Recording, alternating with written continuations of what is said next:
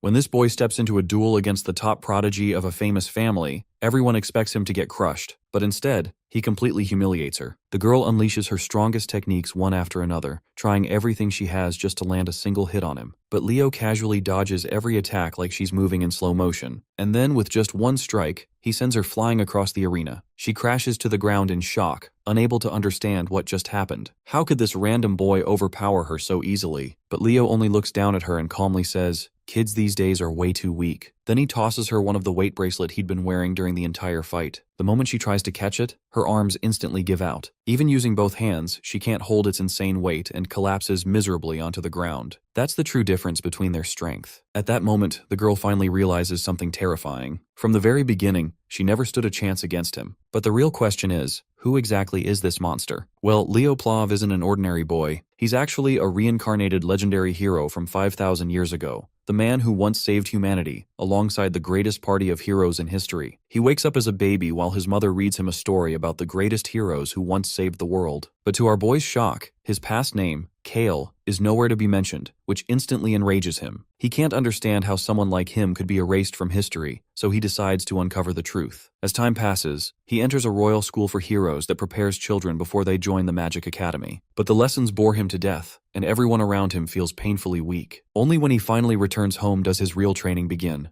Just as he steps outside, he's ambushed by a woman who charges at him with the force of a runaway train. Leo, though startled, manages to block her strike with his blade.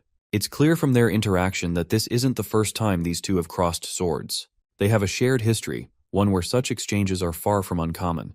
The lady is looking forward to sparring with him after so long, and declares that this match to be his final test before she grants him permission to attend Lumine Academy. As it turns out, this formidable woman is none other than his mother. In an instant, she lunges at him again, and their swords clash once again. While Leo is already struggling to keep up, his mother casually remarks that she hasn't even used a fraction of her full strength.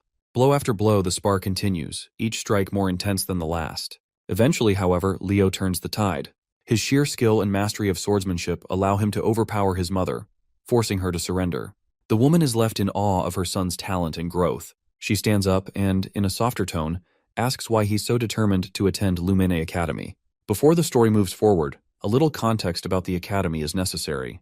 Lumine Academy, the Human Hero Academy, is one of the 4 prestigious institutions of the races that house the hero record. Among them, Leo strongly suspects Lumine Academy is the most likely place to uncover remnants of his past life as hero Kyle. With such a compelling reason, it's no surprise that Leo is unwavering in his determination to join the academy. Leo's mother then reminds him that the members of the Zerdinger clan are currently visiting Daylon, and they will be staying at the Plov mansion. Though she personally isn't thrilled about having them in their home, she has a request to make. She intends to speak with Zeiss, the vice patriarch of the Zerdinger clan, hoping that he might be willing to teach Leo the Zerdinger aura technique. She believes that with the technique, Leo will become strong enough to be admitted to Lumine Academy next year. However, what she doesn't know is that her son is determined to be admitted this year. He has no patience to wait another whole year to achieve his goals. Sometime later, we find ourselves at the Plov mansion, where Celia Zerdinger is being escorted into the grounds. As soon as she steps out of the carriage, she can't help but wonder why her uncle chose to stay in a place like this when he could have easily rented an entire hotel for himself. As we know already, she is Celia Zerdinger, 15 years old, a sword princess hailing from the Zerdinger clan. Her primary focus is on the Lumine entrance exam, and she's skeptical about how a small family like the Plovs could possibly help her prepare for it. At that moment, Celia's uncle calls out to her. He is none other than Zeiss Zerdinger, the vice patriarch of the Zerdinger clan. He teasingly asks if she isn't at least a little curious to meet Leo, the very boy who boldly declared he wasn't interested in the Zerdinger clan. Celia remains nonchalant and remarks that if Leo is just a hopeful knight who can't even use aura yet, then, in her opinion, he's probably not all that impressive. Zeiss, however, doesn't share her sentiment. On the contrary, he seems quite optimistic about Leo's potential. Once they enter the mansion, Zeiss steps forward to greet the heads of the Plov household. He exchanges respectful words with Dade Plov, the patriarch, and Reina Plov, his wife. Both hosts graciously return the gesture, welcoming the Zerdingers to their home with equal honor. Zeiss then formally introduces Celia to Reina and Dade. The young lady promptly reciprocates their hospitality with a courteous introduction of her own. She expresses her gratitude for being hosted in their home. Reina steps forward and takes a moment to observe Celia. She notes that Celia closely resembles her father and uncle, both in appearance and behavior. Celia, in turn, takes note of Reina's striking black hair and red eyes. It doesn't take long for her to realize that Reina is part of the Zerdinger family, which also makes her Celia's aunt. Later, Zeiss and Reina, who share the bond of being brother and sister, sit back and begin catching up. During their conversation, Zeiss mentions their recent visit to the Royal School of Delan, where they had hoped to catch a glimpse of Leo. However, they were disappointed to find that he had already left the school as he was uninterested in meeting anyone. Reina apologizes on behalf of her son, acknowledging that his behavior may have seemed disrespectful. Zeiss then curiously questions his sister about Leo, asking what kind of person he is. Reina speaks highly of him, claiming that Leo is unbelievably talented.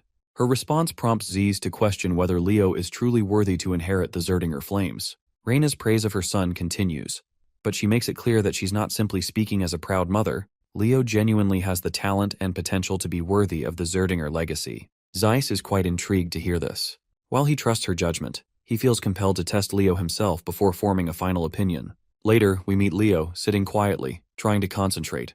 After finishing his little ritual, he declares to himself that he has finally achieved a vessel capable of holding everything he needs. Leo reflects on why he hadn't yet learned aura until now. The truth lies in the unique nature of his body. Accepting aura too early would cause it to naturally adapt and specialize in alignment with the aura. This would limit his ability to accumulate mana and soul energy, two essential components of his long-term plan. In his past life, he had witnessed the danger of uncontrolled power. If he had fully harnessed the abilities and essence of his fallen comrades, he wouldn't have left behind a seedling of disaster. To avoid repeating history, Leo is determined to achieve perfect control in this life. So, the first step in his journey is mastering aura, but he intends to do so on his own terms. Before he can delve further into his thoughts, a familiar voice calls out to him, pulling his attention away. As he turns over, he spots Celia Zerdinger. With a confident smirk, she comments on how he finally seems to have grasped the basics of training. While her words carry a hint of sarcasm, she goes on to offer him guidance in swordsmanship, if he's up for the challenge. Meanwhile, our boy has no idea who the hell she is, so she introduces herself as Celia Zerdinger, the world-class sword princess, if she has to be specific. With the introductions out of the way, Leo gets straight to the point. Although he's feeling quite honored that she thought about him, he has no intention of receiving any guidance from someone he considers less skilled than himself. Needless to say, the girl's annoyed to hear this because his remark comes off like he's trying to suggest that he's stronger than her, to which Leo clarifies that in a death match, she's probably stronger, since he can't use aura himself. However, sparring with only swordsmanship is a whole different game, and he's certain he can handle her like it's no big deal. Celia feels challenged by his statement, so she looks around and grabs one of the swords from the plethora available. She wants to prove that what he has is nothing more than misplaced confidence, and she plans to do that by defeating him in a duel. In her mind, even if Leo learns aura, there's no way he could possibly defeat her. She just wants to teach him a harsh lesson in reality. She further claims that if she wins during her week-long stay here, he will become her servant. Leo isn't fazed at all by the term she's thrown at him, and in response, he asks what if he wins. To make things fair, she throws back that if he wins, she'll become his servant instead. Now that the bet is set, Leo grabs a practice sword and dives right into the sparring session. He tries to strike her with his unexpectedly impressive speed, but she easily outmaneuvers him. However, she can't help but notice that his speed is actually quite concerningly good. However, Celia is sure that this won't be enough for him to win. As they both charge at each other again, Leo lands a brutally heavy strike, and the sheer strength behind it overwhelms her. She quickly steps back as the force becomes too much to handle, and when Leo's sword collides with the ground, it shatters instantly. But he doesn't stop there. He charges at her once more. The once arrogant lady is already starting to regret challenging Leo, and she's certain she can't possibly block the incoming strike. So she braces herself and takes the hit head-on. But, to everyone's surprise, she didn't take any damage, because she had used an aura armor in the last moments, even though this wasn't part of the spar, because this spar was purely meant to be about swordsmanship. This arrogant piece of work doesn't own up to the fact that she couldn't dodge his attack. Instead, she makes an excuse, claiming it was just a reflex. But Leo declares that he's already won, and it doesn't matter. Of course, this leaves her in disbelief, as she's not ready to hand him the victory that easily. Leo had expected this, so he throws off the magic weight bracelets he was wearing to hold off his physical strength. In the next hit, he literally shatters her barrier, leaving the girl completely boggled. Meanwhile, Leo shows her no mercy and gives her a taste of his full strength. Later in the courtyard, as Leo walks around, he stumbles across his mother, who promptly introduces him to his uncle Zeiss. Leo quickly bows his head to pay his respects, and Zeiss reciprocates, introducing himself as well. The two gentlemen then shake hands. His mother then asks if he's met Celia yet, to to which Leo recalls how she had fainted after their battle due to fear. Before Leo can explain to her what happened, a knight approaches Zeiss with a report regarding the lady. Zeiss is fascinated to learn that Leo defeated Celia with a body that hasn't even learned aura yet. He personally expresses his admiration for Leo, saying it's nothing short of impressive. But Leo claims that she just underestimated him. Zeiss then questions what Celia lost in the bet, to which Leo happily responds that the loser was supposed to become the servant of the winner. So basically, Celia is his maid for the next week. As much as Zeiss dislikes this idea, he understands the importance of keeping one's word. Still, he makes it clear that Celia is from the Zerdinger house, so he can't possibly order her around to do maid's work. He hopes Leo will rescind the promise, and in exchange, he offers to personally reward our boy with something far more valuable.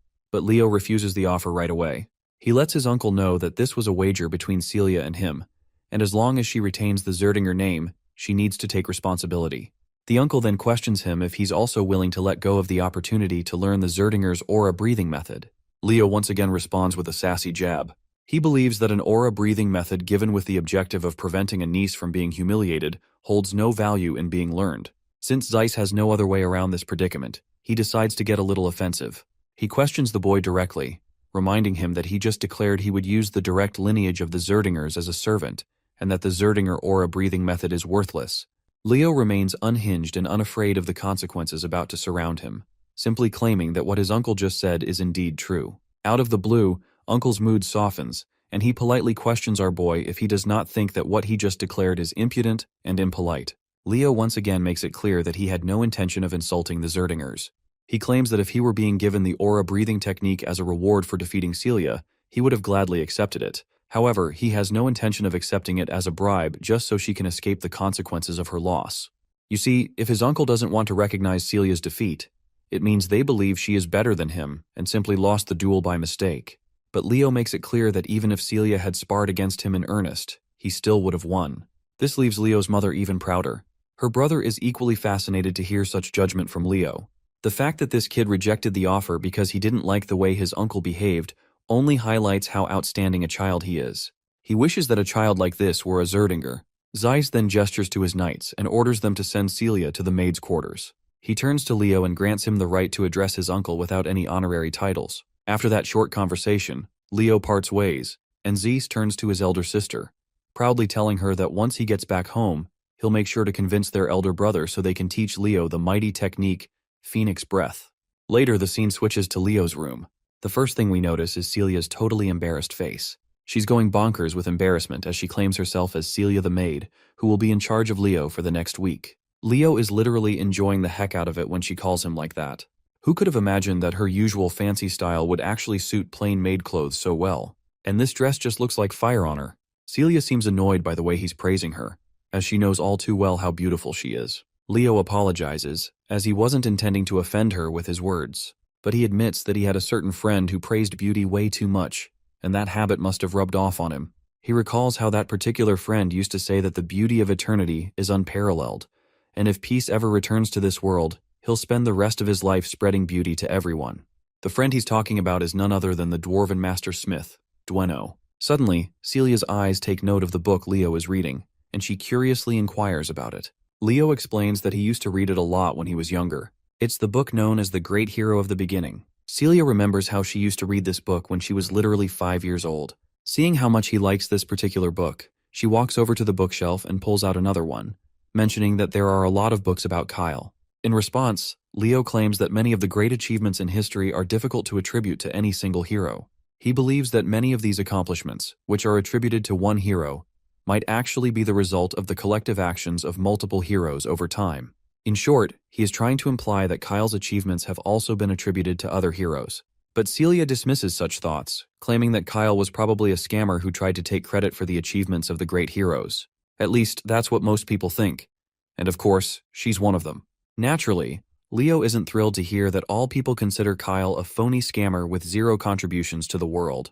He then pushes aside all the talk about Kyle and decides it's time for breakfast before starting his training. Celia quickly gets into character, and just like any maid would, she humbly asks her young master if she could train with him. Outwardly, she's all pleasant and polite, but inwardly, the girl feels a lot of toxic thoughts toward him. Still, she has to play along because she wants to uncover the secret behind his strength.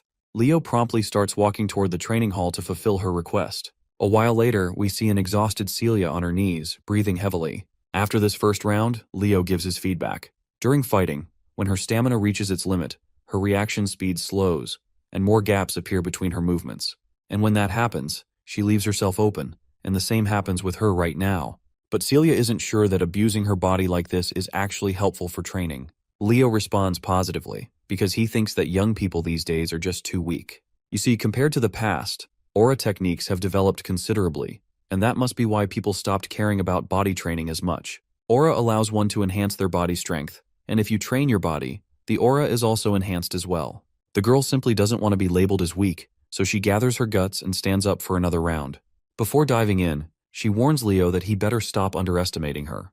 But her reckless charge backfires when Leo just flings her away with one swing, and she crashes to the ground. At this point, she's just frustrated after taking one humiliating defeat after another. Leo then offers her a bracelet, which she quickly extends her hands to grab. Little does she know this bracelet is imbued with weight magic, making it insanely heavy. Meanwhile, Leo flashes a sinister smile as he reveals his sinister intentions. He apparently plans to make her train while she wears this bracelet from this point onward. The next day, we see Zeiss also watching them both train. After seeing how much Celia is struggling, the uncle is sure this is going to be a good experience for her. Before going to Lumen, it might be good for her pride to crumble at least once. He then calls out to Leo and gives him some good news that he's thinking of asking the Patriarch to allow him to inherit Phoenix Breath. The mention of Phoenix Breath catches Leo off guard because, as far as he can recall, that's basically the Zerdinger family's origin for the aura technique. He's heard that only people who are recognized within the family can inherit it. Celia also raises her opinion that her father won't allow it that easily. But it looks like Zeiss has figured this much out already. He proposes a condition to Leo. If he passes the Lumeni entrance examination, he'll be allowed to learn the technique. Of course, this remark doesn't sit well with Celia because, in her eyes, Leo is just a brat who can't even use aura. And since the Lumeni entrance examination consists of actual fights, it's going to be very dangerous for him. Well, Leo doesn't shy away from claiming that he doesn't have any real fight experience. But we all know that's only the case if he doesn't take his previous life into account. Zeiss awaits for Leo's opinion, to which our boy quickly agrees, as long as his parents are okay with this decision. A week passes by and the day of the Lumeni entrance examination finally arrives. When they see the prominent figure of Celia Zerdinger among the participating students, everyone is in awe. Meanwhile, Celia throws a jab at Leo, asking if he's feeling nervous. It looks like after spending so much time being a personal maid, Celia has lost herself in the character because she's still referring to Leo with the master title. As they stand there, Gullivan's unmistakable voice catches their attention.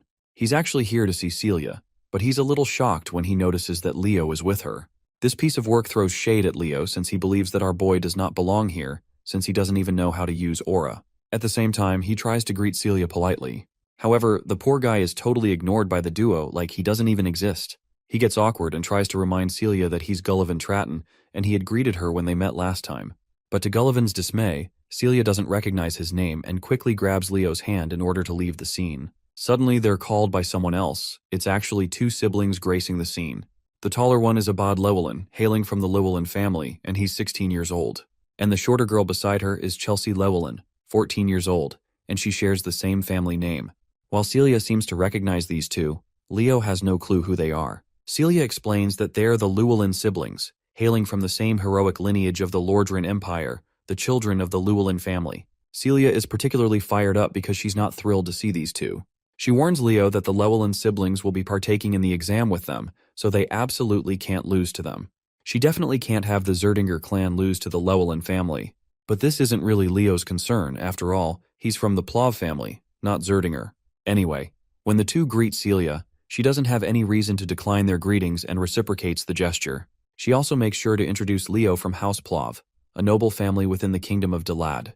Hearing that Leo doesn't have a fancy title attached to his name, Abad Llewellyn dismisses him as insignificant. The two siblings promptly twirl around and proceed to walk away, throwing out the warning that they'll surely be in the top spot. It goes without saying that Celia doesn't like the Llewellyn siblings' guts, and is looking forward to thoroughly crushing them in the upcoming trials. Suddenly, someone representing Lumene Academy steps onto the podium, immediately commanding the attention of everyone present. The man introduces himself as Albi Ziron, a professor at Lumene Academy. While Celia's expression shifts to one of shock upon seeing this prestigious figure, Leo seems unimpressed, mostly because he has no idea who this guy is. Celia is visibly annoyed that Leo doesn't even recognize someone of Albi's stature, She takes the opportunity to educate him and explains that Albi Zeron is listed in the Hero Record, a distinguished list of individuals considered heroes of the current era. Leo takes a moment to observe the professor carefully and notices something peculiar: immense mana concentrated in Albi's left eye. Professor Albi then proceeds to address the gathered students. He begins to explain the format of the entrance examination. According to Albi, the trials involve two main components: one-on-one combat and monster subjugation. Traditionally, participants would take turns completing these tasks. However, Albi immediately clarifies that he finds such methods tedious and wastes no time proving his point. In an instant, he burns the sheet of paper he was holding, as if discarding the conventional exam structure entirely. And up next, he pulls out a thick, ancient-looking book. As he opens it, the teacher summons forth the first chapter titled Prologue, The Wild Forest. In that moment, a massive enchantment circle begins to glow under the feet of the entire student body. The scene is set, and no one has a clue what the professor intends to do next. But one thing becomes crystal clear, which is that Albi Zeron despises inefficiency. He declares that he's combining all the trials into one seamless challenge and will move forward at once. To understand what's happening, we learn that the hero record isn't just a historical record. Its real value lies in its ability to manifest the hero's world, which contains the experiences of past heroes. By accessing this world, one can inherit the power of a previous hero. Simply put, it's almost like a hero training system. All the students have been transported into this hero's world, known as the Wild Forest. The professor announces that their one and only objective is to survive. Whether they join forces or eliminate each other, they can do whatever it takes to stay alive. Those who want to quit can break the orb they're holding and return. That's all there is to it. After looking around for a few minutes, it doesn't take our boy long to recognize the place. It looks exactly as he remembers. You see, this used to be an elven forest before it was taken over by the witch queen, Silatna. Meanwhile, some students just want to go back, especially since they think that this place is nothing more than an illusion. But our boy doesn't share the same thoughts. As far as he can tell, while this world might have come from the examiner's memories, everything that is going to happen here will be real. The deadly hazards here could seriously kill someone if they're not careful enough. With the mention of danger, Leo notices someone's presence and is soon attacked by an arrow that literally shatters the ground beneath him upon impact. Thankfully, he's safe, but when he looks in the direction of the arrow's source, he sees it's the girl from the Llewellyn family, Chelsea. It looks like she has mistaken him for a member of the Zerdinger family, and because of that, she's determined to eliminate him. But Leo quickly makes it clear that he's a member of the Plav family. Chelsea, however, becomes more aggressive, thinking he's lying since she had seen him with Celia earlier. Without hesitation, she casts her magic Windsickle. Leo seems impressed as he watches her chant a spell that didn't exist in his past life, but he also notices that the basics of this spell are not much different. Meanwhile, Chelsea is frustrated by how calm and composed he is while facing her. To shake him up, she unleashes her impressive ability at him, but Leo just effortlessly blocks it with a single swing of his sword, and the mana blade she sent at him simply falls away. This leaves Chelsea unsettled. From what she can tell, he didn't even use aura, so how has he blocked her attack so easily? Our boy just rubs salt in her bruised ego by casually claiming that her attack was too simple. He invites her to form an alliance as it will be beneficial for her. He reminds her that the one who survives the longest earns the most points, so as a sorceress, she should at least try to pass one test before getting eliminated. I don't even have to tell you what her response is. She quickly fires back and boasts that she is not your typical sorcerer, she's a battle mage. She's offended by his comment where he called her attack simple. Feeling the sting of his words, she channels all her power to crush him on the spot, just so she can prove she's not the weakling he thinks she is. But all of her attacks end up being pointless, as Leo isn't even standing in the direction where the blades are heading. What's worse is that she can't feel a trace of mana anywhere, so she can't even spot him where he is. But her eyes soon meet Leo, who's right in front of her with his fist balled up. We don't get to see if that punch lands on her terrified face or not, but one thing is clear: her knees lose the strength to hold her up, which is a clear sign of victory for our boy. Leo, however, once again reminds her that the offer to join forces is still on the table if she changes her mind. Before we can hear her response, the scene cuts to the faculty of Lumine Academy, who are watching the show through a digital window.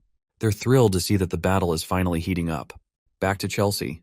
It looks like she's getting no mercy. Leo has tied her to a tree trunk, and the look on his face clearly shows he's not exactly having good intentions for this poor girl. He also makes sure to start a small bonfire since the night is settling in. The fire intensifies, and flames begin to crawl toward the damsel in distress tied to the log. Seeing the flames causes her to panic, but she could avoid this fate if she agrees to cooperate with Leo. But well, this lady is as stubborn as they come and refuses outright. She makes it clear she needs no one to ally with her except for her brother. She tries to use some wind magic, but her efforts prove futile because Leo has already placed a skill that restricts magic. Though inwardly, he reveals to us that he doesn't have enough mana to maintain this skill, so it won't last much longer. The lady finally relents, thinking she doesn't need magic to get herself out of this mess. But that's exactly why Leo is here. He's more than ready to keep a close watch to make sure she's not trying anything tricky. Without hesitation, he cranks up the intensity of the fire, and soon the flames begin to catch on her. Even her clothes start to burn. Well, that's the last straw. The girl finally concedes and agrees to form an alliance with him. But of course, a few words aren't enough to convince Leo.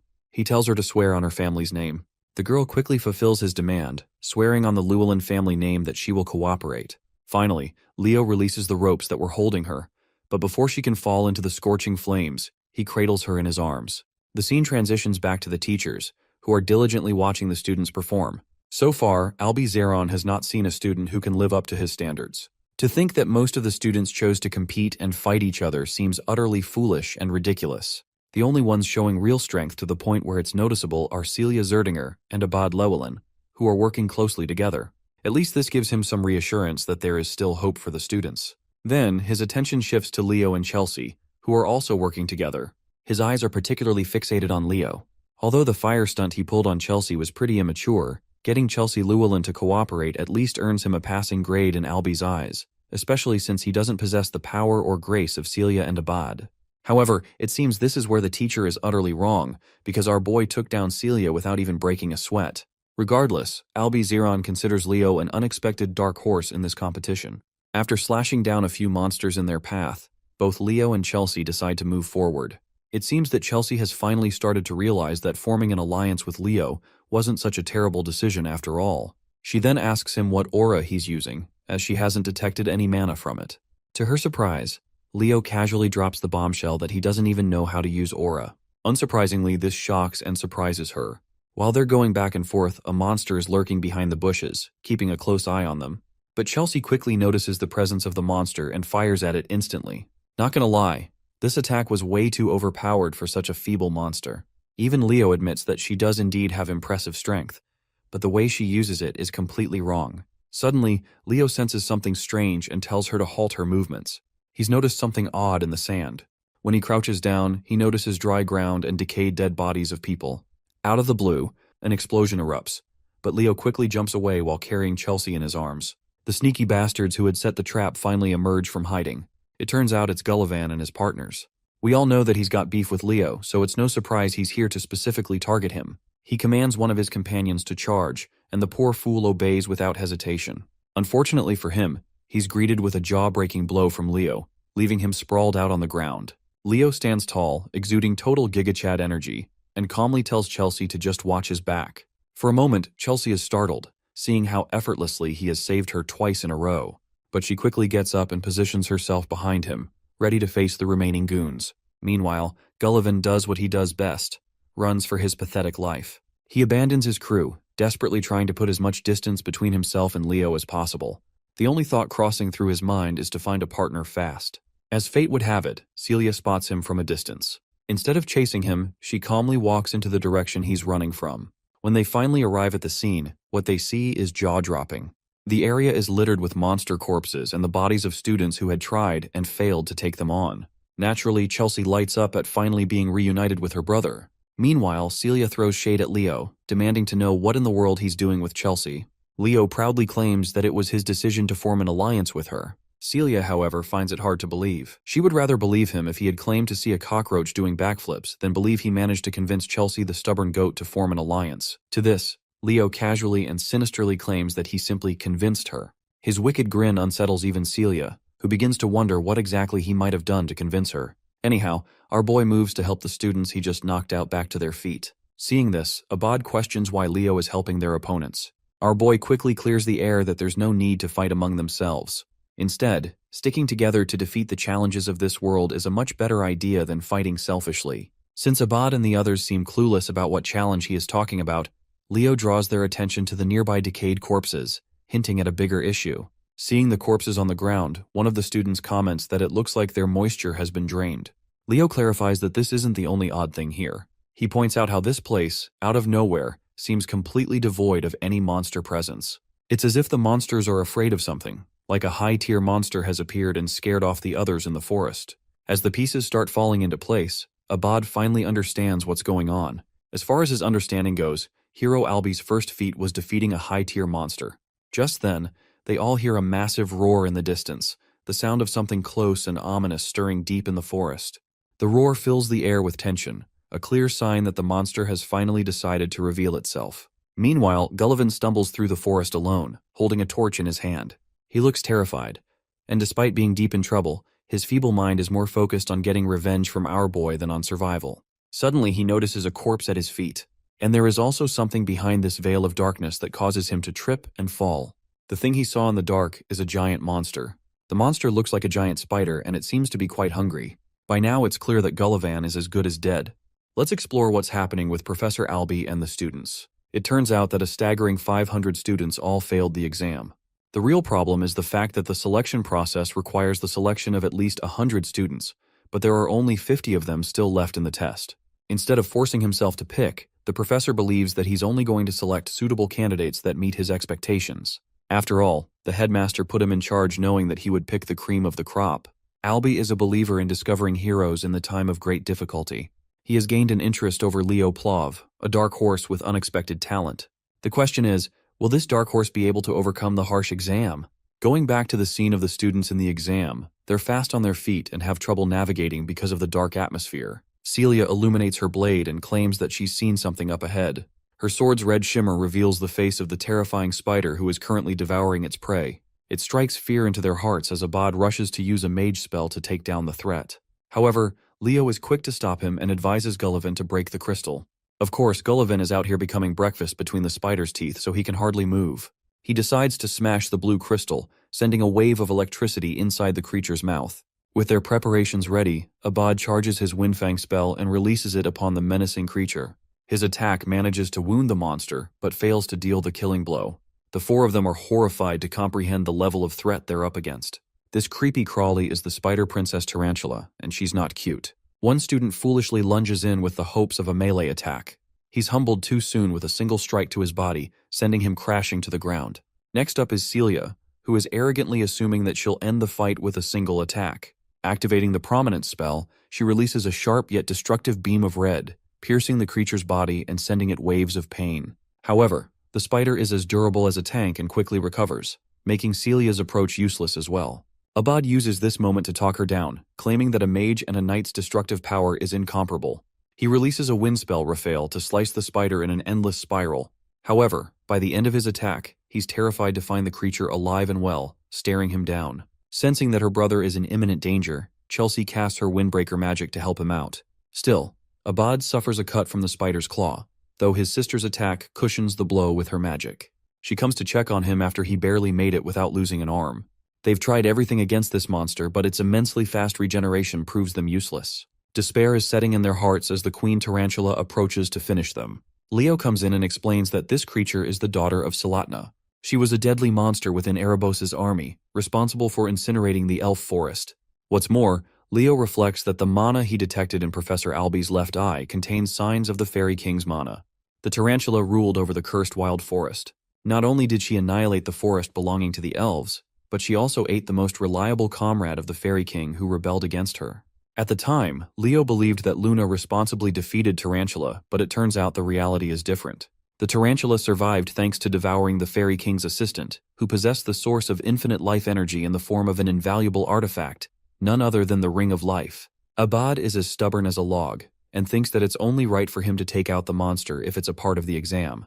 Both he and Celia decide to unleash consecutive strikes in the hopes of defeating the creature on their own. The tarantula endures their wrath, but Leo thinks it's all useless since the creature will just keep regenerating to no end. In fact, they'll be the ones to run out of mana first. In a last-ditch effort, Celia asks for his opinion on how they should handle the monster. Leo explains that it requires the teamwork of two, but his suggestion is immediately met with disagreement by Abad, who is selfishly hoping to overcome the monster on his own. The same goes for Celia too. With both of them acting like children, our boy comes and gives them a dear reality check, that if they don't work together to defeat the monster, they will all fail. His words finally get through. Abad amuses the possibility of them working together, and thinks that it will still consume some time to initiate a joint strike that kills the creature in one go. The thing is, since no one apart from them can stall the monster, it's going to be hard. Deciding to step up and contribute in their struggle, Leo expresses that he can buy some time for them. Celia thinks he's become a nutcase and reminds our boy that he can't even use aura yet. Leo confirms that he can hold out no longer than 5 minutes for them in his state. The magician Abad is afraid that their coordinated attack might still fail by then. However, Leo is absolutely certain that it will work and picks up a weapon from the ground. He adds that both fire and wind elements share a great affinity with each other, so it will be sufficient. Despite their differences, the Sword Princess and the Great Magician become allies, while Leo looks up to the ugly spider as a good challenge and a reminder of his past life. The fight begins with our boy impressively slicing off the creature's limb with a sharp swing, shocking the other two students. He goes on to annihilate the creature's face, and finds himself satisfied to find the monster of Tartaros. Exploring a flashback of the past, we see an elven child running in frightening tears. Unfortunately, the monster Tartaros captures him with its webbing. With the boy completely immobilized in the creature's net, there's just no chance of escaping anymore. The spider quickly arrives, ready to consume him whole. The boy begs for his mother's help and awaits impending doom, until one radiant being appears as a savior, a being of light that stops the creature from hurting the child. Luna felt infuriated with the creature wreaking havoc on her homeland, and going as far as to devour the contractor responsible for being the right-hand man of the elven forest. Luna releases a light attack aimed at the toothy creature. Her magic attack enveloped Tartaros, caging the creature before sending down a column of thunder. Luna wasn't expecting Erebos' army to have come and conquered the elven forest as well. At the time, Leo in his original life became responsible for freeing the kid, helping him escape the webbing net. Let's explore the current scene, where he's standing with an axe in hand, ready to buy time for his teammates. Still, he can't do much without his aura. Requesting Chelsea for help, Leo instructs her to use elemental magic, targeting him with her weapons. He evasively dodges a strike. Because of his immense speed, Chelsea is concerned that he might get caught up in the attack at this rate. However, Leo emphasizes that he's going to be just fine so long as she hurries up. Chelsea activates her magic, ready to mold any kind of weapon for him. Leo is fine with anything as long as it works. She manifests a weapon for him, while he guesses that she's preparing a scimitar and a bastard sword. With both weapons in hand, Leo unleashes his fury of slashes, cutting down on the spider. With each weapon breaking, Chelsea sends another one in his direction.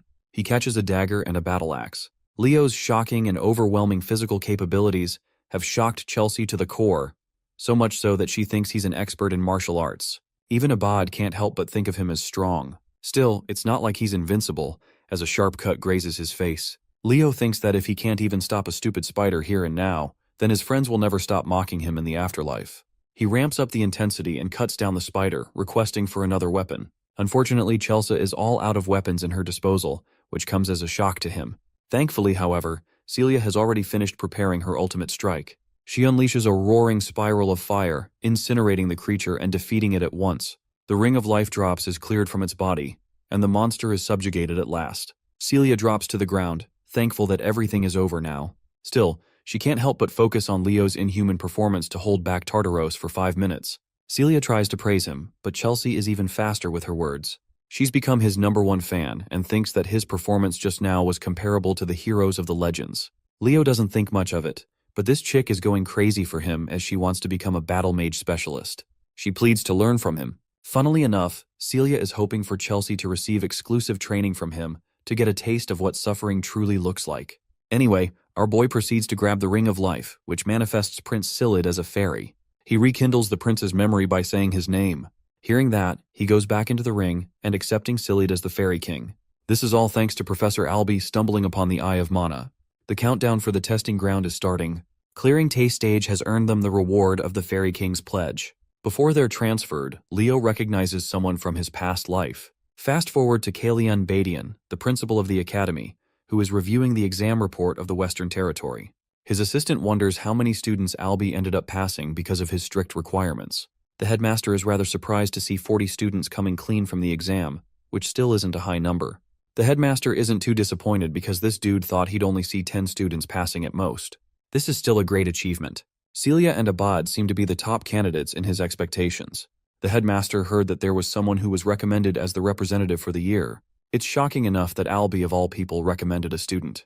They're almost certain it has to be either the Zerdinger or Llewellyn candidate.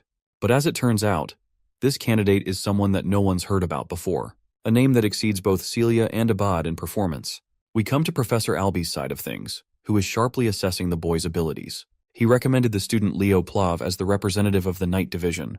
The headmaster expresses shock for the professor to speak highly of this brilliant student. He specifically described this candidate to boast the talent of a hero. Now that the examination is all done and settled with, our boy is enjoying a hot sauna all to himself, relishing in its warmth. The reward for clearing the exam is the Fairy King's pledge. Now when it comes to clearing a hero's living world, there isn't supposed to be a typical reward, but strangely, he was given one as the exception. Leo doesn't understand why and sees his mother standing in front of him. She confronts the boy, questioning if he knows why she was expelled from the house of Zerdinger. In an effort to rescue an ally, she ended up losing control and unleashed the flames of Zerdinger. But she hasn't come to regret her decision, not even now.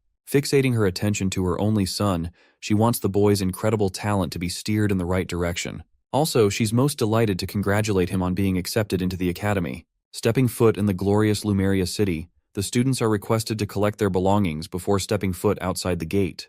Lumeria is the centerpiece of the world, and its most prized institution is the Lumine Academy. With Leo finally having arrived, his uncle comes to greet the boy and shares his congratulations for passing. Leo wonders what he's doing here, and learns that the House of Zerdinger is currently busy resolving an unending debate that has been going on for at least a month's time. He quizzes the boy, asking if he knows the reason for the conflict. Leo wonders if it has anything to do with the inheritance of the Phoenix Breath. His uncle confirms that it's exactly the case, and while his older sister isn't a part of the Zerdinger clan, Leo is inevitably her son. Then there's the fact that the elders of the clan are highly impressed by the boy's clearance of the Western exam, notorious for being extremely difficult. Leo is handed a special subspace key, which he decides to use at once by chanting a command. It unlocks access to a special book. His uncle then instructs him to stain the pages of the book with his blood. Leo follows his instructions, biting his thumb and releasing the splattering drops on the page. Now that he's shared his blood, he has access to the information inside the book. No one else will be able to know. And while it isn't easy to master the techniques of the Zerdingers, his uncle is confident in the boy's talent and believes he will get used to it in no time. With this, he officially welcomes him to the House of Zerdinger. After their meeting, Celia requests to meet Leo in an unknown location. Suddenly, a girl randomly bumps into him, causing the both of them to crash. Glasses girl over here quickly gathers her books, apologizing for her careless rushing. She goes away when Leo notices her card. He picks it up and learns about Chloe Muller, who is a freshman at the academy. Leo opens the door to find an annoyed Celia, who reminds him that they've got a lot of things to shop for and he's already late. He apologizes, as he unexpectedly ran into his uncle before coming here. Beaming with joy, Celia curiously asks what happened. To answer her burning question, the boy commands the flames of the Zerdinger family, questioning if he's doing things the right way. Seeing this, she's in utter disbelief. The confident Leo managed to master the secret technique in less than a month. His incredible achievement causes her to fall in shock and leaves her wondering if he's even human. Later that day, the Sword Princess and the Forgotten Hero are spotting a ship docking nearby. Professor Ain Elandieu introduces himself as the instructor of the night class. He wants the students to board the ship immediately, as they will be leaving for Lumen soon. The journey begins with the students leisurely enjoying their time. Leo and Celia look like a couple, which causes a confident young fellow to release a comment that gets on Celia's nerves. This an alchemist from the kingdom of Moira, and he's a merchant with everything to sell. He attempts to do business with the couple in case they need supplies at the school. Leo introduces himself by his student identity and explains that he belongs to the kingdom of Delad. Thomas is noticeably surprised to hear this, because that kingdom took the difficult Western exam. Leo wants to address the elephant in the room, as he's finding the whole setting a little too strange. It seems too peaceful, even though Celia thinks that this is the standard treatment the freshmen should receive after clearing the exam. The boy turns his attention to their instructor, while Thomas agrees with Celia's understanding of the situation. All of a sudden, the ship shakes as a gigantic tentacle rises from the ocean. It nearly crushes Thomas, while the rest of the students are begging for their instructor to intervene. Casually sipping his wine, their teacher mocks them for ever even asking for help. He reminds them that the students of the Lumen Academy are expected to perform their best in the time of danger, so this is a challenge for them to overcome on their own. They're up against the ugliest of the uglies. A giant kraken stares down at the students. Even in this tense situation, the Forgotten Hero maintains his composure and slices the creature's tentacle with his blade. Celia's also doing fine on her own. Experiencing the fiery attack of the Sword Princess, the kraken reacts with a water spray, causing Celia to get drenched. The monster grabs Thomas, who's shouting his mouth off. Seeing this, both Celia and Leo come rushing full speed to slice the creature down. With the alchemist's greed, he offers his shock. He was expecting the Sword Princess to do well on her own because of her reputation, but he wasn't expecting another student to be just as fierce. Poor Thomas nearly gets crushed by a frozen tentacle and shouts at the person who could have killed him just now. Chloe, the glasses girl that bumped into our boy, is commanding ice magic and holding the monster off on her own. She talks down on the alchemist, who is needlessly becoming a burden in the fight instead of staying behind. Thomas confesses that people like her don't give a damn about those weaker than them trying to help. With another piece of tentacle crushed, we get to see the dynamic duo of Abad and Chelsea rising to the scene. They're still not done with their rivalry between the two clans. Still, the battle mage has her eyes set on our boy despite being enemies. With numerous monsters in the lake teeming on their way to the academy, the instructor thinks this is the perfect welcoming party for the freshmen. Enjoying his wine, he comments on the top performers: Chen, Celia, Abad, Chloe, Walden, and finally Duran, Moira. The captains of each region are performing excellently against the threat. However, beyond them is a student that has overshadowed their performance. An unknown freshman with no commanding dominance in any region. His swordsmanship is the definition of perfection, and he's reacting as if he's predicting every attack. The instructor is glad that he's going to see the boy unleash his full potential in his classes. Anyway, the useless alchemist is quick to run out of his potions as they finally arrive at their destination. Hopping off from the ship, the instructor expects the students to get used to the monster treatment, since they're going to deal with it a lot. It's time to explore the glorious entrance hall. The Lumini Academy's training grounds are extraordinary. Many spectators are hoping for the freshmen to put on a good show. The entrance ceremony is soon to begin. The Night Division is grouped by their instructor, who wants the captains to come to the front of the lines. The headmaster of the academy oversees the announcement, expecting great things from the hero candidates of this year. Kalian emphasizes to the students that if they ever want to become strong heroes, they'll have to risk their lives and always be expected to surpass their limits. Slamming his fist to the ground, the headmaster believes that if they can't do the bare minimum of what he just mentioned, then they don't belong to the prestigious institution. And then a second later he melts into a grandpa, acting like he didn't just intimidate the crap out of them.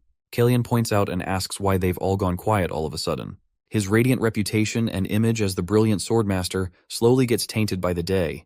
Next up is a speech from the freshman representative, a name that the first years are looking forward to.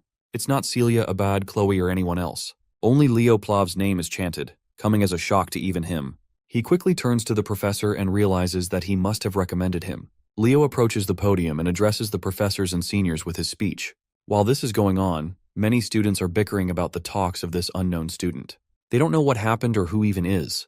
The speech comes to an exhausting end, as Leo Plav is inquired about his goals as the representative of the year. He realizes that their goal is to intentionally provoke the finishers behind him. Leo offers his words in a very polite and professional manner, drawing attention from the other instructors. They think it's going to be a very reserved ceremony, until our boy goes crazy and openly declares that he's ready to accept any of them challenging him for the position. This hostile and bold announcement provokes the top rankers, but Leo doesn't really care about who it is he has to go up against. With the announcement settled, the students go to their dormitories. From tomorrow, exploratory classes will elapse for 1 week. This is a special grace period for the students to take any class which will later help them decide 3 subjects to major in. The students are promptly advised to rest up so they don't face a first-day late class. Leo's room is designated right next to Thomas, who is excited for his first class tomorrow. They exchange a goodnight greeting and Leo collapses on his bed. His mind is busy wondering what he's supposed to accomplish in the academy. Seizing his place in the best institution, he desperately hopes to find his long-lost hero record. The next day at the cafeteria, Thomas wants to share a seat with our boy who doesn't really care and approves the request. Leo receives an annoyed visitor, someone he isn't familiar with. This guy is Duran from the Central region, and he's here to confirm if the challenge he stated in the announcement carries any weight. Leo understands that his speech was provocative in its fullest. After all, it invited a stranger to take him on in an aggressive manner. Duran thinks he's some hotshot of the Central region, but Leo simply doesn't give a flying fuck and continues drinking his fruit juice. Pissed for being taken lightly, Duran lashes out by releasing a thunderous kick, sending the table flying. However, Leo's inhuman speed helps him rearrange the ingredients and reform his perfect cheeseburger. This man is the definition of class as he made a meal out of the occasion. Leo provokes him, stating that he just couldn't ignore free food to waste away like that. Duran, on the other hand, is in the mood to kill this guy with his every word. He thinks the freshman representative is much weaker than he is, which his ego can't stand. Intervening the fight, their instructor casually rests both his arms around the 2 students. He politely mentions their ranks as the representative as well as the captain of the region. The instructor is hoping they're prepared to receive due punishment for engaging in a fight on the first day. You can just see both their faces crying for help. Let's jump ahead and visit the first exploratory class of the night department. For some reason, Celia is concerned why Leo isn't around. He emerges at last, completely exhausted for breath. His condition invites Celia's attention, because she thinks he fought with someone. Leo decides not to say anything for the time being. Class is about to start. Ain introduces himself as the instructor of the first-year night classes. Thomas notices that Duran is on bad terms with Leo already, while their teacher Ain talks about the three main powers derived from mana. The first being magic energy, the second is soul energy, and finally we have aura. Of the three, aura is deemed the most difficult to handle. Celia adds that it's because aura requires losing mana fluidity during the conversion process. Her answer is spot on, as magic and soul energy tend to use mana in its natural state. But aura, on the other hand, absorbs the mana and converts it to suit the body. He demonstrates what an aura looks like and wonders if any of them knows how to use the processed aura from their bodies. Collecting her thoughts, Celia fails to come up with a reasonable answer. The freshman representative breaks his silence and explains that utilizing an aura's power requires the burning of mana. He's reached the right conclusion as pointed out by the instructor, which then makes him ask about the most crucial aspect of the process of burning mana. Leo quickly responds, stating that it is stamina. Impressed by the boy's understanding of aura, Ain asks if he's ever studied the concept before. Turns out he hasn't, which is yet again another impressive feat. A person who hasn't even studied aura somehow extensively managed to grasp its true essence. Deciding to put an end to the theoretical explanation, Ain thinks it's about time they do a little exercise. Using his aura, he casts a wave-like platform called the aura step. This fundamentally relies on concentrating one's aura power into their legs. Ain descends to the ground and excitedly mentions that the applications of aura are practically endless. Some of the other students experiment and spar with each other, while Celia teases our boy. She's ready to teach him how aura step works, so long as he calls her sister. Leo doesn't feel the critical need for her help, as he's fine with knowing the principles of aura. Noticing Duran on the side, the instructor thinks it's a good time to address the commotion scene in the cafeteria. Some students like Chelsea don't know what happened, and Thomas strokes her curiosity even more with his commentary. Both Leo and Duran are called to the front by the instructor. First, Ain confronts Duran and asks what ticked him off so much. After hearing Duran's dismissive reply, the instructor decides to offer the perfect suggestion. He wants the Central Region captain to square off against the freshman representative in a running competition, all to decide the student fit to lead the class. Ain outlines that both students are openly allowed to use their aura without any restrictions stopping them, which seems like the perfect advantage to Duran. The day of the competition is here. Thomas, being the expert businessman, is busy hosting a betting system. The first contestant is the genius of the House of Moira and the master of the lightning aura, Duran. Facing him is the dark horse without a special background. A man who leaped ahead even the captains of the regions and became the freshman representative, Leo Plav. The students are expecting great things from the freshman representative. After all, they're extremely underwhelmed to find that he can't even use a simple move like Aura Step. They all think his position is unwarranted, and someone like the captain of the Central Region is more fitting for the role of a representative. Realizing that it's the perfect moment to start, Ain lays out the rules. The first to hit the finish line will win, and their opponent will have to accept the results of the outcome without fail. The race is about to begin. Even Celia thinks this competition is a stretch for Leo to win. Duran specializes in speed, not to mention his blazing fast lightning aura. Even against those odds, Celia is hoping for Leo to subvert everyone's expectations by pulling the impossible. The race begins with Duran accelerating and in the lead. As soon as the professor yelled go, the racers blasted off. Duran Moira cloaked himself with a lightning aura, confident that his speed would leave Leo in the dust. With impeccable running form, our boy was unfazed by the weak trash talk near the starting line. As the crowd expected, it looks like the cool representative of the Central Region is going to make quick work of the track. On the other hand, the freshman representative is lagging behind. Leo started infusing a bit of aura into his feet to kick it up a notch. The audience quickly labeled him a bastard who scammed his way into getting the representative role. In the midst of the crowd, which unanimously opposed him, a lone flower is cheering on Leo. Chelsea Llewellyn's passionate shout of support stood out. Focused on crushing the opposition, Duran continuously lived up to his family's signature attribute. He really is lightning fast. Seeing him cross the halfway point in such an inhumanly short amount of time got Carr worrying about his buddy. It seems like Leo will be on the losing end if he doesn't step it up. So, the young man looked around the track. Much to everyone's surprise, he did not push to go faster but decelerated instead. Once his momentum was dead, Leo started running out of the track and into the walls.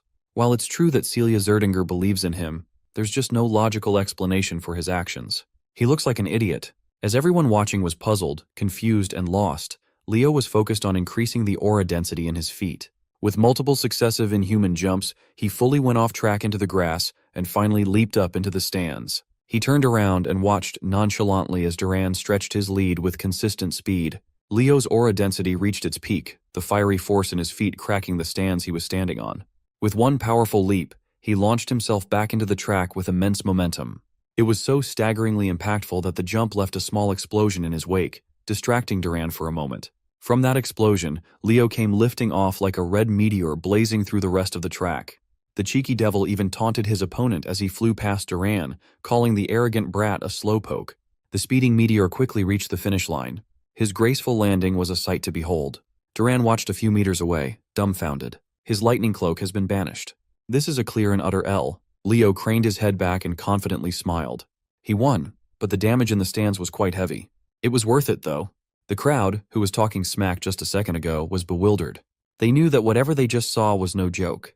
As far as they know, Duran is the fastest among first-year students. To think that anyone would beat him is just absurd. Moreover, he lost to a kid who hasn't properly learned aura yet. Among everyone in the crowd, one of the few that caught what Leo truly did was Celia. She knew that he didn't use aura step. What he showed was a full-blown phoenix step. Since Leo won, Carr and Chelsea were brimming with joy, full of compliments for their friend. The professor quietly deliberated what he had just seen. Duran used his specialty, lightning aura, and increased his speed. That was already expected, but the speed that the boy displayed was still mind-blowing. Meanwhile, Leo Plov was significantly slower in the traditional sense, but he was far better at handling aura. He gathered and focused his fire aura on his feet to blast off. He created a single formidable aura step in the process of doing so. It was a flawless application of a simple concept. Being the sportsman that he is, Leo came up to Duran and offered his hand while telling him that it was a good match. He even admitted that if this was a long-distance race, the results would have been different. Still salty about his loss, the brat refused to shake his hand, and even bumped his shoulder out of the way. The professor is positive that among the current generation of disciples they have, a formidable hero might finally be born again. As soon as Leo reached the corner of his friends, Chelsea immediately showered him with compliments. He was so cool that she expressed her desire to train with him. Carr asks Celia why Chelsea is so into Leo and not him when the answer is so blatantly obvious. Since the class was over, Carr invited everyone to the cafe, even offering to treat everyone. Leo apologized as he couldn't tag along for leisure. Without saying another word, he quietly walked away from his clique. When asked where he was going, he simply answered that he was going to listen in on summoning classes. Confused, his friends asked why a night student would sit down in a summoning class. As usual, the reason is for research purposes. There's still something Leo can't wrap his head around. Why did the Fairy King give him the pledge as a reward? As far as he knows, the rewards of the hero's world are connected to the world owner's power. The reward he received is seemingly related to summoning, but Professor Albee is a pure magician and not a summoner. By that logic, Leo should have received a magic-related ability. Furthermore, to make contact with a fair, one must go to Fairyland. Whatever reward he got won't be of use for now. While Leo was waiting at the site of the summoning classes, a familiar voice asked if he was also a summoning student. It turned out to be the Eastern captain and top scorer, Chen Xia. Unlike the other captain who just raced, this lady is polite, cheerful, and kind. They exchanged pleasantries, and she insisted that he just call her Xia from now on. She was sure that Leo was a student of the night division, so seeing that he also had an interest in summoning was very unexpected. He asserted that he's simply interested in spiritualism. If that's the case, then they are going to see each other more often in a lot of classes. When asked what spirit she made a contract with, Xia summoned a beautiful water sprite out of thin air. Unfortunately, Leo hasn't made a single contract yet. As kind as always, Xia insisted that if he ever needed help with spirit summoning, he should feel free to call her. Leo is not one to turn down help and connections. Then he made the mistake of asking a lady how old she was. Xia smiled and answered that she was 17 years old. She also knows that Leo is younger than her at just 15. In Leo's mind, he was thinking of how young Xia looked. She looks even younger than Chelsea. Sina noticed his brief pause and confronted him if he was thinking of something rude, which Liao denied. That's right, boys. Always deny. Anyway, she just came up to him to say that she was deeply impressed by his race against Duran. She was actually in the crowd while it was going down. The sight of him blazing through the track has been imprinted in her mind. With determination, she asked him to accept her challenge to one of these days. Amused, Leo smiled and didn't back down. After meeting all sorts of bombastic characters, it's nice to finally meet a normal person. And so, the Summoning Division's exploratory class has officially started. Right from the get-go, their venue was unusual. Instead of a classroom, they are out in the fields. A few notable figures are present. These two have faces and white hair, so they must be real characters instead of extras. Leo scanned the area and saw a very low number of students congregating. She already expected as much. Summoning isn't a popular choice after all. Just as he was wondering why the class was being held outdoors, the answer came flying down from the skies. A massive, scaly body with wings that covered the sun flew over the students' heads. The creature landed, displaying its fearsome figure for everyone to see. It was a black wyvern. Some of the students with paltry willpower lost strength in their knees as soon as they saw the beast. Then, the woman riding on top of the wyvern smiled and asserted that her wyvern seemed to have taken a liking to this class. She jumped off her mount and introduced herself as Yura Marin, the summoning teacher who's going to teach the freshmen for the entire school year. Yura is a grade A beauty with her long white hair, toned body, and devilish features. The hormonal students just wanted to become their teacher's summon at this point. Leo reckoned that if Pervy Dueno had been here, he would have lost his mind at the sight of a woman with a different type of charm than Luna and Lycinas. He would surely be inspired to make more cultured art. Going right into business, Miss Yura addressed her little greenhorns. The fact that they are in this prestigious program must mean that they have some talent in the field. The freshmen answered affirmatively. Miss Yura liked how confident they were. So they will be moving to the practice area immediately. She called in Carlo, the first-year summoning class associate professor, to bring out the griffins. Miss Yura explained that they would be riding together in groups of 2. They have enough griffins to accommodate everyone's asses. The problem is, this is everyone's first time handling something as finicky as a griffin. As soon as she heard a complaint, Miss Yura's eyes turned hostile as she asked if they wanted to listen to her lesson or not. Jumping on top of her black wyvern, she announced that those who think they can't ride a griffin should just quit and go back. Her scaly beast mirrored her intensity. It roared and flapped its wings, taking off while establishing dominance. While everyone was shaken, a long student stood proudly and unbothered. Associate Professor Carlo interjected lightly, telling the kids to hurry and follow the professor. Once they got over their initial fear and uncertainty, most students found out that the griffins were gentler than they thought. Some of these four-legged birds are very tricky to deal with, though. It's just the luck of the draw. Leo and Zia partnered up for the activity. She politely asked if she could hold the reins, and Leo gladly gave way. And so the students were lifted off the ground 2 by 2. Those who adapted quickly caught up to the professor's pace, bypassing the sea by taking to the skies. They were not expecting to be allowed to do something so bold as to ride a griffin on the first day. As expected of Lumine's top-notch programs, everyone's uneasiness regarding the griffins is practically erased. Some students were even bickering as to who should hold the reins. Xia and Leo were breezing through the sky with Xia as the driver. She was a bit worried, but the griffin they got is a real sweetheart.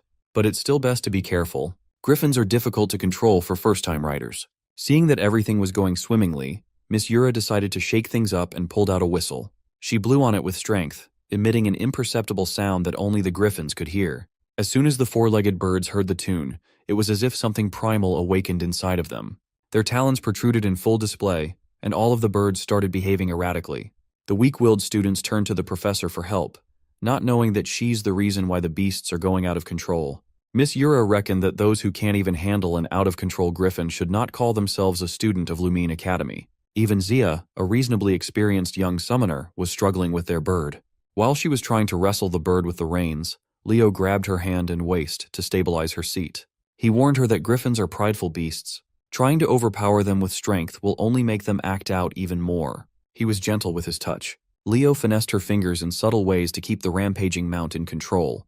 Taking over from behind, he shifted gears and made the griffin fly faster than ever.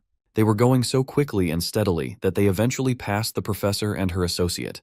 Miss Yura praised his control over the beast. She turned to Carlo and confirmed if the first-year representative was an applicant for the night major. According to the records, that should be the case. He's riding so good that she wonders if he has a personal griffin back home.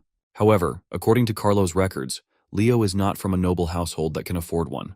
That must mean he's operating purely on talent alone. It's still early in the class, but Miss Yura is optimistic that she might have just found a hidden little gem. After that sky debacle, every student eventually reached the island of summons, every summoning major's practice grounds. A lot of the kids were throwing up on the beach after such a nauseating wild ride. On the other hand, Leo is just roaming the white sandy beach in search of a suitable fruit. When he finally found one with the right size and ripeness, he motioned to pluck it off the tree and saw a burnt feather. His mind started racing with possibilities, but he kept it to himself for now. After grabbing the ripe fruit, he fed it to the griffin as a sign of gratitude for bringing them to the island safely. With everyone accounted for, Miss Yura called everyone to gather up. From now on, they will be taking a practical exam on the first day, no less. Some of these kids just wanted to check out the exploratory class period, but now they're facing an impromptu exam. Miss Yura explained that compared to the other two majors, the path summoners must walk goes much further. Everyone should already be aware of that. For summoning, just having control over mana is not nearly enough. In order to make a proper contract with a suitable spirit, one needs the proper spirit affinity.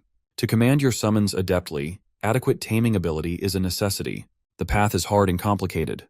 That is why the number of summoner heroes is vastly lower than that of the other two traditional classes. However, compared to other heroes, summoners who rise to get the title accomplish much more than the vast majority. Great summoners have deeply etched their names in history. That is the allure of being a summoner. Every student here wishes to become that sort of legendary figure in their own right. Eliza Hergen, from the renowned summoner hero family of the North, the Hergen clan, stepped up to the challenge and asked the professor what sort of exam they must face. Miss Yura explained that, as the name suggests, the island of summons is full of beasts and spirits. Since a summon is considered a form of weapon for summoners, the exam will test every student's taming ability. With that in mind, the contents of the test are simple. They just have to tame a summon in the forest and bring it back to the beach. After taming and making a contract, they are free to keep the summons. The students erupted in celebration. It's not every day that they get an opportunity to tame their own beast. While everyone else is rabidly running into the woods, excited to find their new pets, Leo just calmly walks into the forest. Surprisingly, Eliza followed him from the entrance. The rumors of his victory over Duran have quickly spread. Seeing him in the summoner class, she can't help but say hi. The other prominent students in the class took note of this interaction. Leo waved Eliza off and nonchalantly insisted that he was just doing the best he could. Seeing him dismiss her like she's some random commoner infuriated Eliza. Observing her students from afar, Miss Yura can already see the key members of her freshman class. A few minutes later, quite a few students had already started the process of taming their chosen beasts. None of them caught Leo's attention, though. Some of the students noticed that the freshman representative was going a bit too deep into the forest. Some were praying for his downfall, thinking that he'd fail to tame a summon, receive a 0, and run back to being a barbaric knight major. Unbothered by all the hubbub, Leo followed the trail as deep as he could. His guiding light is the feather he saw from the orange tree earlier. A few minutes ago, its tip was burnt badly, but now it's back to pristine condition. He found a clearing in the middle of the woods, and after making sure that he wouldn't be interrupted, he summoned the Zerdinger fire inside him and scorched the feather into ashes. Feeling an oppressively burning sensation coming from behind, his suspicions were confirmed. Back in Leo's hometown, life had slowed down now that the kid had flown off the nest. Reina is cooking some Ghibli movie quality food outdoors. Even so, she's still worried about her little boy. It's technically his first day of school, so there should be no need to get so worried and riled up, right? If Reina could see what her boy was getting into, then she would know that getting worried was not unreasonable. She tried to assure herself that Leo would be fine. He's a strong boy. Meanwhile, that boy is being cooked by the most intense heat one can imagine. He's being surrounded by the fire from one of the 3 great summons, the legendary Phoenix. With a voice that commanded flames, the Phoenix was confused to see a mere child using the flame of Zerdinger. The legendary beast only showed up when smelling Reina's flame. Hearing his mother's name, Leo asked the Phoenix how he knew his mom. It seems like the Phoenix showed up just in time then. The legendary beast is surprisingly acquainted with Leo's mom. It asserted that it owed Reina a great debt. This is Farina, one of the 3 mystical summons, the elusive Phoenix. She properly introduced herself, giving Leo the respect worthy of Reina's blood. Leo Plov returned the respectful introduction with one of his own, and asked Farina to elaborate on her relationship with his mom. The Phoenix confessed that Leo's mom saved the life of Farina's summoner, Ellen Lunda. Hearing the name made him jump in fright. Ellen Lunda is a proper hero. The incident happened while Ellen was clearing a dungeon in Siren. She had lost all her comrades and was in danger of losing her own life at that time. Then, Reina Zerdinger came in scorching hot to save her. She was a dignified knight, but in the process of saving the hero, Reina lost her blazing aura. If it hadn't been for that event, Reina would have surely reached the coveted seat of the heroes. It's Leo's first time hearing the whole story, but his mother always said that she did not once regret what she did that fateful day. Farina laughed, knowing that Reina really was that kind of knight. Changing the subject, Leo asked why a legendary phoenix would be in Lumen. Unfortunately, she can't tell her the reason. Farina was also confused as to why a little knight would be on the island of summons. When he professed that he was also taking summoning lessons, Farina was prompted to take a closer look at the boy. After seeing such a rich aura inside of him, almost as though he's not a child, Farina roared in laughter, deeming their meeting as fate. She can finally repay the debt that she owes his mother. Farina urged Leo to reach his hand out and hold her flame, The fire danced around his palm and eventually took the shape of an egg. Inside was the child of a phoenix. Farina hopes that one day, when he becomes a great summoner, Leo will make a contract with her child. It's unfortunate that the summoner was arranged to receive the egg, but Farina prefers Leo. When the young man asked if it would be possible to hatch and tame it now, the phoenix almost dropped to the ground in surprise. Before she could stop him from trying to initiate the process, a fiery light had already appeared around the boy's body. Farina tried to warn him that it was far too early to do this. If things go wrong, he might even lose his life. With unshakable concentration, Leo reached the point of no return. Farina was forced to accept that his willingness to challenge the impossible without even flinching is a trait he got from his mother. All she can do is bid him luck. In the process of hatching the egg, it was as though it was only him and the fire inside it existed in the world. Leo reached his hand out, enamored by the beautiful blaze. As soon as his palm touched the little fire, it grew into an unstoppable wild flare. Leo panicked and pulled his hand away. The heat is starting to make it impossible to breathe. This is the caliber of Phoenix Flame. This trial must be a way for him to experience what the mythical beast goes through. As a result of burning their bodies to emit powerful flames, a phoenix must endure unbearable pain every day. They live with burning flesh for an eternity while continuously regenerating at a monstrous rate. Even if just a little, Leo can understand their pain now. So he stopped fighting the pain and accepted the fire. It swallowed him whole as he joined the phoenix in its pain. The blaze reached its tipping point, rampaging all around his body. Suddenly, the egg in his hand started to crack and shatter. Leo opened his eyes, a newfound wisdom and acceptance for the agony imprinted in his soul. The fire that burned his flesh slowly coalesced around the egg, hastening the hatching process by a lot. Farina curiously asked if he had succeeded, and he confidently replied that he did. She smiled and stamped him into a true genius for pulling off such an insane move. If a phoenix tells you that you will be the world's greatest summoner, you better believe that shit. Before the egg can completely hatch, Farina is already congratulating the young man for making a successful contract. The eggshells burned to ashes, and what remained was an adorably tiny little chick named Fiora. Farina was so excited that she transformed into her human form as she entrusted her kid to Leo. By all accounts, Fiora just looks like an ordinary red chick. She's really cute, though.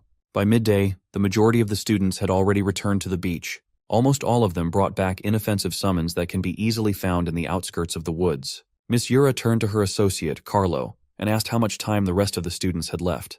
Well, those who haven't returned only have 5 minutes remaining to do so. And as she expected, the only ones left were the 4 standouts she singled out. From deep in the woods, a rumbling can be heard. A giant fucking bear came running out, bulldozing the trees and everything on its way. On the back of the cuddly predator was none other than the scruffy Chen Xia. She managed to tame an aqua bear cub as a prospective knight. That is an impressive feat. Her entrance was quickly overshadowed by the shadow cast over her tamed beast. The quiet dude bagged a shadow crow as his summon, and is now aura farming by riding one of its talons all the way to the beach. Even famous summoner families would find taming a shadow crow difficult. He only managed to tame one but hasn't made a contract yet. He is up to par with Miss Yura's expectations, though. He has done more than enough. A minute later, the students started freaking out at the sight of a flawless white serpent crawling onto the beach with Eliza riding on top. Eliza haughtily asserted that she went ahead and contracted this Gorgon snake just because they don't have one in their family yet. She's just farming for the Pokedex. Carlo finally called time, signaling the end of the exam. Thankfully, the last student reached the beach at the last second. Compared to the previous grand entrances of the other 3, Leo just casually strolled onto the beach with a little chick nesting on his head. If his classmates inspired fear and awe, his image simply exudes cuteness. His dumbass mediocre classmates burst out laughing at the sight. They reckon that he tamed a chicken after sensing his incompetence in summoning. While everyone else was chortling, Miss Yura felt a chill running down her spine. She could not help but curse out. This son of a gun just brought in a phoenix for the first exam. By sunset, the freshman summoning class had officially ended, and the students were escorted back to the academy. While everyone else's day is over, Leo still has some business to discuss. He fixed his tie and knocked on the office door. A sweet voice beckoned him to come inside. As he opened the door, he was greeted by the sight of Professor Yura in her casual fit, the light of the sunset highlighting her features. She immediately set what she was doing aside and invited the young man to come and take a seat. Miss Yura confessed that today was the first time she had ever seen a baby phoenix. In fact, she didn't even know that there was a mystical summon on the Summoner Island. A freshman forming a contract with a phoenix is no joke. That is an unprecedented achievement in the entirety of the Academy's history. Miss Yura closed in on the young man, trapping him in the hair, and with an inquisitive look, she tells him that she knows what he really is. Leo nervously swallowed. Maybe he flexed too hard and unwittingly revealed his real identity. But his worries dissipated as soon as Miss Yura pulled him into a tight hug and called him an unprecedented summoning genius never seen before. While she wants to praise and acknowledge what he achieved, the professor thinks that they should keep his contract with Phoenix a secret for now. If such a massive piece of news is revealed, things will get very noisy very quickly. For now, she wants him to make sure to choose summoning as his main major the very day the exploratory classes end. In her eyes, this young man has the raw talent to become a summoning hero who will be remembered for ages. By the way, I know what you think, guys, but reality is harsh and there's no way for you to become her summon. The next day, Lumine Academy and its residents woke up to a beautiful morning. Chloe walked through the halls, still sleepy and yawning from not getting enough rest. Car caught her yawning and teased her about her mouth being torn if she kept it up. Chloe feels and looks tired since she's been staying up late reading magic books. Seeing the girl that he bumped into a few days ago, Leo pulled out Chloe Mueller's ID from his pocket and returned it to the owner. She thanked the freshman representative for saving her the hassle of applying for a new one. What she found odd was the fact that Leo was also going to listen to magic classes. He reasoned that since they're still in the exploratory period, he might as well attend as many lectures as he can. Chloe, on the other hand, is only interested in magic, so the only classes she attends pertain to the subject. Carr quietly whispered to his buddy that this Chloe chick, this ice woman, was aiming for the top of the magic division. You see, Carr's mouth doesn't have volume control, so Chloe Mueller heard all of that. Carr immediately noticed the temperature drop as soon as she stared at him. Just as he was about to wriggle his way out of trouble and move to the back, a massive ice pillar stood in his way. It was a perfect crystallized pillar that nearly locked Carr inside the iceberg. With nowhere else to go, Chloe dragged him into the front seats to behave and pay attention to the class. The next second, another familiar face showed up in the lecture hall. Two of them, in fact. Unsurprisingly, Abad and Chelsea Llewellyn, the prestigious mage family, are also present for the magic class. Suddenly, the door swung open and the atmosphere of the entire room shifted. As soon as he walked into the door, he effortlessly commanded everyone's attention. As he walked into the podium in front of the class, the girls started blushing and murmuring just how handsome their magic professor was. With a clean, slick-back look, a dapper tie, and an overall immaculate drip, Len Hors introduced himself as the first-year Magic Division professor. He brought with him a thick stack of paper. Before starting today's exploratory class, he wanted to do something drastic. With a flick of a finger, the stack of paper in his desk flew all over the room and eventually found themselves neatly arranged on top of each student's desk. For introduction, everyone will take a magic theory exam right from the get-go. Of course, everyone was surprised to find that they were being tested in magic theory before a single lecture. Professor Lenhorst asserted that students who fail to meet certain standards will be banished from his class. Since all of them are Lumine students now, this much should be the standard. Upon finishing the exam, they are to hand the paper to his assistant, Anna. Contrary to the intensity of Professor Horse, Assistant Professor Anna is like a ball of sunshine. The one screwed over the most by this first-day exam is undoubtedly Leo. All it took was one look at the first question, and bro immediately knew he was cooked. He is clueless when it comes to current magic trends. The increasingly complex formulas in his paper are simply indecipherable to his eyes. While the clock ticks, every student tried their hardest to squeeze the last bit of their brain juice to answer the intricate questions. As grains of sand fall to the bottom of the hourglass, tensions rise. Their futures as magic heroes depend on this exam. When the time was up, the students discussed how surprisingly easy the exam was. But none of the best and the brightest managed to answer the last question. Compared to them, Leo was stressed. He only managed to answer one question even though he really tried his hardest. As he shakily submitted his paper, he regretted not learning more about modern magic before coming here. Thinking that it was hopeless, he immediately left. He couldn't stand staying in the lecture hall out of embarrassment. He reckoned that he should just study magic on his own time. For the past 100 years, magic has evolved by leaps and bounds. Magic that once required a perfect understanding of complex concepts can now be used just by memorizing mind-numbing activation conditions. Professor Hors quickly checked the papers. Bro didn't even need any supplies. He's raw dogging it with his fingers. Meanwhile, Leo concludes that magic's development towards memorization has worsened the overall level of magicians in current times. After checking the exams, the professor flexed his magical muscles to his students a little bit. He summoned a bright orb of light that illuminated the entire lecture hall with strange runes and other worldly concepts swimming around. This is the essence of the magic he personally crafted. From start to finish, he built this magical algorithm brick by brick. The goal of his class is to create students capable of researching and making their own brand of magic. That is also why he made them take a test on the first day of exploratory classes. There were 49 questions worth 1 point each. based on simple memorization of increasingly difficult concepts. The last question, worth 51 points, analyzes the true essence of magic. Professor Horace hopes that in the future, his students can become magicians capable of solving that last question. Chelsea breathes a sigh of relief. Now she can rest assured that no one else got the last question correctly. She didn't even know where to start solving it. She looked up and saw Leo's seat empty with his exam paper neatly laid down, thinking that he had given up. That bummed her out. It would have been nice to attend magic classes with him. After the professor's impassioned speech, his assistant came up to him and whispered something with urgency. Anna quietly told him that there was a student who solved the 50th question correctly, shocking the stern professor. The stoic and firm Len Hors vanished. He heartily laughed in front of the class upon hearing such good news. He asked his class who among them just made history as the first student to figure out the 50th question in one take and get a perfect score.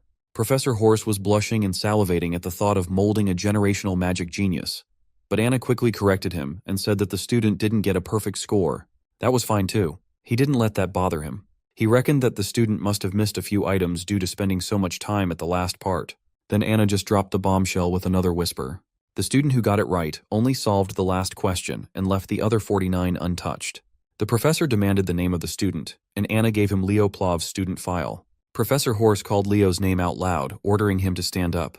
But it was too late. Even his friends didn't notice him slinking out of the classroom after shamefully submitting his work. To break the awkward silence in the room, Chelsea carefully raised her hand and explained that Leo left right after finishing the test. His test score is an utter anomaly. He technically scored the highest out of everyone else by solving the last part and nothing else. The subject of the magic class's uproar is already in the cafeteria, hanging out with Celia. He shared what just happened, and she laughed at his face for fucking up the exam. He got a cute baby bird in the summoning class, and he crashed out in the magic class. In Celia's opinion, Leo must realize that he's doing something wrong with his school life. She insisted that he should just focus on his swordsmanship. He's a knight major, after all. When asked if she would like to do some stamina training, she immediately changed the subject. Their friendly conversation was interrupted by a ghastly presence zooming in behind Leo. Professor Horse is fuming. He thinks this knight major kid just made fun of his class. He confronted him about leaving after just one question. He asked if the questions were so easy that they weren't worth answering. Leo stood up and respectfully cleared up the misunderstanding. He confessed that he genuinely thought he had zero chance of passing that exam. For him, every question except the last problem was way too hard, and he had no clue where to even start with any of them. He slyly explained that he studied magic on his own by reading old magic books, so he wasn't up to date with any of the modern ones. A thought started forming inside the professor's mind. He then picked up the young man off the floor like he was a cat or something. When he let go, Leo had never been so confused in his entire life. Meanwhile, the professor's eyes are gleaming with joy and possibilities as he urges Leo to follow him for a moment. Leo did not even get the chance to refuse or ask where they were going. Professor Horse grabbed his collar and dragged him out of the cafeteria like a child who had just found his new favorite toy. Celia was frozen in her seat. This was her first time seeing the Academy's professor of magical theory, and he made quite an eccentric impression. Poor Assistant Anna missed her boss by a few seconds. She failed to make sure that Len Horse didn't do anything strange. The poor lady didn't even have the chance to catch her breath as she tried to chase after the madman. The professor brought Leo to his office, started scribbling magic theory problems on his chalkboard, and asked the young man to solve them for him. He reckons that if the boy did not solve the final question out of pure luck, then he must already have his own established magic system in his mind. Professor Horse stood on the sidelines waiting for the young man to show him a new magic system through the solutions. But not even 10 seconds passed, and Leo had already finished writing his final answer on the board. Shocked and a little frightened, he asked if Leo had mentally solved all the questions he had presented. That's more or less what Leo did. The professor just hit the jackpot. After all these years of mediocrity, he finally found a seedling worth cultivating into the highest echelon of heroes. Professor Brojo Satoru is right outside, minding his own business and walking through the halls. Unbeknownst to him, his calm day is about to be pestered by his overenthusiastic colleague. Professor Horse came running to him with a broad, innocent smile and eyes full of life. Bro was not having any of it. He knew that whatever his coworker was smiling about would ruin his perfectly calm day. So, he turned around and walked back in the direction he came from. Len Horse grabbed his feet while repeatedly thanking him like an overstimulated dog. Professor Albie had to use magic to keep him away. This is not the first time he has seen Len Horse act out, but he's going a bit too far today. Professor Horse didn't give a damn even if he's suspended midair. He just wanted to express his gratitude for discovering the genius that is Leo Plov. Albie was confused. Why would this magic fanatic call a knight in training a genius in magic? Hearing him mention knighthood and Leo in the same sentence made Professor Horse irate. He insisted that the kid must become a sorcerer at all costs. He won't stand by and let such a talent rot away while wielding metal sticks. Finally, his assistant and part-time babysitter Anna caught up with her boss. While he was ranting about how sending Leo to the Knights would be an insult to the field of sorcery, Albie dropped him to the ground. At least the professor is very appreciative of Anna catching his fall. After running all over the campus, the sunshine and rainbows demeanor of the assistant is gone as she insists that they return to class. Speaking of the devil, Leo walked past the commotion, and Professor Albie gave him a reassuring smile. The young man reckoned that sorcerers have not changed at all with time. Even to date, they're all lunatics. A week after the magic theory debacle, the exploratory classes finally ended. Leo is just chilling on the roof, reading his book away from any drama and over-the-top commotions. As usual, he is researching his own legacy.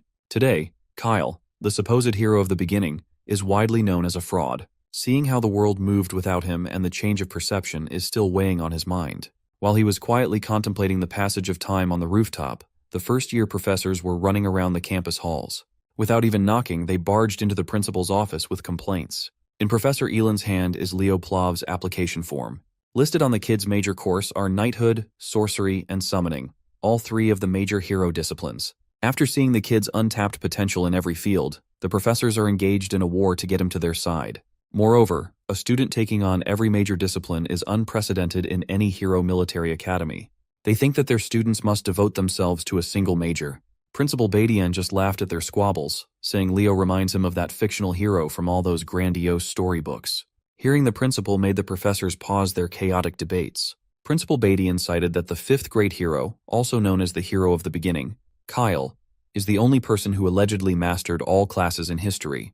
Meanwhile, Celia and Chelsea are currently panting in exhaustion as they run around the track. Carr found Leo lounging under the shade of a tree and asked why the girls are training so heavily on a weekend. Chelsea asked Leo to train her, and he obliged. That doesn't explain why they're just running circles, though. Leo simply answered that, above all, even more important than weapons, a hero must possess unlimited stamina. This cardio exercise will enable that. Even Chelsea has completely bought into the idea that stamina is the most important aspect of a battle mage. On break, the girls flocked to Leo as he handed them water bottles to hydrate. Surprisingly, Chelsea seems to like training her stamina on the weekend. She wants to run with Leo. As soon as Celia heard the poor girl say that, she spat her water as the trauma of training with Leo surfaced in her mind. Since he's already planning to run anyway, he might as well direct the ladies. But Celia has vowed to never run with him again. Noticing their interaction, Carr asked Celia and Leo what was going on between the two of them and why they seemed so close. He even thought they were dating at first. Celia ended the confusion by dropping the bomb that they are nothing more than cousins. Leo is her paternal aunt's son.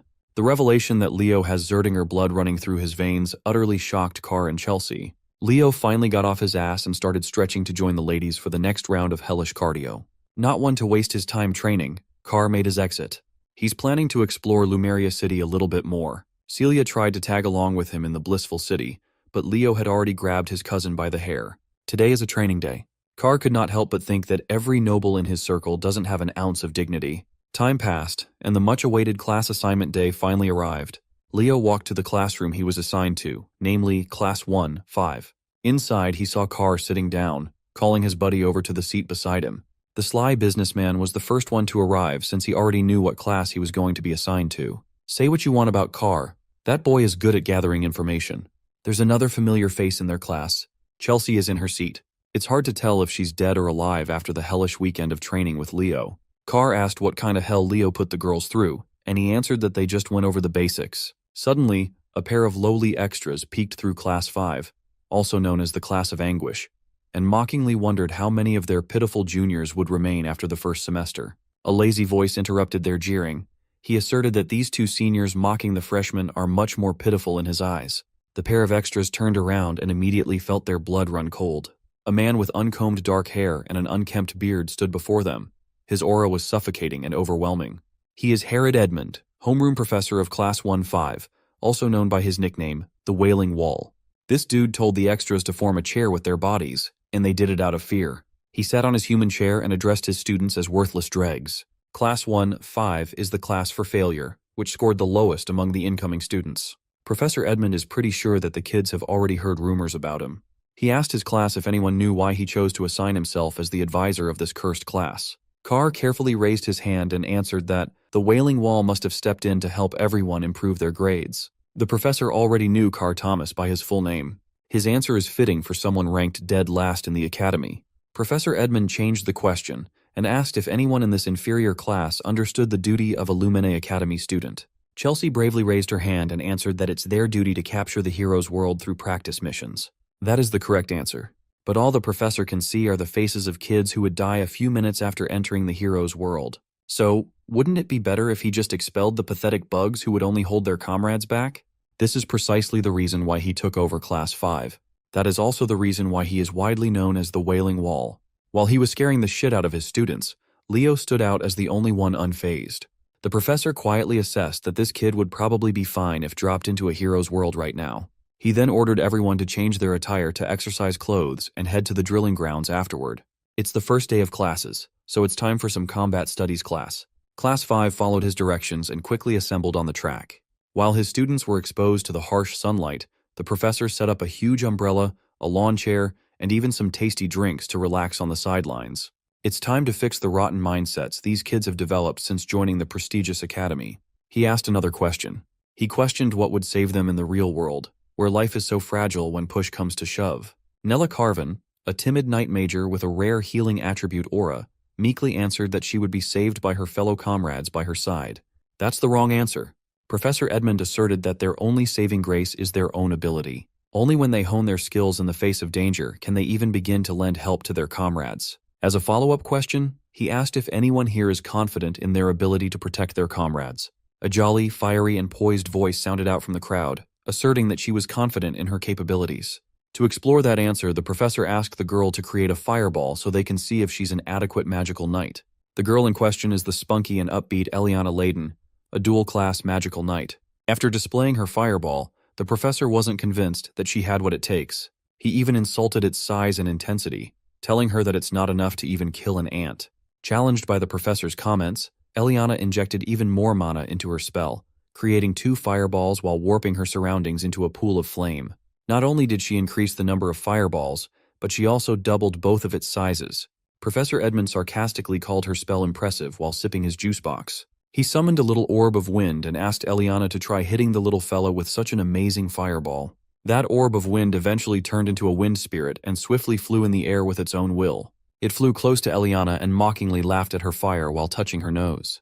The easily excitable young lady was naturally pissed. She started dishing out fireballs left and right, desperate to clip the annoying wind spirit. After wasting her mana with attacks that can't even make contact, the professor interjected, "What's even the point of increasing the number and size of an attack if you can't even hit the enemy?" This exercise is to make his students feel the thing that they lack most, the ability to use their skills effectively in practice. They must hone their skills and push past their limits. That's the hero's way. The Wailing Wall smiled and announced that the class would not be dismissed until one of them caught his wind spirit, Sylph. Leo is just listening quietly. The professor's words may be harsh, but he can confirm that all of it is true. Maybe he should try this class a little and try catching the Sylph. While his entire class is running around the track, Professor Edmund's eyes are fixated on Leo Plov. With all the conversations around the kid, he is determined to sniff out if he's just full of shit like the fictional hero Kyle. Unfortunately, even with the whole class participating in the hunt, the Sylph is simply running circles around them. From a distance, Leo emitted his aura, controlling and directing it to focus on his feet. With one mad dash, he launched himself like a scarlet cannonball, leaving destruction in his wake. His speed skyrocketed to its limits. His focus is impeccable. Maybe he really is the first true all-class hero to be born. Carr and Chelsea were already winded after trying to catch the unreasonably fast wind spirit. Then came our boy, his feet and body clad in a burning aura. Using the enhanced concept of aura step, he made his way to the skies, the blind spot of the unruly Sylph. With gravity and momentum from the aura step, he launched himself downwards, leaving little to no window for the Sylph to dodge or get out of the way. His first try ended in a fail by a millisecond. It looked like he botched his first attack, but the smile on his face says otherwise. He subtly manipulated the streaks of aura in his hand, forming a thread that attached itself to the Sylph's foot. This effectively held the wind spirit in place to be grabbed. Unfortunately, none of the Class 5 students got to the stunned Sylph first. It was captured by the lightning-fast brat Duran instead. Just as expected, his speed is really outstanding. But he only captured the Sylph due to Leo's aura thread restricting its movements. Nevertheless, the smug look on the brat's face is still annoying to look at. Another person walked into the field while cheerfully clapping his hands. This pompous-looking man is Sejin, the homeroom professor of Class 1-1. Right now, he is second in the graduating voting class. He took this chance to flex the talent of his class, even offering to teach Class 5 a thing or two. Meanwhile, Professor Edmund isn't even looking at the field. He's snug as a bug in his chair while sipping on juice boxes. He then asked his colleague to take over his class for the day. While Professor Sejin is number 2 on graduating class voting, this chill guy is consistently bagging number 1 every year. The students, especially Carr, are hyped to see the clash of the two pillars of Lumene Academy. These two professors have worked at the academy for over 2 decades. Professors Ain, Yura, and Len were apprentices of these two. Overhearing his yapping, the adorable Nella Carvin asked Carr how he knew so much about academy affairs. Unfortunately, this boy has no riz at all and is prone to scaring the hose. Professor Sejin haughtily laughed. While he doesn't know what his rival is scheming when he takes charge of the worst class of freshmen, Sejin is eager to find out. So he requested a competition between classes 1 and 5. As for the event, they are going with Lumene's historic ball sport called Bastera. Professor Edmund stood up from his chair and called Sejin a genius. He shook his bro's hand and added that learning through practical experience is the best. After accepting the challenge, he slumped back into his comfy chair and left all the officiating and supervising to Sejin. Professor Sejin can't fathom just how he keeps on losing the graduating class vote to this lazy-ass man while his students look at him with pity. At least the Wailing Wall addressed his class one more time, saying that this Bastera match against Class 1 is an opportunity for them to practice their skills. And one last thing, he warned them that if they lose, everyone in the class will be expelled. Hearing that, even the students are shocked since it's their first class ever with him. Not to mention that their opponent is Class 1, a class with 3 captains on their side. Herod doesn't care about their excuses and tells them to try even harder in that case. Also, he thinks there's very little for them to worry about when they've got the freshman representative of all people in their class. He instructs Leo to choose 6 candidates for the competition. Contemplating his teacher's request, Leo is certain that he's being tested for some reason. It's not coming through a place of disgust. Rather, the kids in his class have all lost their spirit after just 1 week of enrollment. With their spirits crushed, Leo thinks that Herod wants to use him as a means to lead the defeated students of Class 5, since they've lost all hope already. Class 1's teacher uses his magic to create the arena, while Leo thinks that there has got to be some kind of way out in the Bastera competition, a way to help his classmates from their despairing situation. Lumene Academy's top brass are facing Class 5. Even Chelsea is sweating bullets in fear. She tries to explain the rules of the Bastera game because Leo doesn't know a thing about it. The game is a combat sport that stood the test of time at the academy. Based on that description, it doesn't sound more special than just a ball game. Thomas explains that it isn't so simple like that. In reality, it's much more threatening than a simple game. The Sword Princess Celia eggs on Chelsea for looking pale in defeat. Her provocation ends up with Chelsea lashing out in anger, refusing to lose to a Zerdinger. Leo, on the other hand, is as cool as cucumber and urges them to relax, since they won't be losing anytime soon. Celia is pissed and wants to show him the results of her training soon enough. As for Chloe, she's hell-bent on scoring a win against the freshman representative, unlike their previous outcome. Anyway, Sejin tells the participants to approach the arena. Leo looks to his classmates to ask who's going to join. 2 of them step forward, those being Chelsea and Eliana. The stakes are high as losing guarantees expulsion, which is why they're willing to do whatever it takes to win. Thomas and the others also quickly follow suit, as Leo signals to the professor that their class is ready to begin. Sejin whips out the ball and tosses it up in the air. Each participant from both teams has their eye set on the ball. The game begins with Duran and Leo reaching for the ball, but Lightning Boy is a second faster and manages to snatch the ball, seizing the initiative. The game has literally just started, and this man Leo decides that now would be a good time to learn the rules. Turns out the rules are quite simple. All he has to do is infuse the ball with aura, shooting it into the goal without using one's body. The first team to reach 11 points will win the game. Duran is on a rampage and releases the ball at a thunderous speed, causing Leo to evade it at the last second. As for Thomas, he couldn't even see the ball as it cut past him and scored right into the net. The first goal has been secured by Duran of Class 1, and has already caused even greater despair for Class 5 students. Tide is feeling the pressure and thinks they're all going to be expelled at this rate. So now, Leo wants to know about how one could acquire the ball. There are basically 3 ways to do that. They can do it if the ball goes out of bounds during their opponent's turn, or if someone can catch the ball. As Tide is about to explain the final method, their conversation is interrupted with Eliana getting brutally taken down by Celia's explosive throw. The Sword Princess mocks them for carelessly talking when they should instead be focusing on the match. The situation is really bad for Eliana. Players can't directly attack or block opposing players, so the third way is to cause the participant unable to continue. The only way to do that is by attacking others with the ball. Leo has heard enough and seizes control of the ball, believing that it's the right time for them to fire back. Eliana is rendered unable to continue, leaving Class 5 with one less classmate to fight with. Both professors are observing the match. Sejin reflects that any team with an advantage of the fire element usually possess overwhelming advantage in the game, and when it comes to the House of Zerdinger, their flames are the most powerful. He can't figure out why Herod decided to entertain the challenge, knowing that the Sword Princess is in Class 1. He thinks that there's just no way for Herod's class to fight back. In response, the lousy professor simply yawns at him, as if to think nothing of his words. Addressing Sejin, Herod brushes an old memory of his first student from the House of Zerdinger. That woman is known as the Empress of Bastera, a complete monster in the game. Herod is happy to share that her child is playing the match for Class 5, a piece of knowledge that shakes Sejin. Back to the game, Class 5 is acting like a whiny bunch, selling themselves short and regretting their decision to join the academy. Celia sees Leo casting his flames and realizes that he's finally getting serious. Charging an ever-burning fireball, he releases the ball at such a monstrous speed that it requires Chloe's icicle mountain to stop its wrath. She acts all high and mighty, thinking that she's successfully deterred his strike. But Leo shockingly appears next to her, having read her like a book.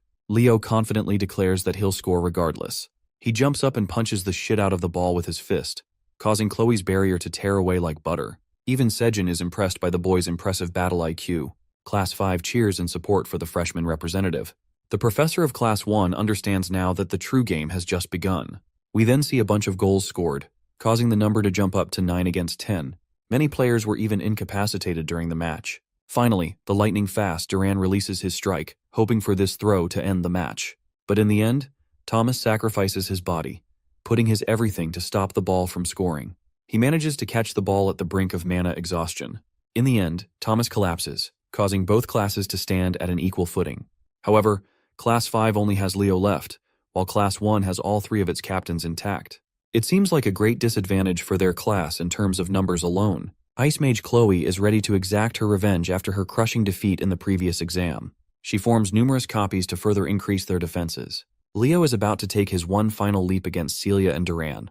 His feet arched from the ground. He blitzed with inhuman speed, shocking the three captains with how fast he vanished. Leo flash steps at such an incredible pace that he dribbles past Celia without her noticing. He has no intentions of taking them head-on, which means he's aiming for the goal. This leaves everything to Chloe to defend. She's trying her best to locate the real Leo among his own copies. Just analyzing this level of magic leaves her winded as Leo zooms past her. Chloe collapses in defeat, questioning how a mere human is capable of using the magic of the elves. In the end, not even the three captains could stop him, and the conclusive winner of the match is Class 5. Leo's name is chanted as Class 5 students celebrate in joy. They were so close to getting expelled. Sejin is surprised to learn that Herod put them on death grounds just to win the match.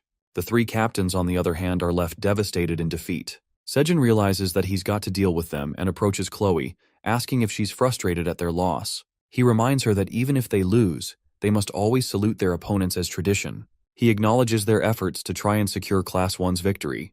Sejin is really proud of the students who worked hard and even those who cheered for their allies. His beaming words of encouragement steal their hearts. But Herod isn't so kind and poetic. He straight up calls them losers and annoys them for it. Both classes performed their best in the sport.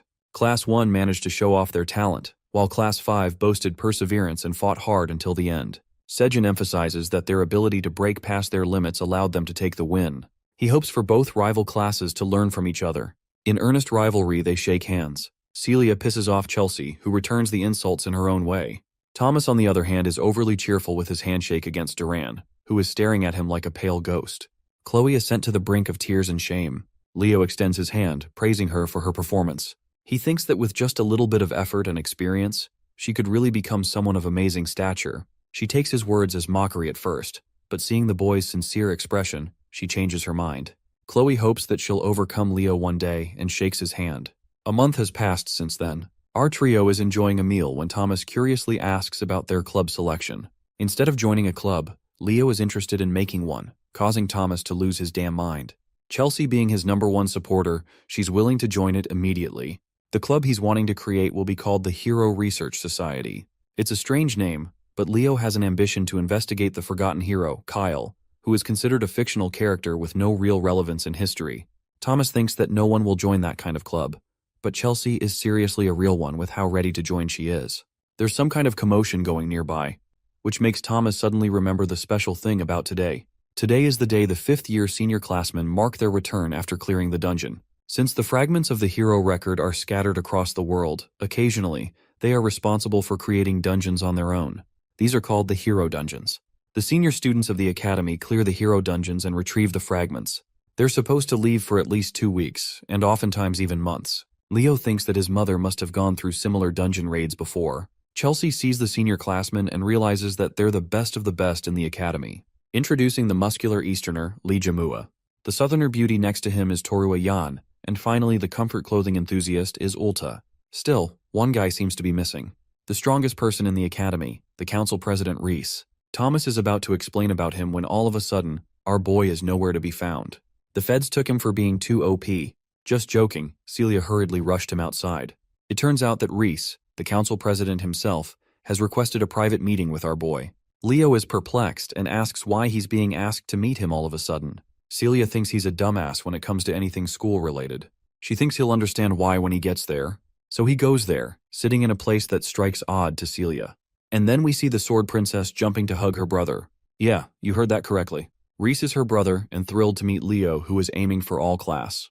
They share a dumpling meal together, but for some reason, Celia is nervous because she's never tried them before. She takes a bite and finds herself delighted by the taste. The big brother has been meaning to take her to this restaurant ever since she came here. More importantly, he's intrigued to meet Leo, whose mother used to boast a high reputation in the family. He also remembers how Leo's mother was known to be famous during her school years. She was a student who did way too much to achieve legendary status. For example, she confidently talked shit about the desserts served at the academy. She once gathered all of the students to invade the principal's office. Celia is shocked to learn about her involvement regarding the famous incident. The brother-sister duo talk to each other in joy, while Leo is impressed by Reese and thinks that he's worthy to be called the best of the best at the academy. Before long, this guy is destined to become a hero. Reese thinks it's time for them to have fun with dessert. He tells them to go out while he's finished paying. As they're leaving, Reese is surprised to find a strange object in his blazer, not knowing why he found it there. The scene cuts to Herod's class, where Eliana is dying to ask him a question. This guy straight up calls her question pathetic before even hearing it. He's got no chill. Eliana wants to know why they've yet to choose a class representative for Class 5, since the other classes have already decided. Herod thinks lightly of the suggestion and casually admits that he forgot about selecting one. Being the lazy asshole, he literally just tells Leo to become the representative. Eliana and Tide have to remind this clown about the democratic selection process. However, they quickly learn why it's for the best to stay shut. Herod wants the chosen class representative to take care of all the notes so he doesn't have to work. Through a transmission, the students are told to take the Hero Studies joint class. The first-year students are requested to go to the auditorium at once. Leo asks if they should be leaving immediately, and his suggestion is approved by the teacher. They meet at the auditorium where Leo and Thomas stumble into an exhausted Chloe. This girl is looking like a zombie and begging to purchase some recovery potions from the alchemist. The purchase is made and she receives the only potions he has. Leo thinks she might be doing too much when it's only the start of the year. Chloe chugs the potions and refuses to accept Leo's advice. Since she's the top student in magic theory, she's extremely anxious about her position. After all, it's only a matter of time until Leo learns modern magic and quickly bulldozes her in that exam too. Thomas, being an idiot, doesn't get what's so bad about being second place. Chelsea has to remind this dumbass about Chloe's position as the tower magician. Battle mages don't ever have to worry about falling behind in theory, but for Chloe, it's everything. The magic investigation and research is the heart of the magic tower, so her very pride is at stake here. Chelsea is annoyed and really wonders if the alchemist is a magician at all at this point. Meanwhile, Chloe isn't looking sharp despite the potions and notices something. Right then, we see Headmaster Kalian observing the strange reaction of the damaged hero's page. Reese has brought the hero's page and claims that it reacted to something. It ended up damaged to a certain extent that it should never have reacted, and yet it did. There wasn't even a relic around for it to happen. The headmaster asks if it reacted after the incident, and learns that it didn't react again. Kalian is deep in thought and has decided to focus on this matter on his own. He tells Reese to rest up as he just returned from the mission. The headmaster asks his assistant Elena to take the damaged hero's page to the auditorium in the Hall of Beginnings. He wants it to be present in the first year's joint class session. We come to learn that fragments as small as this are capable of reacting if the person mentioned in the hero's record comes in contact with it. In this case, it's Leo, but none of them know that yet. In the Academy's auditorium, The first years are sharing their first joint class session together. There's too much noise, which is why the cute Professor Artian has to request them to remain silent. Ignoring her warnings, they still bicker about carelessly. Artian is fed up and releases her fiery rage, reminding them with a shivering warning to shut up unless they're looking to die. Her cute and shy demeanor suddenly turned into cruel and killing intentions. She cusses the heck out of them for being morons. Artian experiences a jolt after learning that they've all gone quiet. She returns to her dainty and shy demeanor, acting like nothing happened just now, while the rest of the students are sweating bullets. They've simply come to accept that she's scary as hell when she needs to be. Leo has observed her powers and regards her as a spiritualist, which were extremely rare even in his previous life. Artian initiates the class session with a dagger in hand. She talks about the appearance of the hero record and what caused the hero clans to appear in the first place. In order to open a hero's world, an object holding sentimental value to that hero is required. Basically, a medium of some kind. That's why it's much easier for the hero's descendants to open a hero's world without much difficulty. It's also why the Academy reserves the hero's records, treasuring the relationship built between their families. To give it a perfect analogy, it's kind of like the relationship between a key and a treasure chest. Leo's impressed by the explanation and is all ears to hear what's next. Artian continues to emphasize the importance of hero studies, which is crucial for uncovering clues about a hero's world and increasing their understanding. As the students advance through the years, they'll end up choosing a hero to draw strength from and clear their pages. The professor's explanation is cut short by Elena's sudden appearance. She showcases them a hero records fragment that the 50-year students recently collected. Seeing the mystical object, the students roar in excitement. She opens it up slightly before closing it shut. Artian wants to tell them anything before experiencing what it's like to see the fragment. She wants to know about their intentions after becoming heroes. Celia jumps ahead and claims that she wants to become the strongest knight in her family's lineage. Artian is impressed by her ambitious goal. Meanwhile, Chloe is interested in writing a spellbook that acts as a record of her original creations. Many students exchange their ambitions all the same. Thomas wants to play a supportive role to the hero candidates. At last, Leo stands up to declare his outrageous goal. His objective is to fully destroy Erebos for good. This declaration catches the attention of not only the students, but also the professors. Artian tries to transition smoothly, despite being shaken by his words. The rest of the students from the other classes are gossiping about his fancy goal, believing that they're just empty words. As for the professors, Herod is kind of stumped, knowing that Leo just doesn't say things without intention. It's been 1,000 years since Erebos was divided into multiple pieces and sealed. However, he's also resurrected in similar ways over the recent years. Even a single piece is responsible for unleashing much destruction. But this kid just started the impossible. He doesn't just want to eliminate one piece of the demon, but the entirety of Erebos itself. Artian wants to help explore the hero's record at last. She wants to give each class a chance to guess the hero's page, before moving on to her explanation of how one can clear a hero's world. She also advises them in the case of unexpected situations, reminding them that the professors will always be monitoring them, so they shouldn't be messing around carelessly. The students are excited and stammered to finally experience the joy of touching a hero's record. Artian thinks it's only right to call the representatives of each class to step forward. Celia from Class 1, Leo from Class 5, then Abad and Chen from the remaining classes. There were actually 2 fragments retrieved from the dungeon, but for the purpose of their lesson, they'll only be using one. The second piece is quite small in comparison, but it's still here to show them the different shapes. First up is Leo, who proceeds to interact with the piece, prompting the hero record to open. The hero's name and chapter are both hidden, but even the professors are worried that the record is reacting harshly. All of them are transported inside the nameless hero's world, baffled to discover an environment of chaos and destruction. The class representatives and the professors have been transported to a different world. What greeted them was a mountain of monster corpses littered all around what can only be assumed as a battlefield. Trying to get on top of the unexpected development, Professor Edmund warned everyone to brace themselves as they were now inside a hero dungeon. Professor Sejin, with his quick thinking, found a landmark they could use to figure things out. A fortress wall situated away from their spawn spot. Oddly enough, Leo Plav recognized the place from the Age of Catastrophe, the last line of defense for the last city, the walls of Gardaslan. If his line of thinking turns out to be correct, and the timeline is right, then Leo is the only one who knows what is happening. From a distance, he heard a familiar voice calling him by his old name, Kyle. The voice apologetically admitted that her unfulfilled wish was indeed a foolish one. The voice belonged to a woman that the modern times hail as a legend, one of the original heroes and Kyle's comrade, Lycina's. As foolish as her wish was back then, she wholeheartedly believed that they would eventually save the world. And they did. Seeing a friend who existed thousands of years ago stirred all kinds of emotions inside Leo. Facing Lycinas on this crumbling battlefield was outside of his wildest dreams. Her smile lit up the entire hero's dungeon, shattering reality and knocking everyone back to the real material world. This quick and bizarre event stemmed from Kyle grabbing the little piece of unknown hero's record, which was solely meant for display. Chensha worriedly asked the professors what had just happened, but none of them knew what to do. With an exasperated look, Professor Edmund hurriedly declared that classes were suspended. He urged everyone to stay calm and exit the auditorium in an orderly manner.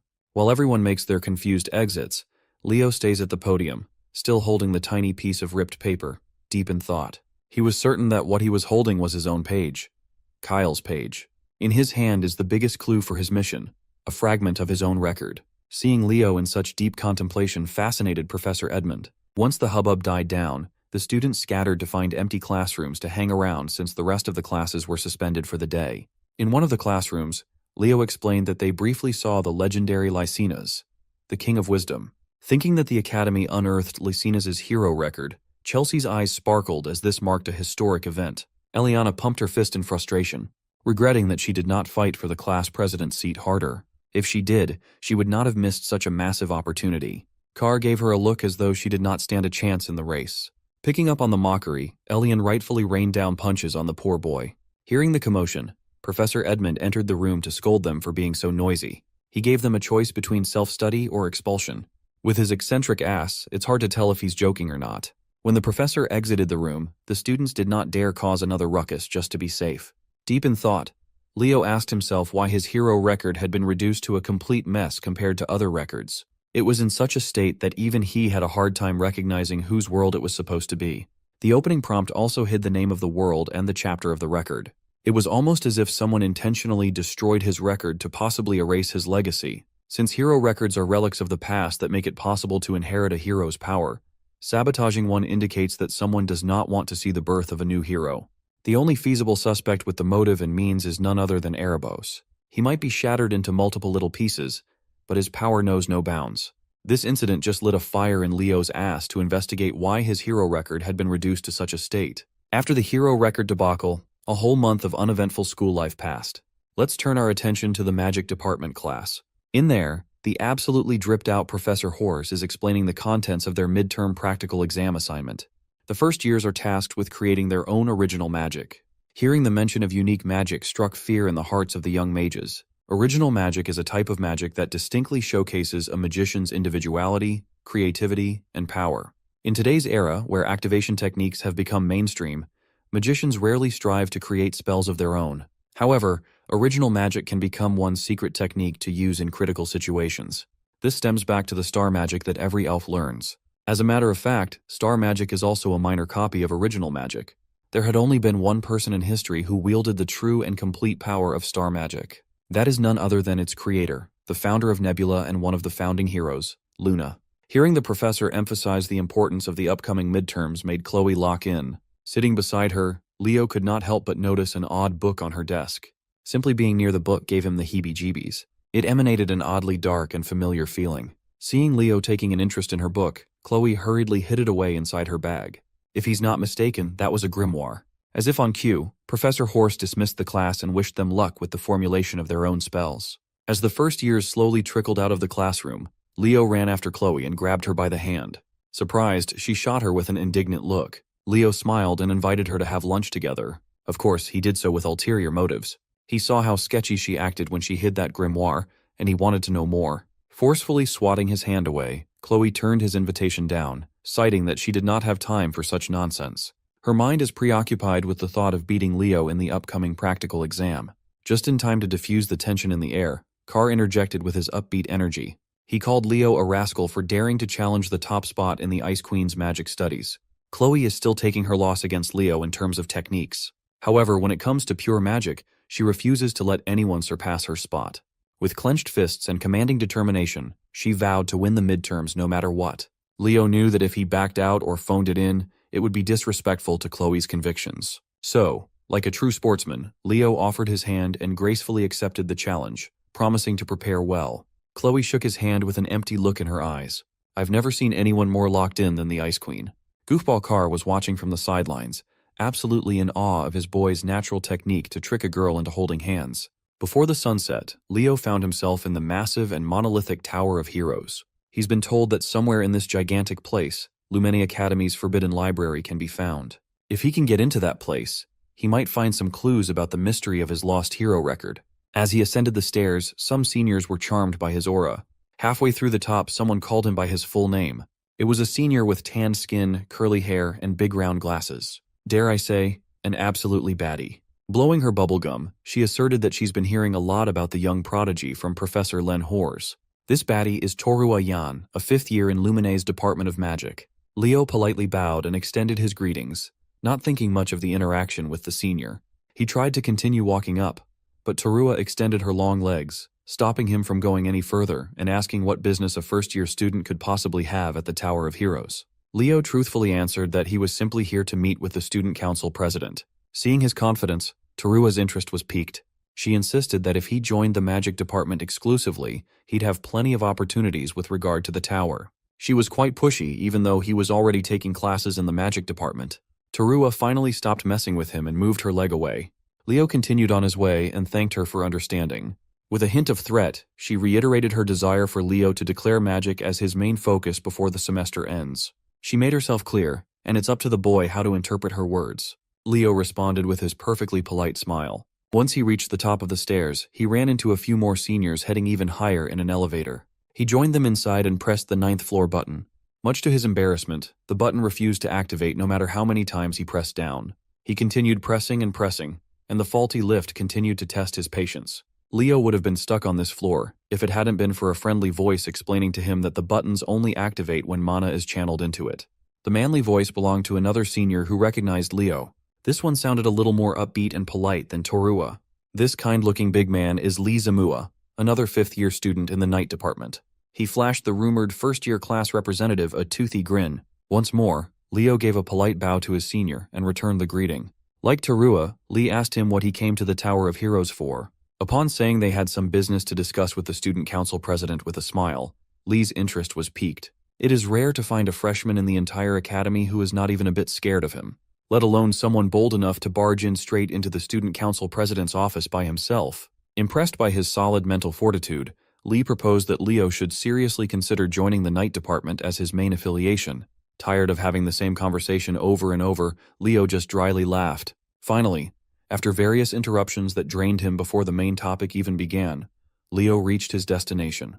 He knocked on the door, introduced himself, and asked President Reese if he could come in. A warm and welcoming voice from the other side of the door invited him in without a fuss. It looks like President Reese is knee-deep in paperwork, even though it's nearly sundown, but he welcomes Leo with a smile. Without wasting the president's time more than he already has, Leo got straight to the point. He asked to have access to the Academy's forbidden library. Hearing such a request shifted Reese's mood to become more serious. He knows that Leo is not the type to mess around, so he gladly explains the gravity of this request.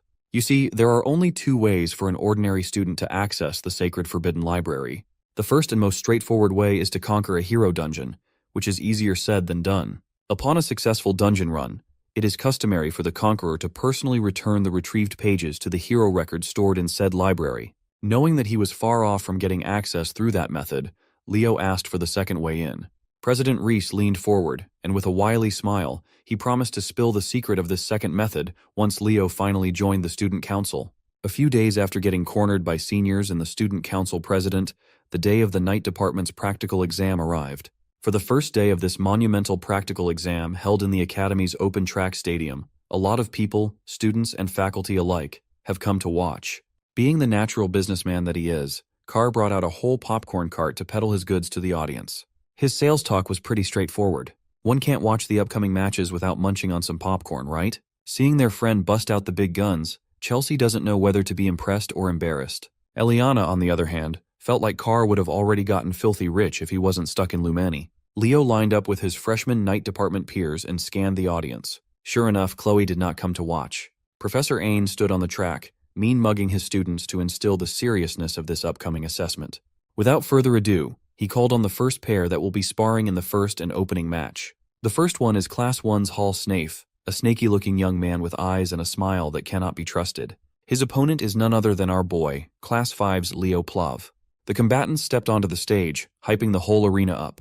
In the stands, Carr is busy looking for more customers, and his eyes are locked in Professor Sejin's direction. He cheerfully ran towards the grumpy professor, eager to earn some more dough. With samples in hand, he asked Professor Sejin if he would like to buy some popcorn and drink combo to go with the match that was about to start.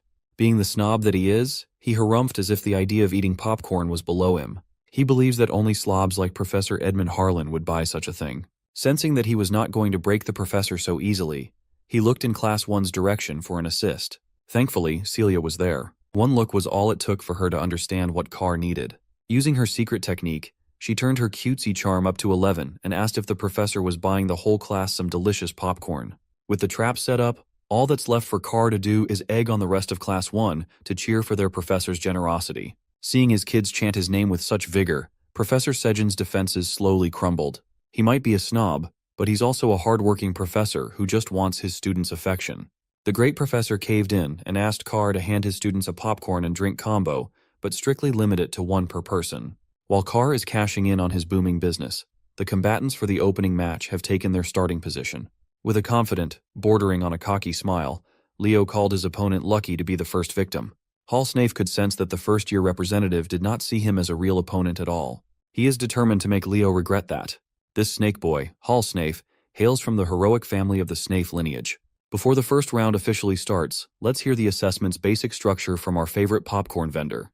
You see, midterm practical exams for the night department consist of a simple series of duels. Those who achieve 5 sparring victories will get a passing grade. An air of uncertainty filled the stands. Although they're all aware that Leo is the first-year representative, only a handful of them have seen him in action. Since Leo is also majoring in 3 departments, they believe that he should have a gap compared to those solely focused on just one. Not to mention, Hall is the third best in Class 1, behind the absolute monsters Celia and Duran. His weapon of choice is the spear, and his aura contains a sharp and toxic form. Brandishing his spear with impressive accuracy, Hall demonstrated his skill. In his mind, he only knows Leo as the arrogant guy who's always hanging around Celia. Professor Ain gave the final reminder that the one who renders their opponent unable to fight back will get the W and treat this sparring match as if it were a real battle. As soon as the starting signal was given, Leo was taken aback when he felt a dark aura that he had not felt in a long time. Surprisingly enough, that dark aura did not come from the enemy in front of him, but in the direction of Lumine's campus instead. The slick and disgusting dark energy lingered in his brain and spelled a deadly premonition in his mind. Unbeknownst to Leo, this worrying aura originates from the library, where Chloe is burying herself in countless magic books in preparation for the magic department's midterm exam. The formula she's writing joined the many torn pages of underwhelming ideas she came up with. The pressure is starting to get into the Ice Queen. No matter how hard she tried, she couldn't seem to create a winning and unique magic with her abilities and knowledge alone. Reaching her wit's end, she took out her frustration on the books scattered all over her desk. The ghost of Leo's talent is living rent-free in her mind, and it's slowly eating Chloe up from the inside. Her refusal to lose against the boy wonder pushes her to her limit. When she looked at the books, she scattered all over the library's floor. One stood out as if it was calling to her. It was the grimoire she had been carrying for a while now. With nowhere else to turn to, she firmly believed that this thing was her only hope of winning. With her desire and need to retain the #1 spot in the department, her mind was left vulnerable and open to foreign influences. Her dilemma and the dark energy emanating from the grimoire were so palpable that they caught Leo's ability in the middle of his first match. Seeing that Leo was distracted by something, Hall took the opportunity to close the distance and punish the enemy's carelessness. He stabbed his spear, aiming for Leo's head. Thankfully, our boy regained his bearings and dodged in the nick of time. Pulling away, Hall presented his family's signature technique, turning his spearhead into a poisonous winding blade that reeks of toxicity. His snake spear moved in an unpredictable fashion, eventually finding its way closer and closer to Leo's chest.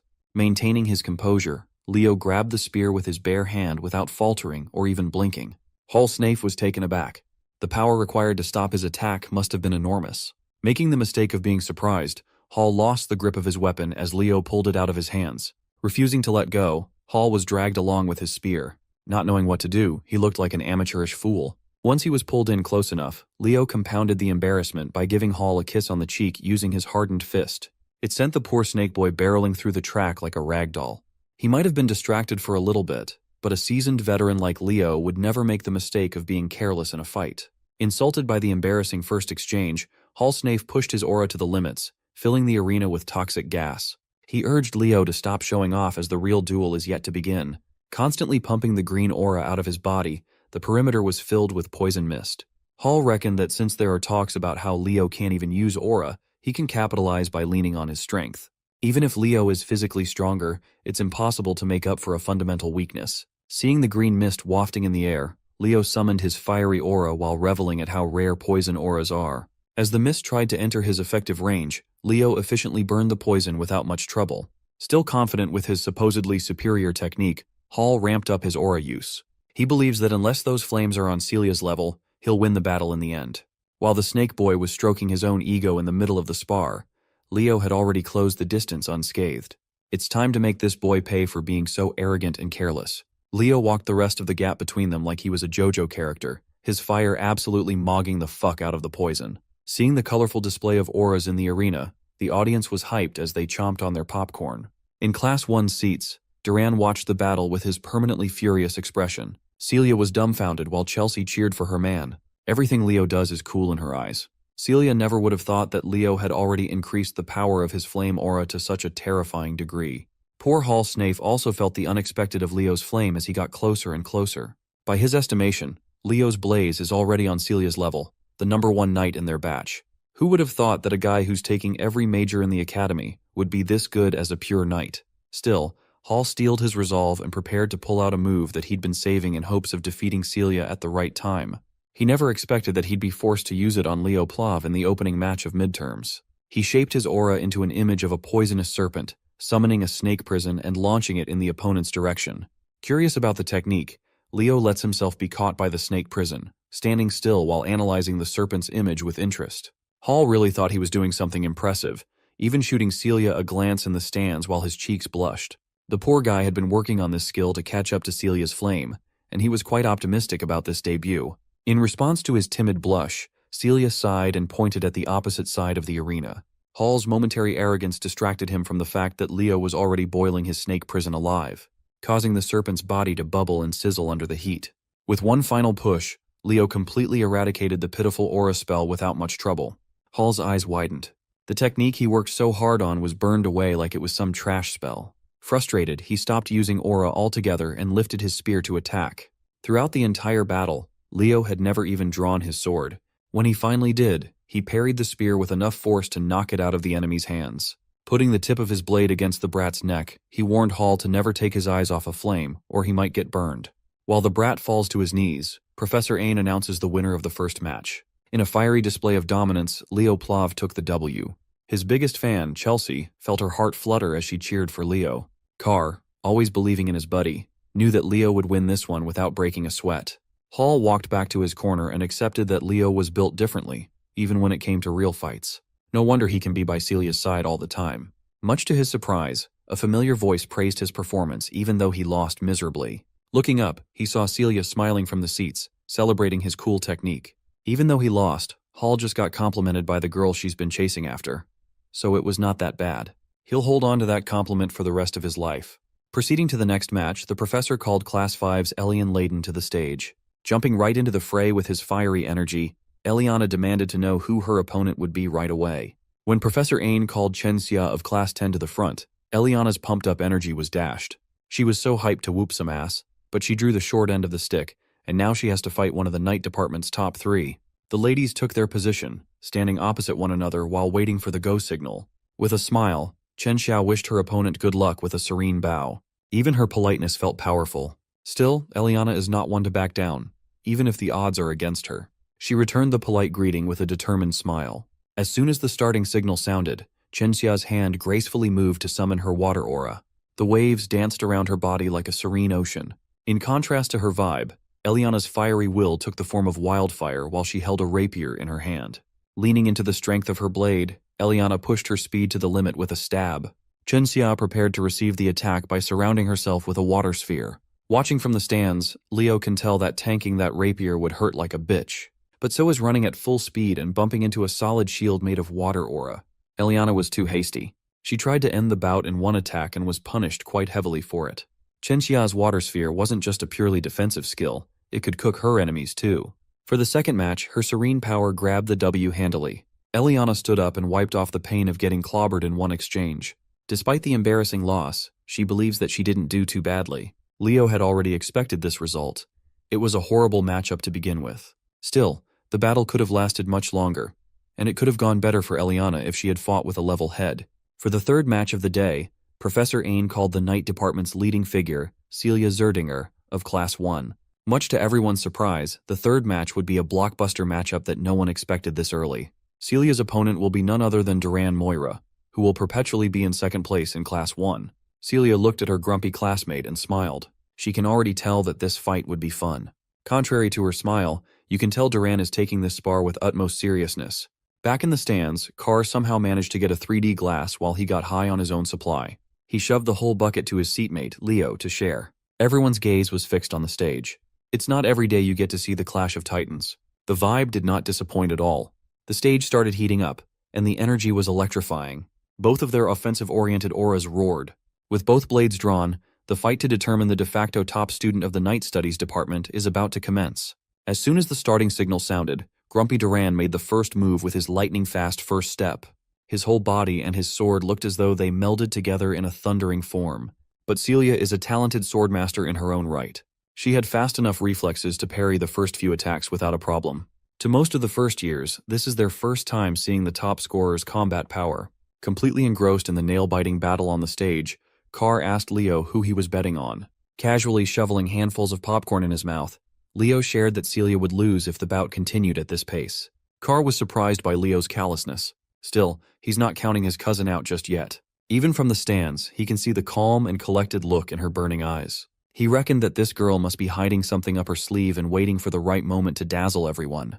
Picking up the pace, Duran increased his speed to another level and continued his relentless assault.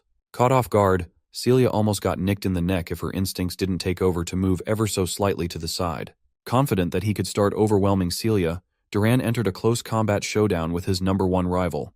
That was a big mistake. Celia raised her ornate blade and summoned a flame that eclipsed any blaze shown today. It burned so wildly and brightly that the arena's protective barrier started flickering, struggling to contain the power. Most of the freshmen had never seen a fight of this level before. Leo praised Celia's patience and timing in bringing out a brilliant move perfectly. Carr was confused, so Leo elaborated.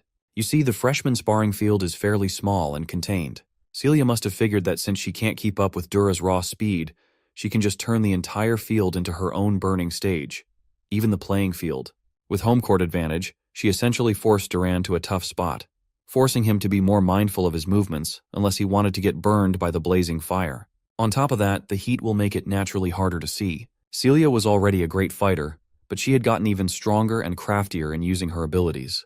This lady just opened his domain expansion. With the heat slowly frying the grumpy blondie, Celia took advantage of the lapses in his defense and seemingly blinked behind Dura. Her fiery slash could have ended the fight if it wasn't for Duran's pesky reaction speed.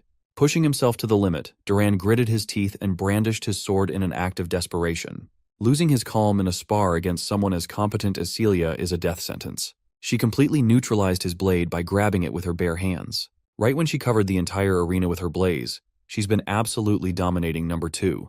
Her immaturity and savagery showed by ending the bout with an unconventional attack. Instead of her blade, fist, or legs, Celia bashed her head against Duran's and knocked the grumpy blondie out cold. Dispelling her flaming aura, Celia Zerdinger won the third match of the day, and the crowd went absolutely bonkers. While wiping the dust off her uniform, she smiled and suggested that Duran should do some more strength training instead of relying solely on speed. Finally regaining consciousness after momentarily passing out from the headbutt, Duran took her helping hand to get up from the grassy floor. The Academy's press team and those that shipped the #1 and 2 reveled at the sight of the lovely pair. Leo was pleased to witness that his cousin's harsh training paid off. Suddenly, nosy-ass Professor Edmund spawned behind the boys while indulging in some popcorn of his own. As it turns out, he's been listening to his class reps commentating from start to finish. He found Leo's tasks insightful. By the end of the day, every match in the Night Studies practical exam wrapped up smoothly. Celia Zerdinger ended the day with 4 wins and 1 loss. Duran Moira finished with the same record. So did Chen Xia. All of them had only 1 loss to their names out of 5 matches. Leo Plov, on the other hand, ended the day with a perfect 5-0 sweep, officially taking the crown as #1. A week after the eventful Night Studies practical exam, the written test for general linguistics wrapped up. Professor Edmund, looking disheveled as usual, praised his classroom's hard work for the past semester. While he waves goodbye and heads for the door, He warns them that some may still flunk out because of a bad score. As soon as the door shut, Class 5 erupted with various reactions. Eliana, as fiery and energetic as she is dreading expulsion herself. Meanwhile, most of the nerds gathered around Chelsea to see her answer sheet and how high she scored. As the nerds clawed at each other for a chance to see the golden answer sheet first, the class president was just quietly napping at his desk. Sitting in front of him, Nelia woke Leo up to ask how he did with the written test. He says he didn't do too badly, but his expression betrayed him. Nelia was amused that the all-powerful class rep could look like a normal student too. She added that if he has any aches or pains, she'll be one call away to heal him with her magic. Overhearing the generous offer, Carr interrupted, claiming that his shoulders and back had been feeling really stiff lately. Before he could scam his way into free healing, Chelsea gave him real pain to endure with a bonk to the back. After getting rid of the distraction, Chelsea turned to Leo to ask about his practical summoning practice. She heard from Tide that Leo hardly ever shows up to practice at the summoning field. Well, that's because Leo has been diligently practicing out of everyone's sight. Knowing Leo, it felt on character for him to do so. Chelsea eagerly asked what rank he'd be aiming for in the upcoming exam. That's a dumb question. If it's Leo, of course, he'll be taking first place. On the day of the summoning practical exam, a lot of seniors and faculty staff gathered to watch this year's traditional event. The biggest event of the first semester for all first years is the Summoned Creature Race. Today, Rumba Tess, a third-year student from Lumene's summoning department, will comment live. Seeing all the pageantry, Celia asked her student council president's brother if this was really a test. He explained that the Summoned Creature Race had become a long-standing tradition in the summoning department. Moreover, it's one of the chosen events during the interdepartmental exchange, making it a constant hot topic. If there's an event, Carr always smells customers and the possibility of making money. So he busted out his popcorn and cola business once more. The race hasn't even started, and he's already selling out like crazy. The crowd is making a lot of noise and having fun.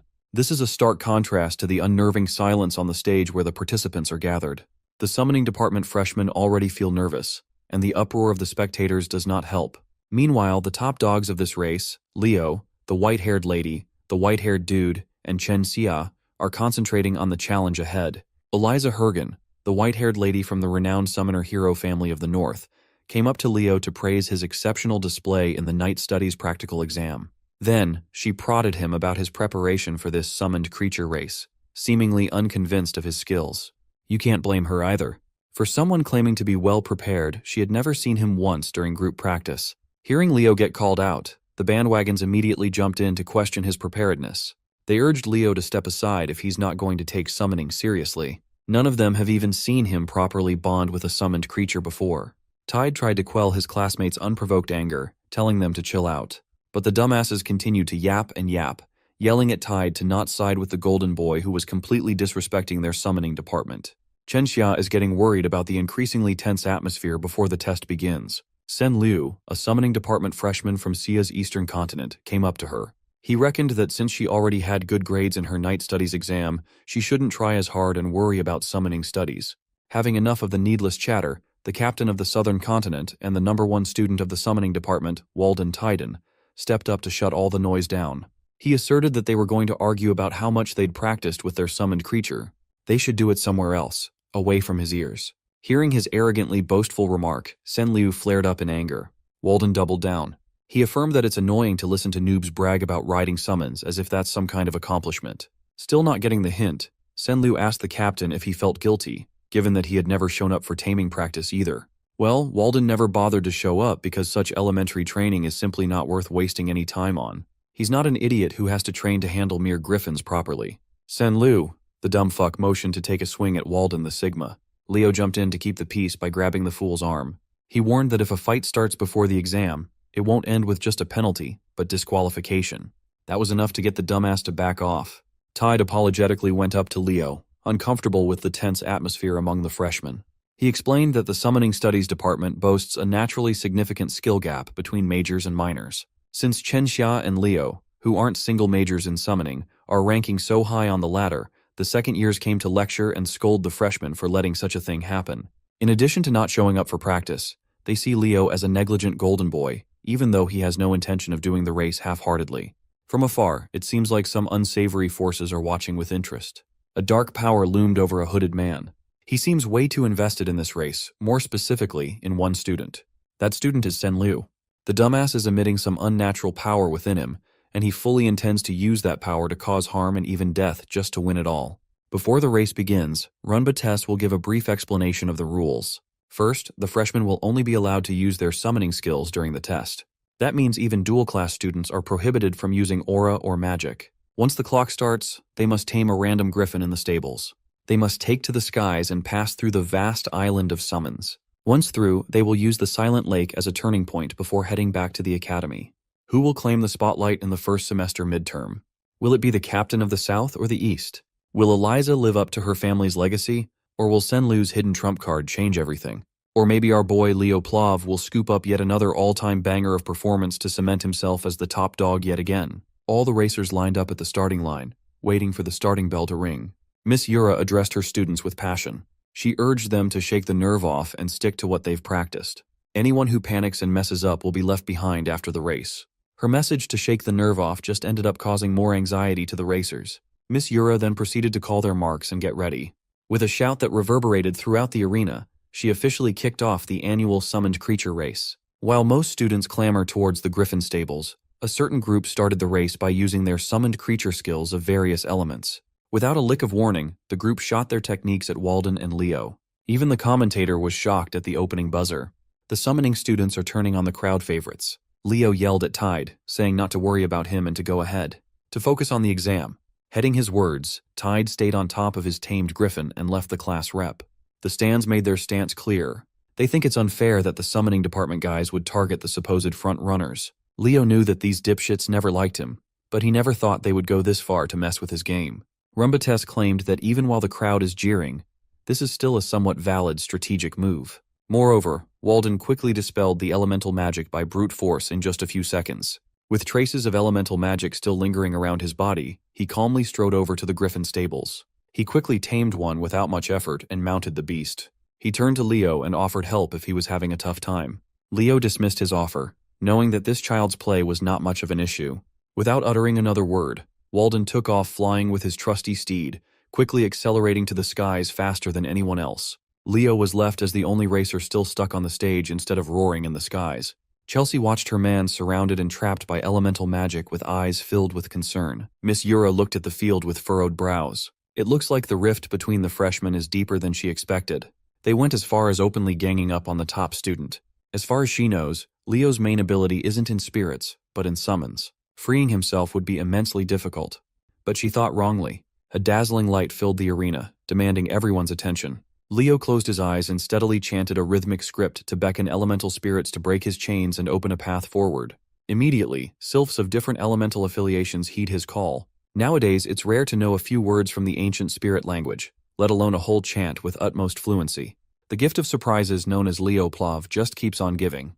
Miss Yura looked at the young man's determined eyes and heaved a sigh of relief. She was worried for nothing. One thought emerged in her mind. She needs to lock this kid into the summoning department. While Leo is still at the starting line, the others have already covered quite a bit of distance. The bastards who trapped Leo and Walden laughed as they talked trash about their victims, confident that the best of the South would get last place. When the goons asked Eliza what she thought, she argued that she could have beaten Leo Plav and Walden Titan without any underhanded tricks. She's also worried about the public image of the summoning class. The goons just wanted to let the geniuses taste a little bit of humiliation. Done with their stupid drivel, Eliza sped up and warned the goons to think before they acted in the future. Senlu heard her holier-than-thou attitude, and his anger crept up.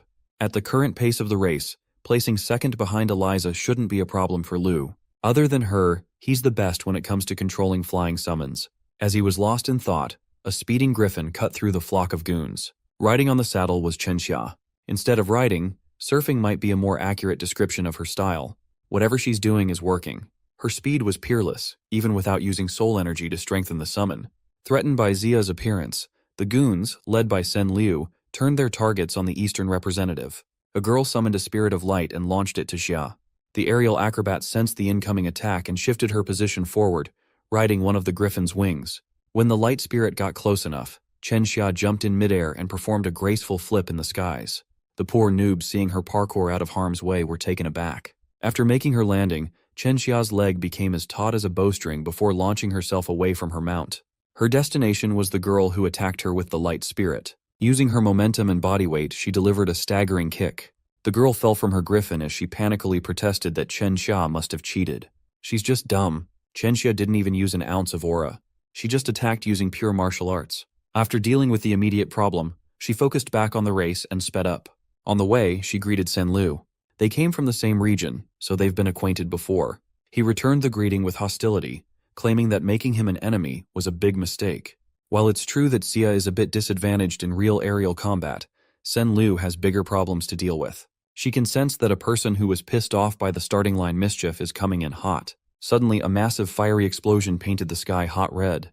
Walden is frying chickens in midair with his terrifying spirit manipulation. It looks like he's the type to seek payback in full with interest. He eliminated the bastards who put the childish plot into motion in vain hopes of slowing him down.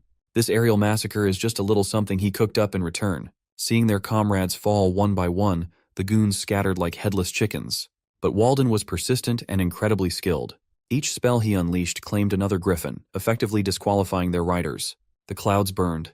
Back in the starting area, the commentator continued focusing on Leo's attempt to catch back up to the rest of the class. The first-year rep is in danger of having a horrendous race performance. After freeing himself from the spirit lock, it's time to tame the last remaining griffin in the stables. If he fails in this part, it's over. Leo gave the bird one good scan and found a nasty wound on its left wing. With how fresh and deliberate it was, it's easy to conclude that the goons who trapped him did this too. For aspiring heroes to play such cruel tricks is unforgivable.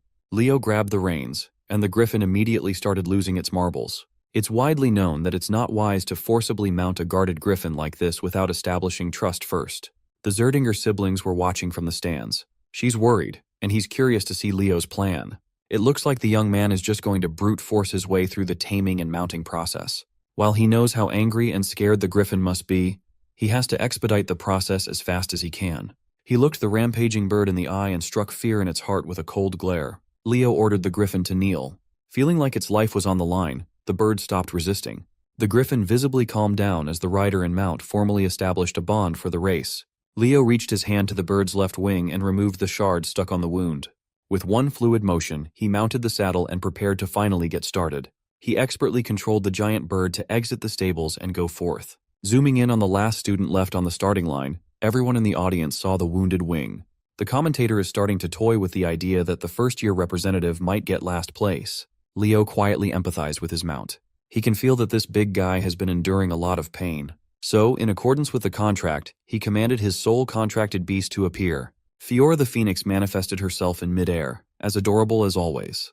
With a thought, Leo ordered the little chick to help with the wounded wing. Phoenix flame surrounded the clueless bird. Not knowing what was happening, it tried to resist. Celia watched what was happening on the screen and was surprised that she couldn't identify the flames. Her big brother quietly ascertained that it wasn't Zerdinger flame or an aura flame.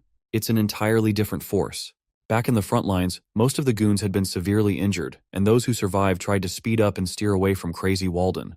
They're all just trying not to get last place at this point. Unfortunately for these kids, the real main event has been unlocked, and he is fiercer than ever. Clad in Phoenix Flame, Leo's griffin soared like it never had before. Now that he can see traces of competition, it's time to test out the speed limit in this bad boy. But just as he was aiming to go ahead and win it all, someone pulled up with a freaking dragon in the skies. At least that's what it looked like. But for someone who lived through the past like Leo, that draconic creature is painfully familiar. It's a Fafnir. He thought his eyes were deceiving him, but it was real. A few minutes prior to this encounter, Eliza circled back from leading the pack to facing Walden in combat. She knows she must stop this monster if she wants to take first place. With a simple snap of his fingers, Walden threw spirit fire in Eliza's path. The spirit fire exploded in a cloud of destruction. She skillfully flew out of the range without a scratch. Furthermore, she figured out that Walden is making explosives using wind and fire spirits. It's not something one can do without Walden's monstrous talent. Eliza was totally caught off guard. Riding on his griffin, Walden looked like an impenetrable wall capable of crushing everything on his path. Still, Eliza is a proud heir of a prestigious summoning family. She has a few tricks up her sleeves too. No matter how strong or destructive the attacks are, they're all useless if they can't make contact. So, her brilliant plan was to rely on her speed and reaction time to weave her way through the onslaught of attacks. Seeing her expertly maneuver the griffin out of harm's way, Walden tried something else. He ditched the fire and wind spirits to manipulate an entirely different element and form ice spears. The icicles were massive, sharp, and numerous. Each of them was visibly enchanted by another elemental spirit. Eliza just harumphed at the sight of it all. She started stimulating her mount's latent potential, making the bird beast grow bigger and more vicious. As if it's a Pokemon battle, her griffin unleashed flamethrower to neutralize the icicle spears. She steadily manipulated the raging fire to melt everything before reaching her position. Walden's attack was suppressed thanks to Eliza's fortified summons. Watching this boss fight, the commentator was cheesing on his booth. But as the top students were locked in a clash against one another, Chenxia took advantage of the situation and slithered right past them to take the lead. Eliza wasn't about to let this girl get ahead without paying the price, though. Using a purple magical rope, she caught Chenxia by the neck and dragged her close. With her mobility literally tied up, a flicker of flame appeared out of nowhere. She knew that a disaster was about to fall on her if she doesn't scram. Chenxia and her griffin managed to parkour their way out of harm as soon as Walden's spirits combined to produce another massive explosion. Still in midair, she forcefully destroyed Eliza's magical rope. Calling to her mount with perfect timing, Chenxia regained the lead with sly maneuvers. Instead of feeling fear, she was actually hyped to experience the might of the summoning class aces. Up ahead, she saw a silhouette of an odd aerial beast. Chenxia was confused upon focusing her glance on what looks like a black wyvern. Riding it was Sen Lu, who's slowly losing his grasp on reality, his mind filling with killing intent. Chenxia tried to remind her fellow Eastern student that riding a summon other than a griffin is against race rules. But he doesn't care anymore. His hatred for talented jerks sitting at the top of the ladder is at an all-time high. Eliza and Walden finally caught up upon sensing an odd presence. With her extensive monster knowledge, Eliza was confident that this is not a black wyvern, but an irregularity. It was at this point that Leo Plav had finally caught up to the frontrunners with his flaming griffin. His speed was top-notch, and the phoenix flame bolstered it further. Sen Lu doesn't care if he has to fight against 3 or 4 geniuses. He's confident he can kill them all. Leo simply called out to everyone with a chilling tone. He looked down from above, demanding to know where this stupid kid got the lizard. Sen Lu laughed, thinking that Leo must be jealous. He asserted that he tamed and contracted the beast with his summoning skills. Leo looked at the dumbass who doesn't even know that he's sitting on top of a Fafnir. It was a monster the magicians of Tartaros used.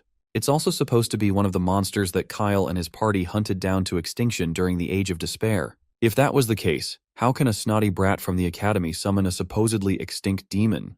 Calling Fafnir a black wyvern, Sen Lu ordered it to attack. Its laser breath tore through the skies with immense power. Leo and Walden managed to stumble their way out of the laser's trajectory, while Eliza was forced to awkwardly spin out of danger. But none of them were the main target. The laser beam is homing in on Chenxia. Leo tried to warn her. Xia hurriedly summoned her aura shield in hopes of defending herself. But it was too late. She couldn't manifest the whole thing fast enough. The laser smashed through the flimsy shield, its destructive power spreading cracks all over the protective field. Finally, the shield completely shattered. Chenxia's griffin was grievously injured, losing its consciousness. Both of them barreled down from the skies, skydiving without a parachute. Leo quickly jumped to action with his speed.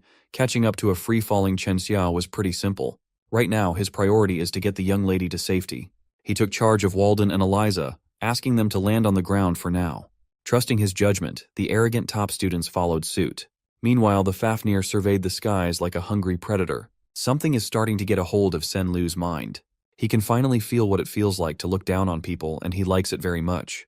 According to the commentator, the contestants on the lead went off the path and left the recording's field of view. The last thing the audience saw was Sen Lu summoning a black wyvern and attacking the department aces. Miss Yura climbed up to the commentator booth and kicked that kid out of the microphone. This is not the time to be casting. Yura seized the mic and called all the summoning class professors and assistant to ready more flying summons. The race shall be on hold and top priority is rescue. Professors Len and Sejin entered the booth, worried and confused. Miss Yura explained that one of the students has contracted with a high-tier demonic beast and is going on a rampage.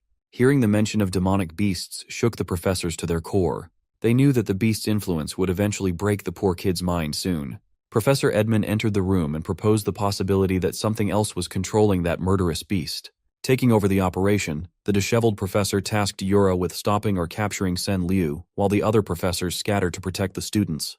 Although they might have a contentious relationship, Professors Sejin and Edmund know when to set their differences aside. If it's for their precious students, they would gladly team up to form the most diabolical duo. Back in the field, Leo found a hidden spot where he can lay the unconscious Chenxia down to assess her injuries.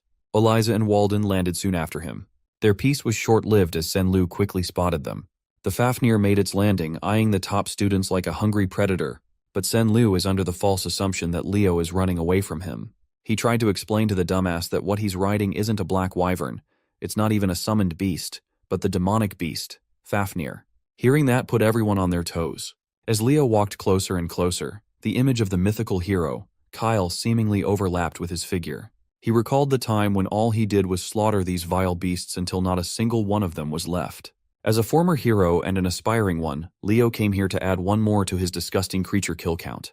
It will be a nostalgic bout, no doubt. He steadily walked up, the Fafnir towering over him. Sen-Lu, the dumbass, laughed at Leo's words. At this point, the kid is not thinking straight anymore. His eyes were strained, and his aggression was off the charts. His inferiority complex was magnified to the highest degree, and he was desperate to prove that he was not below the aces of the summoning department. Once more, he beckoned the Fafnir to unleash the destructive laser breath. Just as the devastating power was about to reach its target, a giant hand made of stone burst out of the ground. The hand then pulled itself up from the floor, revealing a stone golem that stopped the incoming laser using its body. Hearing Leo mention the slaughter of disgusting creatures is a goal that Walden can get behind. For once, he seemed enthusiastic. Seeing the attack getting neutralized by golem magic, Sen-Lu started panicking. Eliza formally teamed up with Leo too. She knows what's at stake and resents Walden for acting cool. And so, the three aces drafted their plan of action. They have to knock that bum off the demonic beast first. Walden's golem won't be able to hold much further.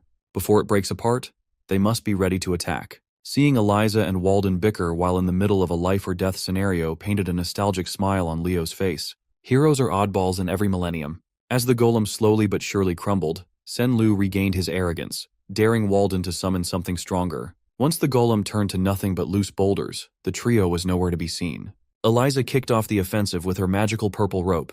It twirled and stretched according to her whims, ultimately entering Sen-Lu's range. While she was taking care of crowd control, a finger snap kicked off the damage. Sparks of fire appeared all over the Fafnir's body as it reloaded for another laser beam.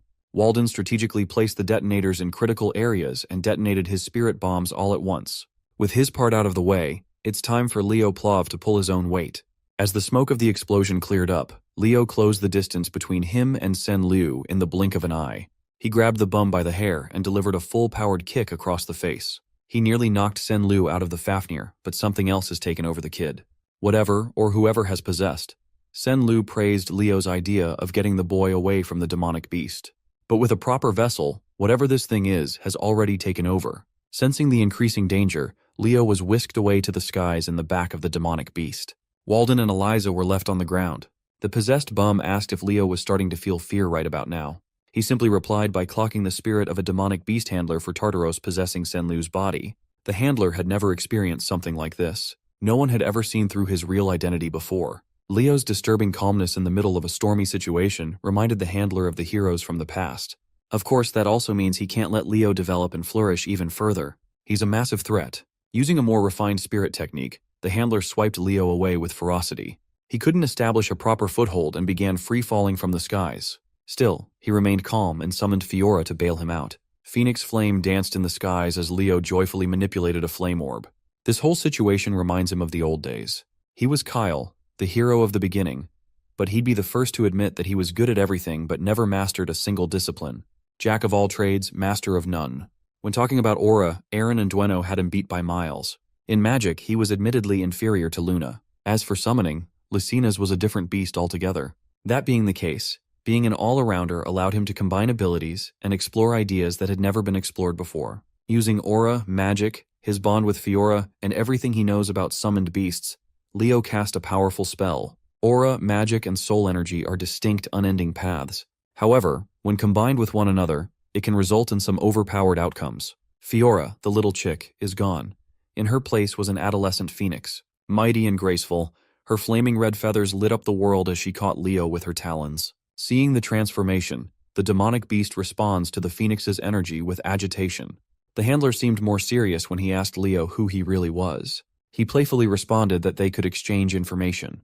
He just wanted to know where Sen-Lu got the Fafnir. But this anomalous student is way too knowledgeable about the Age of Despair, someone that can't be allowed to live. Anticipating the Fafnir's attack, Leo drew his sword and manipulated the Phoenix Flame to coalesce at the tip. Luckily for Leo, Zerdinger's secret sword technique is tailored for Phoenix Breath. As a result, his secret technique, Prominence, can reach a higher realm. The Fafnir's murderous laser beam and Leo's mythical fire collided. It was a Dragon Ball fight. Leo held his ground, not letting up for a single second. Sen-Lu, on the other hand, Looks like his brain is scrambled from the possession. Fafnir stumbled in the air, groaning in pain and knocking the handler out of balance for a moment. Leo did not miss the opportunity to press his attack, seeing as the demonic beast's soul energy was starting to weaken. He screamed and poured every bit of power he had stockpiled to overwhelm the enemy. All the handler could do was curse the young man. Phoenix flames entered Fafnir's body, wreaking havoc and burning the demon from the inside until the fire exited from every orifice. Leo won in an explosively disturbing fashion. He praised Fiora for coming in clutch as he huffed and puffed for air. It's about time to go back, but the Phoenix transformation limit has been reached. Leo realized that he must have miscalculated, and now he's on track to fall to his death. As he screamed on the way down from thousands of feet, the real body of the demonic beast handler for Tartaros continued his meditation, hidden in the woods.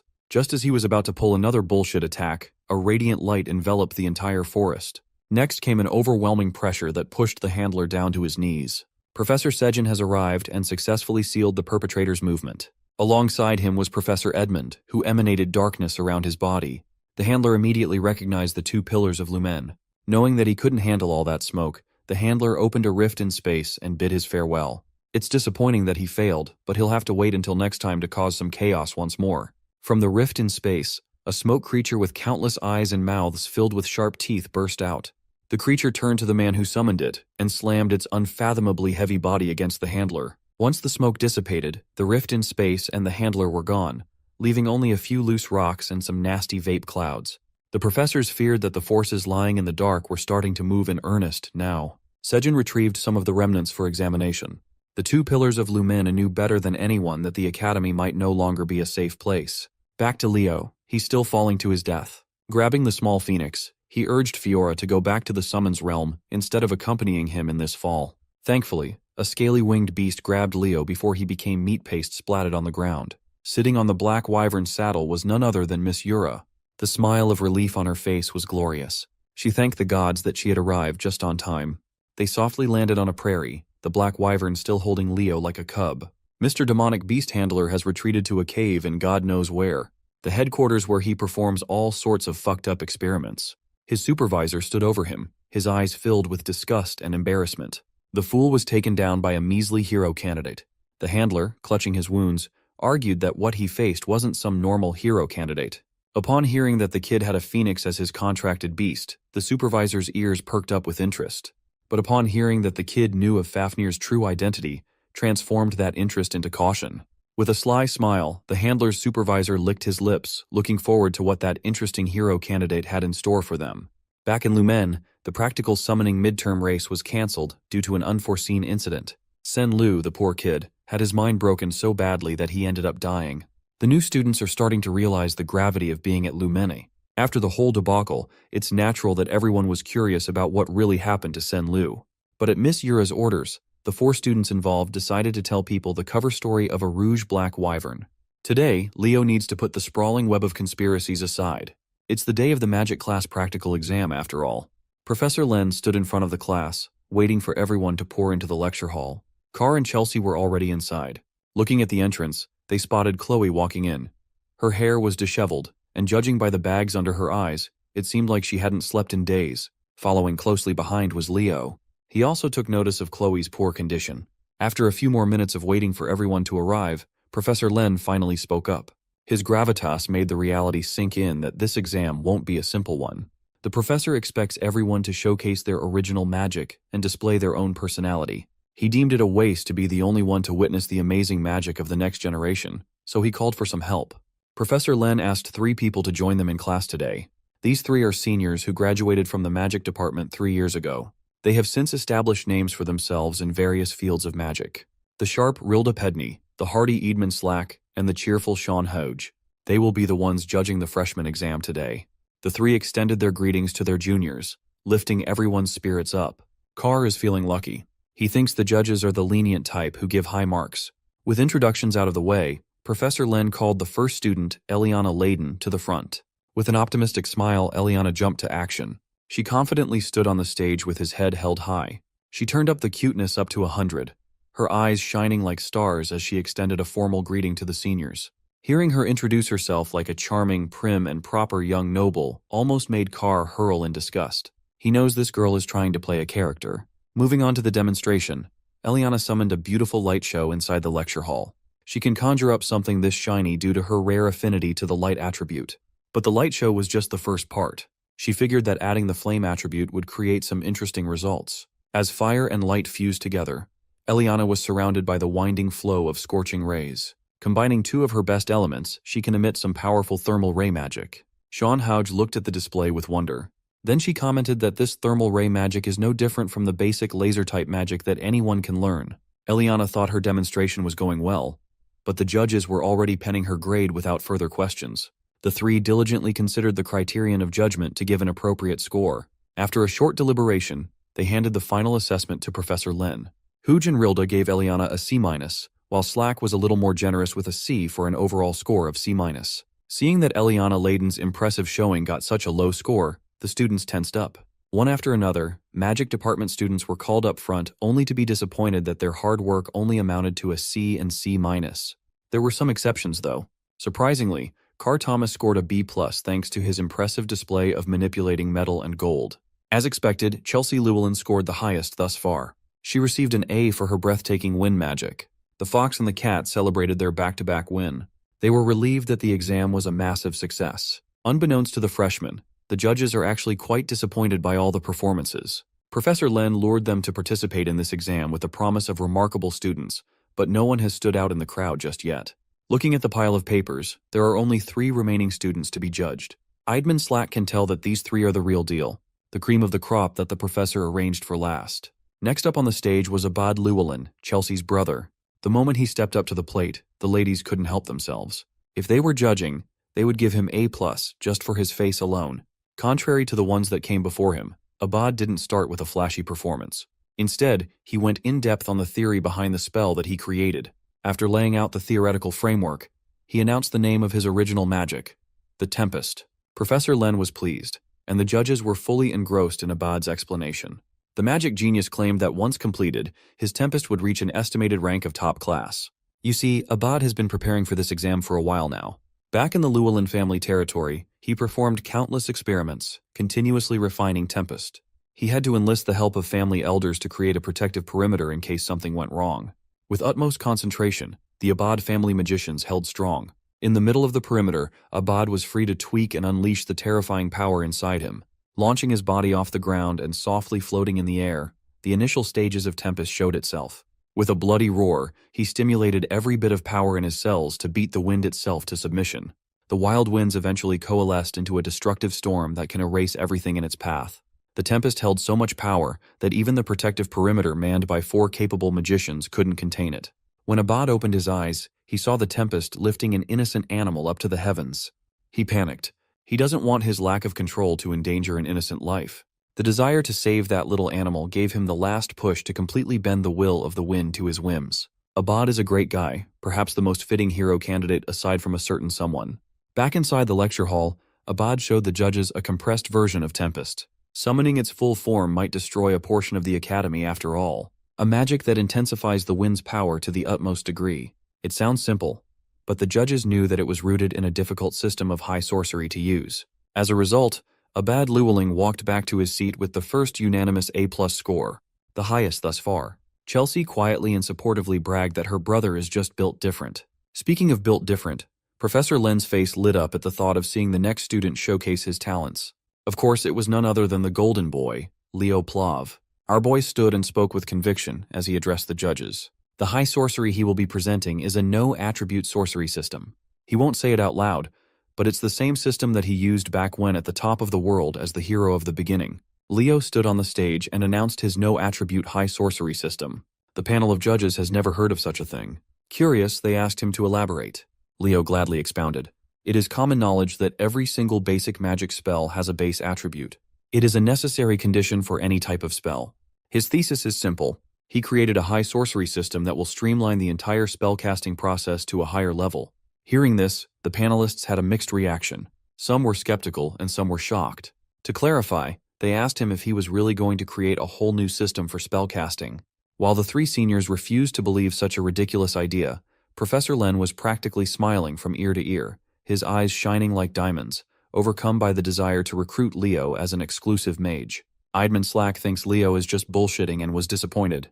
They are here to judge magic with sound theory, not to listen to fantastical stories. Contrary to his bitterness, Professor Len couldn't help himself and chimed in to beg Leo to write down the system's theory. Since the professor himself was enthusiastically open to seeing this through, the judges had no choice but to keep an open mind. Leo Plov picked up a chalk and started writing down the theory on the board. For a while, the room was absolutely silent, apart from the sound of chalk tapping and sliding on the board. Rilda Pedny asserted that only a single mage in the entire history has ever used an entirely different casting system as their high sorcery. Leo casually answered that he was well aware of that fact. Only the poet of the stars, Luna, had ever succeeded in doing such a thing. Sean Houge wasn't happy that this little freshman was basically implying that he was planning to stand on the same level as one of the most celebrated heroes in history. Leo humbly dispelled that idea. Of course, he's not planning to do that. He can't ever compare to Luna when it comes to magic. He clarified that one does not need to be a monstrous genius like her to make a new spellcasting system. All the panel of judges have to do is look at what he wrote on the board to see how. Much to their surprise, every line of spell theory seemed airtight. The kid wasn't just making it up and trying to look cool. From what the spell construction indicates, it's a system that can utilize any magic attribute without penalties. Chelsea, who's pretty confident with her theoretical knowledge, can't even interpret what Leo wrote down. On the other hand, Carr has given up trying to read what Leo has written since the first line. Throughout the whole process, Chloe never took her sunken eyes off her rival. Now that the judges have a rough idea regarding Leo's genius, they ask him what his reasoning is behind developing such a magic system. The answer was pretty simple. He just wants to be able to freely use any magic in existence. Eidman's disbelief had turned to interest in the crazy freshman. Now, he understands why the professor insists that this year's batch is special.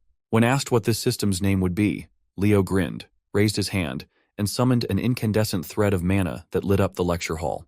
The incandescent mana coalesced and formed an unfathomable orb of pure magic. Leo dubbed this system as the Bible. Sean Hooge was taken aback. Digging through her extensive knowledge, she knows of only one person in history who has used that term, the allegedly fictional hero, Kyle. She's looking forward to what Leo will do in the future. Maybe the kid will prove that Kyle really existed. After the shortest deliberation of the day, the panel of judges handed their scores to the professor to announce.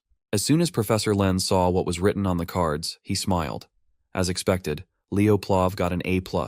Walking back to his seat, Leo thought about failing to complete this magic system during his years as Kyle. This time things will be different. He will make sure that it will be. Finally, the last student to present their personal magic stood from her seat. It's Chloe's turn to wow the judges after Leo blew their minds. Before sitting back down, the concerned Leo asked if the locked-in Chloe was fine. She certainly doesn't look like she is. Chloe Muller stood on the stage with her back straight and solid. The panel of judges was informed ahead of time that Chloe is the reigning top student of this year's magic class. They have high hopes for her showing today. As soon as Chloe started her presentation, her demeanor changed. She announced her success in creating an imperishable flame. In her hand, a crimson fire dancing aggressively blazed. Her classmates were left scratching their heads. As far as they know, Chloe is an ice attribute mage. Choosing a polar opposite of her highest affinity attribute as her high sorcery just seemed counterintuitive, inefficient, and plainly insane.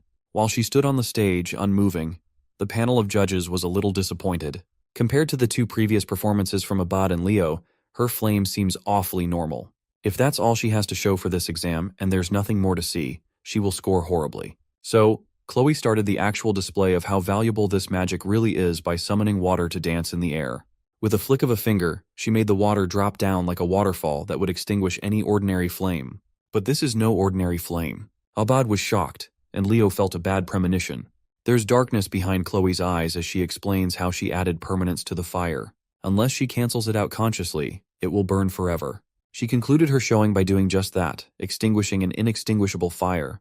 Chloe picked up a chalk and wrote down the theory behind her groundbreaking discovery. In this world, spells follow a common rule that without direct mana support, any spell will vanish.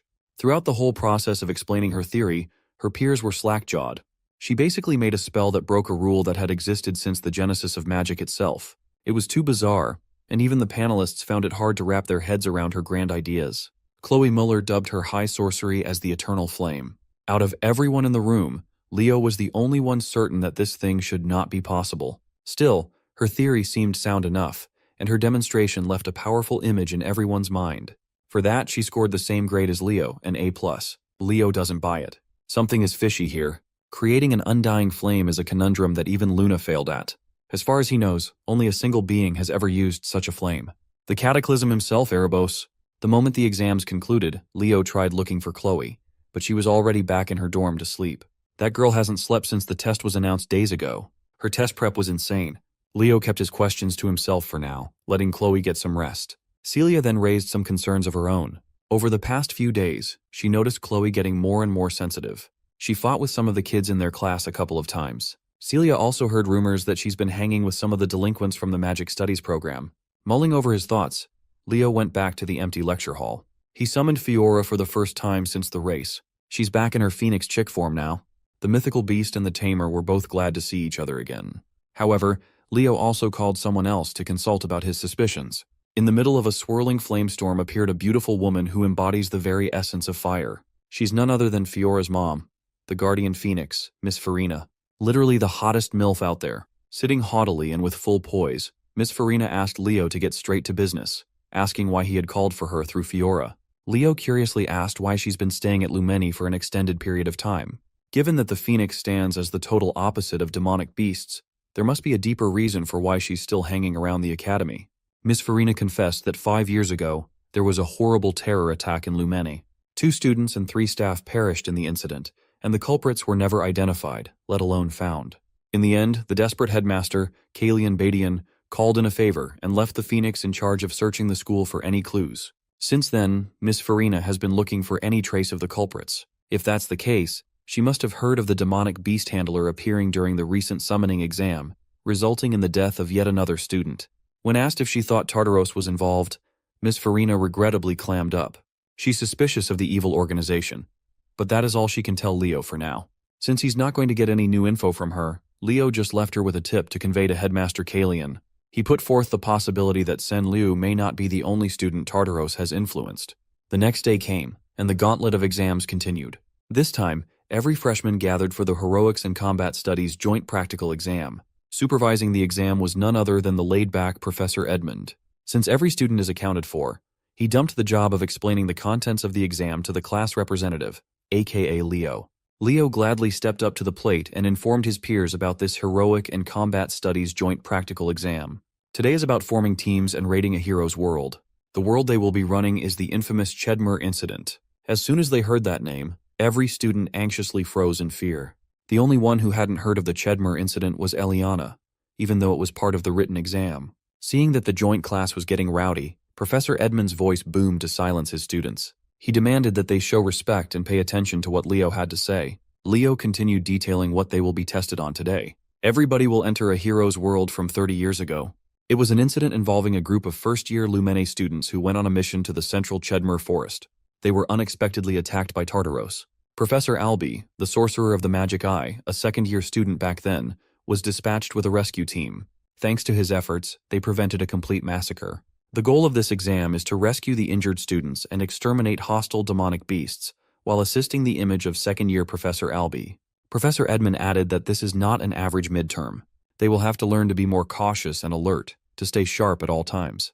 Anyone who is judged to have no heroic potential by the end of the exam will be immediately expelled.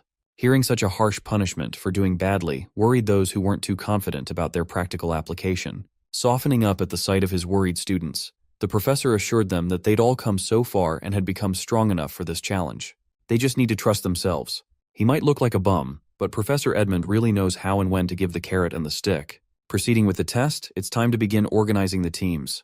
Everybody was asked to come forward one at a time, starting from Class 1. It seems like they are not forming their own teams. They might have to work with people they haven't even met before. A random draw might determine whether you get into a stacked team or a horrible one. When it finally came to Leo's turn to draw, he pulled out number 11, the very last team in this exam. With the teams set and acquainted, Team 1 was called to stand before the summoning portal. Led by Celia Zerdinger and Chelsea Llewellyn, Team 1 looked perfectly balanced. It's time to show all these other nobles the strength of the Lordran Empire. Making this exam possible was, of course, Professor Knockoff Gojo himself, Albi, the Aura Farmer. With a wave of a hand, he opened Albi's world, prologue chapter, the Chedmer Incident. A sweeping torrent of bright magic swallowed Team 1 whole, transporting them to a vision of the past. A giant magical screen was set up on the field as a recording device followed the team's every move for everyone to see. Everybody was impressed. Even though Team 1 had just got in, they were already blazing through the hero's world. With Chelsea's magic and Celia's tenacious swordsmanship, they were practically speedrunning this exam. Children from prestigious hero lineages really are built different. Sitting next to Professor Edmund was his bothersome rival, Professor Sejin. Since Celia is Sejin's student, he naturally talked her up as Team 1's X-Factor. Edmund argued that Chelsea's actions are even more impactful.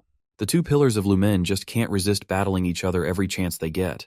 Interrupting their bickering, the headmaster made his entrance while praising Team 1's outstanding pace. They are truly worthy of being called rising stars. The headmaster must have known that the two pillars were going to fight like children, so he pulled up a chair between them. He just wanted to see how much the first years have grown. Turning to Professor Albie, the grizzled old man apologized for using such an unpleasant memory for the exam every year. Albie asserted that he should be taking Headmaster Kalian instead.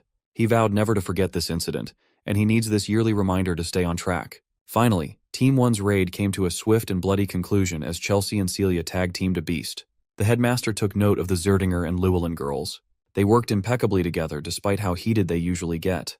They really are the pride of their country. Team 2 didn't do anything too impressive, while Team 3 blitzed through the hero's world in a dominating fashion. They let the two strongest first years, Abad and Duran, stand vanguard while the rest of the team played supportive roles. The headmaster approved of their fast and efficient methodology, which led to victory. Team 4 surprisingly entered the upper echelon too. Nella Carvin's healing aura is definitely special, but what carried the team was Chen Xia's abnormal movement. The headmaster made a mental note of the girl from the east. Team 7, led by two of the most promising summoners, made quick work of the hero's world too. Headmaster Kalian and the professors couldn't take their eyes off the live feed. While there are a lot of exceptional students who showed what they're capable of thus far, the most promising one has yet to take his turn. Finally, Team 11 was called to come forward. Aside from Leo Plav, there was another familiar face in the last squad, Chloe Muller. Headmaster Kalian was lost in thought. Watching the kid makes him feel nostalgic for his heydays, back when he was a young and valiant hero taking on missions with Miss Farina herself. Team 11 stood on top of the magic circle. Leo and Chloe stared into each other's eyes. Professor Albie flicked his magic book open and opened his hero's world for the 11th and final time. Albie's World, Prologue. Chapter, The Chedmer Incident, loaded. No one noticed a hint of darkness dropping onto the magic circle, corrupting the intricate etchings. While the light swallowed Team 11, Leo's instincts were telling him that something was wrong. Different from all the previous hero's world openings, the light seemed to move more aggressively. Much to everyone's surprise, only 2 people were transported out of the field. Aside from Leo and Chloe, the rest of Team 11 was left where they were standing when the magic circle died down. Professor Sejin stood from his seat, worried about what was happening. Headmaster Kalian Badian consulted Albie as to what had just transpired. With a hint of fear in his voice, Albie demanded that the exams be halted. The hero's page in his book depicting the Chedmer incident has been tainted by foreign forces. What shouldn't happen just happened. It's an unprompted hero dungeon manifestation. Leo ends up just as stunned when a strange screen pops up instead of the usual quest window and realizes they've been thrown into a hero dungeon. Chloe looks around in confusion since there were no lost pages, and it's unheard of for a page from the records to glitch like this. Leo tries contacting the professors, but no one answers. Chloe starts losing it and prays that the professors come save them, but Leo brings her back to Earth and points out that if they could have done anything, they would have already shown up. So they're left with one option, the hero dungeon's calling, and they have to answer. Shaken, Chloe questions whether he's completely lost it since barely anyone survived the last time people got summoned there, and they're just walking into Tartarus's trap with a death wish. Her knees give in, and she mentally collapses as her last bits of hope crumble, but our boy keeps calm and reminds her she's still the sharpest mind in their class. With the unbeatable power of teamwork, there's no way they're losing. The brat bites her lip, clearly jealous of how Mr. Perfect manages to keep it cool even in this situation. She forces herself to pull it together and demands to hear this brilliant plan. Leo explains that there are 2 main goals: rescue the freshmen and make sure they get out safely. To do that, they need to get stronger. Chloe immediately shoots that down, pointing out they can't power up without access to the outside. But Leo casually reminds her they're not the only students dumped in this forest, and that makes Chloe pause as she remembers others should be here too. Then without batting an eye, he looks at her and tells her to ride him. Chloe nearly combusts from embarrassment at the sheer audacity, but Leo stands firm like a Chad. They can't let their seniors confront Tartarus first, and mages like her seriously lack stamina, so there's really no other choice. At the same time, deep in the forest, a demon named Chubarn spies on the students through his creepy little magic cameras. He seems mildly surprised to see just a duo sent in as the rescue team, but he's not sweating it. He's fully confident he'll wipe out these wannabe hero candidates with zero trouble. That is, until his head whips around and his whole mood shifts. He spots that one of the rescuers possesses an all-class and immediately drops the cocky smirk. His target switches instantly from the party of 4 to the guy who is a walking circus act giving a piggyback ride to his mage. Meanwhile, Leo notices his vision starting to fade the deeper they go into the woods, so he decides it's time to activate Aaron's aura farming technique. By wrapping his body completely in aura, he forces his senses to max out and heightens every instinct. As they push further in, he warns Chloe there's a pack of orcs up ahead, but she's already on it. She waves her wand once and sends a volley of icicles right into the pack, dropping them like bowling pins. Or so she thinks. One of them survives and pulls out a horn to call backup, nearly giving her a heart attack, but our guy steps in and slices the thing down before she can even blink. Chloe watches that and instantly feels the difference in their levels, wondering if she'll ever be able to outdo him. After that, the two of them stumble upon a bunch of demons surrounding a party of 4 students. Without hesitation, Leo darts into the middle of it all and yells at Chloe to support him like a good little mage. The girl up front scrambles to finish her spell, but the big bad demon easily outspeeds her and is seconds away from ripping her in half like wet paper. Before she can even scream, Leo appears right in front of her and slices it clean, leaving the rest of the demons frozen. The other students just stand there gaping like goldfish while Leo strikes a cool pose after saving the day. Impressed, the girl he rescued asks if he's here to save them, and Leo gives a simple yes while shifting his attention to another demon in the back. This one is already charging up his strongest spell and yells about getting revenge for his brothers. Suddenly, a storm of disgusting fleshy leech demons rains down from the sky, but our guy doesn't flinch. He turns around like he's some bootleg Diluc from Genshin, flames up his sword, and turns the parasites into grilled meat skewers. Once again, the students are left speechless at just how absurdly cool this guy is, but Leo doesn't let them slack off. He immediately tells the female student to use her spell. She charges up Arc Ray and fires it off to erase the demon from existence, not even leaving a pixel behind. Chloe stares at her in disbelief and instantly recognizes who she is just from the magic alone. As the sun starts to set, the girl thanks Leo over and over again for saving her, but Chloe doesn't even look at her. She just says there's something more important to talk about with her partner. The girl glares daggers at her audacious move, but Chloe ignores her and leans in close to Leo to whisper that the girl is Aaliyah Zeron, the younger sister of Professor Albie Zeron, who died in the incident 3 decades ago. And then Chloe reveals the part that's really bothering her. Since this party belongs to Aaliyah, it's destined to meet the same tragic end in this dungeon, no matter what. Chloe shares that Chubarn, a knight-ranked demon from Tartarus, launched an attack 30 years ago, and that Aaliyah's party was the first one to get flattened. After all, the core plan behind that operation was to wipe out Aaliyah, a genius among hero candidates, which led to her name getting sealed in the hero records for good. She tells Leo they should be focusing on survival now and fulfilling the dungeon conditions with a different party. Leo asks if she really means to just leave them behind, and Chloe fires back that she has no other option. This is a hero dungeon, and no matter how tragic it gets, the dead can't be dragged back. Still, our boy refuses to back down and says he won't abandon them, which immediately gets on Chloe's nerves.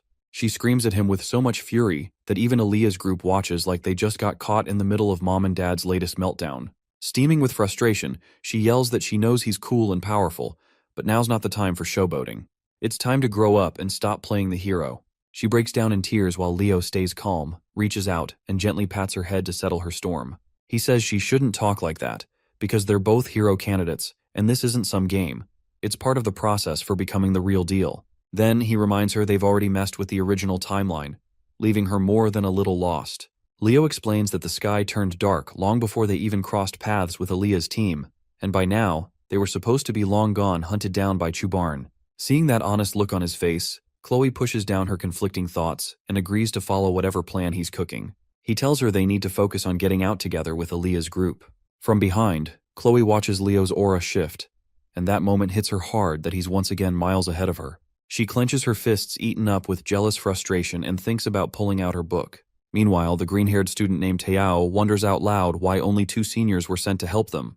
Dina and Bellic instantly start suspecting he might be a spy planted by Tartarus, but Aaliyah shuts that down and reminds them he literally saved their lives by slashing up demons like they were toilet paper. Then, she lets her actual thoughts slip and admits she finds the guy pretty attractive and very much her type, which earns her some serious side-eyes from the rest. Aaliyah doesn't get why Dina is that shocked, so Dina explains she thought only their senior Albie could ever match her impossibly high standards.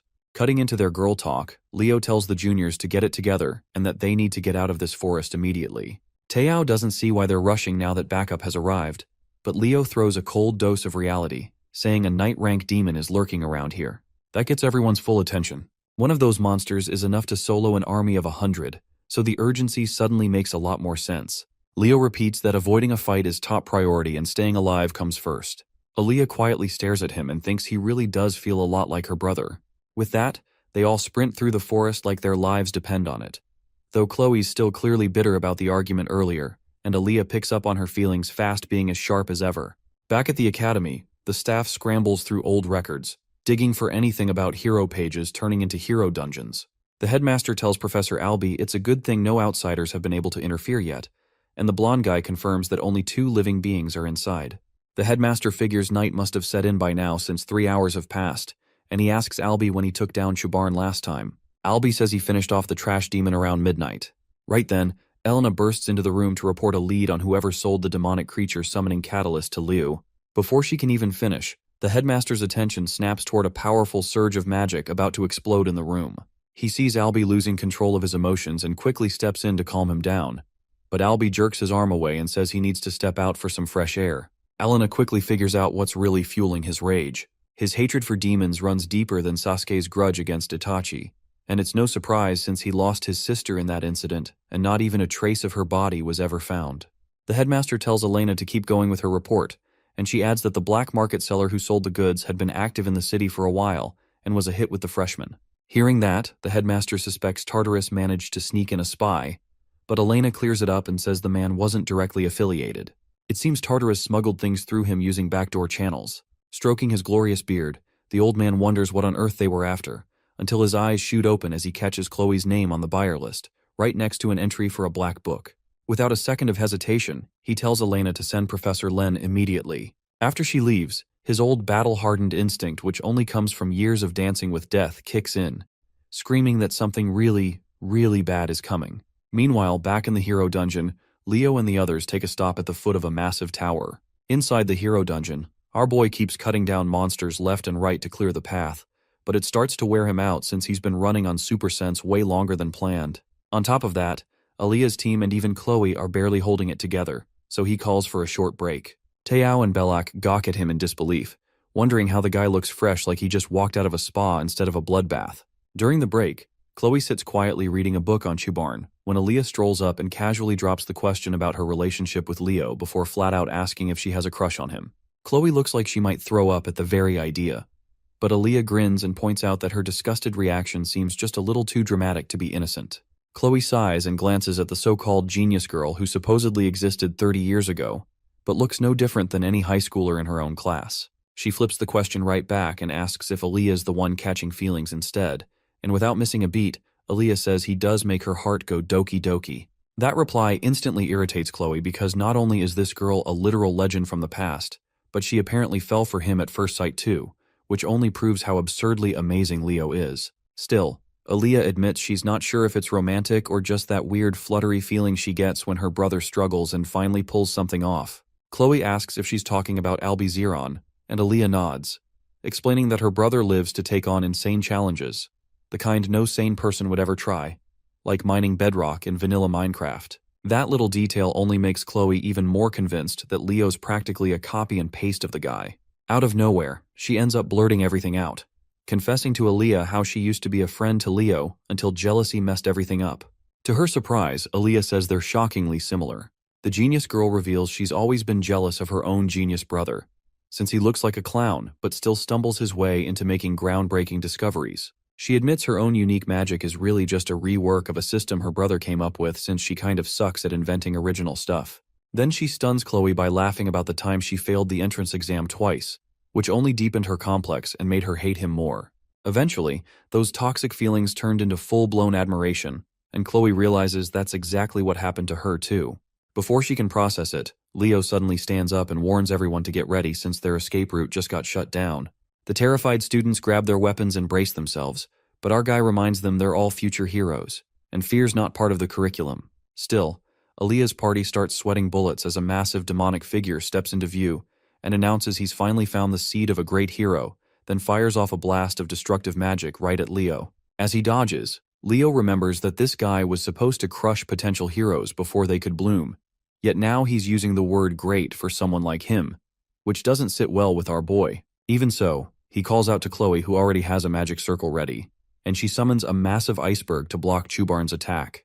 In the meantime, our main guy charges his sword with magic, slips behind the Night Rank demon, and delivers a deep, satisfying slash to the vile monster's girthy neck built like an F1 racer. The girls hold their breath thinking it's over, but their hope dies quickly when Chubarn's disgusting flesh transforms and stitches itself back together like it's made of cursed jelly. Seeing that, Leo tells everyone to get back fast as the demon activates cursed magic that nullifies all attacks like a black hole called Void. Tayao and Aaliyah start panicking, wondering how anyone's supposed to win against something so broken, but Leo stays sharp. He knows Void isn't absolute and there's always a limit on the user. Chubarn taunts Leo, mocking the idea that the remnants of a hero think they stand a chance, but our boy shoots right back that if he's so mighty, why's he losing sleep over a mere sprout? He calls for everyone to launch a coordinated strike, and while they all do their best, it's Aaliyah's unique magic that really hurts him as she rains down a cluster of stars on his head. Chubarn starts to believe his mistress Lady Salatna was right to order him to destroy the hero seeds before they grow too dangerous. Surrounded, he suddenly lifts his weapon and forces Leo to back off. The moment our guy sees what's coming, he yells for everyone to get down. Unfortunately, one of the spikes slices through Belak's side, so Leo grabs him and falls back behind an ice wall Chloe quickly raises. He checks on everyone and tells them he can stop the bleeding with his aura, then tells Chloe to line up a finishing blow. With that, he rushes off to buy her the time she needs to prepare an attack strong enough to push through Void's limits.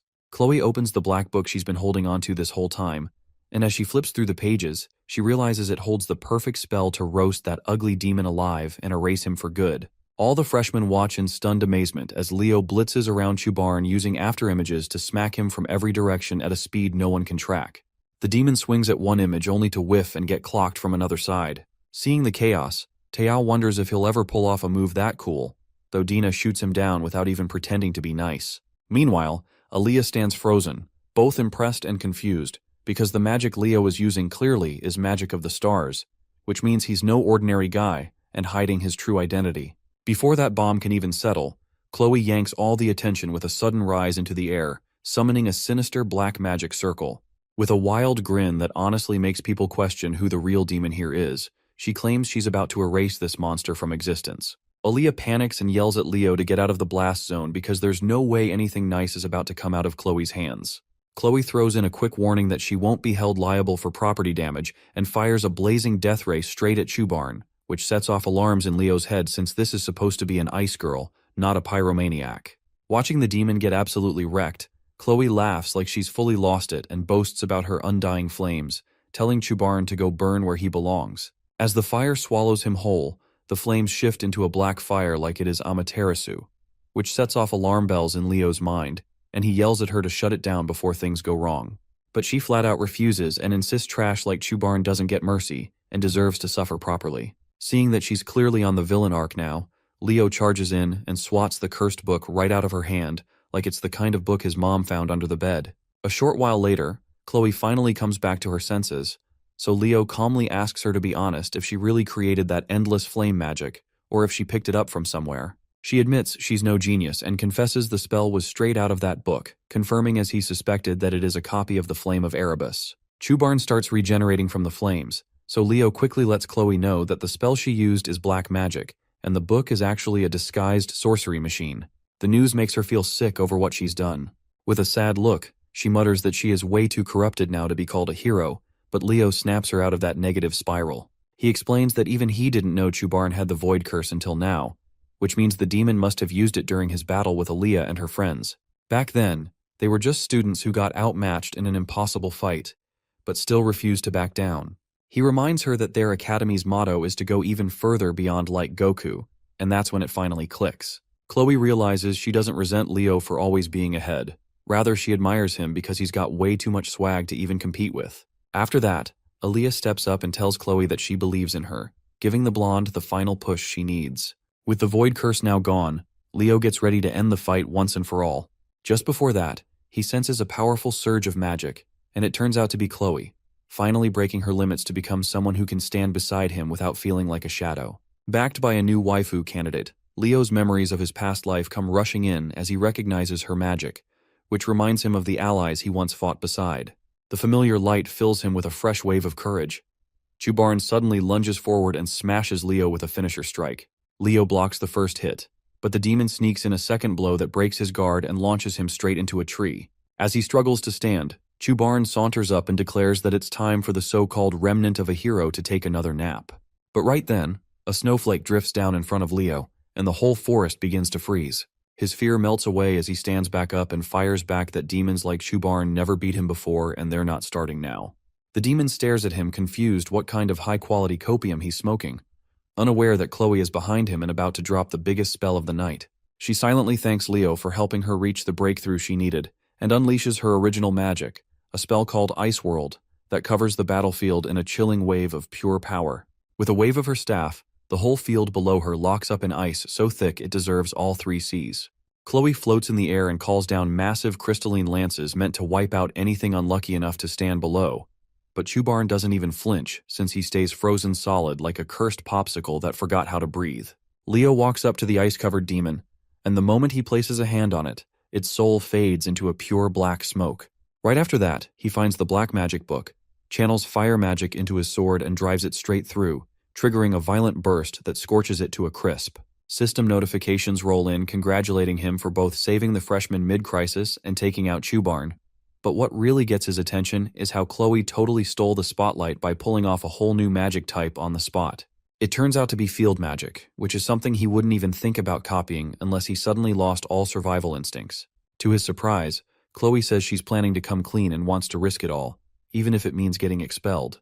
He reassures her right away that someone as amazing as her wouldn't get kicked out over one mistake, and that she's more likely to end up as a full-blown hero. Aaliyah and Dina rush over to the duo and hype them up with praise for their insane rescue, not holding back on how heroic they both looked. He returns the love and compliments their fearless energy, while Chloe hands Aaliyah her staff back and thanks her for it, saying it helped her tap into her real potential. But then Aaliyah throws a curveball no one sees coming and tells Chloe to keep the staff as a reward for saving them, while Dina hands her sword to Leo as a solid thank you gift. Our guy takes it with zero hesitation, and just as things start to settle, they hear voices from a rescue squad calling out that survivors have been located. That's when Albie shows up out of breath, dripping with sweat and pure panic for his little sister. Chloe nearly breaks down when she sees her professor looking like her classmate, and both of them get slapped by the fact that they're just trapped in an illusion from 30 years ago. They watch the big brother lose it over his sister, and Aaliyah tells him about the heroes who saved her, saying one of them is almost as cool as he is. That's when Albie's version of the world starts flickering and slowly fading out, and Chloe stands there feeling proud she gave everyone a second shot at life. Aaliyah tries to show her brother the mysterious hero who saved her, but by the time she turns around, they're already long gone. The hero dungeon crumbles bit by bit, and right before it all disappears, Leo catches a system window telling him he scored a new reward. The last thing he sees before blacking out is a young Albie breaking down in happy tears, thanking him for saving his sister. The scene shifts to a hospital room where our boy finally wakes up and sees Albie again, this time the real one. Cool as ever, the professor gives him a heartfelt thank you for saving his little sister and tells him to pass the message along to Chloe once she wakes up too. With that, he strolls out of the room like it's just another day, and right after, the headmaster steps in. The sharp-looking old man asks Leo how he's holding up, and then moves straight to the point, saying he already knows about the black magic book Chloe had on her. Leo is low-key stunned that this walking relic figured it out, and the man explains he's got receipts from the place where Senlu bought the summoning catalyst, and where Chloe ended up retrieving it later. The headmaster admits he was floored to learn that a sorcery machine somehow slipped into the academy unnoticed. These cursed devices are forged from pieces of Erebus, originally meant only for demons, and when anyone else uses them, their mind starts to rot from the inside like they are watching Coco Melon. Leo decides to lay it all out and gives him a full rundown of what went down, which makes the Grandmaster start wondering whether the Black Book itself caused the whole mess. Leo agrees, saying the world snapped back to normal the instant he destroyed it. At that moment, Chloe suddenly bolts upright in bed, totally thrown off by the sight of the headmaster standing there. He tells her to stay calm and then calls for Elena. His ever-efficient secretary walks in carrying a big and long object wrapped in a cloth, which turns out to be the sword and crystal Dina had handed over earlier, as well as Aaliyah's staff. Chloe's eyes go wide as she watches Aaliyah's staff suddenly materialize in the real world, and the headmaster shoots Leo a suspicious look, asking how in the world he managed to receive a reward that shouldn't even be possible. Our guy realizes from Chloe's reaction that he was the only one who got rewarded and remembers how this is just like what happened during the entrance exam. Normally, it's supposed to be impossible to receive an attack reward from the world of a hero who's still alive, and that rule has never been broken since the beginning of forever. Leo wonders if this whole thing ties back to the Fairy King's pledge. He openly admits that it was, in fact, an attack reward, but the old fossil presses him again, asking if he's absolutely certain it came from Albi's world. So, our guy throws together an excuse that sounds just reasonable enough to pass, blaming the entire thing on how the black magic transformed the hero world into a dungeon. The excuse holds up for a second, until the headmaster hits him with a follow-up question why Leo got a reward while Chloe didn't. Thankfully, the new best girl candidate steps in and says maybe the system recognized Leo's role as the most critical in the mission, so he got all the loot. The headmaster accepts the logic for now and announces that he'll be starting a quiet investigation behind the scenes. He tells them they can hold on to the rewards for now, but adds that they'll be returned to the rightful families once the investigation wraps up, all to keep the sorcery machine under wraps. Chloe looks confused and shocked at the same time, asking why he's covering for her, to which the headmaster flashes a smile with his majestic mustache and says that not every threat comes from outside the academy. After dropping that subtle bomb, he tells them to get some proper rest and takes his leave for the time being. As soon as he's out, Chloe's whole vibe shifts like a character flip, and she starts twirling her fingers like she's about to write a love confession in cursive. She nearly confesses her feelings to Leo right then, but Anime Jesus silences her confession with 3 girls barging into the room looking extra worried about him. To make things even more chaotic, the old geezer slides back in from behind because he apparently forgot to mention that there's a celebration party for the cadets tomorrow and they better come prepared with some formal drip. In celebration of everyone making it through the midterm exams alive, the academy decides to throw a party for the students. The announcer looks like he's living his best life as he hypes up the arrivals and wonders whether it'll be more pretty girls or charming guys this time. What shows up instead are the NPCs from Class 5, who start acting like royalty the second they step in and act like the midterms were a breeze. As the crowd builds up, more people start pouring in to enjoy the food, and just as quickly, the gossip starts flying around from every corner. The duo attacks the food like starving orcs, but then Carr pauses between bites and wonders why their class hasn't arrived yet. Right then, the announcer's voice blasts out again, revealing the next pair of heroes making their grand entrance, which catches the two completely off guard. Nella and Eliana step in like they just walked off a runway, looking absolutely breathtaking in their dresses, which instantly turns the boys into drooling messes. Meanwhile, the girls waste no time roasting their suits, asking if they borrowed it from their dads. The announcer continues hyping it up and announces the Llewellyn siblings who enter looking stupendously sharp in formal wear, while the crowd loses it completely. Carr points out how quickly they're surrounded while Eliana shrugs that it's no surprise given their celebrity status. The announcer cuts in again to tease a couple making their entrance next, as Celia and Leo walk in side by side, giving off strong power couple vibes. Celia looks visibly stiff about walking in together, while the class rep flashes everyone a playboy smile bright enough to cause blindness. Nella jumps up in surprise, and Carr and Eliana can't help but cheer for their dashing class rep. The mic somehow ends up in the hands of the spirit-possessed girl again, who excitedly asks the crowd how they're enjoying the party.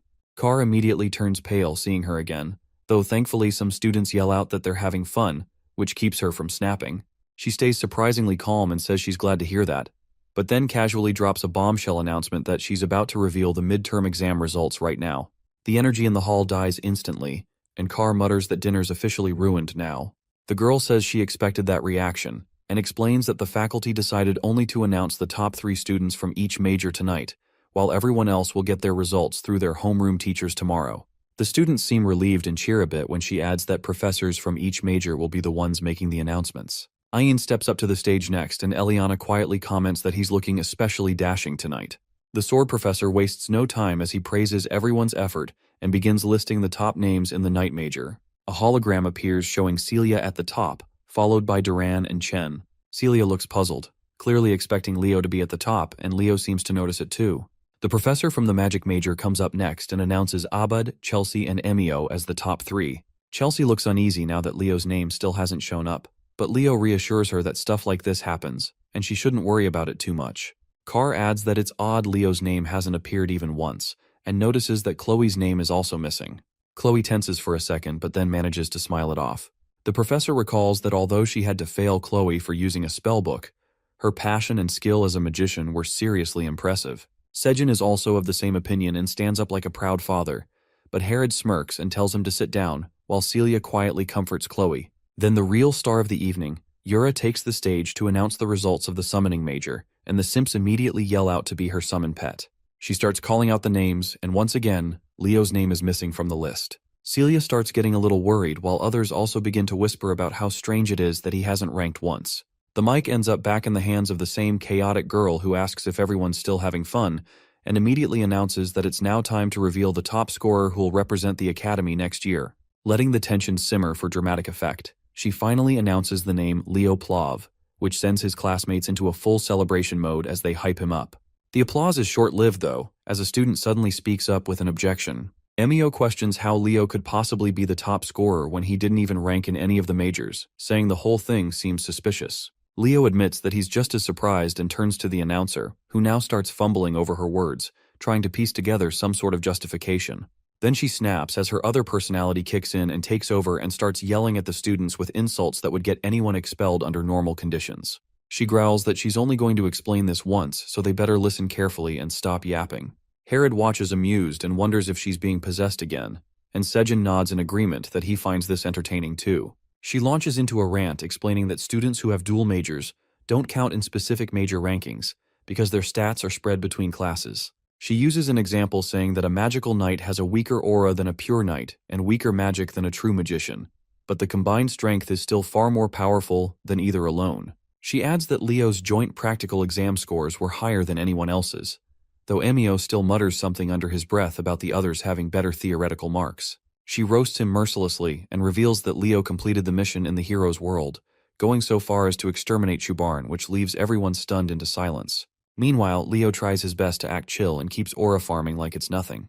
The other students just look at Leo in stunned silence, while Eliana and Carr both blurt out how in the world he managed to clear that dungeon with only one other person. Leo stays perfectly composed and does not even bother to respond as the announcer girl slips back into her awkward personality and begins stuttering again, though Sejin casually mentions that her part's done now anyway. She ends her speech by telling everyone to enjoy the party, which immediately shifts the mood as gossip fills the room. Yura takes a break from her meal and turns to Len, asking what the rankings would have looked like if dual-class students had been included in the major scores. Len answers without hesitation that the entire result board would have seen a massive shakeup.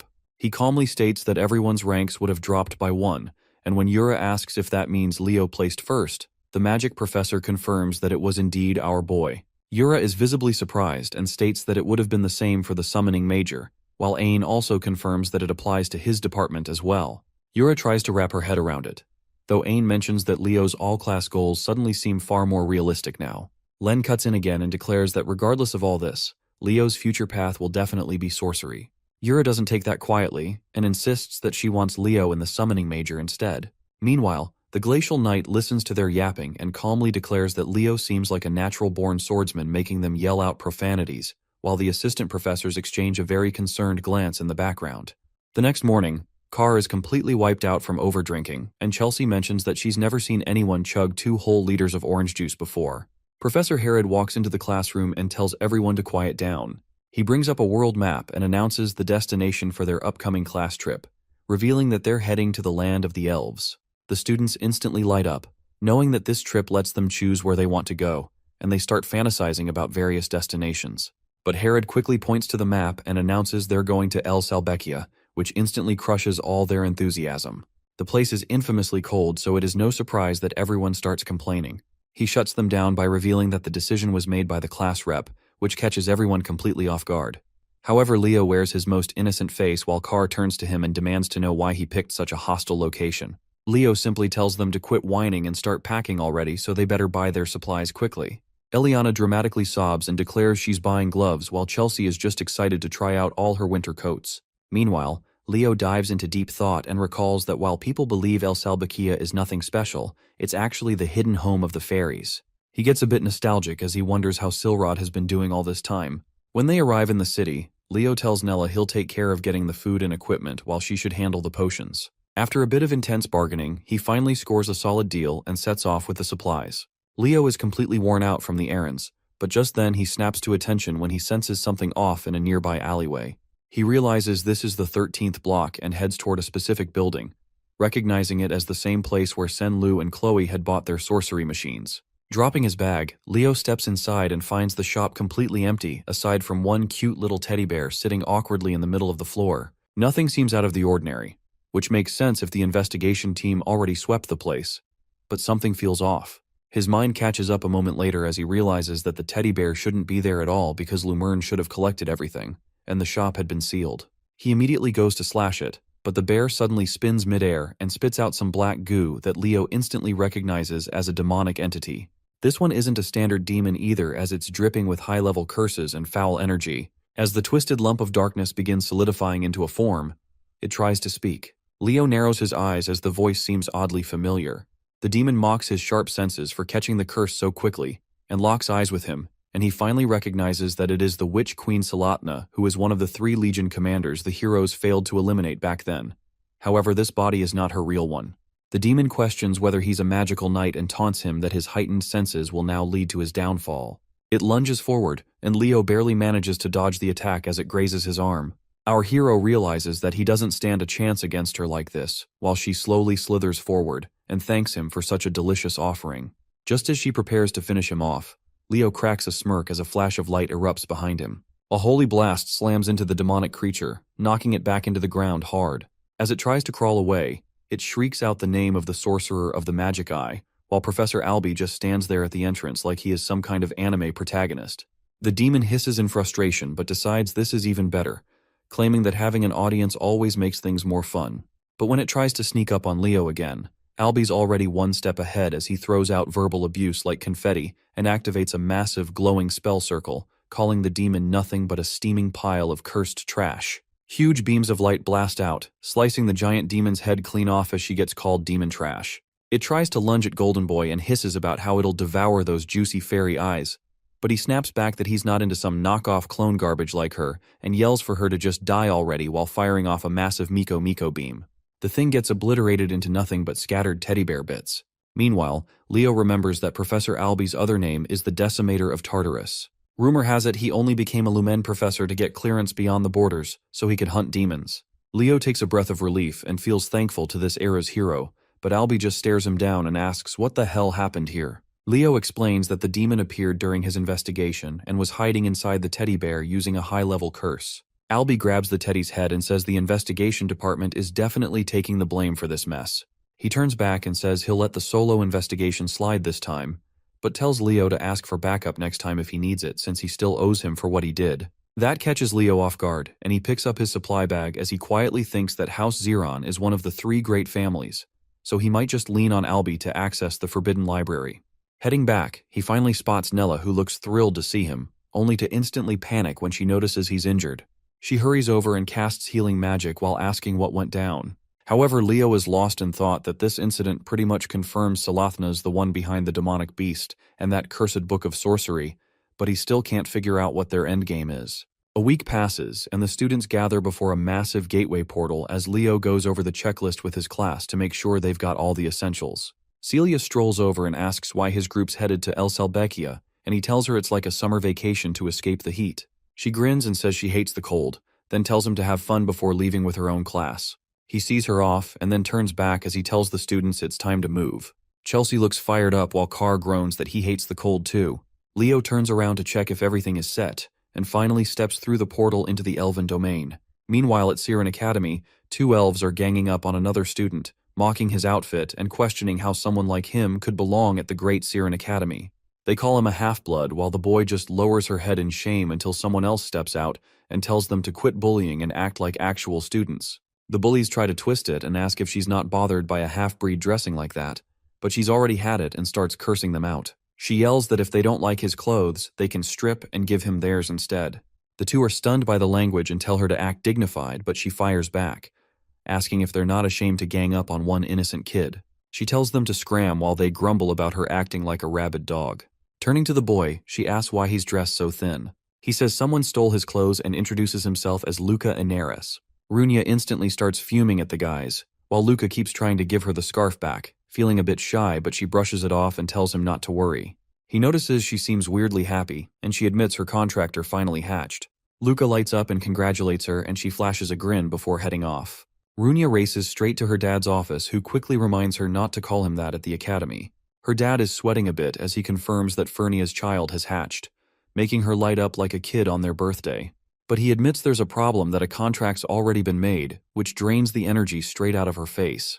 He says he's looking into it, but she slams her hand on the desk and demands to know who the hell stole her contractor. Meanwhile, Class 5 manages to reach the academy safely, and everyone immediately starts whining about freezing to death. But Leo tells them to suck it up.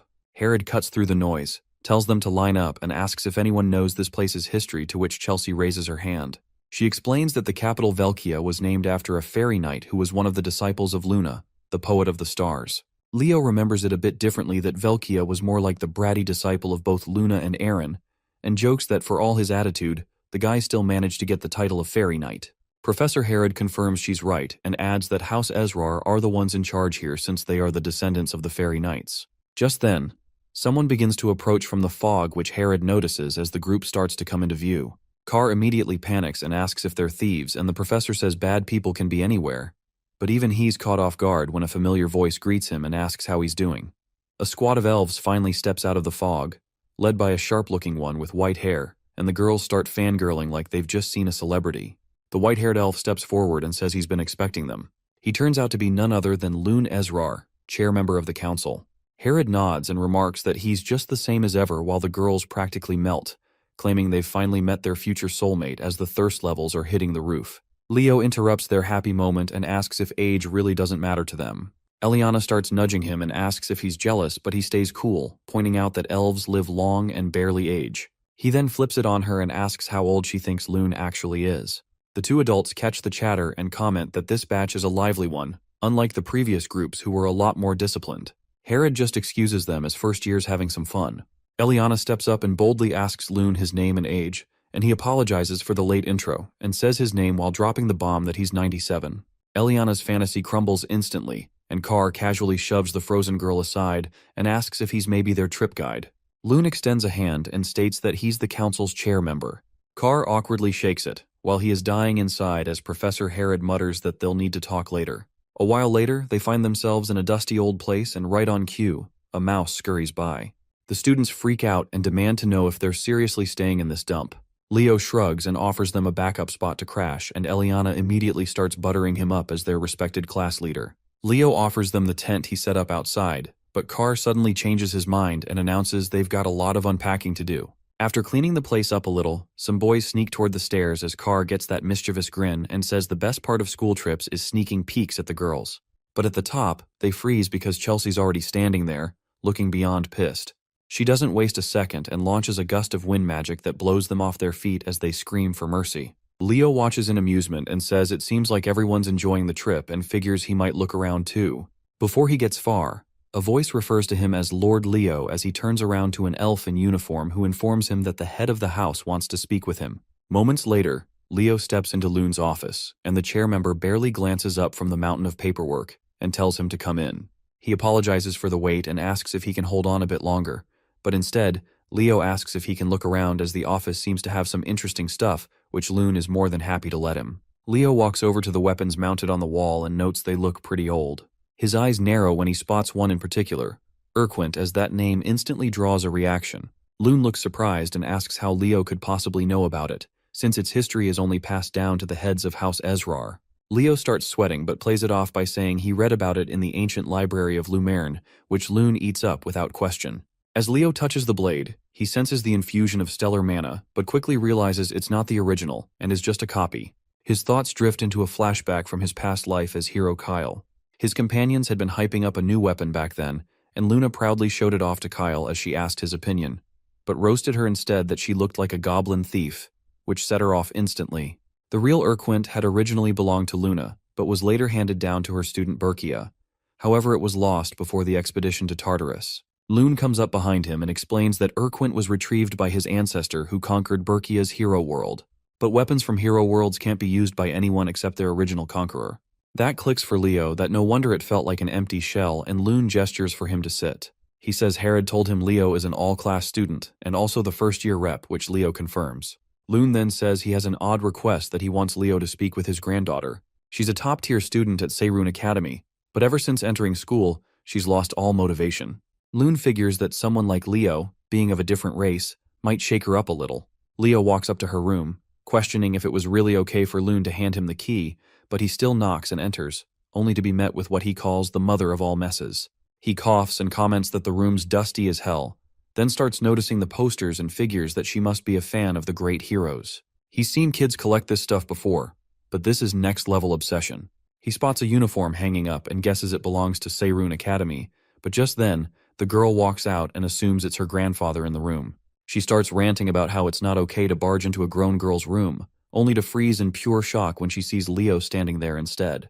Her face turns bright red as she screams that there's a human in her room and immediately dives under the covers. Leo introduces himself and says her grandfather wanted him to meet her, but she stays silent, wrapped like a burrito in her blanket. Not getting a response, Leo casually picks up a book and comments that she's collected almost as many on Hero Kyle as he has, and he's curious how the elves portray him. As he flips through the pages, he's genuinely impressed by how neatly she's organized the notes and praises her for understanding Kyle's achievements so well. Finally, she peeks her head out and asks softly if he likes Hero Kyle too. She asks him about the Battle of Darnos, and he explains it was where Taberka was defeated and was the first battle where the heroes fought side by side.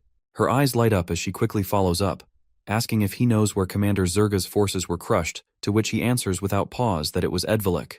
She nearly bounces with excitement as she is impressed that he knows what most people overlook about the great heroes. In her eyes, Leo suddenly shines like a knight in armor, and she looks down shyly as she introduces herself as Aaron and asks if her nerdy rambling scared him off. But Leo reassures her and says that the great heroes would be thrilled to know someone out there is still enjoying their stories. She continues on that she believes Kyle is an undocumented fifth hero. Leo agrees and says he believes Kyle's a true hero too, and even plans to join a club that researches his legacy. That perks her up until the mention of school sinks in and her mood dips again. Leo notices her quiet and reserved nature and gently asks why she doesn't want to go back. She admits she doesn't think she belongs in a place like Seirun Academy, as everyone there is aiming to become a hero, and someone like her with a weak heart doesn't deserve to stand among them. Leo notices that her uniform is well maintained and figures out that deep down she still wants to go. He tells her he's not the only human around here, and that his classmates would probably love to meet her and hear her thoughts. She's surprised, but he adds that other schools that train heroes from different races also exist.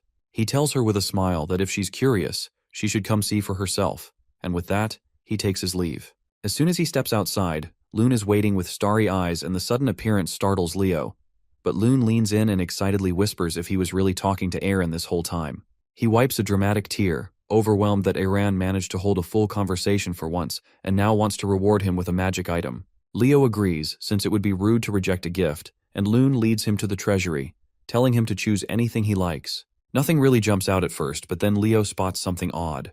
He picks it up and Loon casually says it's just a jewel imbued with fairy power, though he thinks of it more as decorative. Leo simply says it's fine and that he wants this one, to which Loon agrees happily. However, our boy realizes that he's certain the fairy inside isn't carved and is alive. Later, Class 5 stands in the hall as Professor Herod explains their new schedule. Starting tomorrow, they're waking up at 6 for personal training, followed by mission practice in the afternoon. Eliana tries to object and points out they already train non-stop back at school, but Herod shuts it down that this trip isn't a vacation. Instead, it is meant to sharpen their weak points. Then he casually drops the bomb that this entire schedule was planned by their own class rep, and instantly, everyone glares at Leo with looks of pure betrayal. But Leo beams and says this place is perfect for combat training, to which Eliana gaslights herself into believing he must have noble intentions. Herod wraps up the meeting, telling them to enjoy this final day because it'll be their last bit of free time. Later that night, Leo sits in his room studying the jewel and comes to the conclusion that it contains the Fairy King's magic. This makes it understandable why Loon regarded it as just a decoration, as after all, the Fairy King's contractor vanished after the Age of Calamity, and no one has used that magic since. But Leo knows it well that this is Silrod's power. He pours his own magic into the jewel, which causes it to glow. It's finally time to activate the pledge of the Fairy King he received before, and with that the jewel starts to crack and open up. A small voice stirs, asking if Father has broken the seal at last. But when the fairy spots Leo, confusion takes over as he demands to know why a random human is standing there, to which Leo simply asks who he's supposed to be. The fairy gets offended and declares that he's Kirin, the firstborn of the Fairy King Silrod. He starts ranting like royalty, but Leo calmly preps his fingers and tight as Kirin smugly says his name. Leo flicks him on the forehead. Kirin freezes as he tries to process this human's audacity, but Leo's expression shifts, and he says that even Silrod treated him with respect, making him wonder who the hell this brat thinks he is. Kirin gets enraged and starts hurling racial slurs, But as he keeps going, Leo keeps flicking his head one after another like an angry mother. Eventually, Kieran summons some manners and stares at Leo in awe, realizing that he must be the pledged one his father spoke of. Leo leans in and warns him again that if he's got a problem he should speak up. But Kieran backs down, deciding that a pledge with a human might not be so bad. Leo pats his head, casually noting that for Silrod to take all 6 of Kieran's wings, the kid must have been a royal pain. Kieran's surprised Leo knows that, but before he can say more, Leo tells him to go summon Silrod already. Kieran looks smug again, saying he can only summon his father after reclaiming all 6 wings, and adds that the first one is nearby in the forest. Leo smiles, calling it fate that they crossed paths, but then gives him another flick for good measure. The next day, the class heads into the forest under icy winds. As they push forward, they all freeze again, this time in shock as Chelsea just got wiped out by wind magic. Leo helps her to her feet and smirks as he tells her she'd better train harder if she wants to keep up. A few minutes ago, Aliana blew up when Leo claims she can't harmonize her swordplay with her magic, which is why she assumes he's off training solo. Leo doesn't bother answering that part, and instead shifts focus, and tells the duo their summoning needs serious work, which sets them off since that's the one thing they thought they had down. Then Chelsea jumps in, saying he told her something similar during the entrance exam, that she lacks a proper understanding of wind magic.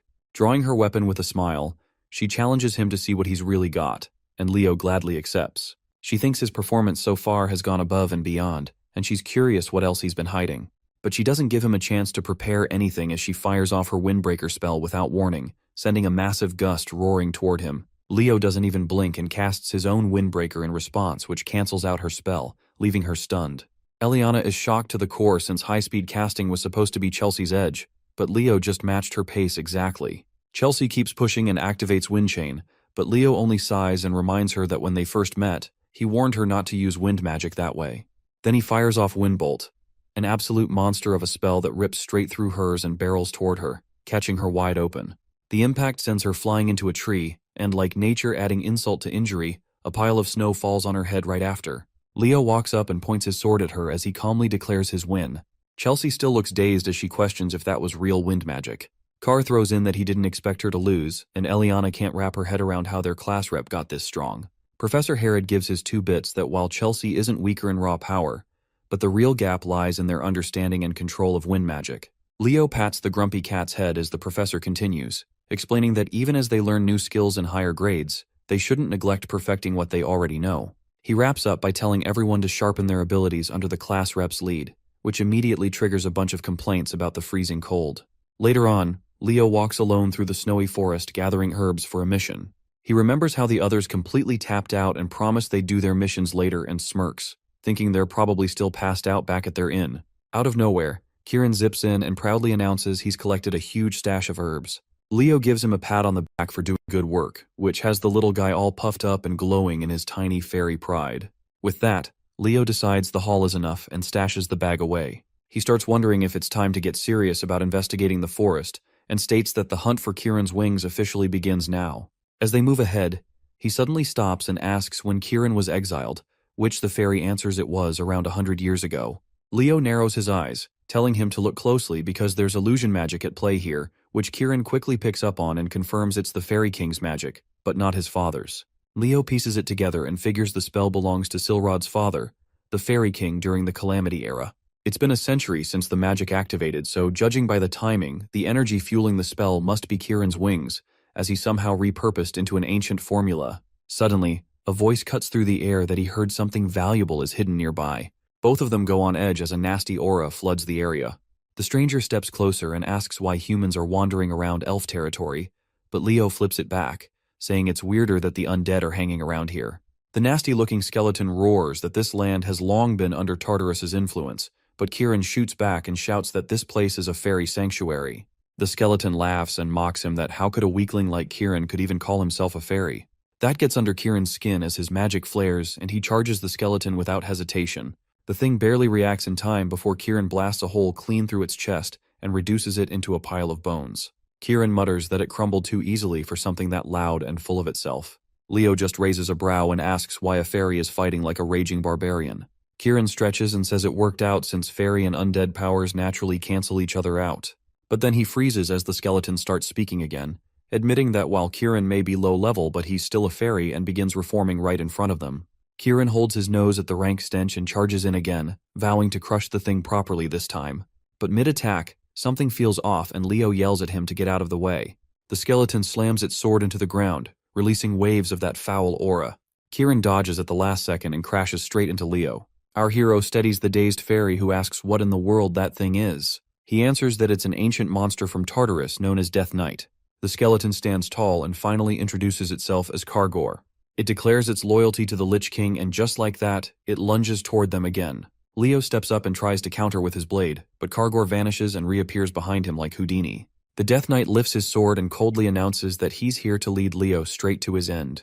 Thinking quickly, Leo activates spectral form and forms a barrier just in time to block the Death Knight's strike, the clash echoing through the eerie silence of the forest. The monster steps forward, and is surprised that a human could pull off an aura shield in such a short time, then gives a crooked smirk and swings again. However, this time Leo successfully blocks the attack.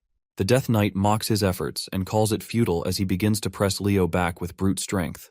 Kieran panics and rushes in to help but gets blasted into the ground without effort, groaning as he rubs his forehead and mutters that he is already drained of power and bitterly wishes he had his wings back. Without wasting another second, Leo begins chanting and is soon engulfed in red flames which catches the Death Knight off guard. Suddenly, phoenix wings burst from his back and their brilliance lights up the dark woods. Kieran watches in awe as he realizes Leo must also be a contractor. Our hero then delivers a swift and precise strike that slices the Death Knight clean in two. The tiny phoenix lands proudly on Leo's shoulder, followed by Kieran who immediately starts fussing over the fiery fluffball. Kieran tries to shoo it off and the annoyed bird puffs up, but before the squabble escalates, the Death Knight's voice bellows once again as he swears that none of them will leave this place alive. He drives his sword into the ground, unleashing a curse that opens a dark pit and summons an army of undead from beneath. One by one, skeletal warriors start to rise with weapons drawn, and Leo realizes it's a curse that endlessly revives the dead. He lowers his shield, which makes Kieran alert, who asks if he's giving up, but Leo only smirks his response as he strikes a confident pose and says that he finally got a hold of Kyle's mana. Without hesitating, he casts Earth Ripple, which sends shockwaves bursting outwards and causes the undead to lose their balance. Leo charges forward as he slices through them with ruthless efficiency, using his Vortex Slash, and ignores the Death Knight entirely. The monster roars in frustration and demands that Leo face him properly, but our hero simply calls him out for hiding behind his summoned horde. Using a jump boost, he propels himself high into the air, while the Death Knight screams after him. Eventually, Leo stops running and figures he's gotten far enough, though he can't shake the feeling that something is off about a Death Knight showing up in a fairy forest. As he tries to make sense of it, a skeleton stumbles out of the trees. He readies his blade and assumes it's a straggler, but before he can act, the creature is shredded into pieces. An elf appears who raises his sword to Leo and demands to know if Leo was the one who summoned it. Leo calmly explains that he's just a Lumern student with no involvement. Leo identifies him as a Seiren student as he recalls Aran's uniform, but the elf doesn't buy it and lashes out. Leo sidesteps with ease and knocks him down using the base of his sword. A voice interrupts and asks him to stop as a red-haired elf steps in and apologizes for the other's rudeness. She introduces herself as Runia and assures Leo that not all Seiren students behave like that trash bag. He accepts the apology and asks what brings her here, to which she replies she's on field training while Leo explains that his class is here on a school trip. He excuses himself to report the incident to his professor, and Runia sees him off, though he pauses for a moment as he tries to remember why her name sounds familiar. Meanwhile, she's already yelling at one of her students for messing up and calls her an idiot sandwich. Back at the academy, Loon seems sus about the whole Death Knight situation, and says while monsters have been appearing, things haven't gotten that extreme. Professor Herod backs Leo that he wouldn't lie about something like this. Just then, someone calls out to them and states that misunderstandings can be caused by ignorance. A dark-haired elf steps out and scoffs at the idea that a first-year candidate met a Death Knight. He introduces himself as Professor Herdium, and Loon motions for him to speak. Herdium goes on to suggest Leo likely mistook a skeleton knight for a Death Knight since the real thing would have killed him instantly. He questions if Herod genuinely believes such a story, but Herod firmly replies that he does because Leo is the all-class representative.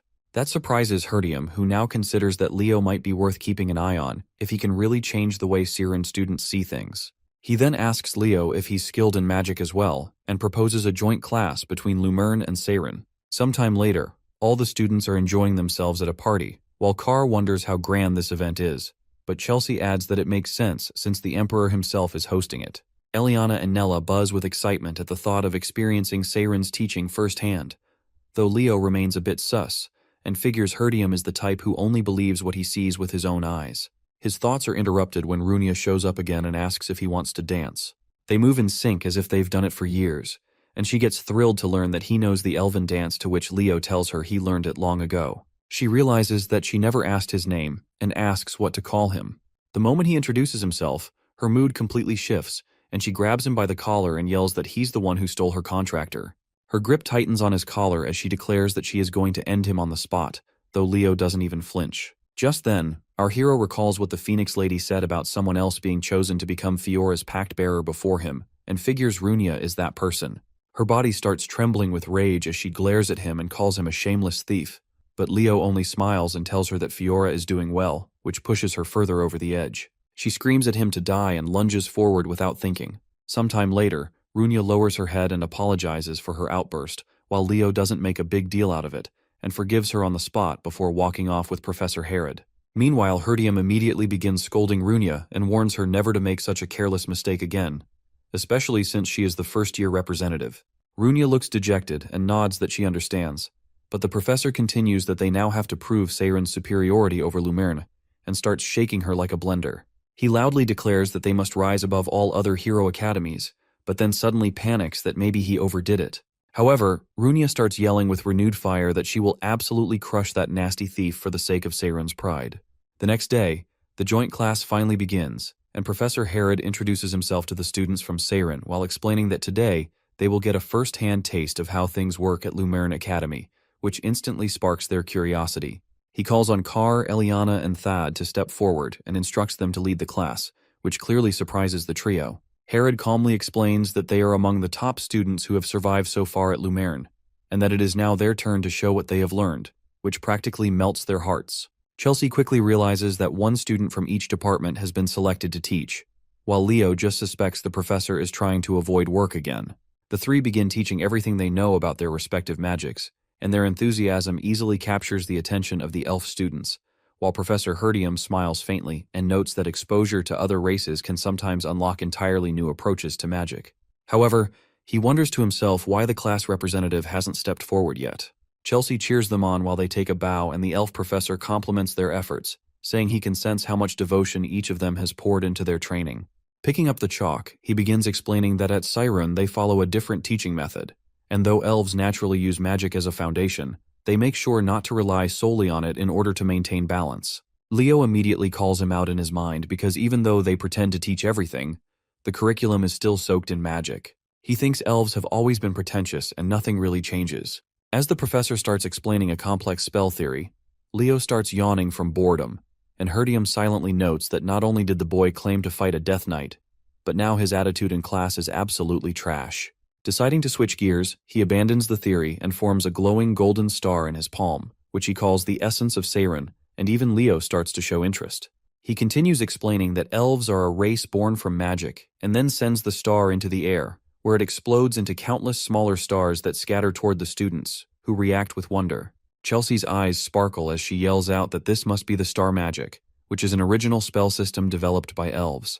The professor nods and proudly says that this is the core of their magic and draws on the board, a spell directly derived from the Great Luna's legacy, and it forms the foundation of all star magic and includes countless variations. He smiles and asks the class if it is not beautiful, but then pauses as a hand goes up and he allows the class rep to speak. Leo thinks he doesn't really care about star magic, but calmly says that the interpretation of the spell is wrong, and that immediately turns the room ice cold. The professor nearly bursts a vein while Leo explains that the magic simply will not activate. Everyone stares like he just kicked a sacred relic, and the professor tries to recover by saying it's obvious that it won't, since the spell is incomplete. He explains that their ancestors deciphered the progenitor's records and managed to restore the spell to its current version over time. Leo quickly pieces it together that this is one of Luna's lost spells and figures that most people wouldn't know, because Luna originally created this magic just for Kyle when she developed the star magic system. The professor doesn't take the comment lightly and throws down a challenge, asking Leo to demonstrate where their interpretation went wrong. Professor Herod tries to step in and defuse the situation, but freezes when Leo actually walks forward. Meanwhile, Leo is already thinking that the magic elves are using now is just a watered-down replica, because he received the complete version directly from Luna, but died before he ever got to pass it on. He stares at the board and wonders if fate brought them back together like this. Herod starts sweating bullets since he knows how important star magic is to the elves, and tampering with the progenitor's legacy could be a disaster. However, Leo moves without hesitation and begins rewriting the formula using his own magic, while the elf students whisper in confusion since none of them have seen anything like this. After a few moments, Leo announces that it is ready, and the newly formed formula begins glowing intensely. The professor stares at the magical pattern with teary eyes, softly asking what kind of spell this is, and if Leo has used it before. Leo is suddenly pulled into a flashback as he stands on the edge of a cliff, where Luna calls out to him and proudly says that she has completed the magic. She smiles warmly and tells Kyle that she will now teach him this spell, which can make flowers bloom as he stands there holding a golden glowing flower in his hands. Leo repeats the magic Luna once taught and releases a wave of glowing flowers across the lecture hall, instantly lighting up the room as the students grow even more excited. Eliana turns to Nella and wonders if the class rep just pulled off something wild again, and Nella nods without saying a word. What grabs Runia even more is the professor's stunned reaction, and she starts to question if Leo really just cracked the founder's legacy in front of everyone.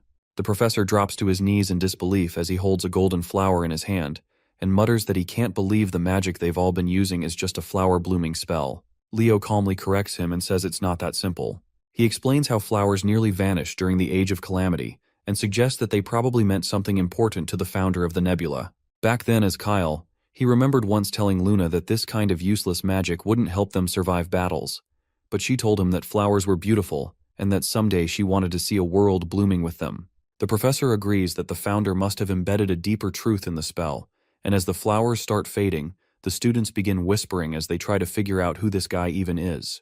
Leo quietly tells the professor that he learned the magic on his own through ancient texts, and that he's a dual-class natural-born mage, but has no elf blood. Professor Herod steps in to apologize for Leo's behavior, and offers to end the joint class for the day. He reasons that it's still too early to judge Leo without any official stance, but before he can finish, Professor Herdium interrupts and grabs his hands out of nowhere.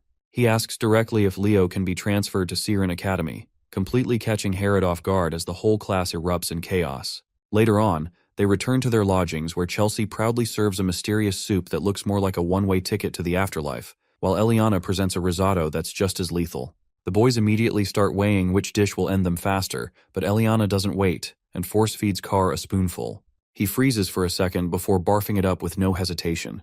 Loon walks in and finds the whole thing hilarious, but Herod doesn't waste time and pulls Leo aside for a private talk. Loon informs him that the Grand Assembly has reached a decision regarding the Death Knight incident. Meanwhile, Nella sneaks off to eavesdrop as Loon reveals that there have been multiple sightings of undead creatures, and even a Death Knight within the fairy forest. He says a formal investigation is being planned, and a joint search party will be formed. As the others secretly listen in, Loon adds that the mission will be too dangerous for first years, so they'll be teamed up with Seiren seniors, but Leo then asks if that's the only reason Loon showed up. Loon shakes his head and says he actually came for Leo since his granddaughter wanted to see him. Erin steps forward shyly, asks how he's been and says she came because he said she could. Leo turns to introduce her to the others, but the girls immediately dive in and start fangirling over how adorable she is. Erin gets overwhelmed and runs upstairs while apologizing to everyone. The girls wonder if they messed up somehow, and Loon informs Leo that he's counting on him. Without a word, Leo heads upstairs and finds Erin curled up silently on the balcony. He puts his jacket around her, which surprises her, and she quickly tries to hand it back, but he tells her not to worry about it. He asks why she left Seiren, and she answers that she did it because she thought she was not suited to become a hero, which Leo is already getting tired of hearing. She explains that when she was struggling, she met someone who shone like the sun and then states with admiration that it was Runia, who seemed like a real hero in every sense. From then on, she began watching her from afar and realized that Runia was everything she wasn't, so she decided to follow in her footsteps. She even made it to the top of the class, but something must have gone wrong during the dual assessment because after that, Runia started to hate her. Leo finds it a bit strange since Runia doesn't come off like that, so he decides to ask her about it later. He thinks Iron reminds him of Verkia and asks if she knows her story. She perks up right away since it's her ancestor's tale, so Leo tells her that Verkia followed in the path of the great hero mentors, and that's how she became a hero. He reassures her not to worry about what others think, and that she should walk her own path, which instantly lifts her mood. With a smile, he invites her to come back down, and assures her that his class is filled with kind and fun people. Sometime later, as everyone gathers for the expedition, Runia storms up and demands to know how Leo won Aran over like that. Leo answers that he just told Aran there was no need to be afraid of Runia, which clearly throws her off. He adds that Aran told him Runia had given her a terrifying look which made her believe she was hated. Runia says she was just focused since Aaron is genuinely talented, and Leo tells her to look out for the girl because she probably needs her. Just then, Professor Herdium calls out to someone who grabs their attention as a group of third years approaches. Lauder steps up to greet him, and the professor says he's impressed with the work Lauder submitted before. Leo glances at Runia and asks who that guy is, and she says he's her senior who suddenly jumped from 0 to hero this year, which Leo finds a little suspicious. Professor Herod then gathers everyone and announces that it's time to assign teams. He says each team will have 3 members, and right after, Herdium reveals that the first team will be Leo, Runia, and Lauder, which doesn't feel like much of a coincidence at all. Runia starts complaining the moment they leave as she grumbles about the professor's suggestion to use this as a chance to grow closer. Leo throws in a jab about the thief comment, which instantly sets her off again as she snaps that she still hasn't acknowledged him. But he just ignores her like he's tuning out background noise. Instead, she looks around and wonders where Lauder went since they're supposed to be moving in teams, and Leo recalls that Lauder said he'd go separately, guessing he must have something else in mind. Placing his hand on the ground, Leo suddenly senses that something feels off, and Runia comments that for all the ground they've covered, they haven't seen a single undead yet. But Leo is caught up with something else as he notices the surface around them doesn't seem any different from before, and remembers the conversation he had with Kieran. There's a curse of the dead laid over this land, but only someone like him who lived through the age of catastrophe can feel it. The Death King Hellkaiser was Erebus's most loyal follower and the Legion commander of Tartarus. Leo doubts he came personally and believes that instead he sent Kargor, the Death Knight, as his agent. Standing up, Leo figures out that beyond this point lies something inside the Fairy Lord that Silrod is desperately trying to guard. Runia looks at him in confusion and asks if he sensed something, but before he can answer, the sound of footsteps breaks the silence as they realize someone is heading their way. Leo instinctively points his sword forward, only to be met by Lauder, who casually asks how the investigation is going. He checks if they've run into any undead, which they deny, and then asks if Leo was the one who first reported the presence of a Death Knight. Leo confirms and shakes his hand, though he notices something strange about the black ring Lauder is wearing. Lauder then claims Leo may have jumped to conclusions and suggests that he might have gotten too hyped up as a first-year student. He asks if they're aware that high-level undead like Death Knights can't stay summoned without a necromancer feeding them mana, which is why demonic summoners usually accompany them. Runia realizes that if that's true, there must be a demon hidden somewhere in the forest. But Lauder argues back that this is the capital of El Salbekia and reminds her that as a Seiren student, she should know about the star magic that surrounds Berkia. Runia agrees, but Leo cuts in with a firm tone and says, "There's no rule that states the necromancer must be a demon. Other races are fully capable of using dark magic, including elves." Lauder laughs and fires back that elves are way too prideful to stoop that low. He drops the argument there and tells them to just finish the investigation, though Leo can tell he's searching for something. Even Runia starts picking up on how off his behavior feels. Later that evening, the students gather to compare notes, and everyone agrees they didn't even spot a single undead, let alone a Death Knight. Chelsea immediately finds it suspicious how everything just disappeared the second they started investigating. Carr tries to dip out early and pretends he's going to bed, but Chelsea drags him back anyway. Meanwhile, a certain someone who clearly has nothing good planned jumps out of his dorm window and lands without a sound. Leo makes his way to the academy dorms and slips into Lauder's room like a professional. He already guessed Lauder would sneak out, but once inside, he spots a strange map with the entrance to the fairyland clearly marked. Just then, Runia barges in and shouts at Leo as she demands to know what the hell he's doing here. Leo immediately clamps her mouth shut until she calms down and explains that he's here for the same reason she is, though Lauder has already left. Before they can argue more, voices echo from outside asking if Lauder's asleep, and Leo grabs Runia without warning as he jumps straight out the window. Aaron hears a noise and peeks out just in time to see Leo holding Runia in his arms.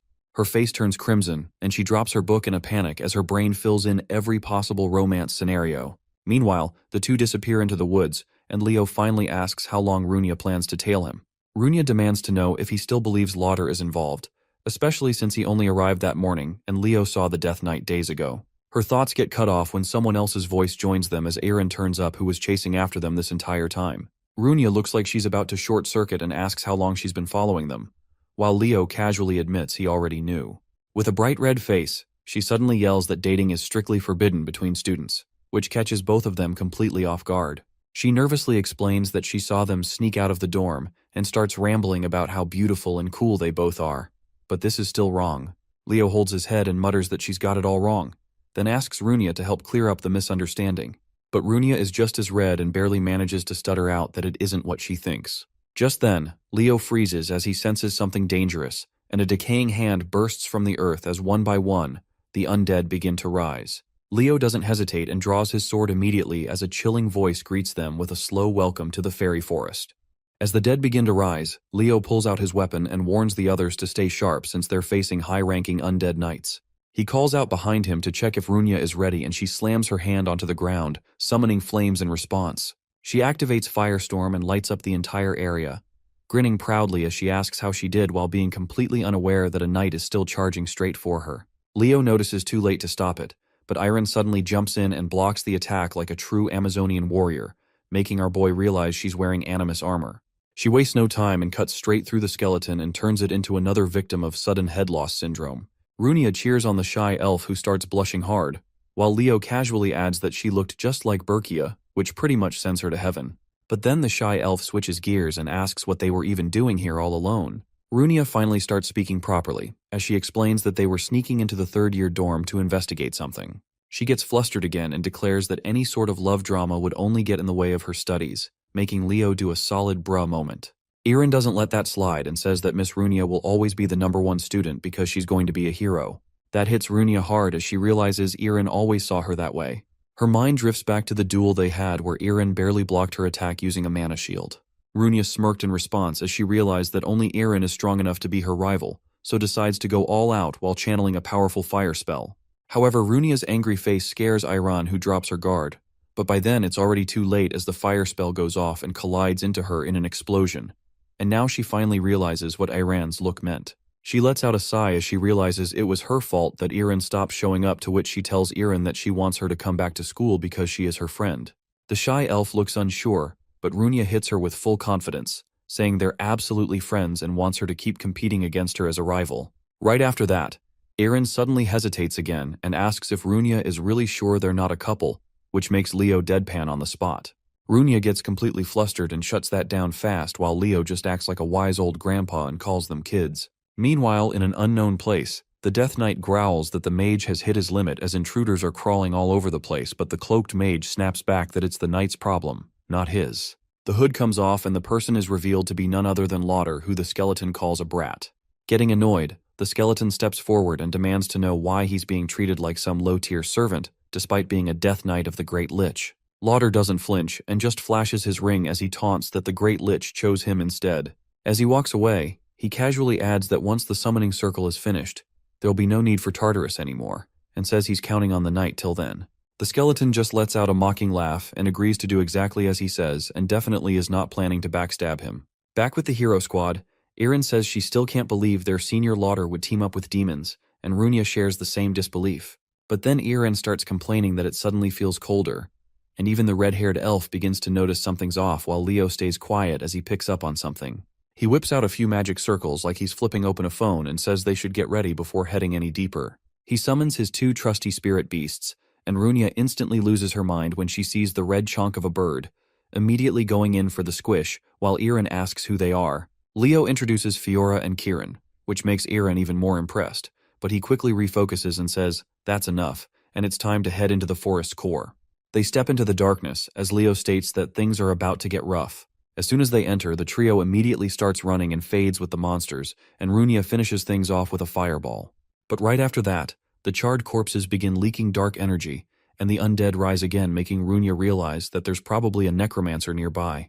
Anyways, Leo starts swinging and decimates the skeletons completely and answers that there is no summoner nearby at all, but Runia doesn't buy that. He explains that what they're seeing is a curse of the undead, which catches both of them completely off guard.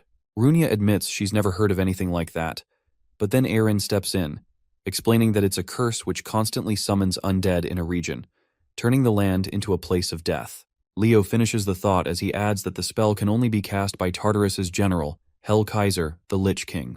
Runia starts to panic hard after hearing that name and says they should report it to the professor right away, but just then, a sudden blast of cold smacks them like they opened a freezer door. A sinister voice welcomes the hero candidates to the land of the dead, and the Death Knight makes another appearance as he rushes in and clashes swords with Leo. It starts laughing like a lunatic while claiming there's no way out, but Leo doesn't even bother with a reply and blocks the attack with 0 effort. The Death Knight starts taunting the students while the undead march toward them. Leo steps forward and declares that he will take care of the Death Knight while the girls handle the undead. The monster laughs at him for actually fighting this time as they clash swords. He blocks another blow and activates his family's secret technique called Providence. With the technique, he forces the knight back with ease and cuts off one of its horns. The skeleton retreats and asks if that was Phoenix Fire, but Leo keeps the pressure on and adds that he mixed it with Zerdinger's flame aura. The monster looks shaken as it studies the melted blade in its hand. Another strike sends the knight flying back where it lands among its undead soldiers. The Death Knight stares at him, wondering how a kid could become this strong and have such a wild look in his eyes. Before it can react, a massive flaming ball drops from the sky. Runia smirks as she activates her blaze skill and roasts the entire group of skeletons like nothing. She throws a proud victory pose while Iron is too stunned to speak since the girl just scorched half the forest without blinking. Sometime later, Kieran asks Leo if the redhead is really an elf because she acts way too violent to be considered one. Leo stops walking when he sees a track in the ground and says that the battle is not finished yet. As they walk through the ruined forest, the girls feel overwhelmed by the thick death aura floating through the air. A voice calls out from the side, asking what they are doing in a restricted area, and Runia nearly jumps when she recognizes Senior Rauta. He says he is investigating the appearance of the undead in the forest. The redhead replies that the cause is a powerful curse, but Rauta looks doubtful. She is in shock since the curse energy around them is way too powerful and might choke anyone. Leo taps into his inner Sherlock and recalls that some Lumerne students recently touched objects that came from Tartarus and unknowingly used the dark arts. He raises his hand and activates a reveal spell that shows the trace of dark magic which leaves the girls horrified. Looking at the exposed remnants, he calls Rauta out and says that he willingly used black magic and worked along with Tartarus. The senior clenches his fist and mutters that Leo is annoyingly persistent. He then announces that Lady Luna's hero record fragment is buried somewhere nearby, which sends another wave of shock through them. Rauta mocks the council, saying they do not even know it exists, and claims it is his right to reclaim the artifact. Irin shouts that it is offensive to the great hero and that Rauta plans to keep it for himself anyway. Runia gets fired up and tells Leo that they should beat this guy up and drag him to the teachers. He draws his weapon and warns the two that the fight from here is life and death. Rauta suddenly launches a deadly lightning spell which catches everyone off guard. Leo reacts instantly and copies the spell, which cancels out the attack. He tells the girls to get ready because this is what a real fight with evil looks like. Rauta laughs in amusement that a human can use original elven magic and asks who he really is. Deep down, he feels a crack in his confidence because the kid not only countered him expertly, but also saw through his plans. He realizes that if the girls join the battle, things will get messy, so he raises a finger and releases a dark aura around him. Leo notices something wrong and yells at the girls to get down, as the senior unleashes another devastating spell. Irin activates her animus armor and shields Runia as the blast dies out. She cannot believe the basic spell was that strong, but her shock turns to panic in an instant. Leo lies on the ground with Rauta walking toward him like a predator. She shouts that they need to help him, but just then, the Death Knight suddenly appears again. He blocks their path and tells the two girls that this is their end, which only pumps Runia up even more. She tells Irin to keep the knight busy while she prepares a spell. Rauta stands over Leo and asks if he has any final requests. Leo fires back that he seems way too overconfident and signals Kieran. The fairy darts in and hits the purple energy orbs around Rauta, which makes them explode and sends the elf flying. Leo gets up with his sword ready while Rauta struggles to sit upright. Looking at the cold look in the kid's eyes, he starts begging for a chance, but it is too late, and he loses the right to keep his head attached. Kieran cheers that they can now finish off the Death Knight, but freezes as Rauta's body twitches again. A blast of magic hits the fairy, and the elf rises while placing his head back on his neck like he is fixing a toy. With a twisted look, he tells Leo that he cannot wait to be the one who sends the shining prodigy straight to his grave. The elf starts monologuing that once he adds Lady Luna's power to the skeletal knight's power, he can crush talented bugs like him without effort. Leo notes that the demonic ring has started to seep into his mind and watches the elf hurl another dark magic spell. He deflects it with a clean swing of his blade while thinking that the mind control is not complete yet, and the guy is still holding on. Like a lightning bolt, he moves in and slashes off Rauta's arm, then drives his sword into the elf's shoulder. Our boy mocks him that people like him never worked on their combat skills and only know how to rely on borrowed power. He tells him to keep regenerating so he can cut him apart till he dries out. The ring whispers in Rauta's mind again and taunts him for struggling against a kid, even though the boy is not the main target. It reminds him that he should finish the summoning circle instead of wasting time. While Leo keeps him busy,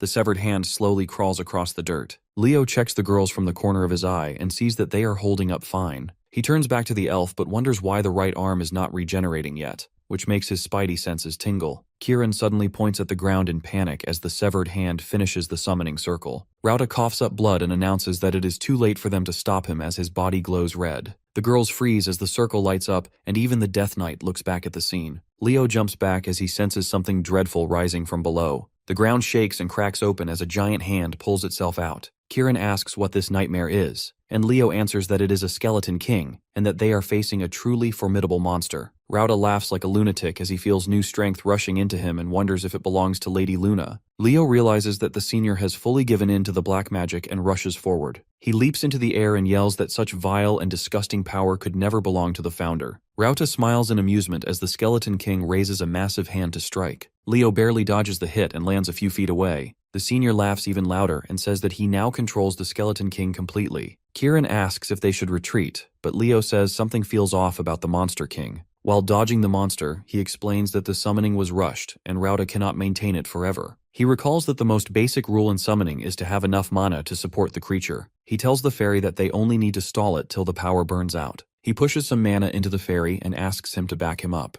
Kieran shoots off to distract the creature while Leo blasts it with a light spell. The skeleton king barely shows damage, and its eyes glow red as it raises its sword for another attack. Leo jumps again and thinks that the gap between their powers is massive, but he only needs to buy some time. Rauta does not stay idle and fires another spell at Leo as he lands, catching him off guard. Just then, Runia leaps in at the perfect moment and raises a wall of fire that blocks the blast. She says she will keep the senior busy while Leo finishes the skeleton king. He asks if Aaron can handle the Death Knight alone, but she reassures him that Aaron is not some fragile girl. The scene shifts to the shy elf as she blocks the knight's sword with her shield, but the force sends her sliding across the ground. The monster mocks her for choosing to fight him alone. Kargor swings again, sensing her presence approaching him, but she ducks and avoids the blow. She tells herself that she must push through or her friends could get hurt, and drives her sword through his body. The Death Knight laughs as the blow does nothing and sends her flying with a brutal kick. She struggles to stand while he taunts her that she is a beginner noob, and that he will take her skull as a trophy. She counters the monster, saying that great heroes were always supported by people who believed in them, and then stands back up. Irin taps into a power inside her and says that her ancestor Berkia also followed the hero's path and made a vow to never waver in her belief. She then raises her sword with renewed resolve. The Death Knight starts sweating since the energy looks like fairy magic and charges at her. She grows confident and tells him that this is a secret technique passed down to the fairy knights. As the Death Knight closes in, she activates the skill Evergreen and slices through the skeleton with fierce determination. After taking the full Gojo treatment, the Death Knight starts fading away, unable to accept that it was a kid who defeated him. Irin tries to stay on her feet and tells herself she has to help the others, but her vision turns blurry and she drops to the ground. Back to the main fight, Rauta asks Runia if she is ready for some more. He fires a lightning dragon spell, determined to end her right there and then. Runia summons her fire turtle at the last moment and uses its shell to deflect the spell. The senior's eyes stretch open as the lightning shoots straight back and drills through him. Runia mocks him and asks if he thought she would just stand still. She fires another blazing strike that engulfs him in flames. Rauta drops to the ground, smelling like charred meat, while the redhead turns away. Her expression twists in shock as he suddenly fires an attack that sends needles through her body. Leo calls her name and breaks focus, letting the Skeleton King close in. The monster slaps him so hard that he gets blasted away in an explosion. Far from the battlefield, Leo drags himself out of a cracked tree trunk and holds his arm while Kieran circles him in panic. The fairy asks if he is alright and points at the injury. Leo tells him to calm down since he is still breathing, then starts walking back. He stops mid-step as the Skeleton King unleashes a curse skill that makes the whole field spin. To counter it, Leo summons Fiora and tells her to make some noise. The baby phoenix lets out a sharp cry that breaks the curse and heals both Runia and Iran. Asking for her help again, Leo lights up like a Super Saiyan and focuses on the enemy. The Skeleton King swings with another massive strike, but Leo pulls back right in time. Watching him fight, Runia realizes the boy has zero fear of death and moves with the heart of a real hero. She recalls the flame turtle and praises it for doing well. She then fires another burning attack that hooks onto Rauta's hand. He mocks her again and says her flames are as useless as she is. She reminds him that her house has always been linked to the phoenix, and her ancestor swore to reduce Tartaros to ashes, along with every demon in it. Rauta tells her to stop spouting nonsense, but then senses something wrong. The flame on his hand refuses to die, which puts him on edge. Runia continues that as long as she lives, the oath lives with her. She reminds him that his left eye is demonic, so the flames will not stop till he is a charred brisket. She closes the distance and tightens her grip on his arm, making the flames rise even higher. She reveals that the technique also burns the caster. Rauta calls her insane, but she has already decided to take him with her. Out of nowhere, the flames vanish without warning, which makes him relax for a heartbeat. He tells her he will return the favor, but his ring goes berserk. A vortex opens and starts dragging him in while he screams at it to stop. The ring devours him whole, and he disappears from sight, leaving Runia collapsing in disbelief. She wonders why the Skeleton King is still here even though its summoner is gone. The ring then starts glowing with a different aura, and Leo tenses up as he senses a familiar, terrifying presence. The Demon King orders the Skeleton King to continue the mission, and the monster raises its sword again. Leo braces himself while thinking that the energy feels exactly like Hell Kaiser, who is now using the ring as a vessel. He guesses that the Demon King is aiming to break the barrier protecting the zone. Leo rushes in and yells at Kieran to cover him. The Skeleton King slams its blade down and Leo intercepts it with everything he has. He realizes he is losing ground fast as the barrier cracks behind him. The monster then launches him away and sends him crashing through the collapsing shield. Kieran screams his name as Leo flies across the battlefield and smashes into a distant building while the barrier finally shatters. After some time, Leo's eyes slowly open, and his two familiars rush over, but they have been reduced to tiny little orbs. He stares at his hands and realizes that his spiritual energy has run dry. Pulling himself up, he starts checking the ruined landscape around him and feels his chest sink as it hits him that fairyland has really been reduced to this miserable state. Just then something catches his eye. He turns toward a knife resting on a slab. His eyes widen in recognition as he recognizes the weapon. A memory from his former life hits him, dragging him back to the day he handed that dagger to Berkia. She fired back instantly, asking if he was trying to get rid of it. She threw a whole tantrum and said that it looked like something useless, while our boy roasted her that this thing carried him through countless battles. His old party called out to him right then, and he realized it was time to leave. Berkia looked crushed, but he only patted her head and told her that he had to go. He walked into the portal while she stared at him the whole time. Snapping back to reality, our hero picks up the dagger and calls Berkia a gremlin. He remembers perfectly how she said she never needed the stupid weapon. Suddenly it glows bright, which catches him by surprise. A ridiculous amount of mana bursts out of the dagger, and it responds to its true owner, Leo. Feeling the charge shoot through him, he wonders what spell he should throw at the Skeleton King. He then looks at a fire spell that smacks the monster in the face and realizes the girls are still fighting. Runia and Aran can barely stand as the creature focuses on them. Iran's eyes widen when she senses a massive shift in magic somewhere behind them. A bright golden light blasts out of a nearby building and they brace for impact. Runia then states that if the guy really did make a contract with the Phoenix, then he should be able to pull something like this off. Changing into a Temu version of Alien X, Leo claims that the spell is still nowhere near the original version, but it should do fine. He figures the girls will enjoy it, and quite literally makes stars rain from the sky. The duo is thrown into shock while Iran instantly turns into a walking Wikipedia and explains that she read about this in the ancient texts. This is Finale, the strongest spell ever recorded.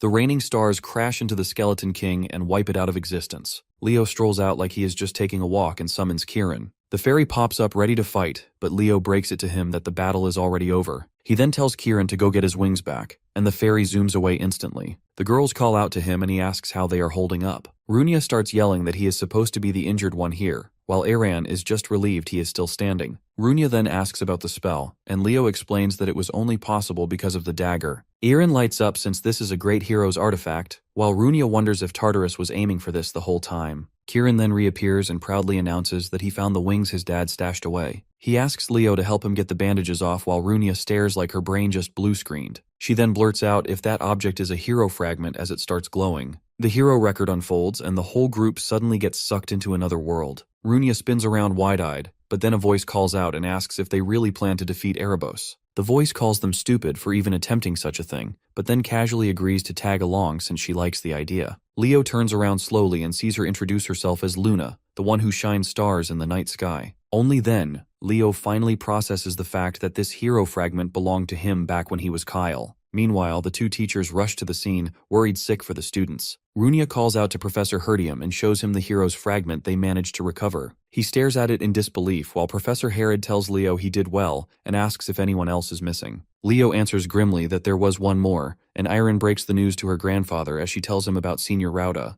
The group walks away while Leo glances back one last time, remembering Luna again. The scene then shifts to the final day of the visit as the students gather in front of the portal. The professors exchange goodbyes and shake hands before parting. Runia tells our hero that she is going to get much stronger and demands a rematch the next time they meet. Just then, a voice calls out as Iran rushes toward him at full speed. She announces that she has decided to return to her classes, which makes him smile. He ruffles her hair, tells her they will meet again, and then starts heading toward the portal. Back at Lumerne Academy, Kieran is more excited than ever now that he has finally reclaimed his wings. He uses the baby phoenix as a moving target practice and zips after her, but she dodges every single attack with a perfectly timed glare. She gives him a bombastic side-eye while he looks ready to launch round 2. He tries to corner her as she lands and warns menacingly that he will show her true fairy magic. Just then, Leo plucks the fairy straight out of the air and warns him that he will confiscate his wings again if he keeps acting up. A voice calls out, and Fiora's form begins to shift. She transforms into a young girl and introduces herself properly. Our boy figures that it is Kieran's magic causing the change. He crouches down and tells her there is no need to act so formal. Meanwhile, the fairy immediately tries to attack her again, which only irritates her further. She grabs him tightly in her fist and tells Leo she wants to show this form to her mother. He agrees and opens a portal, telling her to take the fairy along. Kieran protests with everything he has, but it is useless, and the two vanish into the portal. Our boy finally relaxes on his bed for the first time in a while. He had to hand the dagger and the hero fragment over to Siren Academy. First, it was the Queen of Monsters at Lumerne,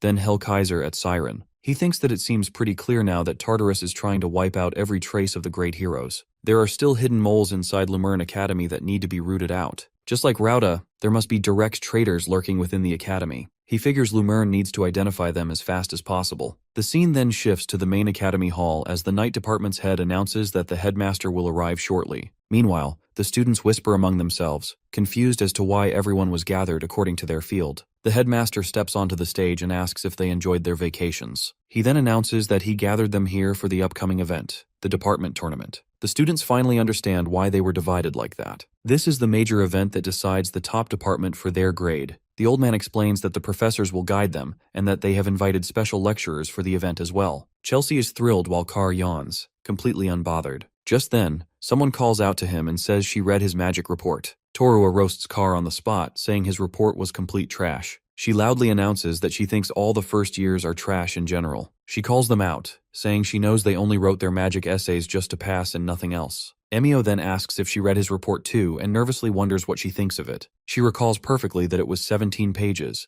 and says it was still just basic common sense. She launches into a long rant, but the students zone out instantly, unable to follow a single part of it. She gets cut off as Senior Lee walks in and introduces himself. Flexing his muscles dramatically, he lays it on thick that knights overcome problems with their bodies and that training is the only path to success. The students immediately flock to him, fleeing the lecture at full speed. Another senior shows up by the name of Ulta, who asks the crowd what the most important thing for a summoner is. The students try guessing one after another but fail miserably. Ulta then reveals that the most important thing for a summoner is love, which earns a collective deadpan stare from the room. The principal continues and announces that these top students of Lumerne will guide everyone for the upcoming event. The old man then suddenly freezes in confusion and asks why Leo is standing there all alone. Everyone turns toward him, not understanding what is going on. However, Leo just smirks and declares that he is standing in the all-class zone. Meanwhile, Torua asks what he means by that and if he is feeling all right in the head. The principal explains that this is an interdepartmental competition. All the departments immediately try recruiting him one by one,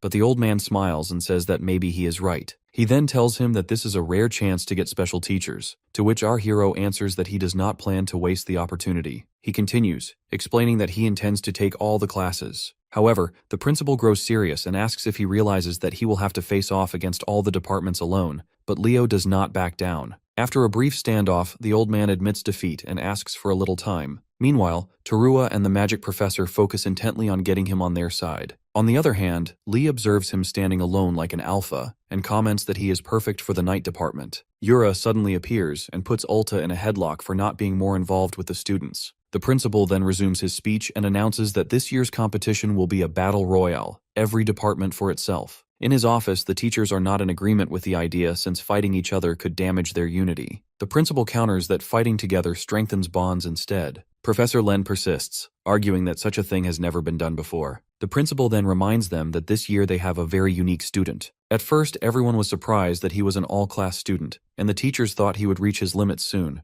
However, against all odds, Leo continues to defend the top spot. He then reveals that the Academy's board has taken a personal interest in him, which surprises the teachers further. The night professor asks if the board seriously wants Leo's name to go down in the hero records as an all-class. Yura looks uneasy, recalling the board members and realizes that they are the ones who are backing our boy. Professor Len is overjoyed for his student, as it also means a future generation could inherit the all-class status. The principal interrupts these thoughts and says that eventually Leo will have to choose a department. The scene then shifts to the training grounds, where everyone starts complaining about the cold. Professor Ain calls them to attention and explains that he created the ice wall to help teach aura skills. He then calls Celia forward, who looks surprised. He challenges her to see if her flame aura can break through the ice wall, which excites her. She gets confident and unleashes her fire skill, releasing a massive attack that causes a huge explosion. Meanwhile, Leo hits a JoJo-style pose in the background. However, to Celia's surprise, there isn't even a dent in the ice. Professor Ain then reveals that he will be teaching the aura technique known as Hero's Breath. He walks up to the ice wall and explains that it was derived from the beast people, and it was modified for humans to use. Celia is caught off guard as the ice professor suddenly unleashes a flame aura and launches an even more powerful attack. The students start sweating as the ice shatters into pieces,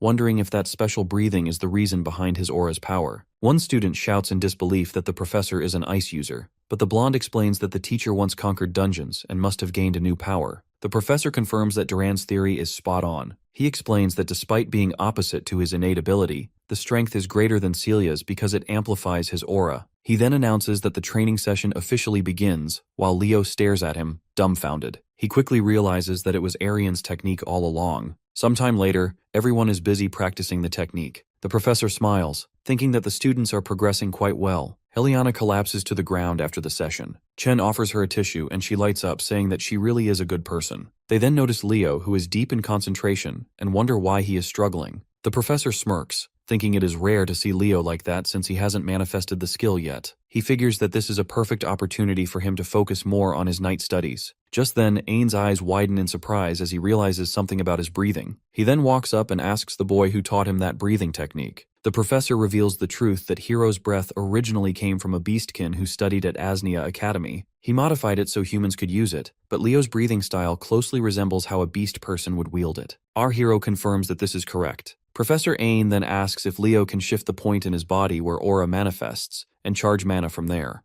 Guided by the professor's advice, Leo ignites his aura in an impressive flame that rises sky high. Duran is blown away by the power of that ability, and the students start gossiping, wondering what has just happened. The teacher smiles and compliments him, saying that he is unlike anyone he has ever seen before. Leo just smiles back and thanks the professor for his words. The scene shifts to the hallway, where Chloe is carrying a pile of books, struggling with the weight. Leo shows up and comments that those look heavy, then offers to accompany her since they're both headed to the magic class presentation. She turns red for no reason, wondering why she can't maintain eye contact with him even though he isn't doing anything special. Just then, Terua appears and immediately starts teasing the poor girl. Chloe is shocked that the senior even knows her, but Terua explains that she read and enjoyed her paper on Northern Magic. She then bluntly asks our boy when he plans to join their department. He counters that forcing him to pick is literally against the rules and thinks that she really is way too forward with her approach. The group heads up toward the clearing and Terua suddenly freezes. A second later, she rushes ahead, demanding to know what Professor Albie is doing here. He explains that he's been hired as a special lecturer starting today, which shocks her even more. She immediately starts throwing a fit about how he never agreed to give their batch a special lecture, while the students behind them enjoy the display. Leo watches her lose her mind and thinks that any student would want to take the professor's classes since the man uses fairy magic. Professor Len finally shows up and announces to the class that the Golden Professor will conduct the class. He then notices a strange-looking first year lurking around and ends up dragging Terua away like a misbehaving child so she can prepare tournament materials. The professor starts the class and introduces himself with his well-known nickname,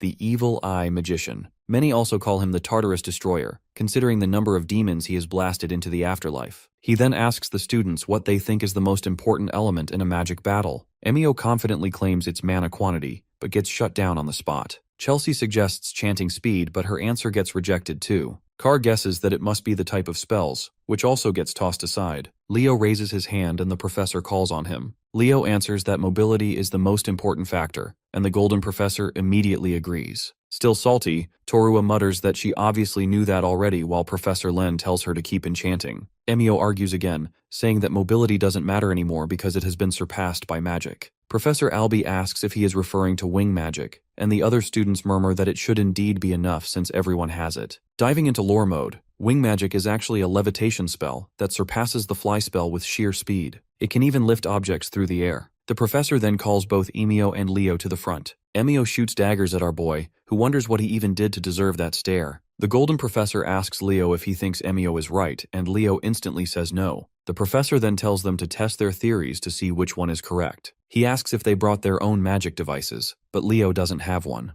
The professor simply smiles and tells him to manage somehow, and Leo looks ready for whatever challenge comes next. The teacher announces that they'll race to the Isle of the Beasts and then return to this spot. Emio gets fired up on the spot and pours magic into his board. He launches forward at top speed, tearing toward the isle. After a while, he looks back and is about to start mocking Leo but gets interrupted by a lightning bolt hitting him out of nowhere. Carr demands to know what Leo thinks he's doing right as he fires another lightning spell. Leo calmly explains that this test is about mobility, so naturally, he's testing his opponent's mobility. The professor agrees with the idea, though Carr still appears unconvinced. Our boy then activates his aura skill, Phoenix Step, and rockets into the sky. Carr shouts in protest that Leo is using aura in a magic class, but the professor just calls his name and explains that they'll be fighting departments in the tournament that absolutely can use aura, so this is nothing unusual. The scene then turns back to Emio, who somehow manages to maintain his balance on his wobbling board. He vows not to let this humiliation slide. However, his expression shifts into shock when he sees our boy already catching up from behind. He watches his doom approach helplessly as Leo slams straight into him, sending him off the board. The gray-haired kid screams as he falls, but he gets caught before he hits the water. Back in class, Emio jolts awake while the professor wraps up his lecture that wing magic is inferior in mobility. The fly spell is superior in every way, and wing magic was derived from it. However, the newer spell lacks control. Professor Albee then instructs the students to focus on the fly spell from now on.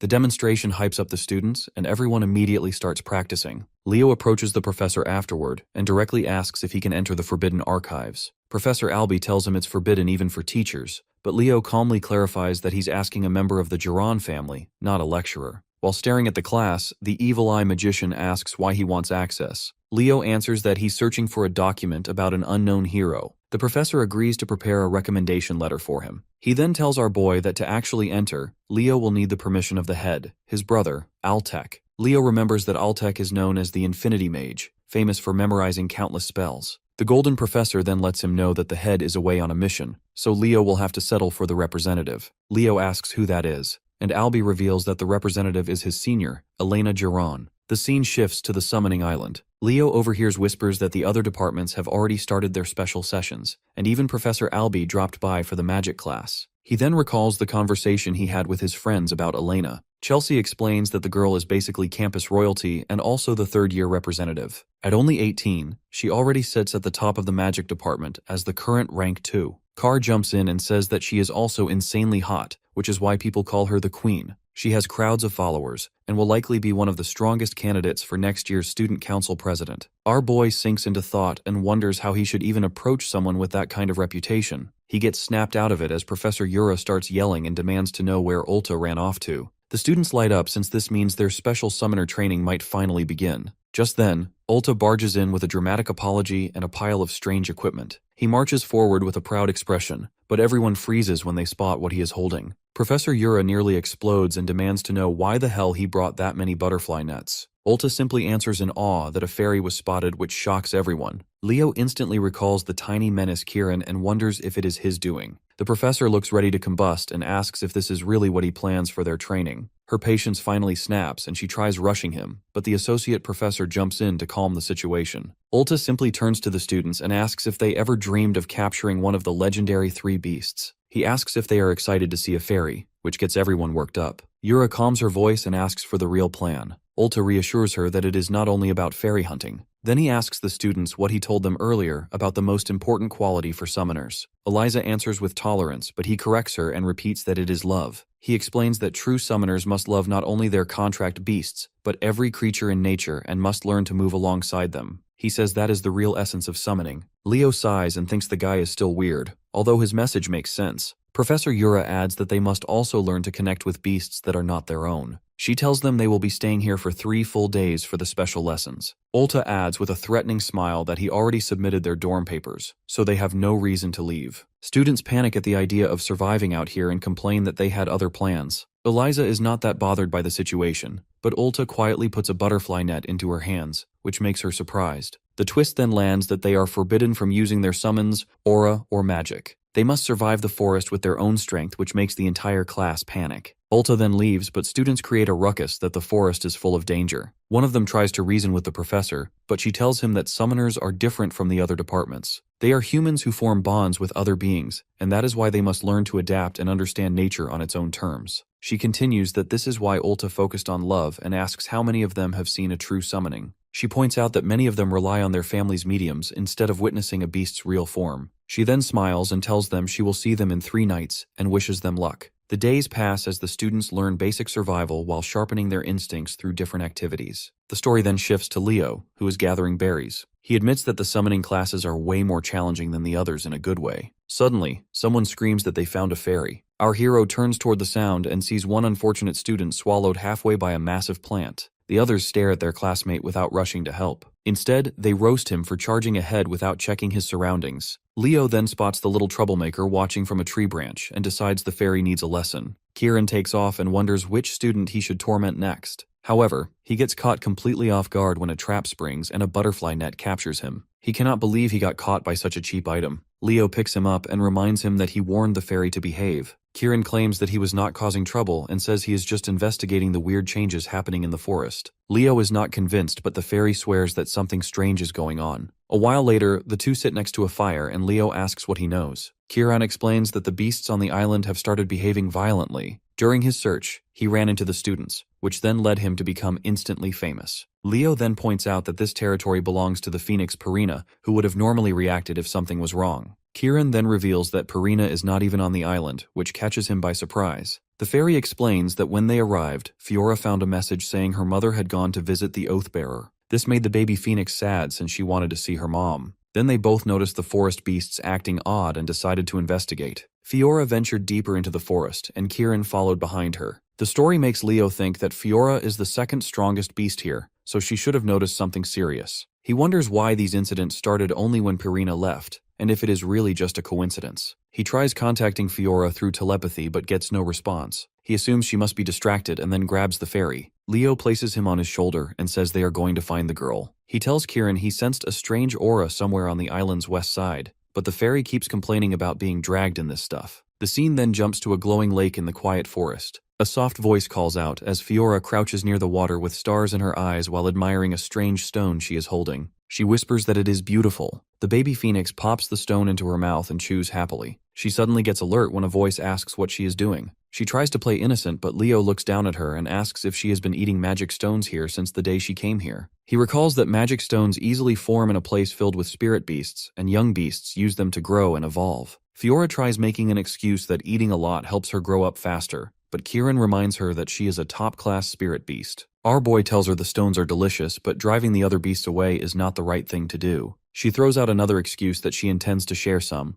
but then Kieran calls her out again, and the two start bickering like always. Leo breaks up the fight and asks instead about the strange things happening in the forest. She explains that she felt a weird energy in a certain part of the woods. Before she finishes, the two freeze as an ominous aura fills the air. Our boy instantly recognizes it as the same energy from the beast summoner from before. Feeling something is wrong, he summons his weapon and tells his familiars to get ready. All of a sudden, he yells for them to dodge as a giant mouth of a monster closes in on them in a flash. Our boy manages to dodge it and stares down the attacker. The beast summoner makes a second appearance with new tentacles mixed into him. The guy starts monologuing that he was wondering why the magic stones were decreasing in number. Laughing like a madman, he then tells our boy that fate must have led them to meet again. Leo smiles back and says that this rivalry goes back to their previous lives as he readies his weapon. The evil summoner launches a tentacle at him, wanting to finish things early, but Leo ducks in time. The tentacle grabs the tree behind him instead, and lifts it as the summoner declares that this ends now. Another tentacle bursts from the ground and grabs his foot, which locks him in place. He realizes the enemy must have hidden a few tentacles underground.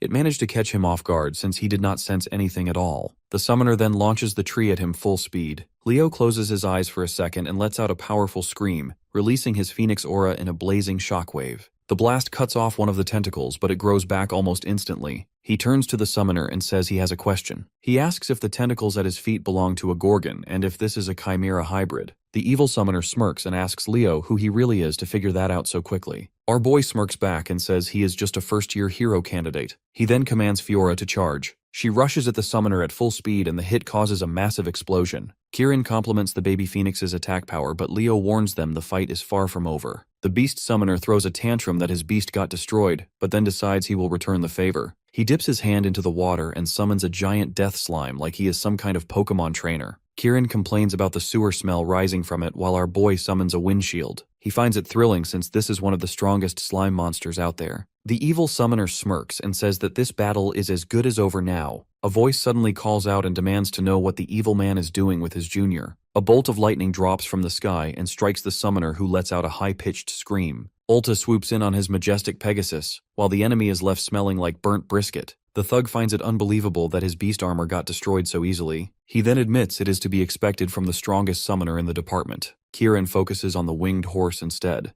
asking what it is saying. Our hero explains that it is a Pegasus, a mythical great beast like them. Ulta comments that the monsters look as ugly as ever and tells his Pegasus that it is time to clear them out. The summoner realizes he needs time to regenerate and orders the death slime to attack immediately. Another powerful lightning strike falls and zaps the monster before it gets far. Kieran asks if they are truly supposed to be on the same level, but Leo explains that it is not just the Pegasus's power. He continues that what makes the attack so overwhelming is the summoner's domain power working with it. The beast summoner tries to play it cool but then activates another summoning circle. Someone suddenly steps in front of our hero and asks if the thug would keep the same confidence if he were about to die. Professor Yura appears and shouts at the evil mage for using spirit beasts to make chimeras. She activates her own summoning circle and the air ripples with energy. The beast summoner calls forth a towering cyclops and mocks the professor, claiming her summons will be useless no matter what she brings out. The professor summons a tiny rat, which makes Kieran lose his composure. Leo warns him not to underestimate it because devour rats may look cute, but they are deadly deep inside.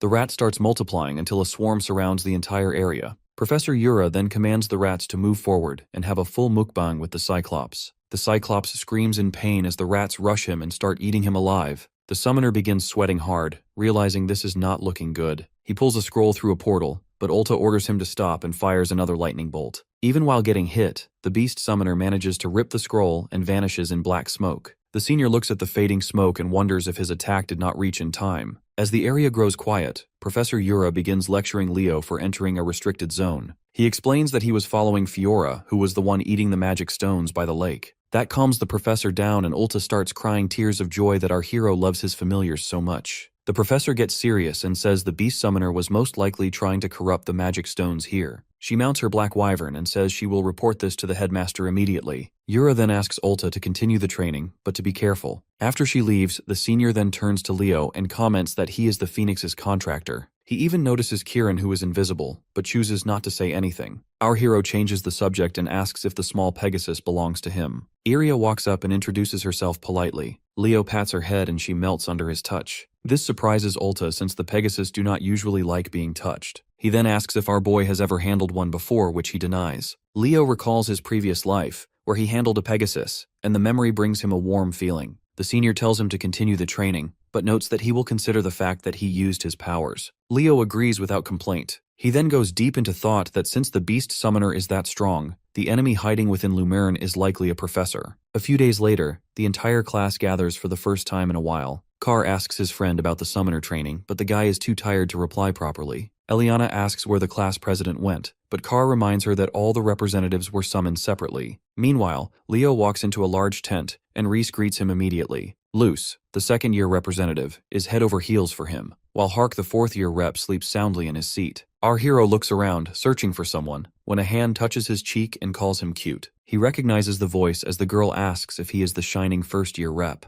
He realizes it is Elena, the one with access to the archives, and she asks him straight up if he wants to be her boyfriend. Leo rejects her immediately while Luce enjoys the scene with popcorn. The senior leans closer and says that big sister will take good care of him. Being a true man of culture, he tells her she is too young for him. His comment catches her off guard and she bursts into laughter, saying that this is going to be fun. Luce finds it amazing that Leo is as dashing as the rumors and that he is not backing down against Elena. Reese then asks the third-year rep how her mission went, but she dismisses it as boring. He moves over to the fourth-year rep and shakes him awake. Hark gets up and immediately challenges Reese to a fight. Reese just smiles and tells him he will deal with him later. Elena begins trash-talking him for wanting to fight the moment he wakes up. The fourth-year rep fires back that a faction mascot like her would not know what a real fight is. The two begin bickering non-stop until Luce interrupts them and warns that they will get in trouble. Reese asks Leo what he thinks of the representatives, and he nervously replies that they seem like good friends. Fast forward to the gathering. The principal enters and greets all the students before explaining why they were summoned. He announces that from today onward, all academy staff and students will be cut off from the outside world until the competition ends. Everyone will be placed under strict lockdown without further notice. Leo grows tense and realizes the principal must be planning to catch the traitor. The The scene shifts to the classroom where Eliana and Chelsea complain about being cut off from the city. A student suddenly calls out that the location for the battle royale has been chosen. It is a restricted place named Negrang. Carr looks up the details in a book and reads that it is a city in the southeastern area that was destroyed by a stampede from the hero dungeon. Even though the dungeon was conquered, the land became cursed and no one could live there afterward. Nella looks worried about going to such a place, but Chelsea reassures her that the rumors say it is not that dangerous. She brushes it off and reveals that only mid to low tier monsters are scattered around, but that still frightens the students. Leo studies the pictures and realizes the place looks familiar. He starts sweating a bit as he recalls that this is where he teamed up with Lycinas to defeat a Legion commander for the first time. Going to the library, Leo digs through documents like a man on a mission. He finds out there are 5 lakes inside the restricted area, and starts wondering which one is Urdia. He wants to find the lost Oathkeeper of Lycinas, the Spirit of Radiance, Luminous. The scene then jumps straight to the day of the tournament. The announcer starts his dramatic speech about the first years while parents in the stands worry about their kids. Meanwhile, the principal and Yura overlook the whole place and talk about how dangerous it was to invite a crowd this big. The professor wonders if the lockdown should have stayed longer, but the principal reassures her that their defensive forces are back. Purina flexes her flames in the background while Yura silently fangirls over the phoenix, dying to talk to her. Just then, Sejin steps up on stage and announces that he will be the overseer of the competition. He confirms that the battle royale will proceed as planned. The students will put everything on the line until one emerges the victor, and that student's department wins the whole thing. He then reveals that each student gets a bracelet that monitors their body. If it senses that a student might die, it will teleport them to safety immediately. Sejin then drops the bigger news that this tournament also serves as their final exam, which shocks everyone. He explains that surviving the longest won't be enough because if they hide the whole time, they get low marks. All their actions will be recorded from start to finish by the bracelets. The professor continues that a person who fights early and gets eliminated can still score higher than someone who camps throughout the match. He then wishes them good luck. Leo smirks, thinking that if someone takes one for the team, then that student's exam score is basically toast. The announcer declares that the department tournament starts now as a golden light wraps around every student. Carr opens his eyes and realizes they have been thrown out of the Fortnite battle bus and are now free falling. Students panic as they fall victim to gravity, but our boy doesn't react at all. He assesses the area and sees curses spread all over the land, activating and dispersing on their own. Leo senses the only clear spot devoid of curses sits at the center of the map. He figures everyone will rush to that safe zone, which makes it perfect for him to slip away and search for the lake. Students start adjusting to the fall and begin activating their powers. Suddenly, Prince Duran and Eliza come face to face and size each other up. They decide to fight right there, but then out of nowhere, Leo flashes past them with his Phoenix aura. He ruins their aura farming moment, which ticks them off. They yell his name out in unison, but he is already too far to hear them. Landing beside a wrecked building, he remembers that Lycinas sealed Luminous somewhere around this area. Then, a curse washes over him and dulls his senses. However, he manages to overpower it. Just as he thinks that the others will struggle with it, Chen drops down next to him. He tells her that the ruins are in the opposite direction. She says she knows that,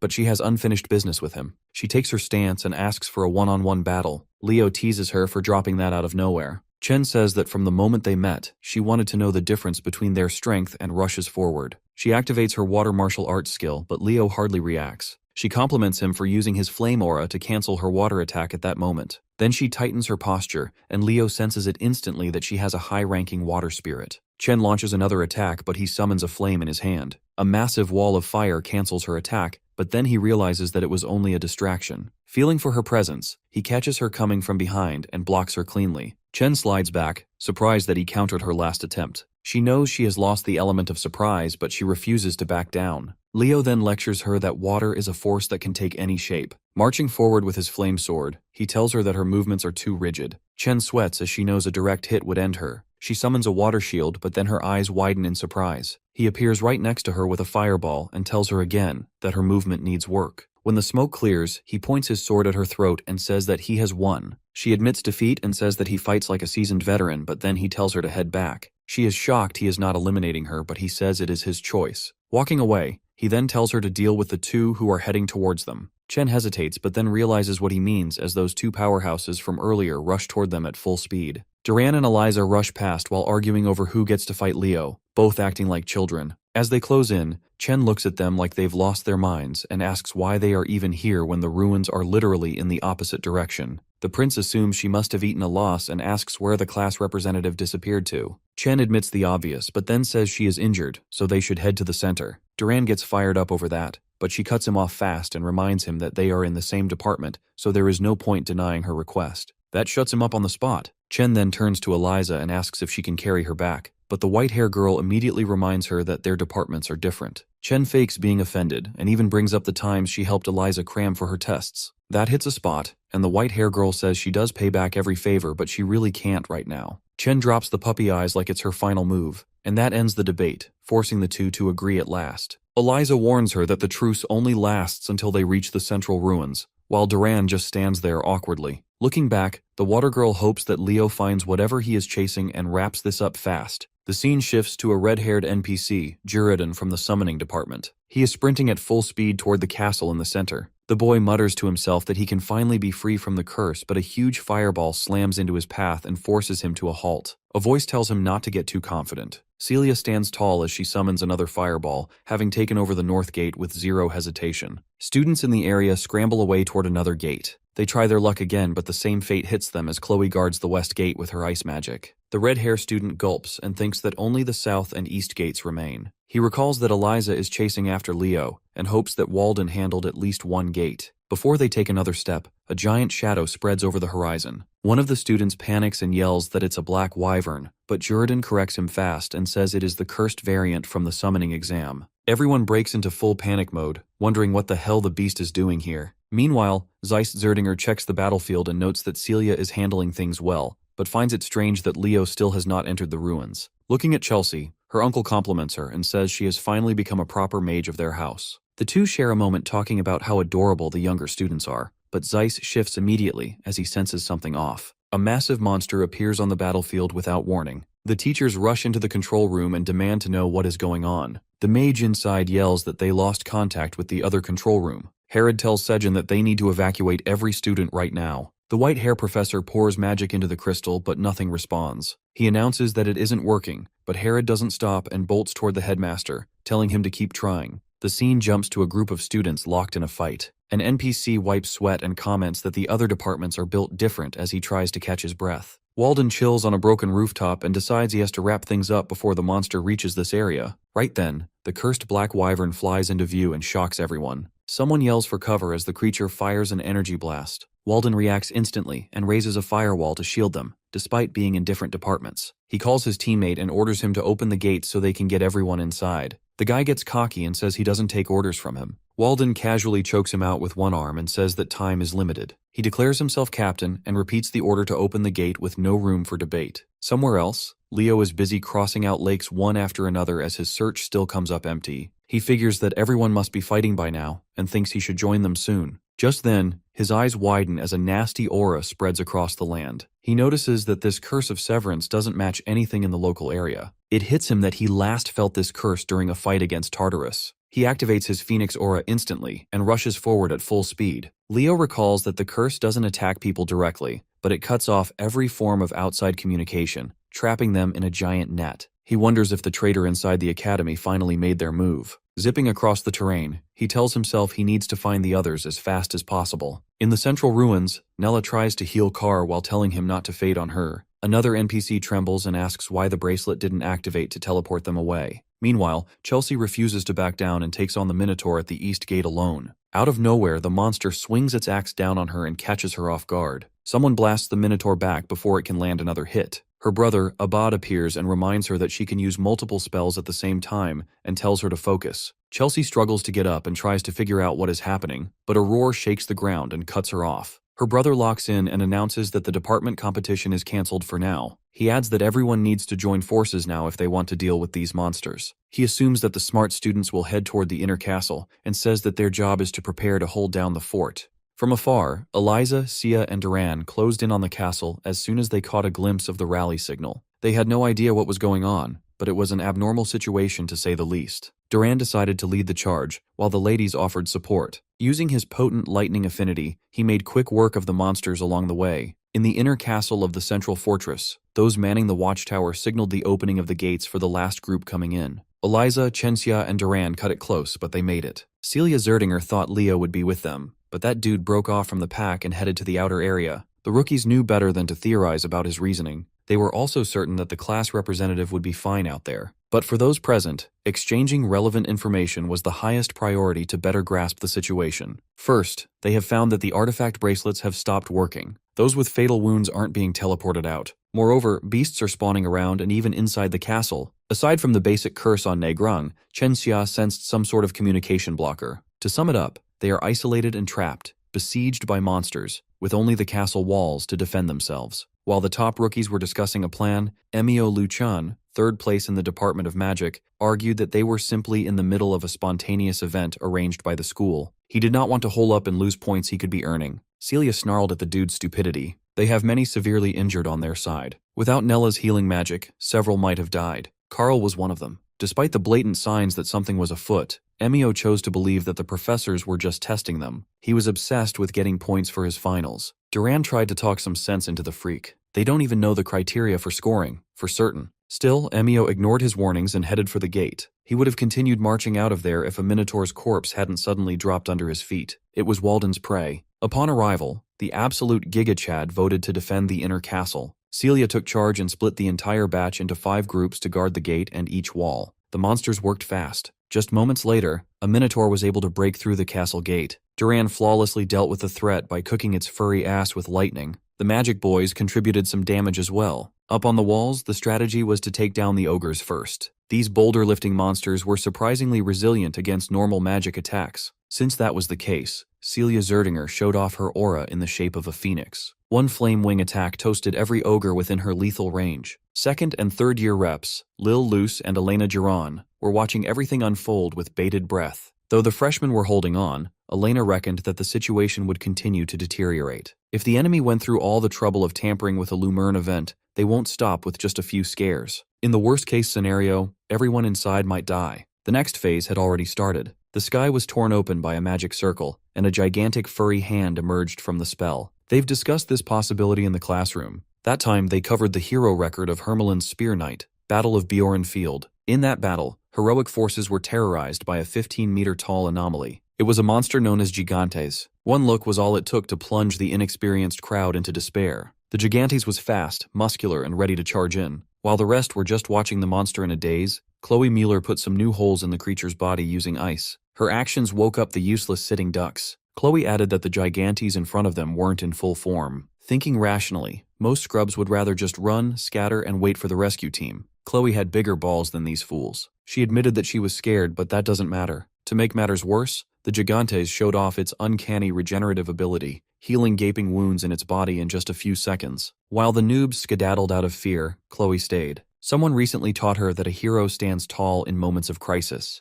No matter how hopeless the fight might seem, Chloe Mueller will deliver, because that's what heroes do. She was so focused on icing out the Gigantes that she neglected defense. Celia ran to her side, but she was too far. She won't make it in time to pull Chloe out of the Gigante's claw. It would have been GG for Chloe had someone not swooped in to chop the monster's whole arm off. She recognized that ruthless slash. So did Celia. Leo Plov, the goat in human form, had finally joined the siege with style. His fairy buddy disapproved of his flashy play. Fairy magic's healing ability isn't omnipotent after all. Leo did not have the bandwidth to listen to Kieran's nagging at all. He shoved that fairy back inside him. He landed and checked on the ladies first. He made sure to give Chloe the compliment she deserved for standing on business, unlike the noobs who ran. For a moment, she truly looked like a hero. She learned from Leo after all. Afterward, they reconvened with everyone to get an updated status report. According to Carl, severe injuries have halted since they took over the inner castle. However, everyone was terrified of the naked, horned giant monster roaming around the vicinity.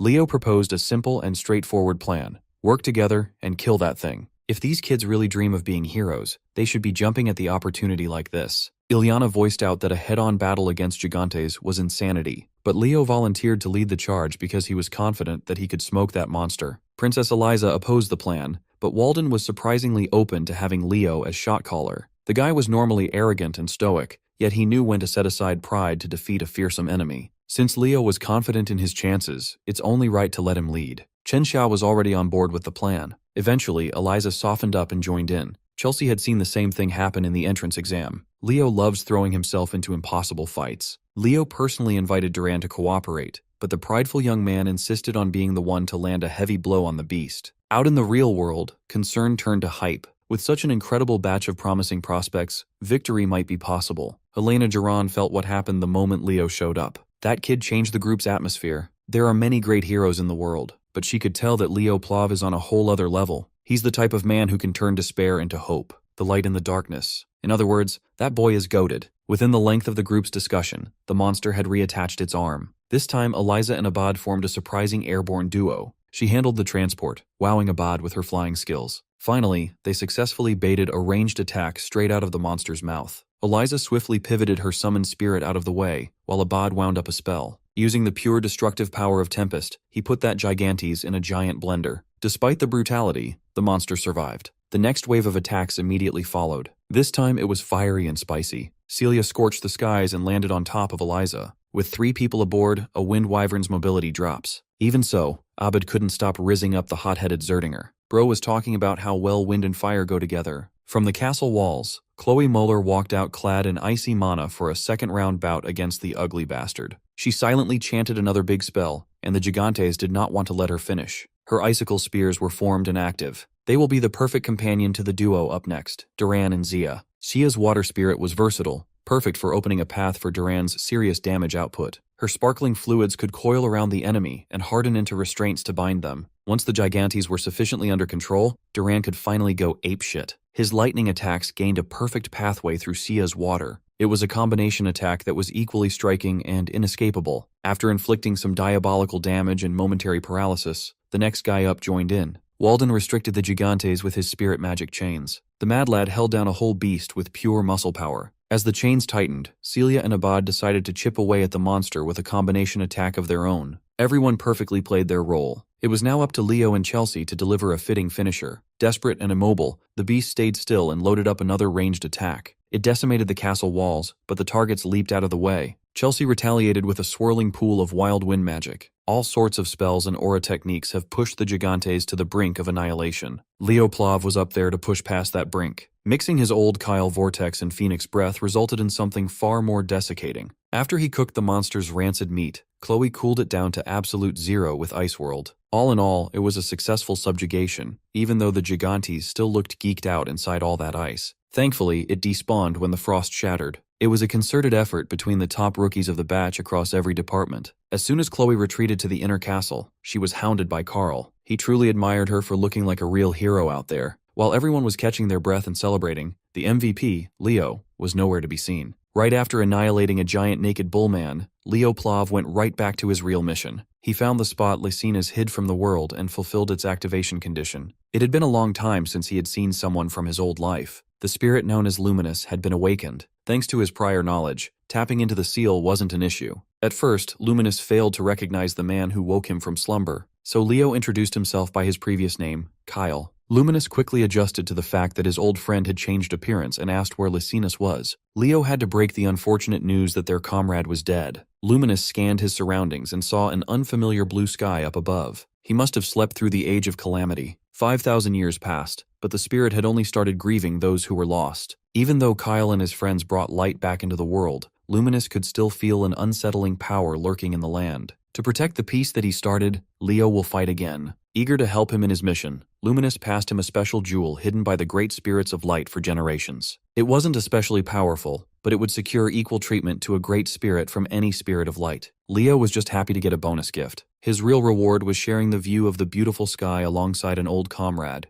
Back in the academy, an internal team compiled a list of suspicious individuals on campus. There were an awful lot of people recommended by the board on that list. To prevent any more buffoonery, starting from the second semester, Headmaster Callion will bring back the vice principal. While the faculty was stressing, the students were celebrating. Despite the hiccups, Leo's class survived the first half of the year. Professor Harland reminded them not to cause trouble during the incoming break. When the gloomy professor left, the rookies discussed their vacation plans. Some of them didn't even know that Leo was from the Kingdom of Delan, the frontier kingdom of the western region. It had been a while since he went home. It sounded like a great idea until he finally returned. He came home to his mother and the entire household proudly waving banners listing his accomplishments in Lumerna. It was embarrassingly sweet. Leo was glad he came home. Later that day, at the dinner table, his mom and dad tossed him a constant barrage of questions about academy life. Mom is really looking forward to having a parent-teacher meeting with Professor Harland. While enjoying their meal, a guest arrived for the young master. Mom didn't want to stress her son out with noble bootlickers, so she told the maid to dismiss the visitor. But when they heard that the guest was from Azonia Academy, interest was stirred.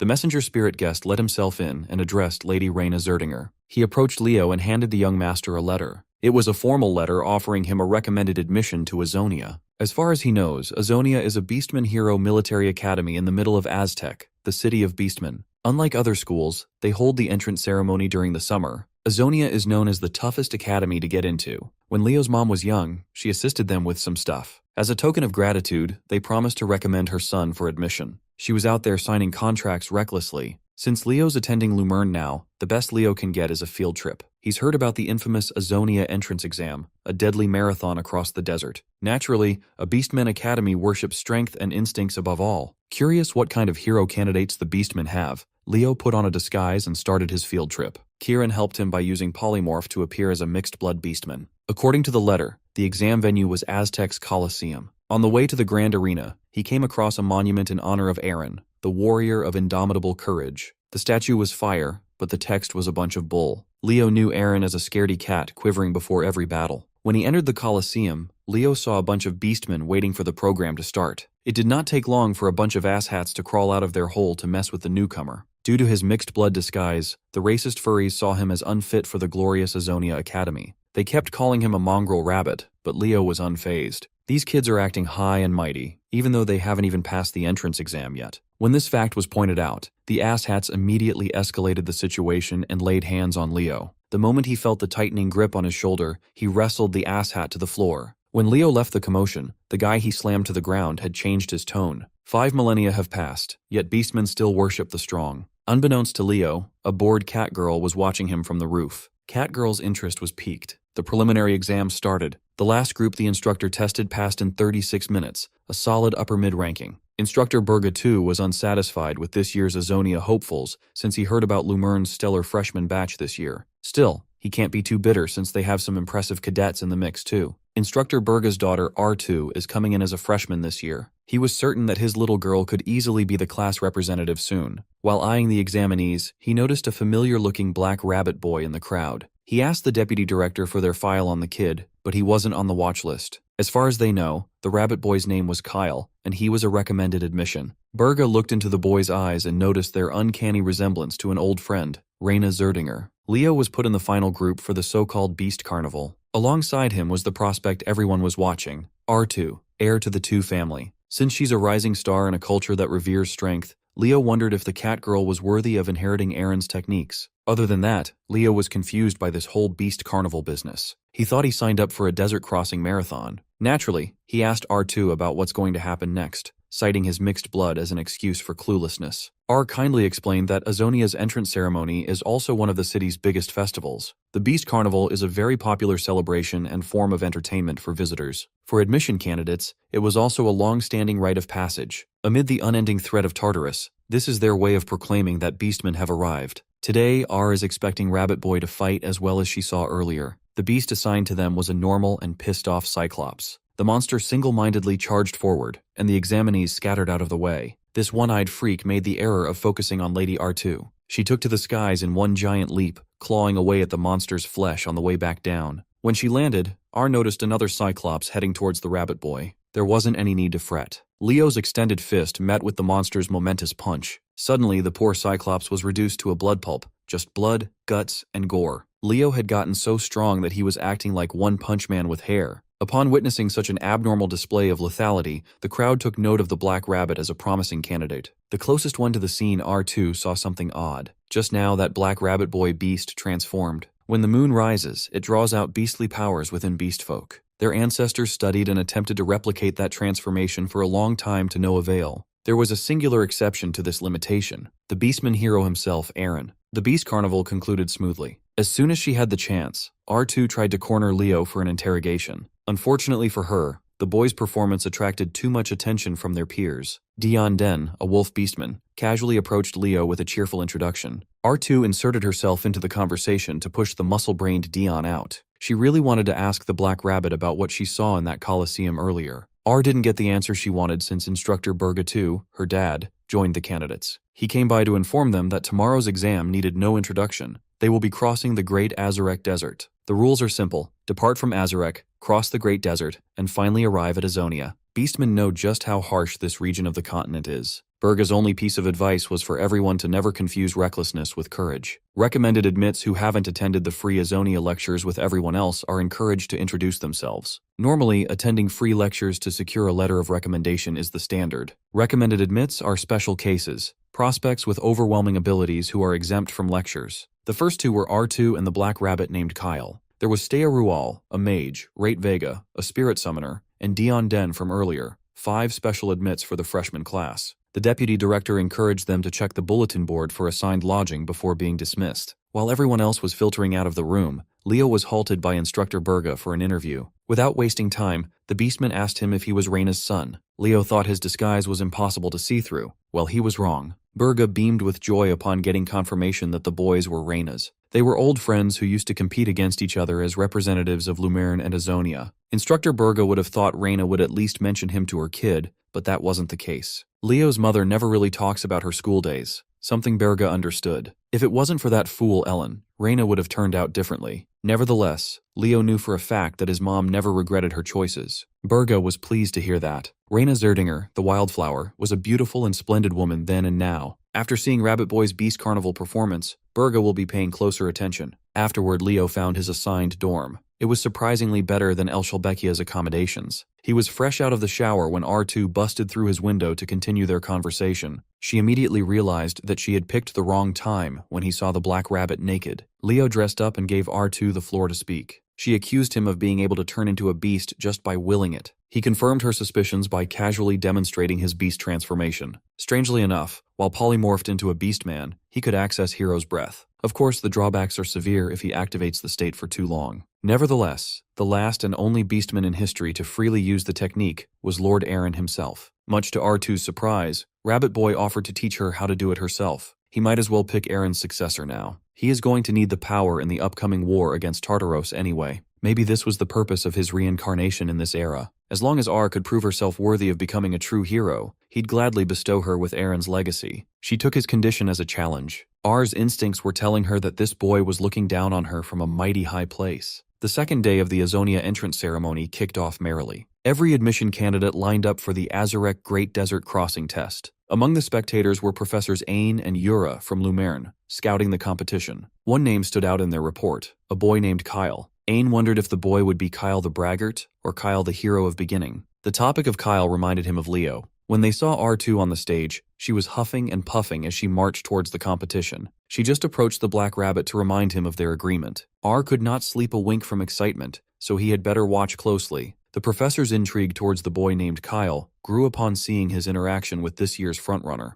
Like lightning, both professors were struck with the realization that the black rabbit was just their Leo in disguise. Before the entrance ceremony began, recommended candidates were required to take an oath. They were asked to place their hands on Lord Aaron's hero record before reading a declaration. In the name of the Aaron, they shall not act cowardly. While R2 and Leo were reciting the second part of the oath, the pages of the hero record lit up. The light grew into a powerful beam of radiance, piercing the sky. The professors and instructors were taken aback. Those kids just triggered something impossible. They have opened up Aaron's world, a hero's beginning, Aaron's prologue. Berga's deputy panicked. It would seem that their ancestors' hero's world just opened. Lord Aaron's page had never opened for thousands of years. Even if this was due to dungeonization, clearing it could open a rare chance to inherit Lord Aaron's power. Unfortunately, 2 admission candidates were the ones to trigger the opening. When R2 opened her eyes, she awoke in a place and time when darkness pervades the world. She tried to make sense of her surroundings to no avail. To calm her down, Leo directed her attention to the sky. Instead of clear blue skies, the emptiness of gray darkness blanketed the view up above. Leo remained composed. He was used to this world. They were transported to an era of 5,000 years ago, when Aaron lived, the Age of Despair. He even recognized the city they were in, a refugee city called Lesar. During Hero Studies class, Leo went through a similar situation. When he touched his own hero's page in Berkia, he was sucked into a hero's world. Synchronizing with his own pages was one thing. Resonating with Aaron's page was another. To clear the page, they must fulfill the objective of finding Aran in Lysar. An objective indicates that this wasn't a typical hero dungeon. Still, contact with the outside world was impossible. Leo saw R2 trembling and was worried for the poor girl. In truth, she was trembling with excitement, since the objective suggested that they were bound to meet Lord Aaron himself. She reckoned it would be easy to locate someone so famous and powerful. This girl foolishly believes that they could find Aaron just by simply asking around. Her decision made sense for someone from the modern era. Recorded history is different from reality after all. He let himself get dragged along by Lady R, but their strategy to ask around was not fruitful at all. They got yelled at, dismissed, and ignored for the most part. Some pervy elf coming out of a broken-down pub even tried to invite them to his room. For the sake of safety, Leo decided to find a place to stay before it got darker. He estimated the year to be 1462, 20 years since the Age of Calamity began. If his estimation was correct, there is someone in this city they need to meet. Trying his best to recall the place, Leo led the way through the gloomy back streets of the refugee city. They've covered quite a bit of distance and never saw a proper inn to stay at. Suddenly, a man tried to sneak up on R2. Her sharp instincts instantly took over, throwing the first strike. Leo warned her not to fight, but she wouldn't listen. As a result, the man who snuck up to her helplessly held R2 by the neck for questioning. If they don't state their business properly, he threatened to finish her off. Leo cited that they were told to come to this place. When pressed for more specific information, he name-dropped doppelganger Aaron. Upon hearing that, the man let go of Lady R2 and asked Leo to take the girl and follow him. The man led them to a shack where they could stay the night. Tomorrow morning, they'll continue talking. Now that things had chilled out a little, Leo went out to look at the damned sky. To this day, staring into the abyss above gives him chills. Judging by the hazy view beyond Lacer's boundary, the hero page might have limited activity within the city. During the midterm incident, the objective didn't pop out until he defeated Chubarn. The current conditions rule out a rampage. The key to opening a hero's world is typically the hero themselves, or an object deeply tied to them. Leo's recent experience suggests that there's another type of key, a person with deep ties with the hero on the page. Of course, it's all speculation at this point, but if Aaron's world did open because of his presence, it would explain a lot. It made Leo ponder if his reincarnation with memories intact was really just a coincidence. If hero records exist for the next great hero to be reborn in the future, then the complete subjugation of Erebus might be possible. The night passed silently, and Leo was woken by his loud cat-girl roommate. She assured the Black Rabbit that her sturdy body was fine after last night's attack. He filled her in on the misunderstanding and the peace talks that happened afterward. Speaking of the devil, the man who attacked R2 visited them bright and early. His name was Aegon, guardian of the azure sky, a hero from the Age of Calamity. He was quite surprised by the girl's absurdly rapid recovery. Aegon also came over to apologize for what happened last night. He didn't see how young the two were in the dark. He prepared some breakfast to make up for his rashness. If he's kind enough to offer breakfast, then he's got to be a good person, right? Still, R2 had her doubts as they vigilantly followed the man outside. Leo knew who Aegon was during the Age of Calamity. He was a father figure to Aaron, a valiant hero they tried to recruit into the subjugation force. Unfortunately, for some unknown reason, the Aegon he met back then was a broken man. Compared to the empty shell of a man Leo met back then, the Aegon in this hero page seems fine. Something must have happened to him over the course of a month. The long walk with Aegon led R2 and Leo to a surprising sight. Street kids have gathered around their Uncle Aegon to get breakfast started. He introduced the pair of beast folk as guests and politely asked the kids to get them a meal. R2 passionately stepped forward and apologized for misjudging Aegon's character before mixing in with the street kids. Among Aegon's abandoned children was someone special. It had been a while since Leo last saw him. A mischievous force of nature was hiding among the kids. 5,000 years ago, a plague ravaged the refugee city of Lacer. When Leo's squad arrived, the ghost town had turned more ghostly with all the freshly dug graves. They found the guard of the azure sky in a miserable and unkempt state. Regardless, Lycinus gave him the sales pitch to join the subjugation force. Aegon slumped and rejected their invitation, defeatedly asking them to leave. Luna tried to push Aegon to reconsider, but Leo could tell that the man's will was already broken. There was nothing they could do. While a broken will can be revived, someone embraced by hatred can no longer save the world. Before they left, Aegon recommended that they look for his disciple, Aaron. They weren't able to get more information other than a name, but since the name was recommended by the guardian of the azure sky, Leo thought it would be worth pursuing. On the way out of the city, Lycinus sensed the presence of a shadow spirit. That was the first time they met Elsie. Leo didn't expect to see her again inside this hero page. He was meant to meet her while the subjugation force is taking shape a year from now. Perhaps it would be better to avoid her. He got his bowl of stew and sat with Aegon and R2. While chowing on some hot meal, Leo asked the hero if he knew where Aaron was. Unfortunately, Aegon had no idea. The last time he saw or heard from that foolish disciple of his was half a year ago. This was R2's first time hearing that Aegon was her idol's master. The guardian of Azure Sky wasn't too proud of his student, though. But in R2's eyes, the noble, great, and brave hero from history books must have been raised by a humble master. But Aegon openly talked shit about his disciple. He basically called the Beastman symbol a cowardly bum. Even so, he admitted that Aaron was remarkably powerful for his age. His cowardice makes him unworthy of that talent. Aaron left Lacer because he wanted to avoid fighting. Hearing slanderous first-hand accounts about her role model was breaking R2's brain. She had to run out of there to collect her emotions, leaving the boys to discuss more important things. Although it was half-truth, Leo shared that Eren saved him before. He concurred that the man was a coward, but in ways that matter, he saved many people. If Aegon could see how that coward would grow into an honorable hero, he would see that Eren was a disciple he should be proud of. Leo's words were genuine, and Aegon wanted to believe. After giving the Guardian of Azure Sky something to be proud of, Leo tended to the shell-shocked R2. The reason she could not accept the accusations that Oran was a coward was that he was the one who gave her courage. When she was younger, Lady R was timid and easily scared. She wanted to give up on her training, but her father told her that she was named after Lord Eren. Something clicked, and little R worked hard to become confident and brave like the legendary hero. Leo reminded her that as cowardly as Eren was, he saved the world. That coward was the bravest when everyone else was wallowing in despair. That's why the gods proclaimed him a hero. Shouldn't his flaws make him even more admirable? Hearing Leo's point of view revitalized the lively cat girl. She is very easily swayed.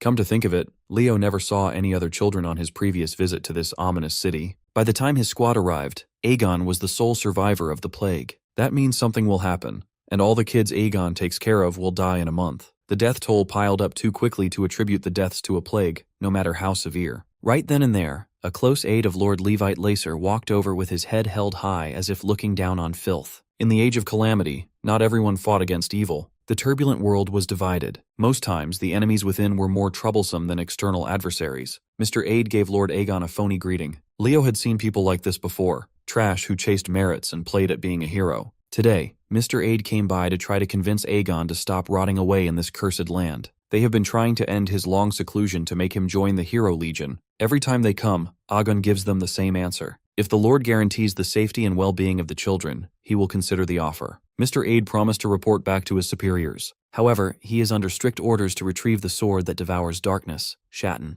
Leo was familiar with said weapon. It was one of the strongest blades during his era after all. Eren never mentioned that his master was Shatun's wielder. That blade was the type of weapon that was supposed to be inherited by the disciple. Aegon sighed and insisted that Shatun broke in battle 10 years ago. Mr. Aide interpreted his lack of cooperation as a sign of personal greed. The Guardian of the Azure Sky's patience was running thin. Even if he was lying, he dared the snaky bastard to do something about it. Leaking some of his aura made Mr. Aide recoil in terror. That was his sign to retreat with his tail tucked between his legs. But as long as Aegon remains in Lizar, the Lord's harassment will undoubtedly continue. Once the uninvited guests were out, Aegon apologized to the kids for showing something unpleasant. They didn't mind at all. R2 was curious about the Hero Legion the bastard mentioned. Aegon explained that the Legion is an army gearing up to fight Erebus, simple as that. When asked why he repeatedly refused to lend his talent to that cause, Aegon's reasoning was simple. If he joins the Hero Legion, there would be no one left to take care of the children. R2 protested that orphans were supposed to be cared for by the state, but the higher-ups of Lhaçar would rather abandon the kids than waste resources on them. They would rather sacrifice a vulnerable few for the many. R2 was incensed by everything she was hearing. Her definition of heroism was being put to the test. Aegon pointed out that she was speaking like she hadn't lived a day in the age of calamity. Perhaps being able to cling to such dreamlike ideals is a privilege of the young. In a perfect world, Aegon would love to live life with that mindset. It doesn't matter if it's naive.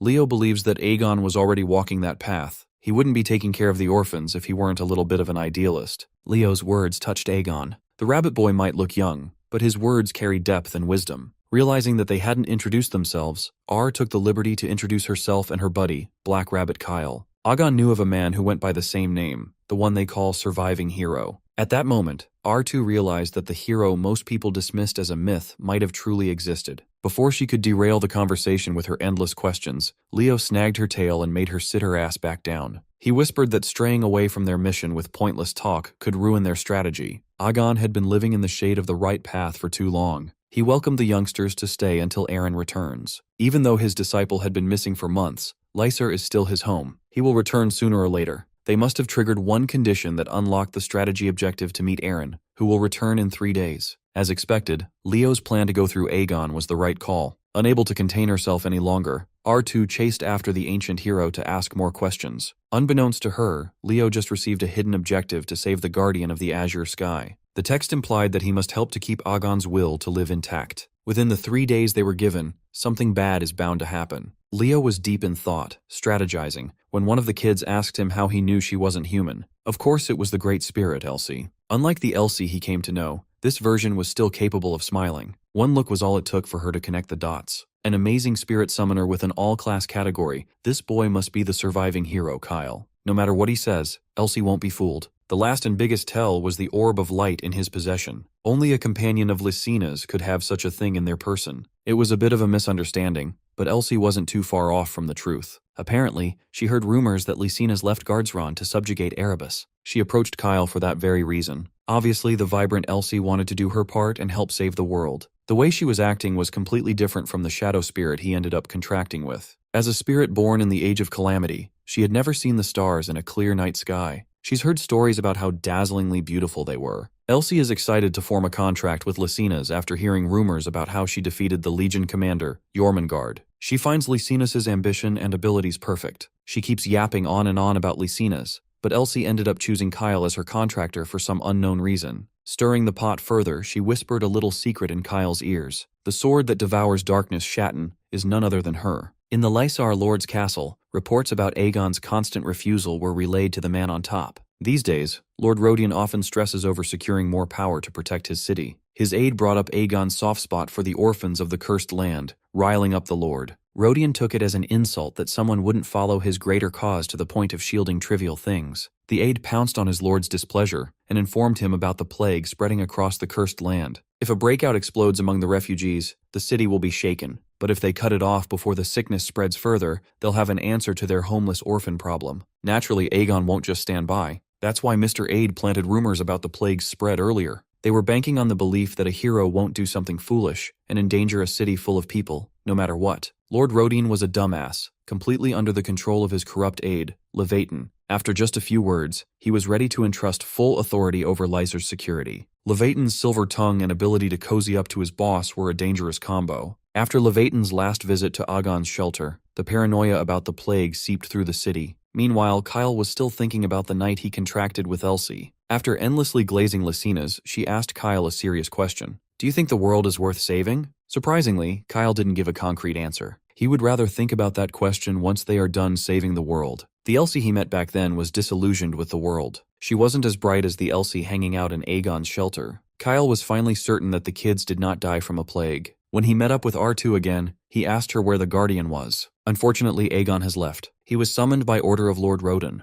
Once the shield was gone, the operation to purge the source of the plague ensued. The kids politely tried to drive away the soldiers deployed by the city. Their pleading was met with violence. These soldiers saw the orphans as nothing but plague-ridden rats. The situation could have turned bloody and sad real quick, but history won't be repeating itself. R2 swooped in just in time to save a helpless little girl from getting sliced apart. Leo instructed her to prioritize the children's safety, while he squared up with the deplorable soldiers. At the forefront was Jaren of the Laser Hero Knights. In her eyes, interfering with their work is akin to defying the Lord's orders. Leo knew better than anyone that this was Levaton's move. It was obvious that they were using the excuse of a non-existent plague to kill a bunch of kids and retrieve Shatton somehow. Leo cannot stand people who call themselves heroes, but fail to uphold even a minimum line. These people are living insults to those who truly risk their lives saving the world. Jaren knew she was cooked, so she raised her spear and attacked. The rabbit boy easily deflected her spear tip. The parry was quickly followed by trash talk. He showed off his fire attribute aura, an unusual ability in the Age of Calamity. Jaren was confident that her shield would render the flames useless. She quickly found out that overconfidence is a hell of a drug.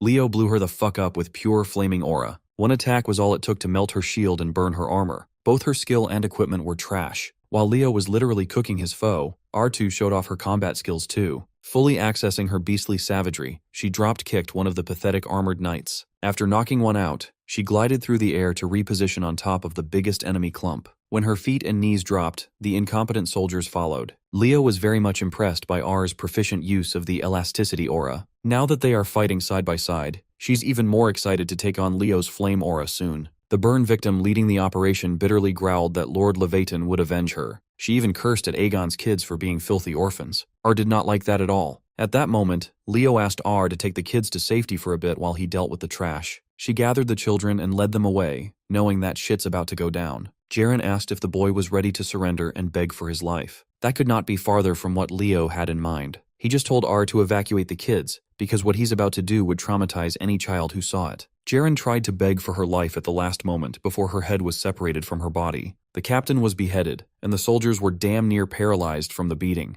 Still unsatisfied, Leo stabbed the fraudulent hero's body repeatedly. Elsie watched the gory scene all the way through. She respected Leo's decisiveness when dealing with evil. This Elsie is still young and inexperienced as a great spirit. This was her first time seeing the ugly side of the world. Even so, she ultimately sacrificed herself to save the world in the end. The last time he saw her as Kyle was a bittersweet moment. As the last embers of her life burned out, she asked her contractor one thing. Elsie asked Kyle to continue looking for a reason to save the world. All she really wanted was to see the starlit night sky that existed before the calamity. In a way, her wish was fulfilled, but she was no longer there to bask in starlight. She saved a world worth saving. Leo thoroughly cleaned up the scene and burned the bodies to ashes. Despite the fight, the clear condition hasn't been met yet. It implies that Aegon's shelter wasn't safe yet. Aegon is stuck in the Lord's castle, but Elsie alone should have been fully capable of dealing with Levatan's untrained thugs. In other words, the kids will face a threat that even a great spirit could not stop. If that's the case, Leo wasn't fully confident that he could measure up to the task just yet. As he theorized, Elsie just sensed stronger enemies heading their direction. Since they stopped the first wave of the attack, a trickier challenge lies ahead. Protecting the kids while holding out won't be easy. But Leo came up with a way to solve their firepower problem. They need to find Eren. According to their clear objective, Eren won't reach Lacer for 3 more days, but Leo knew better. Last night, he confirmed the restriction zone of the hero's world. Surely the page owner had already spawned in. He told her to play it slowly while avoiding taking any more risks. Knowing the Black Rabbit, R2 doubted that he would stick to that safe play plan. She came to dream of being a hero because of Lord Eren the Brave. There was no way in hell someone like R would back down when meeting her idol was within reach. Furthermore, she doesn't want Rabbit Boy to hog all the glory. The revised plan is for Leo to head and search for the Beastman hero while R holds the fort. Back in Leo's subjugation days, Eren was notoriously strong yet timid. He could take down giants but was deathly afraid of the demon race. Even so, he's always had the urge to fight. One day, he decided to gather his courage at a place that overlooks his hometown, Lysar. Aside from demons, he was also terrified of heights. But that night, he was overcome with the desire to protect his city. Recalling that conversation, Leo headed for the highest peak within Lacer and climbed it. At the top of the concrete lighthouse, he saw a face he hadn't seen in 5,000 years.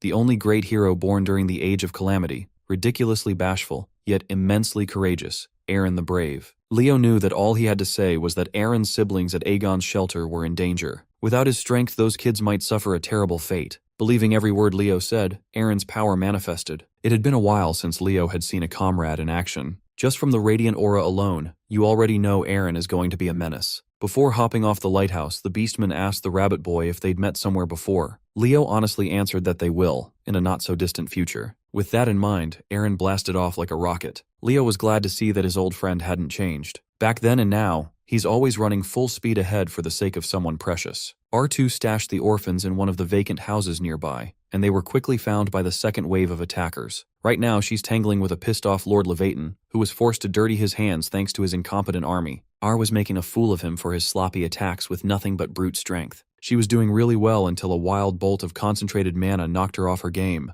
She shamed Levatan for being a mage pretending to be a warrior. Levatan did not account for the beastfolk kids interfering with his plan. He thought he was in the clear as long as Aegon was restrained. Once more, R aggressively pressed her attacks. She cannot stand bitches who only borrow power from magical armaments instead of using actual skill. That hate manifested in her kick that slammed the corrupt aide to the wall. The fight looked one-sided, no matter how you look at it. Neutralizing a fraud was as easy as pie, even for R2. But her impressive showing of force attracted the attention of the real problem. Talitania, demon of Tartarus and daughter of the monster queen Silitana, joined the fray. Still feeling herself from the recent stomp, R2 readily charged at the unknown enemy, intent on blowing her away. Princess Talitania found her little kitten attack cute. The demon's clothes started to rip, her body morphed and grew, reshaping itself. R2 failed to pick up on her demonic scent. Now she is screwed. Talitania was quite proud of her scent-hiding trait. She got it after biting off the Fairy King's arm after all. The giant Spider-Woman was not deployed to deal with some tasteless cat girl. R could die for all she cares. She tried to crush R2 with her spider legs, but someone interrupted. Shatton finally decided to step in. If it hadn't been for Elsie, R would have been crushed into meat paste. Elsie corrected the demon princess about her name. Shatton was just the name of the sword she once wielded. Talitania doesn't really care. All she cared about was getting a taste of the great shadow spirit. The princess tried to break free from Elsie's dark hold, but it was surprisingly tough to do so. As soon as Elsie's shadow secured a tight grip, Talitania's huge body stopped moving.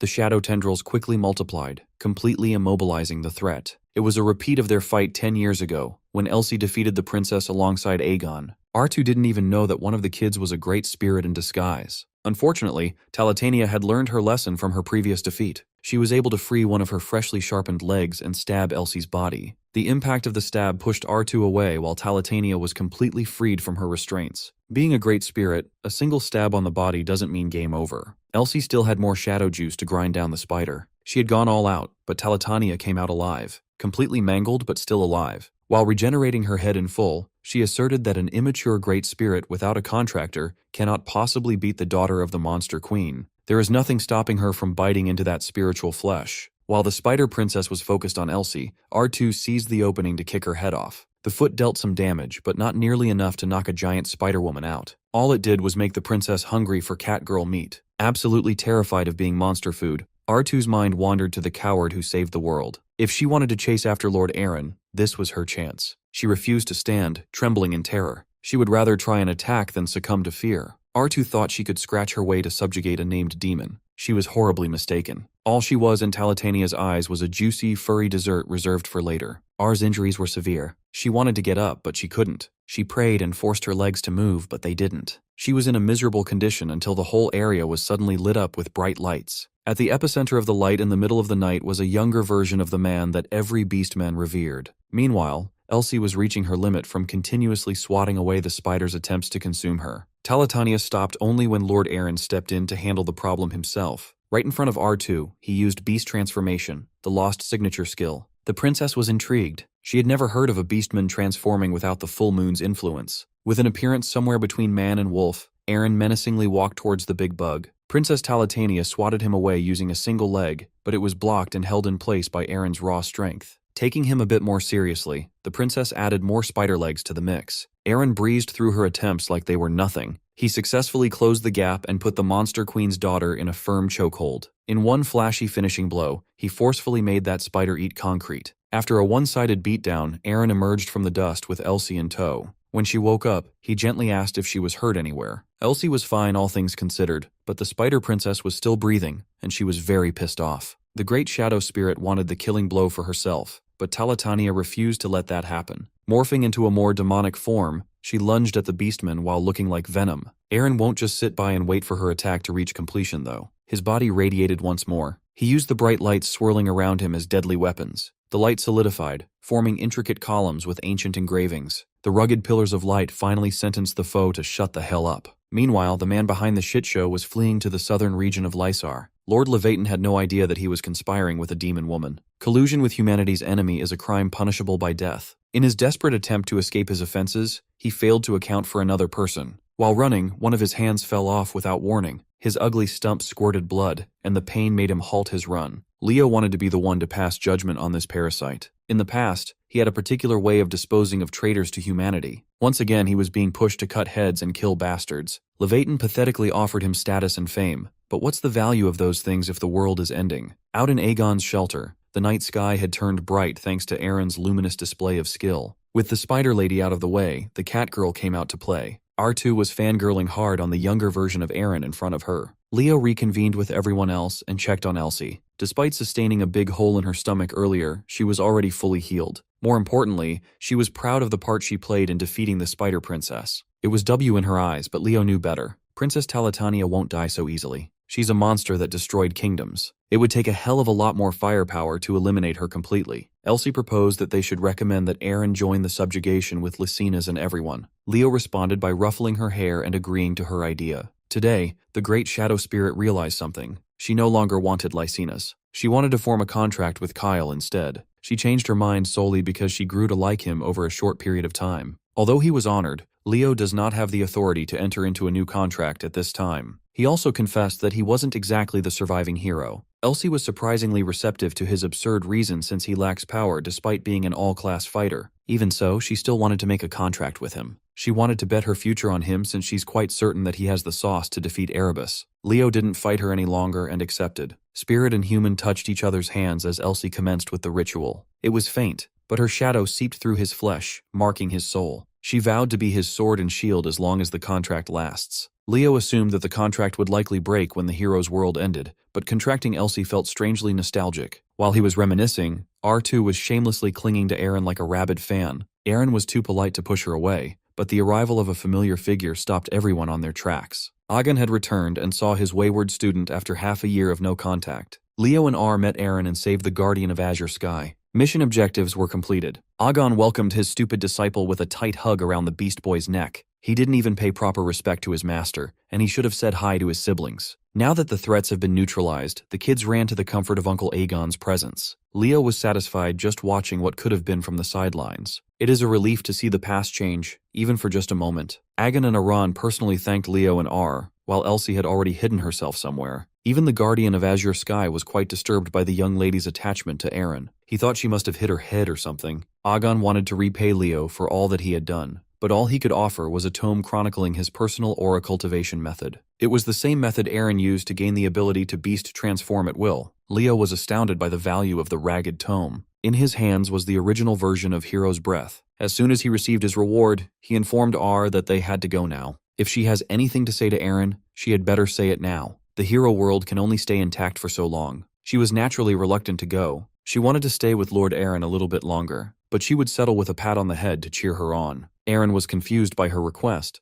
but Leo just gestured at him to do it. Clueless and awkward, he gave his biggest fan the head pat she wanted along with a few kind words. That day, Lady R2 took an oath to never wash her hair again. As the hero world collapsed, Leo spent his last moments talking to his old friend. He warned young Eren that life is about to get a whole lot harder. There will be people they can't protect. There will be despair and endless trials. But he assured Eren that he would make it. After all, he's braver than everyone else. There is nothing more courageous than sacrificing oneself to save the world. Quietly, Leo promised to do his part to the best of his abilities. Out in the real world, Instructor Burga too had grown frustrated by the lack of progress in shutting down the hero's world. Thankfully, the professors of Lumerne left their front row seats to calm Burga down. Since the issue concerns hero worlds, it would be good to share experiences, especially these days when Lumerne just went through several unfortunate incidents the past semester. Professor Ain added that one of Lumerne's students is also involved in today's situation. Before he could explain further, the stone tablet's light covered the whole area. This type of reaction means either a hero world clear or the page is closed due to the challenger's death. Fortunately, this light signified the former. R2 and Leo were gently spat out by the page. Now that they're back, Burga ran up to his baby girl and enveloped her in a tearful hug.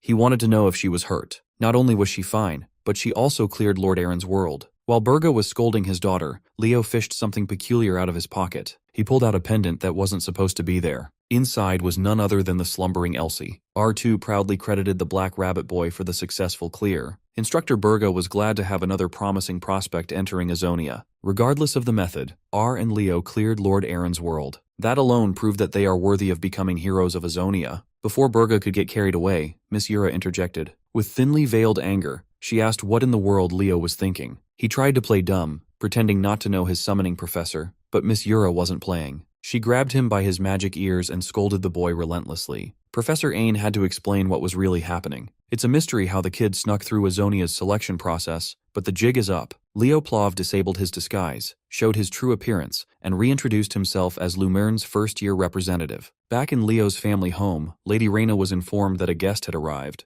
It was a young woman claiming to be the young master's school friend. Since the young lady didn't flaunt her family name, Reyna allowed the girl to be escorted into her home. She took it as a sign that they must be truly close to her son. The mystery guest was Chelsea Llewellyn. Reyna knew her as the kid who teamed up with her son during the entrance exam. Chelsea brought a scrumptious strawberry cake as a gift. It was the perfect way to get in Reyna's good graces. She recognized the box from Rodrin Royal Bakery. It's been a while since she's been to that store. While sharing cake, Reyna informed Chelsea that Leo is away from home for several days. The young lady didn't mind at all. She was planning to stay in Delard during summer break anyway. Luckily, she didn't have to wait for long. Leo just got home. After washing off the long journey back home, he invited Chelsea back to his room. Her heart was pounding out of her chest when she entered Leo's room. The tension she felt quickly dissipated when she saw just how plain and ordinary his room was. What really interested her was the story of how Leo sneaked into the Azonia entrance ceremony. He told her the story of how great hero Eren's record suddenly came to life. Leo even told her about Miss Yura and Professor Ain's involvement. Hearing all about his adventures made her fired up, so she demanded a special training session from Leo. She was welcome to sleep over and do whatever she liked. At night, when everyone else was sleeping,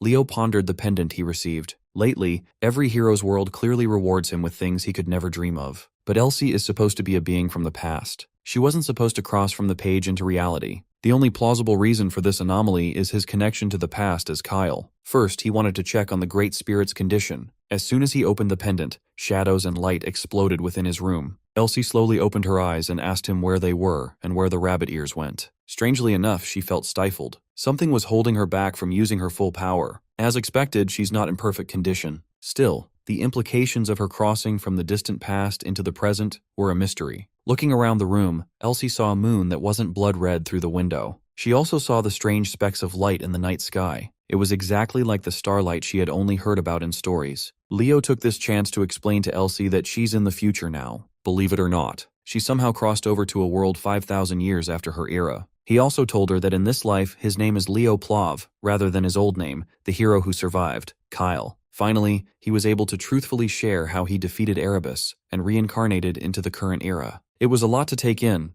but seeing the night sky made Elsie believe his every word. After all the struggle, she is now in an age of peace. It's not completely peaceful, though. Erebus was defeated, but he hasn't vanished completely. Tartarus is still scheming in the dark. Leo will need Elsie's help to defeat them once and for all. If this is now her reality, then fate must have a hand in it. She will be in Leo Plav's care once more. A day later, Leo's father pointed out how close Chelsea and Reina have grown. Interrupting their father and son stroll, a butler informed the head of the house that another guest from Lumerne had arrived. Hearing that reminded Leo of something he forgot to tell his parents. Today was the day scheduled for Professor Harlan's home visit. He wasn't expecting to see another student of his in Plav family's home at all. Chelsea was quite pleased to see a familiar face, but Harlan warned her to head straight home soon, since she's next on the list for his summer home visits. Leo and his father met up with the rest out in the yard, and Harlan politely thanked the man of the house for the warm welcome. Lady Reina, on the other hand, was excited to see Professor Harlan for a different reason. She was eager to tease and mess with Harlan like an annoying little sister. When the parent-teacher meeting officially started, Harlan spoke frankly about Leo's record.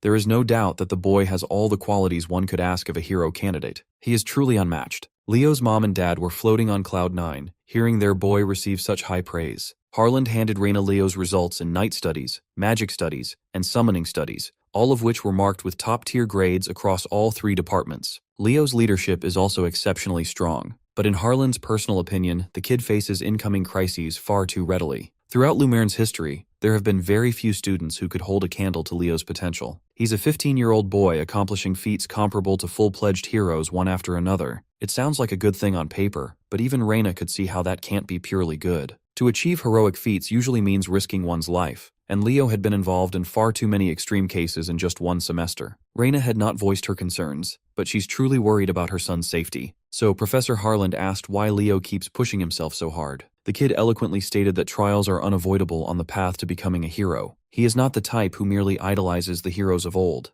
Harlan knew better than anyone that this psycho is truly dead set on the complete annihilation of Erebus. After the home visit wrapped up, summer break flew by in the blink of an eye. Leo had returned to Lumeria City to take in the lively vibe. On his casual walk around town, he came across Hero's Rest, a cafe managed by the academy. Outside the cafe, a pair of youngsters wearing Lumerne uniforms were making a scene after being kicked out for not having student IDs. They insisted that they had left their identification behind, and they had been hanging out in this cafe all semester anyway. Leo reckoned that Dumb and Dumber here must be hero candidates who were advised to withdraw after the final exams. He could see that the argument was on the brink of escalation. One of the kickouts threatened to use force if he wasn't allowed entry. Suddenly, Leo felt the world stop spinning as a man clad in black drip appeared beside him. The man outrightly stated that Lumerne does not give second chances to those who can't cut it. He stared the youngsters down and strongly encouraged them to give up and walk their own paths. The road to becoming a hero doesn't stop at Lumerne. His words did not have any effect on the Dumb and Dumber. Since they refused to listen, the man just sent them to the Shadow Realm right away. The man was briefed about how impressive this year's freshmen were,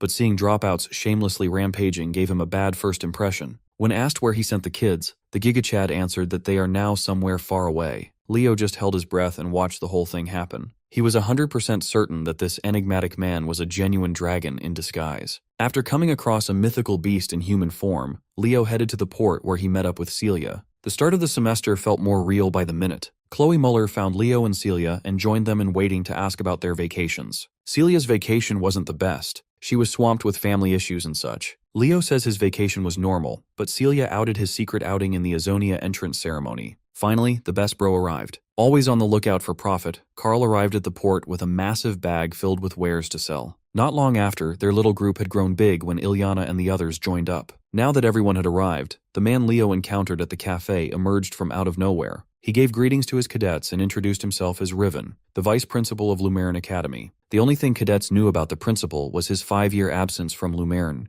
Getting right down to official business, Riven counted 346 of 440 students who made it to the second semester, a high survival rate. Riven has heard murmurs about the first-year batch being called the Golden Generation. He's not the type to believe rumors until he sees for himself. Today, the surviving cadets will demonstrate their capabilities to the vice principal. He already canceled the ship that was supposed to take them to the academy. Vice Principal Riven vanished into a puff of dark smoke. He will be waiting for the kids at the front gate of the school. Before vanishing completely, he warned the kids that crossing the lake wouldn't be easy. Perhaps no one will make it across. Summer is over, and daily life in Lumeran has officially restarted. Leo's lake crossing method was straightforward. Just pump aura and fly over the water. Staring at the lake below him, he recalled that this area wasn't filled with water before the Age of Calamity. This place used to be the center of the world. Though Lumeran Academy now occupies the territory, it was originally said to be the land of dragons. It was the first area attacked when Erebus appeared. Leo's historical musings were interrupted by a hostile bolt of lightning coming from behind. Duran chased after him with a singular goal in mind,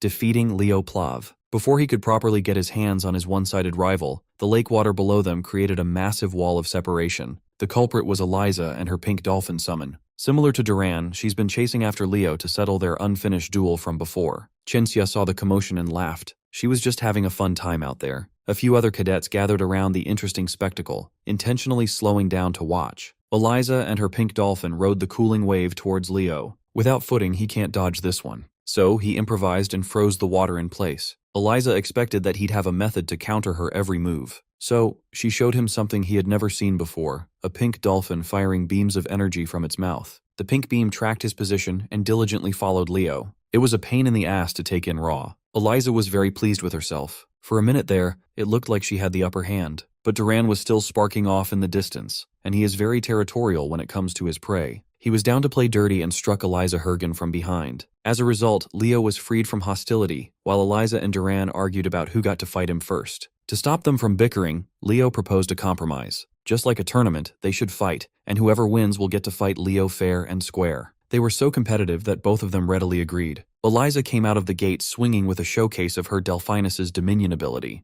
Her Aqua Gorgos turned the water itself into a troublesome weapon. Duran was no slouch either. And if we're talking in Pokemon terms, Electric owns water types. With both pursuers distracted by each other, Leo snuck out and continued crossing the lake. At the rate they were going, everyone should make it to campus safely. Ilyana was cruising in the air, and even Carl dared to tempt fate by asking for a Kraken to appear and dare to stop him. Even so, the man overseeing this test is a dragon old enough to have lived a long life. Leo wasn't worried for nothing. Suddenly, thick fog rolled over the lake and swallowed every cadet whole. They initially dismissed it as naturally occurring fog, but quickly realized it was highly irregular. Consumed by the fog, they were separated from one another and trapped in a pitch-black space. Ilyana sensed a presence standing before her and immediately drew her blade. In front of her was Professor Harland, but he looked a little off, a bit illusory. Leo was the only one who knew for sure what was happening. The fog was a type of dragon speech magic. Long ago, one of the powerful forces of Tartarus created a potent dragon clan curse. They called it Nightmare. This curse forces the victim to confront the last person they would want to fight. In Leo's case, as expected, his nightmare was facing off against his dear comrade, Lysinus herself. While he was stuck in the pitch-black curse, most of his fellow cadets were face down and out on the water. The academy arranged for dive teams to retrieve the unconscious freshman from the water.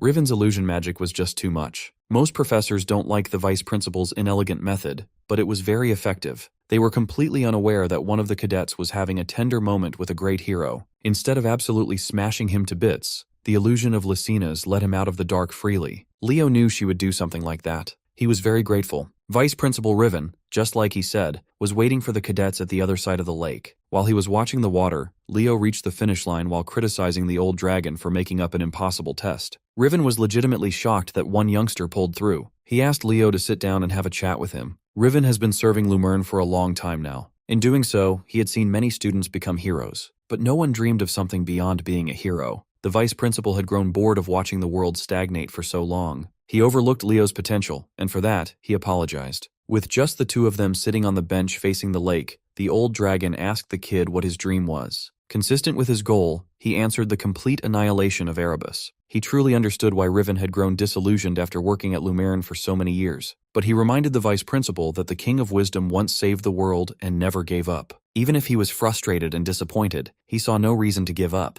If Riven is a legitimate descendant of the King of Wisdom, then Leo's advice was to follow the king's example. He basically confessed to the old dragon that he knew about Riven's true identity. In truth, Leo is looking forward to working with the great King of Wisdom from now on. Vice Principal Riven was left with countless questions about who Leo Plav really was. One thing was for sure, he felt a familiar will oozing from that kid. Some say that to this day, Eliza and Duran are still fighting in the lake. Once everyone was rescued and awake, the Lumerne Academy opening ceremony commenced. Leo met up with his senior class representatives and was cheerfully swarmed by Lil Luce, the second-year representative. She was a big fan. She lamented the fact that she's squeezed between outstanding seniors and juniors, even though Monster Girl Lil is the undisputed #1 in her batch. Lil doesn't like the Monster Girl nickname and scolds Hark for pouring poison in Leo's ears. As far as Leo knows, Hark Ligward possesses the accumulation aura trait. He stores up power and pours it all out during battle. It's a rare trait that keeps him perpetually sleepy. While Hark naps, Lil tries to convince Leo to use her other nickname, Spirit Master of the Gale. Third-year representative Elena Duran arrived just in time to insist that Monster Girl was a better fit. She was also in the mood to finally grant Leo the favor he wanted to ask. But in return, he must promise to grant Elena a favor down the line. Hark heard her voice and woke up angry from his nap. He low-key hates her for real. Thankfully, the most senior representative arrived just in time to defuse the situation with a smile. He led the other representatives out of the tent, leaving Hark and Leo inside. Hark gave his junior a fair warning to be careful of Elena Duran. Ever since she was young, she's had a habit of treating the people around her like toys. Leo was aware of her willful personality. Everyone was. But the real problem comes when that girl finds a toy that she finds particularly special. Her eyes are on Leo now. He genuinely appreciated Hark's advice. He might be a bit rough around the edges, but Sleepy Boy was quite welcoming to his junior. Headmaster Kalian stood on the podium to address the whole academy. It was a pretty boring speech. During the yap session, Leo was preoccupied with thinking about the heightened threat of Tartarus, now that he's made too much noise to get their attention. Hell, the hidden traitor in the academy might even try to eliminate him directly. No matter what, he must stay sharp. After what seemed like forever, the headmaster's welcome speech concluded, and the cadets filtered to their assigned classes. On the first day of the second semester, Carl was already complaining.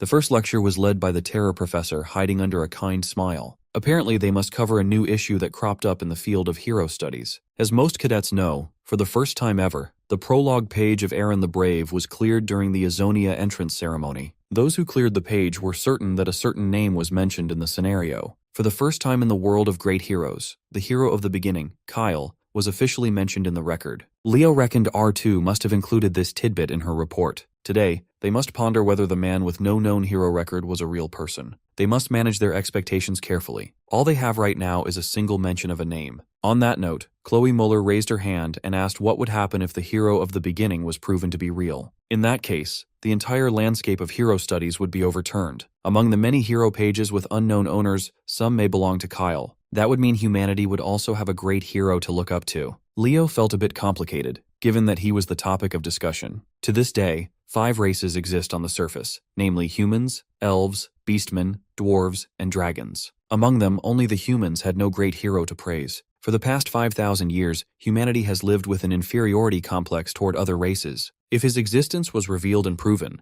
then humanity might finally be able to stand proud. According to the professor, there's a high probability that Kyle would have been an all-class fighter. After all, they now know how powerful an all-class can be thanks to a certain student in their school. The lesson about the hero of the beginning went on for far too long. By the end of the school day, Carl and Leo washed up before heading back to the dorms. Given the lecture earlier, Carl was quite curious why Kyle was labeled the surviving hero. It can be interpreted as a symbol of strength that survived many battles. That interpretation is partially true, but more precisely speaking, it was because he was the lone survivor while countless heroes were massacred. Before bedtime, Leo checked on Elsie, opening her cozy pendant. Even now, the great shadow spirit couldn't stop herself from admiring the bright night sky. It's about time for her to meet Leo's other summons. He also asked her not to tell them about his true identity for now. Free at last, Kieran stretched his wings while Fiora politely gave her contractor a practiced bow. They immediately noticed Elsie sitting by the window and turned to their master with questions. Leo explained the bare minimum and let his summons sort themselves out. Kieran immediately tried to make Elsie believe that he was the captain among Leo's summons, but Fiora also wanted to be captain. She was Leo's first contract after all. Kieran sees himself as the most dignified and highest-ranking summon, so naturally he should be captain. The Phoenix and Fairy Prince bickered like children in front of Elsie, making her chuckle. She liked how full of life her fellow summons were. Elsie calls them lively. Leo calls them immature. The next day's classes kicked off in the magic department's outdoor lecture hall, led by the popular Professor Len. During the break, he gave a lot of thought to how the second semester should go. This year's freshman batch is receiving a great deal of attention from the school. To answer why that is, Professor Len pointed at Carl Thomas to discuss. The reason was quite straightforward. It's partly because this batch is exceptionally outstanding. In addition, the upcoming Lucijan is generating quite a buzz. Previously, the magic department's seniors in second, third, and fourth years had never won once. As far as Leo knows, Lucijan was the friendly match between Siren and Lumerne. For the past 3 years, Lumerne's magic department has suffered L after L, but not anymore. With Professor Len at the helm of the department, he aims to prevent a fourth consecutive year of humiliation.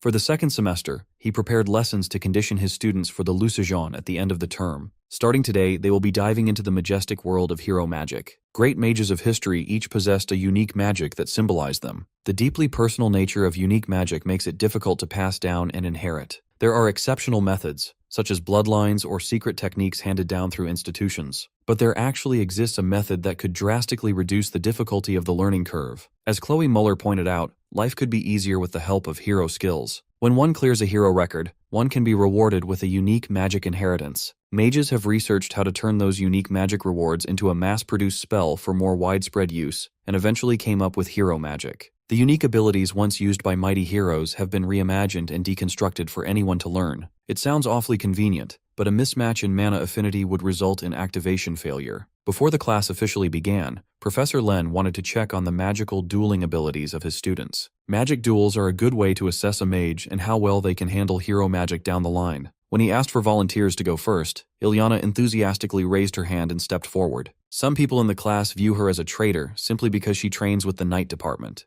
Ilyana wasn't too bothered by it. Haters were just hating on her for being a dual class. For her opponent, Professor Len went out of his way to provide the best possible special instructor for the job. That's right, blonde-haired Gojo Satu is back to terrorize some first-year kids. Professor Albi promised that he wouldn't go all out, but the cadets are free to go apeshit. Albi Giron is widely considered the strongest magic duelist in the academy. Just seeing him in action was a privilege. Believing that the key to victory was attacking first, Ilyana formed her golden magic swords as fast as she could. Shining blades surrounded Albi, yet he did not react. He just stood still and let the sword tips clash against his imperceptible barrier until they lost power. Carl questioned her ineffective method, but Leo told his buddy to watch a little bit closer. The blades of light that should have returned to mana are maintaining their form even in a shattered state around Albi's foot. If Leo could see it, the professor surely does as well. Ilyana Raiden's trump card is now in play. Recycling the broken blades scattered all over the field, she formed a massive attack right above Professor Albi. She's very proud of this unique magic she perfected during vacation.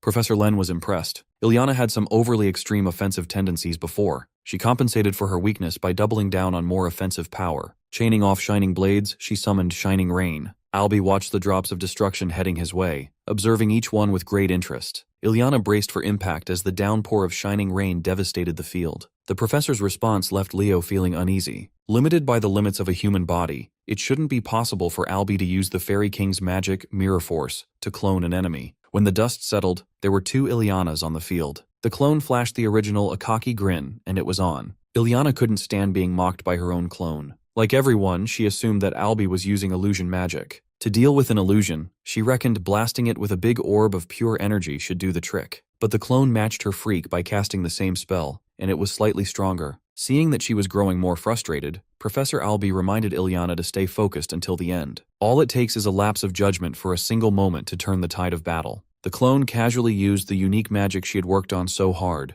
An even more powerful, colorful downpour of shining rain brought Ilyana Raiden to her knees. Even though she lost, Albi complimented her performance. Professor Len turned to his class to get the next volunteer, but Professor Albi had a better idea. Instead of beating up helpless kids, he called on Leo Plav to come forward. Leo didn't see any reason to refuse, so he readily joined Professor Albi in the ring. Albi has the Fairy King's illusion magic, and Leo has the Elven Star magic in his arsenal. Right away, the cunning professor used Mirror Force to clone Leo. The Fairy King's magic was designed purely for combat. Albi's clones draw out the copied target's power and amp it up to the limit. To test out how accurate Albi's mirror force was, Leo used star magic right out of the gate. Anyone who devoted their life to magic would know how rare and powerful elven magic was. Leo's magic, in particular, looked like he was summoning an entire constellation of heavenly bodies in the palm of his hand. The bright and overwhelming mixture of different hues was a product of casting multiple spells at once. Now that it's the second semester, Leo has grown a little bolder when it comes to showing off the extent of his power.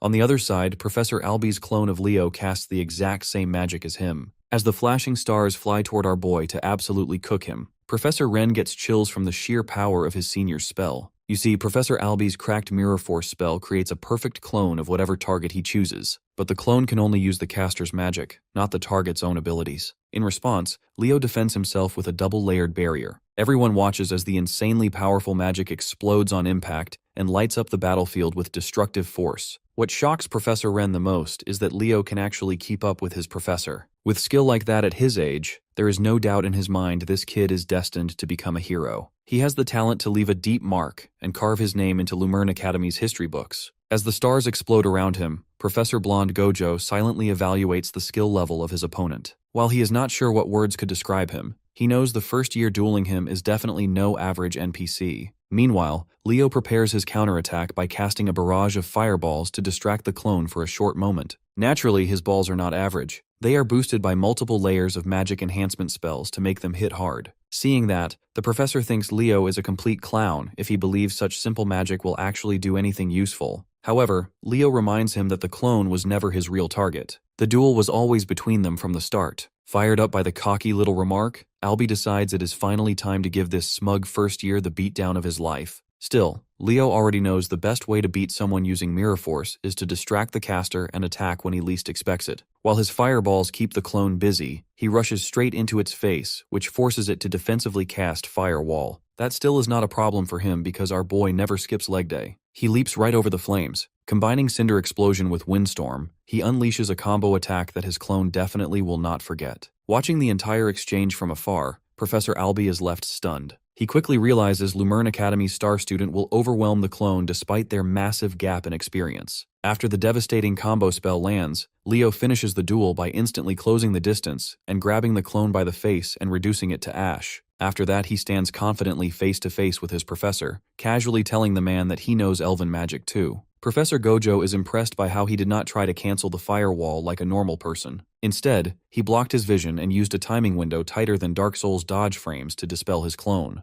Albi reluctantly admits that it is no wonder the other professors treat him like the biggest prodigy in his class. Inwardly, he is convinced our boy is talented enough to surpass him before even graduating from the academy. Later that day inside the tower, Vice Principal Riven stares out the window with a deep look in his eyes. The headmaster asks if he has eyes on some baddie that caught his attention, but the vice principal explains he is watching the first years show off their skills. Curious about his opinion, the headmaster asks what he thinks of them. Turning from the shadows, the vice principal shares that he has high hopes. They are not just good, they are the brightest batch the academy has seen in decades. Appearing before the headmaster, he hands over a report on everything he found about hero dungeons during his travels. He has spent the last 4 years searching across the world for any clues about them. Riven admits he still is not sure whether they truly exist, but one thing is certain. Revealing their existence would definitely benefit the students greatly. Holding 4 years of his blood, sweat, and tears in his hands, the headmaster thanks him from the bottom of his heart. Anyways, the vice principal hopes he was not called here just to watch some first years. He understands the real reason for the meeting is the news that a traitor is also hiding inside Seiren Academy. The headmaster grows frustrated hearing that, admitting Tartarus is becoming more and more active lately. At his age, he is no longer capable of keeping them fully under control anymore. In fact, he believes the era of swordsmen and his influence as the Sword Saint will soon be over. He asks the vice principal if he truly believes Gen Z can handle the endless disasters plaguing their era. But Riven simply throws a question back at him, asking whether he himself can place all his trust in the new generation.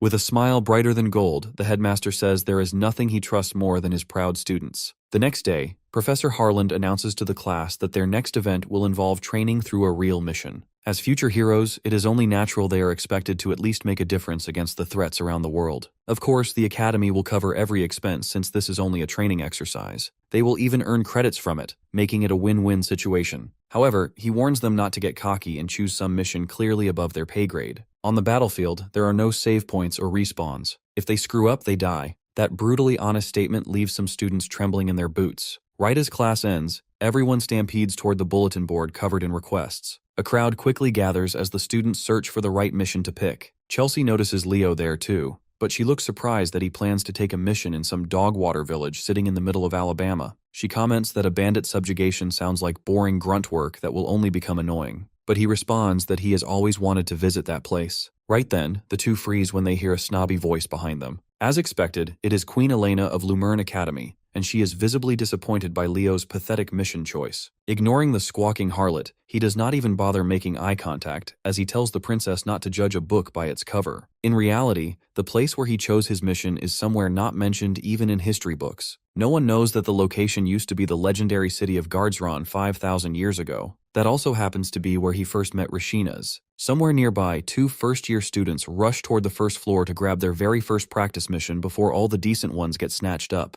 In their hurry, they slam straight into a massive senior. The freshmen instantly go pale when they realize they just crashed into an upperclassman. The tall dude glares straight into their souls and barks at them to watch where they are going properly. A bright blue pin carrying the crest of the moon and clouds shines against his otherwise dull outfit. As the mysterious guy walks away, the first years point out how weird it is for a senior to be hanging around the first-year building lately. After talking more, they realize he and several others belong to the Blue Moon Party, led by the third-year representative Elena herself. Just hearing that name sends a shiver through the juniors like somebody name-dropped a serial killer. They find it strange that the Queen of Lumerne would come to such a pitiful place, unless she had some personal interest there. The scene then shifts to the first floor, where our boy is already talking with the Queen herself. Leo asks why Elena came to him out of everyone there. Elena bluntly replies that her party is going on a dungeon raid and wants to take our boy along personally. Without even thinking twice, Leo rejects the blondie on the spot, leaving her completely stunned, speechless. A pink aura spreads around them as the Queen asks him to repeat himself again, but her shock is immeasurable when Chad's answer remains exactly the same. Meanwhile, Carl and Chelsea secretly eavesdrop on the argument and are blown away by their classmates' audacity completely. Elena strengthens her ability as her eyes glow bright pink and her aura intensifies, demanding that he explains himself properly now. Leo slides a crisp paper toward the senior, saying he already picked his mission beforehand. He is afraid to share that Her Highness would never care about a backwards village, so the mission is meaningless for her. Without waiting for any reply, he strolls off with his friends and leaves the Queen of Lumerne hanging. Around her, the juniors completely lose it and start yelling at our boy just to earn Elena's approval desperately. Elena, however, smiles while staring at Leo like a middle schooler in love. She keeps thinking about how he resisted her subjugation ability without the slightest struggle whatsoever, making her even more interested in this junior now. Not long after that, news about Elena getting rejected spreads across the academy like wildfire through the school newspaper. Back in the classroom, our boy thinks over the day's events. At his side, Carl has a naughty grin on his face as he asks how it feels to humiliate the Queen of Lumerne. But he shrugs off the question. He realizes that he needs Elena's good graces eventually to get access to the Forbidden Library, but for now his priority is to expose the traitor inside the academy. His thoughts are interrupted by the professor asking everyone whether they chose their practice missions yet. All the students respond with an affirmative, and he commands the class to prepare for their expedition ahead. A few days later in the Garin province, Leo steps through the teleporter. He examines the new landscape, which looks to be a desolate grassland with no civilization in sight. Concerned for his safety, an old man approaches him asking what brought him to the remote area. He instantly recognizes the uniform he is wearing and is even more confused. Leo explains that he is there to resolve a request regarding bandits in the area. The old man is relieved and escorts him to the town nearby. He observes the architecture and remarks how it used to be part of the city of Gardzron. As he approaches the castle doors, Leo is stopped by two nervous guards who demand he state his purpose to visit the place. Our hero pulls out a paper stating the request to deal with the bandits. The two men almost faint from shock when they realize he is from Lumerne Academy. He smiles innocently as they allow entry without any check. Inside, he is seated in a lavish room and served a Gordon Ramsay-approved brunch. The manager urges our boy to rest at their lodgings, but he politely refuses. He gets straight to the point and asks where the bandits are, so the blonde pulls out an ancient map showing the exact location of the bandits. Mid-discussion, a servant bursts through the door demanding the attention of the manager. He states that more hero candidates have come to the castle. This news catches everyone off guard, prompting the host to ask our boy if he had other members with him coming along. The servant announces that the new arrivals are from Seirun Academy. Right on cue, several elves enter the room dressed in white and black uniforms. At their head is a tall elf with flowing black hair and a mean expression named Haden Dirtian. Leo is at a loss at this sudden development, but the moment is interrupted by a red-headed elf, Runia, who recognizes him immediately. Blushing, she starts talking with our boy like they're best buds. Hearing his name from Runia, the others realize who he is. Tensions begin to rise as they remember he deciphered the Founder's magic. Leo tells Runia that he is here on a mission to subjugate the local bandits, which sparks an idea in her mind to rid herself of her annoying seniors. Wasting no time, the redhead exaggerates the seriousness of his mission and offers to help our boy with his dangerous mission personally. Her classmates are against the stupid decision, but she argues that innocent lives are currently at stake, so she takes off running while dragging Leo with her whether he likes it or not. Once the two finally leave, Hadin calmly seats himself opposite the host and asks his lackeys to step outside before he speaks privately. The elf explains that he and his team came here to investigate the wildlife and natural habitats in the area. This explanation leaves the manager confused, and Hadin coldly continues by demanding permission to freely explore the lands without any restrictions. His deadpan expression sends chills straight down the manager's spine. The men quickly prepare the required documents, allowing their expedition to officially begin. Meanwhile, inside the castle garden, the remaining Seiren students loaf around. They discuss how it's outrageous to send just one first-year student on a mission in such a remote region alone. They fear that Lumerne may have the same classified info as Siren about the hidden hero dungeon that exists in that region. One of the four comments that even if that actually were true, it would still be unbelievably stupid to send such a low-ranked hero candidate alone. In response, a pink-haired second-year student laughs and mocks that the students at Lumerne are a complete joke. Out of nowhere, Elena suddenly appears directly behind her and scares the soul of her body. Elena feels bad for Lily, who failed to show her own abilities because she was busy supporting her class. The Siren group freezes up nervously, confused about what business the Queen of Lumerne has with them. Furious at the outsiders insulting her people on her turf, Elena activates her ability. Her glowing pink eyes shine intensely as she orders the juniors to kneel down and bow before her as punishment for the disrespectful garbage they spewed earlier carelessly. Reluctantly, she questions why the hell she should kneel to another student. The Seiren student fires back that even a blind person could tell the Seiren second years are cooking Lumerne's team alive. Their cute little representative Lily should actually do something instead of sitting around like a pretty doll. The girl challenges Elena to prove her judgment wrong if she really thinks she has the skills.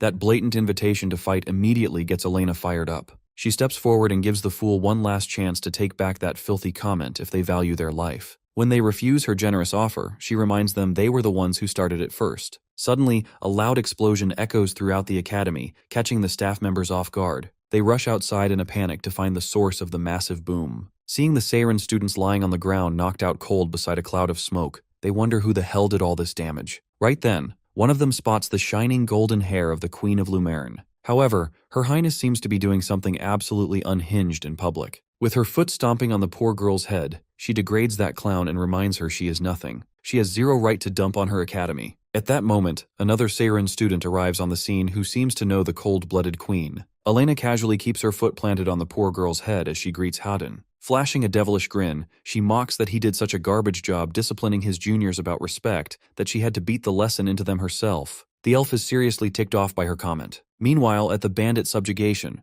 Runia is going completely feral on all those poor suckers. They run from the rampaging witch who blasts them with fire and throws out every curse in the dictionary. Watching it all from afar, our boy realizes he probably will not need to help the mad woman in the fight. Instead, he focuses on the ruin standing before him. While hundreds of years weathered it down, he believes it should not be possible that there are barely any remnants of the fortress of Guardsrun left behind. Placing his hand on the cracked walls, he feels something strange is definitely going on here. Right at that moment, he senses traces of dark mana leaking from the wall, which means Tartarus is no doubt behind it somehow. That is when it finally hits him that the fortress of Guardsrun did not disappear anywhere. What he sees is only the tip of the iceberg, while the rest of it is buried deep underground beneath them. At night, Runia starts a campfire with 2 logs for the both of them to enjoy a comfy little camp night together. Seeing that he isn't back yet, she remembers he mentioned that he came on a practical mission from the academy. That makes her wonder if he will return to the academy once he is done, or if she should invite him to enter the hero dungeon alongside her instead. After she finally finds him next to the ruins, he tells her he was investigating something strange about the fortress. Deep in thought, he remembers that the citizens of Guardsrun had to move out in search of new homes. That is because the fortress was attacked and overtaken by Tartarus, who dragged it deep beneath the earth. Anyways, he calls it a day and returns to camp with Runia. There, the two are completely shocked to see the most cursed couple in academy history sitting together,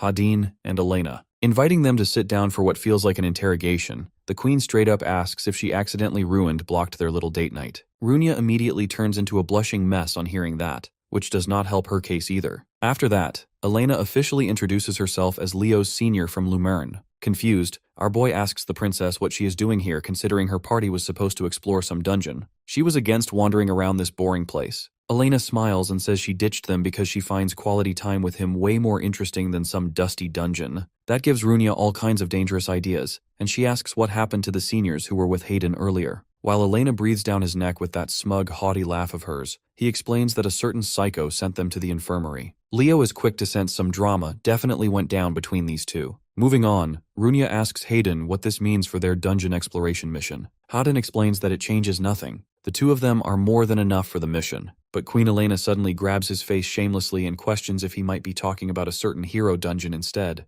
Hadin realizes the queen has spies everywhere, so it seems Lumerne already had insider information on the newly discovered hero dungeon. With the most punchable grin imaginable, Elena reveals his juniors leaked everything about the newly discovered hero dungeon. She grabs our boy up like her Gucci handbag and declares they will explore it together the next day. Girl completely ignores the fact he still has a subjugation mission to finish first. Elena is somehow 4 steps ahead already and says she wiped them out on the way, so they're cooking. A thick atmosphere of competition fills the camp. Runia stares at them and swears she will find the hero dungeon first no matter what. On a rainy morning the next day, our boy demonstrates some of his abilities to Elena, who looks genuinely impressed by his performance. She is surprised to see he completely outclasses most first years by a landslide. Feeling weirded out by her bubbly girl personality, he questions what happened to her usual stuck-up queen bee attitude from the academy. In return, she ambushes him with a sudden headpat attack. The queen finds it adorable that he used to see her that way before. She asks him to describe her personality now, to which Leo instantly replies dumb as bricks, and she bursts out laughing. On the other hand, Runia is surprised to see the two of them have spent quality time together. Staying focused, Hadin reminds her they need to stay extremely cautious. They will be forcibly dragged into the dungeon if they fail to detect the mana signal correctly. Later, Elena gets tired of waiting after finishing the exploration on her side first. She calls Hadin pretty slow for someone who talks like a know-it-all genius. But the elf fires back that he actually does his job thoroughly unlike her. After that, the two teams head out together. Elena tells Leo that Hadin is a massive nerd who gets tilted way too easily whenever she flames him. Suddenly, he senses a powerful mana reaction nearby. The squad is shocked when he suddenly says he might have found the dungeon while standing directly in the middle of a strange magic circle. He activates what he remembers was a teleportation gate from Guardsron itself. This is massive news, because if the gate is somehow still intact, that means Guardsron might not have collapsed underground after all. Staring in complete awe, Hadin questions how a first year managed to decipher what he senses is ancient magic. Leo claims he analyzed the magic formula earlier, which appeared to be a teleportation gate, and luckily his guess was correct. Since it opened successfully, he believes the other side should still be active too. Runia hesitates to step inside, but Elena says they cannot know where it leads without entering first themselves. She asks her favorite junior to come with her immediately. Leo, however, has serious doubts about whether Guardsron could still be erect that deep underground after all this time. That is when Elena suddenly touches the gate. She accidentally activates some ancient system that announces the hero world has officially been unlocked. It declares that the first record to play is the prologue of Varharun. A bright flash of light bursts out from the newly opened gate. The squad freaks out when they realize they are not being transported into some normal dungeon. It's a one-way train to a hero world instead. A glitchy interface pops up in front of Leo and Elena. Beneath the glitched-out name, the chapter title appears as Prologue Varharun. The moment he reads that name, cold sweat starts pouring down our boy's face. He stares blankly into the endless light pouring from the portal before it swallows him whole. When he wakes up, Leo suddenly finds himself standing inside a fancy hallway beside a massive window with warm sunlight shining through. Our hero quickly checks the user display for his mission objective, but as expected, the screen is blank because of the nature of this dungeon. Snapping back to reality, he decides the first thing he needs to do is regroup with the other three immediately. Not a second later, a short girl carrying a dangerously huge stack of books crashes straight into him. The poor elf girl instantly drops to her knees in panic while scrambling to pick up her books and apologizing over and over for the accident. When he looks down at the kneeling girl, he is flabbergasted. It is the founder, Luna. The two stare at each other awkwardly for a brief second before Luna suddenly turns pale and screams an apology to Professor Archant. The fact she knows his name catches him by surprise. The panicking girl swears that she only skipped class because she was busy researching magic again. Only then does Leo realize this is a possession-type hero world. So he has possessed a professor, and everyone sees him as Professor Archant. He remembers that the man was a legendary historical figure who taught the founder Luna magic. He practically raised her like a daughter. While handing the books back, our professor asks the elf where she is heading in such a rush. Confused by his calm reaction, Luna nervously asks if he is not going to scold her. He replies that this is probably not the first time she ditched class, and definitely not the last either. With that, the two begin walking toward the library together. As he watches her happily bounce along beside him, our professor realizes her perspective on life is surprisingly simple. The easy-to-please girl is overflowing with joy just because she did not get flamed by him. If the modern elves ever saw their legendary founder acting like this, they would never believe she becomes the same historic figure they worship. Luna leads our boy toward a nearby table where he places the books down for her research. She clumsily drops herself onto the chair while thanking the professor. But the goofball gets cut off halfway through when the chair leg snaps under her non-existent weight and sends her crashing to the floor. Our boy can only smirk at Luna's disaster class level clumsiness before excusing himself. He tells her he would love to stay and chat longer, but he has more urgent business to handle first. Staying focused, he needs to find more information and regroup with the other 3 members to clear the dungeon. As he walks through the halls, the professor mentally reviews the basic mechanics behind hero dungeons. A normal dungeon forms when a hero record becomes unstable. It starts distorting reality around it enough to create an entrance. However, if the rampage continues too long, the record can merge with reality. What scares him most is the possibility that ancient monsters could also spill into their world, leading to casualties beyond imagination. His thoughts drift to Luna next. He isn't sure yet if this entire world truly revolves around the founder's story, and wonders how old she is in this chapter. What's disturbing him, he still has no clue what the objective of this hero world is supposed to be. Suddenly, the professor's thoughts get interrupted when a student loudly calls him, demanding to know why he is wandering around there in the first place. Confused, our boy turns toward the panicked young elf like he doesn't know who Archant is. The student hurriedly blurts out that he is late for class, and the students are throwing a riot over being ignored. Realizing he cannot afford to break character if he wants to clear the hero world,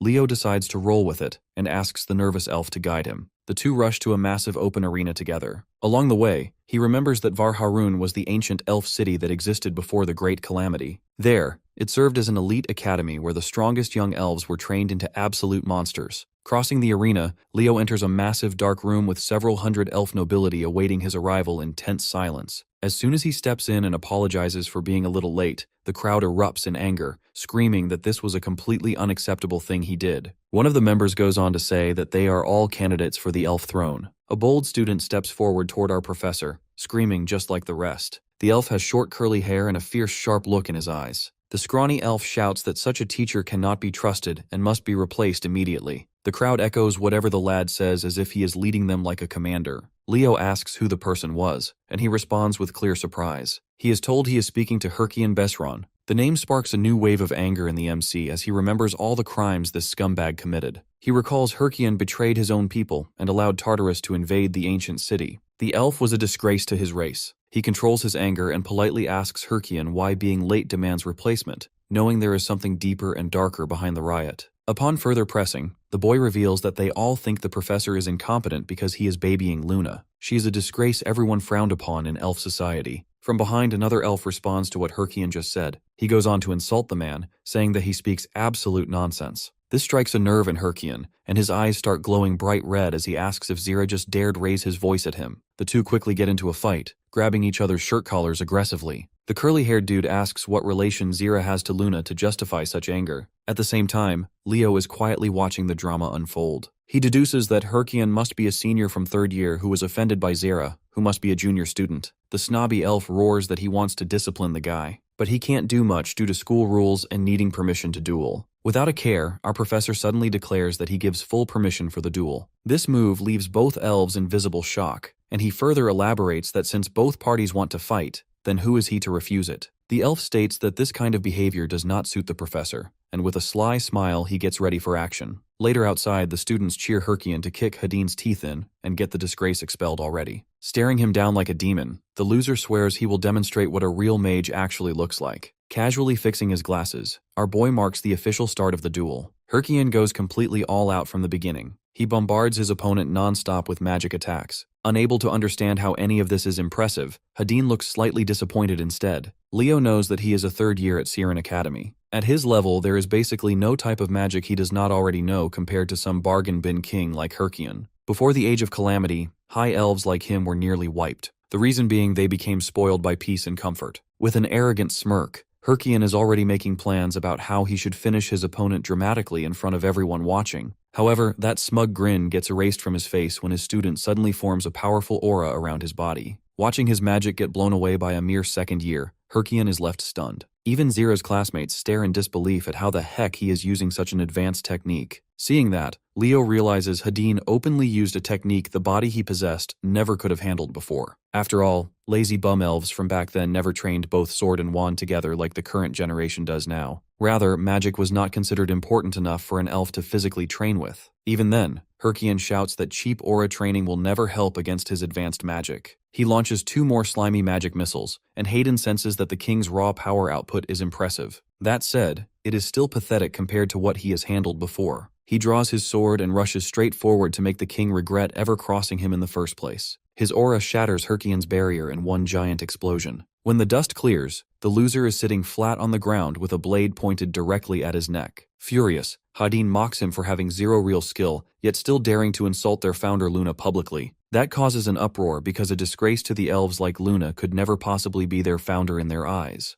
Hadin is pissed off by the sheer nerve of this man who keeps talking trash despite already getting cooked. Then he does what nobody expected, and kicks the elf king right in the mug. Warning Herkian that he brought this humiliation upon himself, the student climbs on top of him and starts beating the daylight out of him. Before he goes too far, Leo intervenes. He brings the guy back to his senses and tells him he has already gone far enough. Still not satisfied with the blasphemer's punishment, Hadin requests permission to pound him just a little bit more. There is honestly nothing he would enjoy more than that. However, he reminds him it would seriously mess up their progress in clearing the hero dungeon later. Hearing that, the elf instantly realizes that he is actually Leo. Our boy offers to share information, but first they need to move somewhere more private. As Professor Archant, he declares that the duel is officially over and orders some students to drag Herkian straight to the infirmary. Meanwhile, he takes Hadin with him. The only problem is, he has absolutely no clue where his room is located. So the clever guy orders a nearby staff member to escort him, and the man leads him right to Professor Archant's study room. A nearby student overhears him saying he will personally punish Zira later himself. But this silver-haired baddie is not actually a real student, and she figures out they probably do not belong in this world either. Inside the professor's study room, Hadin throws a complete tantrum over the nerve that bastard had to insult their founder lady openly. But our boy explains that it is actually a natural thing to hear during the time period they are currently in.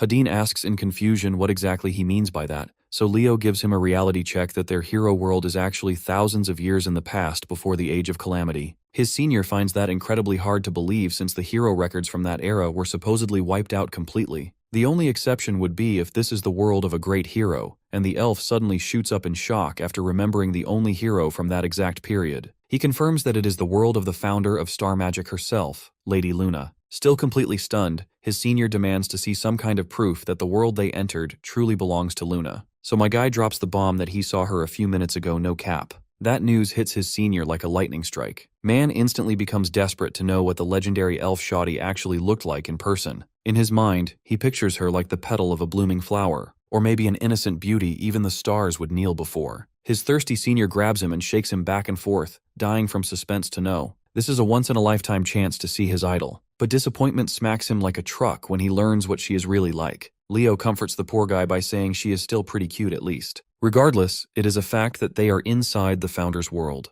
Tartarus should not even exist here because the organization only came into being after the Age of Calamity. Returning to the mission, his senior figures their objective must be something huge, since they are not inside the world of some average hero. While he is still unsure, the elf senior suggests they avoid using modern magic since it does not even exist during this era. The moment Leo hears him mention magic, everything instantly clicks in his head. Back when Founder Luna was still a student, this was the very beginning of her research into star magic she later became famous for. He realizes his objective must be to assist her research into star magic while acting as Professor Archant. Right then, a knock on the door suddenly snaps him out of his thoughts. The staff from before informs him that the headmaster would like to meet with him personally. Bro genuinely asks what he did to make the headmaster angry at him. The man explains it is because of the huge fiasco he caused earlier. Even the higher authorities of Varharun are getting involved. They have strict orders for student Zira to be placed under arrest immediately. Realizing it is best to play along for now, Hadin agrees to go to jail without causing more chaos. Our professor also figures out he's going to have to deal with this smartly. After that, he accompanies the man toward the headmaster's tower. Inside, he walks alone through the eerily silent tower, with not a single soul anywhere around him. Suddenly, he sees something he never imagined could actually exist standing before his eyes.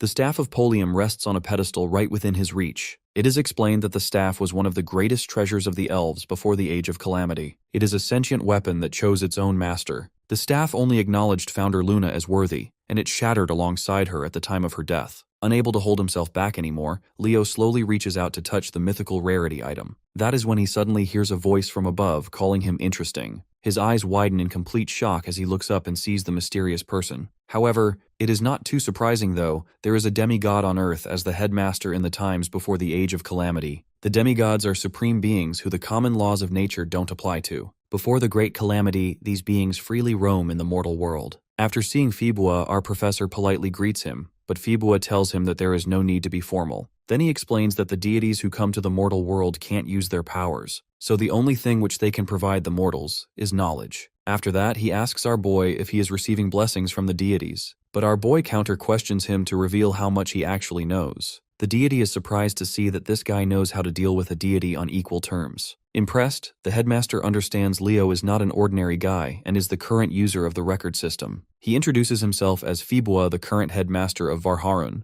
and Leo also introduces himself back. The headmaster, being curious, asks our boy how a low-life person like him can become the master of the record system. He asks him if he is talking about the power which can remake the past. The deity is astonished to see that our boy doesn't even have a full understanding of his own powers. He explains that the deity who gave him this power was seriously irresponsible. So the headmaster asks him how much he knows about his powers. Our professor explains to him that first this power records the accomplishments of the people which are recognized by the deities. Then it recreates the past and rewards are granted to him if he clears them. Fibua explains that something like this is not possible. When that happens, it means that the system is really powerful and isn't created by a single entity. Curious, he asks Leo how he got his hands on this power, to which he replies that he saved the world. He was the one who defeated Erebus. Hearing that name, the deity cannot believe that a mortal can beat such a beast. Our boy asks him why the supreme beings didn't kill Erebus in the first place. The headmaster explains to him that the beast has powers rivaling the deities, and the mortals cannot even put a scratch on it. But since it's the darkness of this world, it can't be separated from it. The deities cannot defeat it, but they have supported mortals, and with their help, they were able to push it into the darkness to maintain the balance between the light and the dark. But when the light shines brighter, the darkness also gets stronger. So Erebus is restoring his power, and with time it will get so strong that no deity or mortal will be able to defeat it. Finally, that is the mark of the Age of Calamity. But Leo did something which even the demigods weren't able to do. Then our boy asks if it was really that important, because the only thing that happened to him was that he lost his memory. The headmaster thinks that it's really sad, but he replies that he's gotten used to it. After all, he has something much more important to do. Fibua asks next what he wants to do, to which he declares his real goal is to completely annihilate Erebus. The deity understands he must have gone through hell and back when he was trying to defeat Erebus the first time. Yet now he is reborn, which was not expected by the deities. So he always has the option of leaving the rest to the future generations and living a peaceful life. Fibua questions if he really wants to go through all that pain for the second time. Leo tells him he has already made his decision and is going through with it. The headmaster says the deities gifted him this world for a reason. Our hero remarks that this world belongs to Luna. Fibua argues that the deities gave the hero record to him, meaning in other words the record belongs to him too. That is the main reason why he is the only one to receive the rewards in this world. Fibua reveals the staff is an accumulation of his knowledge, so he should take it since it will definitely help him. Our hero asks him if it is really okay for him to have an elven treasure. The deity simply answers that the Polium has chosen him as its master. With that, he tells him to go and advises him to be careful. While he can't explain it, something bad is going to happen to this world, and he prays that his path is full of blessings. Meanwhile, somewhere else, some Tartarus demons are possessing bodies. Wiener says the commander told them that the elves of this era were already corrupted. It's no wonder this rotten city makes her feel comfortable. The corruption makes her feel more at home than disturbed for their mission ahead. Sid says they should not lower defenses because elves from this era defeated many commanders and also played a major role in taking down the Great Being. Then, Sid and Sarman ask Venner why she suddenly called them out here for an emergency meeting. She tells them that an outsider has entered the dungeon. Sid shrugs it off as it is probably some weakling from the academy. Sarman asks her if she has any information about them, and she says that one of them is a student named Zira who is currently in the underground prison. If he finds a chance, it's his job to eliminate him. Sarman, however, theorizes there must be more than just one. Confident in herself, Viner sees that as a big win if there are more since that means more fun for her. She wants to see the look on their faces when they see that page of their great hero burn and disappear. While they had some setbacks in the mission to conquer this world, they are going to overcome that. It is all so that they can fulfill the wish of their Lord Erebus. Sadum, In the past, the hero world came into existence when a small part of Erebus was revived. After subduing it, the hero record was divided into 5 parts, and that is how the 5 hero academies were formed. The main reason behind dividing the hero record was to acquire Kyle's page. But in the end, the main question remains, how could Tartarus influence a hero record made by the deity? Our boy decides that he will go and have a look at the forbidden archives. But before doing that, he has to get Hadin out of the prison and find Runia and Elena. Suddenly, Luna appears in front of him and says that today is Elf King Ergin's birthday, so there is a party in the World Tree Plaza. She says that he did not receive an invitation, and asks her favorite professor if she can go with him. But in reality, our boy also did not get an invite either. After hearing this, he notes that Luna was not from a noble family, but she got into the academy because she has got great skill and talent. She told everyone that due to her overwhelming talent, the Elf King also supported her. So he asks her that if she is supported by the Elf King, then why did she not get an invite at all? To his shock, the poor girl tells him that the Elf King has stopped supporting her almost a month ago. The only thought which comes to his mind after this is that history has been changed. He thinks that they only got here a few hours ago, so there is no way history can be changed like this so fast.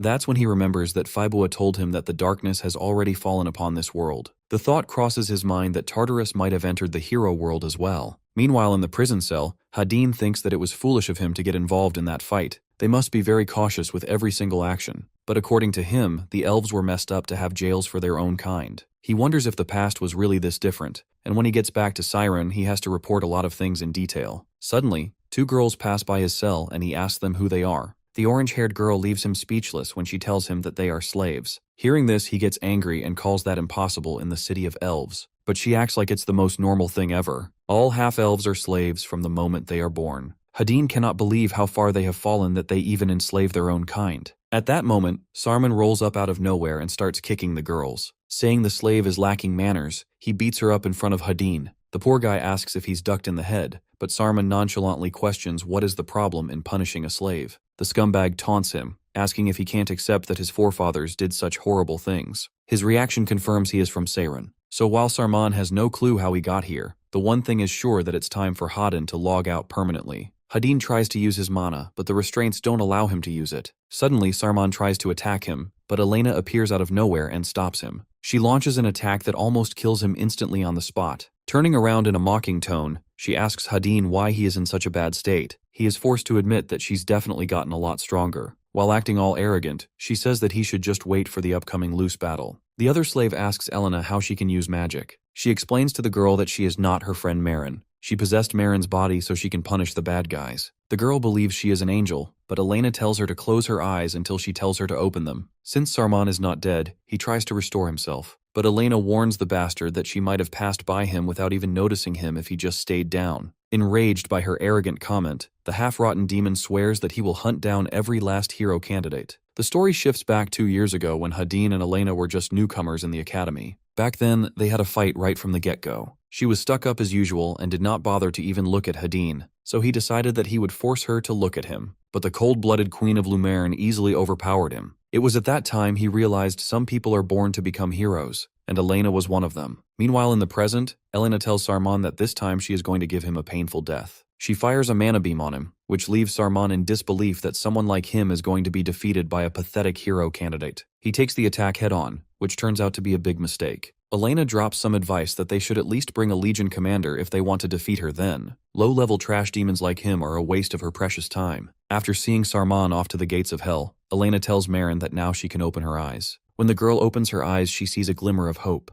Elena assures her that she will guide her forward. Meanwhile, at the royal castle, the princess's butler asks Her Highness Sergia to stop being so stressed. He tells her to keep her back straight and her smile more dignified. She finally fixes her goofy expression. Only then, her butler looks satisfied that the little girl remembers how to smile like a proper princess. Inside the princess's body, Runia is really annoyed that she is still stuck having to act like a refined lady like she did at Seiren. Next, the butler chops the overly excited maids into action. They get way too into it, playing dress-up with the princess's body like she is a doll with no rights. At this point, Runia is completely tired of sitting for hours on her holy rump just to get prepared for a party. She was honestly surprised when she woke up inside a noble's body, with an army of maids at her beck and call, yet she never expected she would become a princess, since elves do not even run monarchies like that. That signals to her she is way too far back in the past. Anyways, her butler explains that she will privately meet King Ergen in the audience chamber before his birthday party begins. The princess is confused and asks where that is. So her butler explains it is the core of Varharun,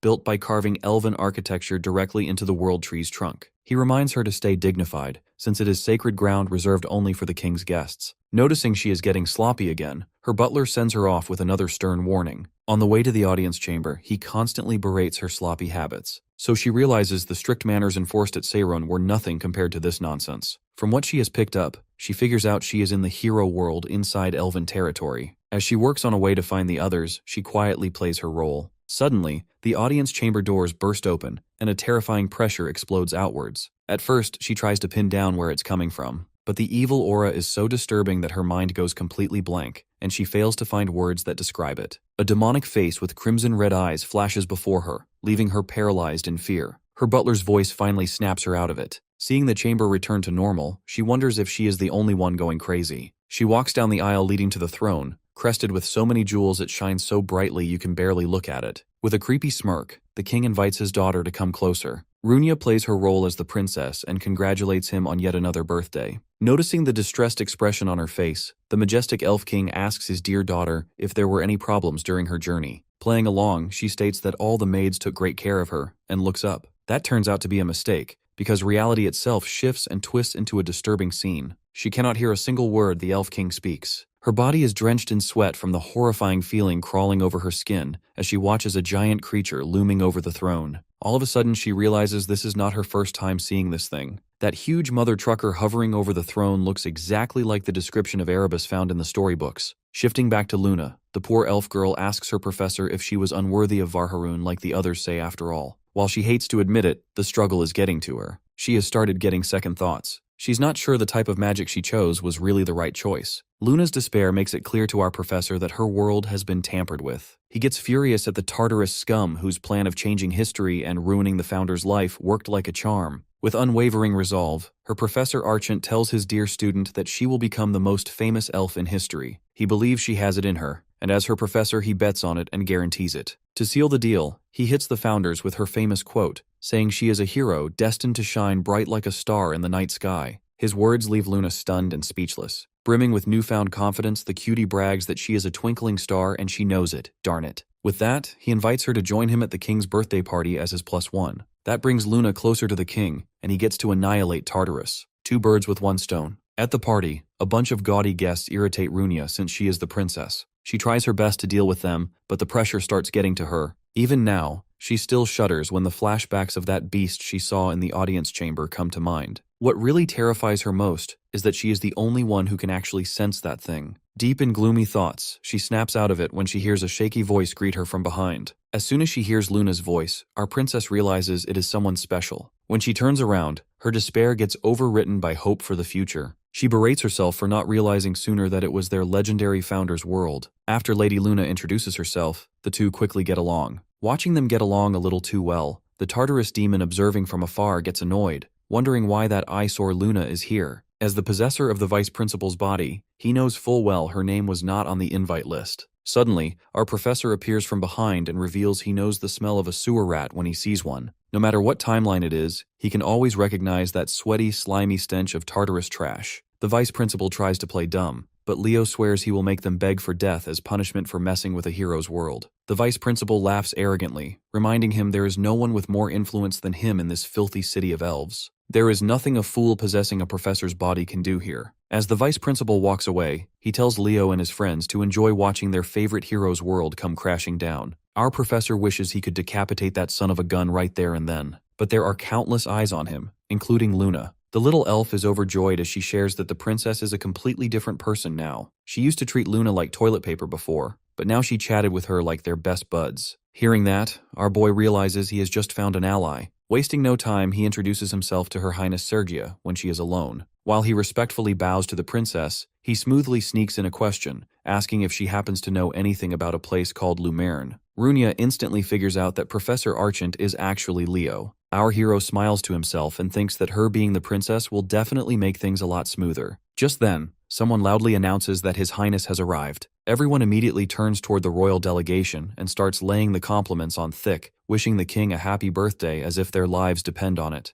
At that moment, Luna suddenly says that she is leaving, and our boy decides to dip too. Prince Ergen walks around greeting everyone one by one and tells the guests to enjoy the special occasion. Meanwhile, Leo teases Luna, saying that she looks insanely nervous. She fires back that this is her one chance to get sponsored by the prince, so obviously she has to lock in. A red-haired woman suddenly appears and grabs Leo's arm, asking him for a dance. Seeing that it is Runia, he calmly replies that he would be delighted to. Meanwhile, Luna is standing there completely confused by what just happened. As the two dance, the redhead quietly confirms that he is indeed Leo and asks how much information he has gathered about this world. Our hero replies that this place is Luna's world before the Age of Calamity ever happened. Runia admits that she expected as much and instead asks about the conditions needed to clear this world. Leo then drops the bomb that Luna originally created star magic in the future, yet in this world, no such thing exists. He continues that agents from Tartarus most likely infiltrated this place too, and there is a good chance some of them are even attending this party. The redhead gets surprised and asks if he means the Tartarus from the past. However, our boy denies it and explains that the demons broke into this world from the outside as well. Recalling what she witnessed in the audience chamber earlier, Runia agrees that it is completely possible. She then tells him not to freak out before casually dropping another nuclear bomb that Erebus somehow managed to reach this world too. Meanwhile, back at the dungeon, Elena snaps her fingers and unleashes a giant lightning spell. She complains that this fight is getting boring since they are only chipping away at each other. The third-year representative then orders Hadin to clean up the trash already. Without wasting time, he launches a massive sword slash that tears through the demons with ease. Elena gets even more annoyed and asks why they cannot just go all out already. Hadin reminds her that people live nearby, but the blonde instantly claps back that the place looks like a dump anyway. Just then, a voice suddenly calls out, saying that Elena is a giant pile of horse manure and a hypocrite pretending to be a hero. The blonde girl's mood instantly improves as she fires back that a cockroach somehow crawled out of the sewers. The demon girl from before mocks Elena and tells her to keep talking while she still can, since everyone here is about to die anyway. Elena immediately claps back, saying that no matter how disgusting cockroaches are, bugs can never kill humans. Viner declares that only human blood will be spilled because their lord is finally about to wake soon. That catches Elena's attention as she guesses that the lord they keep talking about must be Erebus. The demon instantly gets offended and tells her not to stain their lord's holy name with her filthy mouth. Elena starts rage-baiting her even harder, bragging that she brushes her teeth at least 3 times a day and not everyone smells like expired roadkill. The blonde then asks if the disgusting smell is coming from the demon herself or from the corpses nearby, before wondering if maybe they are the same. That finally makes Viner snap completely as she screams that she will tear every human here to pieces. Giant tentacles suddenly form in the sky and rush toward Elena at full speed. Hadin instantly creates a defensive shield and asks the slave girl if she is alright. The girl takes a moment to recover, but then her eyes suddenly widen in horror. She screams Elena's name while staring at the giant pile of rubble and bones. Viner starts mocking the blonde, saying she was all talk and zero substance. The demon proudly introduces herself as Bone-Eating Viner and brags that she has been running fades with hero candidates for over 100 years while building a terrifying kill streak. The poor slave girl looks seconds away from going into cardiac arrest, but Hadin calmly reassures her that everything is fine. Viner keeps teasing the little girl for worrying about Elena while she herself is standing right there.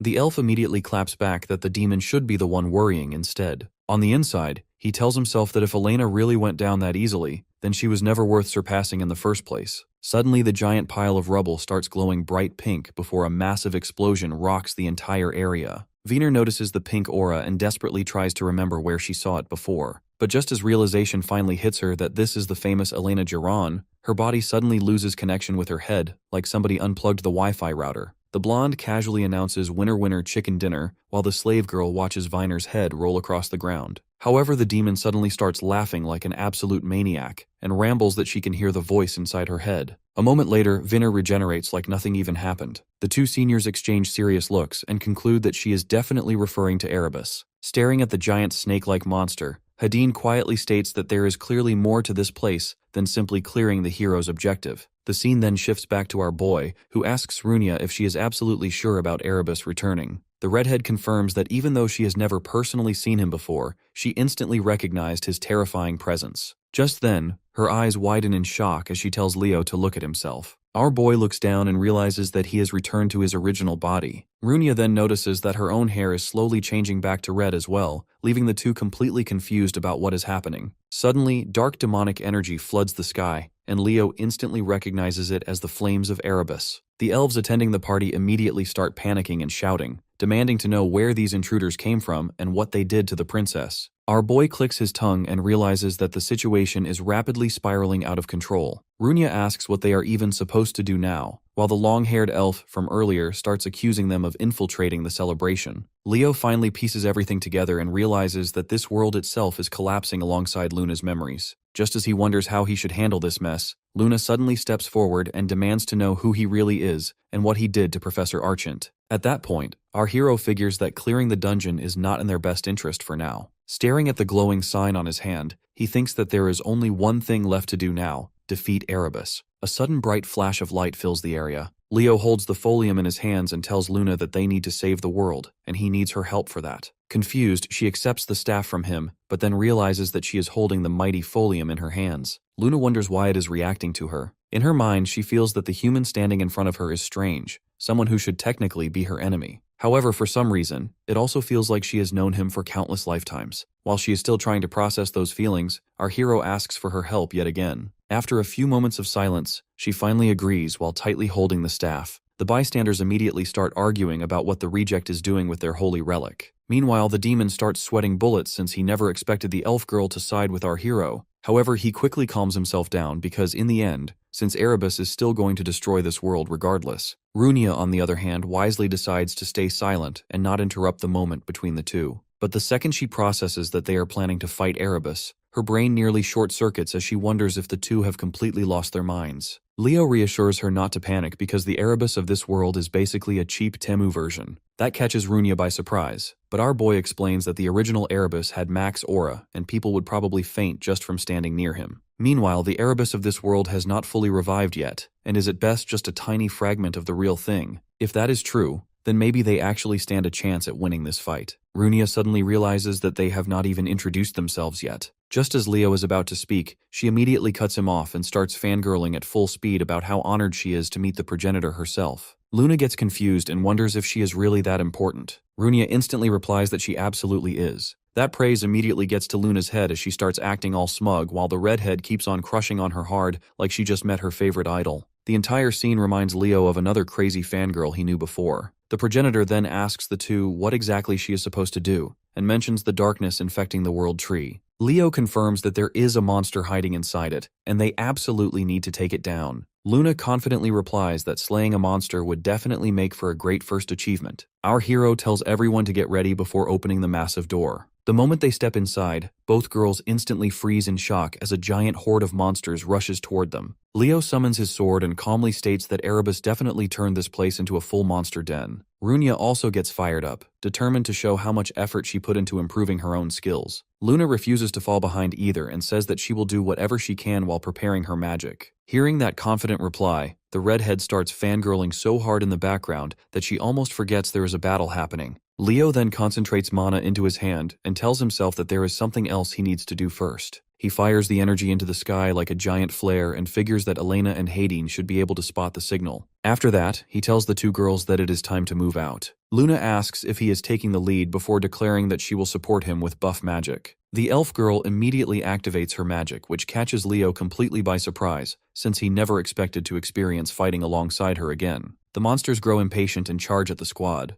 Leo instantly jumps into action and starts slicing through them at ridiculous speed. Our boy basically starts playing Fruit Ninja with them. Luna becomes completely mesmerized by the scene while Runia stands there flabbergasted that our hero somehow became even stronger than before. That only motivates her more as she decides to flex her own perfected magic too. Flames erupt around her body as she activates her Crimson Frisbee skill. Massive fire pillars rise into the sky before she launches them straight into the monster horde, instantly turning the battlefield into a giant barbecue party. Seeing how skilled those two are, Luna declares that she refuses to get left behind. Runia's imagination starts running wild as she wonders what kind of legendary magic the progenitor is about to unleash. However, her excitement instantly turns into confusion when Luna only summons a tiny basic fireball. The monsters continue closing in, but the elf girl simply smirks before activating a multiplication spell that creates a near-endless amount of fireballs across the sky. Leo sighs while recalling that it has been ages since he witnessed such a simple unga-bunga brute force spell strategy. Luna confidently tells him to move aside before snapping her fingers and launching the massive swarm of fireballs forward at insane speed. The entire battlefield instantly lights up as burning monsters start running around like living torches. Meanwhile, Runya watches in complete awe as she finally understands why Luna is called the progenitor in the first place. After the entire monster horde gets wiped out,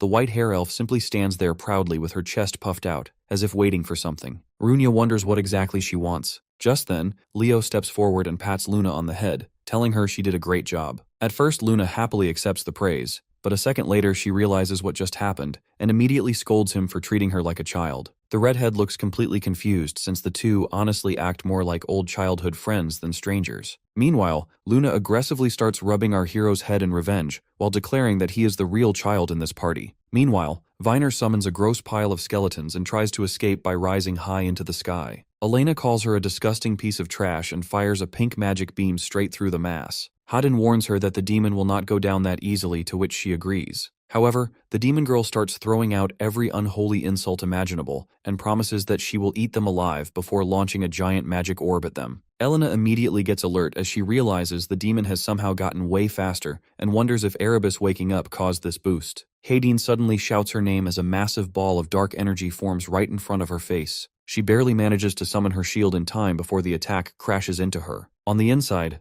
Elena wonders how the hell the demon suddenly became this strong, like she just ate a Mario mushroom power-up. Wiener mocks her for thinking she only got faster and keeps yapping non-stop while Elena admits the attack actually hurt a little. With just a flick of her finger, the blonde instantly tears through the attack like paper. Meanwhile, Hadin points out that the world around them is slowly falling apart. Elena corrects him, saying that it is not collapsing but fading away entirely. Even the slave girl starts glitching out of existence. On the inside, Elena realizes this is not happening because someone cleared the world, but because the world itself is dying. Just then, the star magic flare our hero launched lights up the sky and Elena immediately recognizes it as Leo's signal. At that moment, Hadin cuts her off and places a hand on her shoulder, telling her to go while he handles things here. She asks if he will really be fine alone since the demon got way stronger. At the same time, Viner starts screaming at her own subordinates for failing to kill the two hero candidates. Hadin calmly tells Elena that he can handle the demon himself. The blonde finally agrees and flies off after wishing him luck. When she sees the flash of pink in the sky, Viner loses her mind. She declares that she will not let Elena escape and charges another attack. But before she can finish, her vision suddenly tilts sideways as her body splits clean in half like a Kit Kat bar. Hadin gives her the most disrespectful side-eye imaginable and asks where exactly she thinks she is going. He calmly informs her that he is her opponent for now. Meanwhile, back at the castle, our hero slices through another monster and asks where the audience chamber is located. Luna jumps ahead while blasting monsters apart with endless fireballs and yells that it is this way. After that, the group rushes through the hallway while Runya starts wheezing halfway through like an asthma patient and wonders when Leo became Usain Bolt. Luna is also confused because they only met less than a day ago, yet somehow it feels like they have been battle companions for years. A few moments later, they finally arrive before a pair of golden doors and Luna announces that the room is straight ahead. Our hero tells her to prepare her spell, but he is suddenly cut off as a figure appears before them and orders everyone to stop. It turns out to be the demon from earlier. Sid immediately starts powering up as dark tentacles of dark energy surround him. He begins monologuing about filthy inferior beings not being allowed to enter, but Leo does not let him finish that sentence. Our boy instantly vanishes from sight and slashes the demon's head clean off mid-speech before asking why demons always talk so much. The body crashes onto the floor, but the head still refuses to die. Sid realizes the human brat is way more battle-hardened than expected, and guesses the others must have already been defeated. Putting his head back on like Lego pieces, the demon declares that he will now use his full power. Screaming like a complete maniac, he thanks Erebus for granting him strength and launches dark energy blades at the group. However, Leo claps back immediately and declares that trash will always stink no matter how strong it gets. He promises to burn the demon into ash. Sid still acts fearless and claims all resistance is meaningless, but a giant explosion immediately cuts him off. As the smoke clears, Leo stands there completely unharmed. Sid gets utterly shocked and wonders how a human obtained the flames of a phoenix. Our hero then reveals that he formed a contract with one. Meanwhile, Runya gets stunned too, and realizes Leo's mana is now insanely similar to her family's secret magic. Before the demon can recover, our boy closes the distance instantly and swings his sword, ending Sid right there on the spot. After taking out the trash, the group finally reaches the throne room. The moment they enter, Runya suddenly feels terrified for some reason, while Luna asks where the strange noises are coming from. Leo keeps staring dead ahead and calmly thinks they finally meet face to face again. Runya then notices something alarming and points out that Leo's hands are badly burned. He brushes it off and says he expected this after copying her technique. Using healing magic on his hands, he restores the damage while Luna stands there, Completely flabbergasted that such overwhelming power was only a weak imitation, Luna walks ahead confidently and asks if this ugly thing is the monster they were talking about. While they wonder what to do, she declares that the answer is simple before summoning countless glowing white magic circles around her. Runia tells her to wait because charging in recklessly might backfire horribly. However, Luna ignores every single word and snaps her fingers H. A gigantic explosion engulfs the throne room, leaving Runia completely stunned. The progenitor confidently declares that this was nothing at all but instantly freezes when she realizes Erebus took absolutely zero damage. She immediately rolls up her sleeves and prepares to throw hands personally, only for Runia to latch onto her and beg her to stop. On the inside, the redhead feels completely devastated because her legendary idol is not acting like a graceful ancient hero at all, but like an aggressive teenage gremlin. Meanwhile, Luna declares that she is going to smash that piece of trash herself, while Leo silently watches the entire disaster unfold. Our hero recalls that whenever Luna gets like this, nobody can stop her until she completely burns herself out. Thankfully, he already developed a secret anti-gremlin technique specifically for moments like this. Without hesitation, Leo delivers a clean hand chop right onto Luna's head, which nearly gives Runia a heart attack on the spot. The redhead instantly rushes toward the progenitor and demands to know how our hero could do such a thing. However, Leo answers that she was about to turn into a complete hooligan.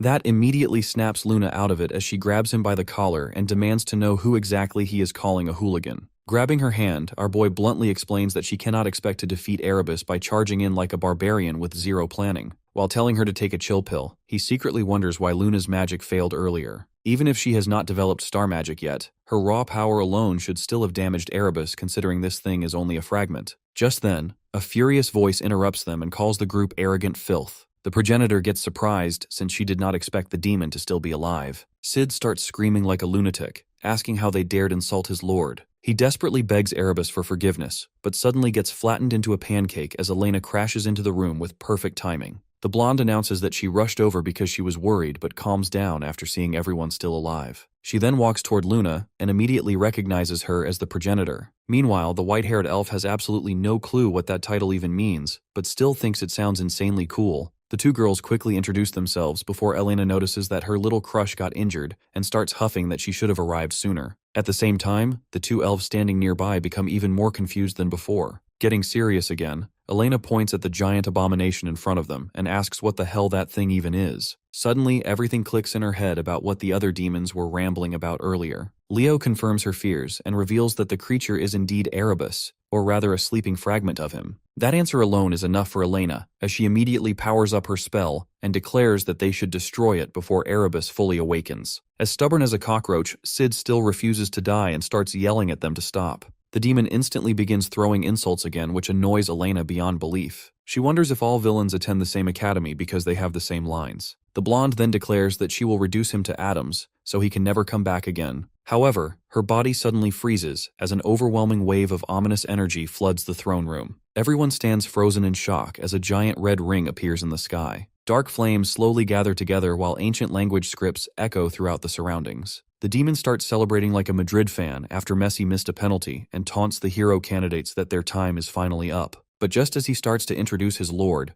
a giant hand slams down from above and finally turns the demon into roadkill for good. The dark energy slowly starts taking shape into a massive figure. Suddenly, glowing red eyes open, unleashing another terrifying wave of pressure that makes both Elena and Runia break into cold sweats as they close their eyes. A few seconds later, a voice then quietly asks if everyone is all right. Runia opens her eyes only to realize Luna protected them all with a gigantic barrier shield. The progenitor calmly states that the monster really is terrifying after all. To the redhead's surprise, Luna seems almost completely unaffected. That instantly reminds Runia once again that the title of progenitor is not for show. Meanwhile, Elena gets irritated as she admits to herself that there is no way she herself could have blocked that attack alone. Runia then quickly looks around and asks where Leo went. Elena silently points ahead toward the front lines. Our boy stands there alone like an actual final boss protagonist while facing Erebus head-on without even flinching. As the dust finally settles, the two sides stare each other down in silence. In the ancient era, the stars were still young when darkness seeped into the world and unleashed endless waves of terror across the lands. Erebus finally awakens completely while Elena asks the biggest question of them all. She wonders how they are even supposed to fight something like this. However, Luna simply smiles as if the answer is obvious. The progenitor and Leo both turn toward the others with reassuring smiles and declare that they simply have to defeat the abomination standing before them. Elena's eyes widen in surprise and she quietly whispers that this feeling is strangely familiar. She finally understands what the first years probably felt during the Gigantes tournament when they watched someone completely absurd fight in front of them. Playing with a strand of her hair, the blonde admits that maybe this feeling of admiration is not so bad after all. Just then,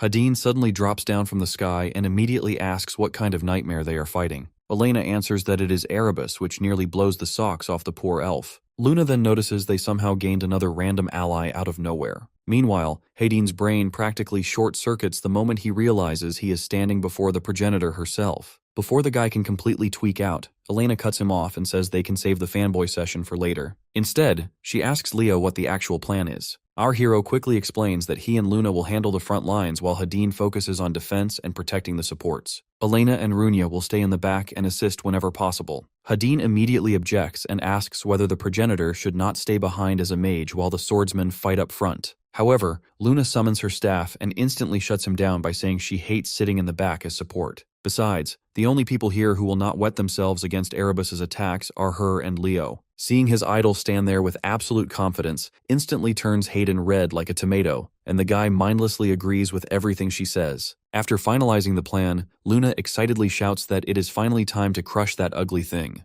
However, Leo suddenly warns everyone to avoid the black flames at all costs because absolutely nothing can stop them from burning once touched. Not able to contain herself anymore, Luna immediately launches into the sky and unleashes her Hellfire attack, causing a gigantic explosion across the battlefield. Meanwhile, the scene suddenly shifts toward the headmaster's office where the celestial being tells himself that the world will collapse very soon. However, he then adds that it no longer matters anymore. Holding an hourglass in his hands, the headmaster looks at our hero and challenges him to prove what exactly makes him worthy of being called a true hero.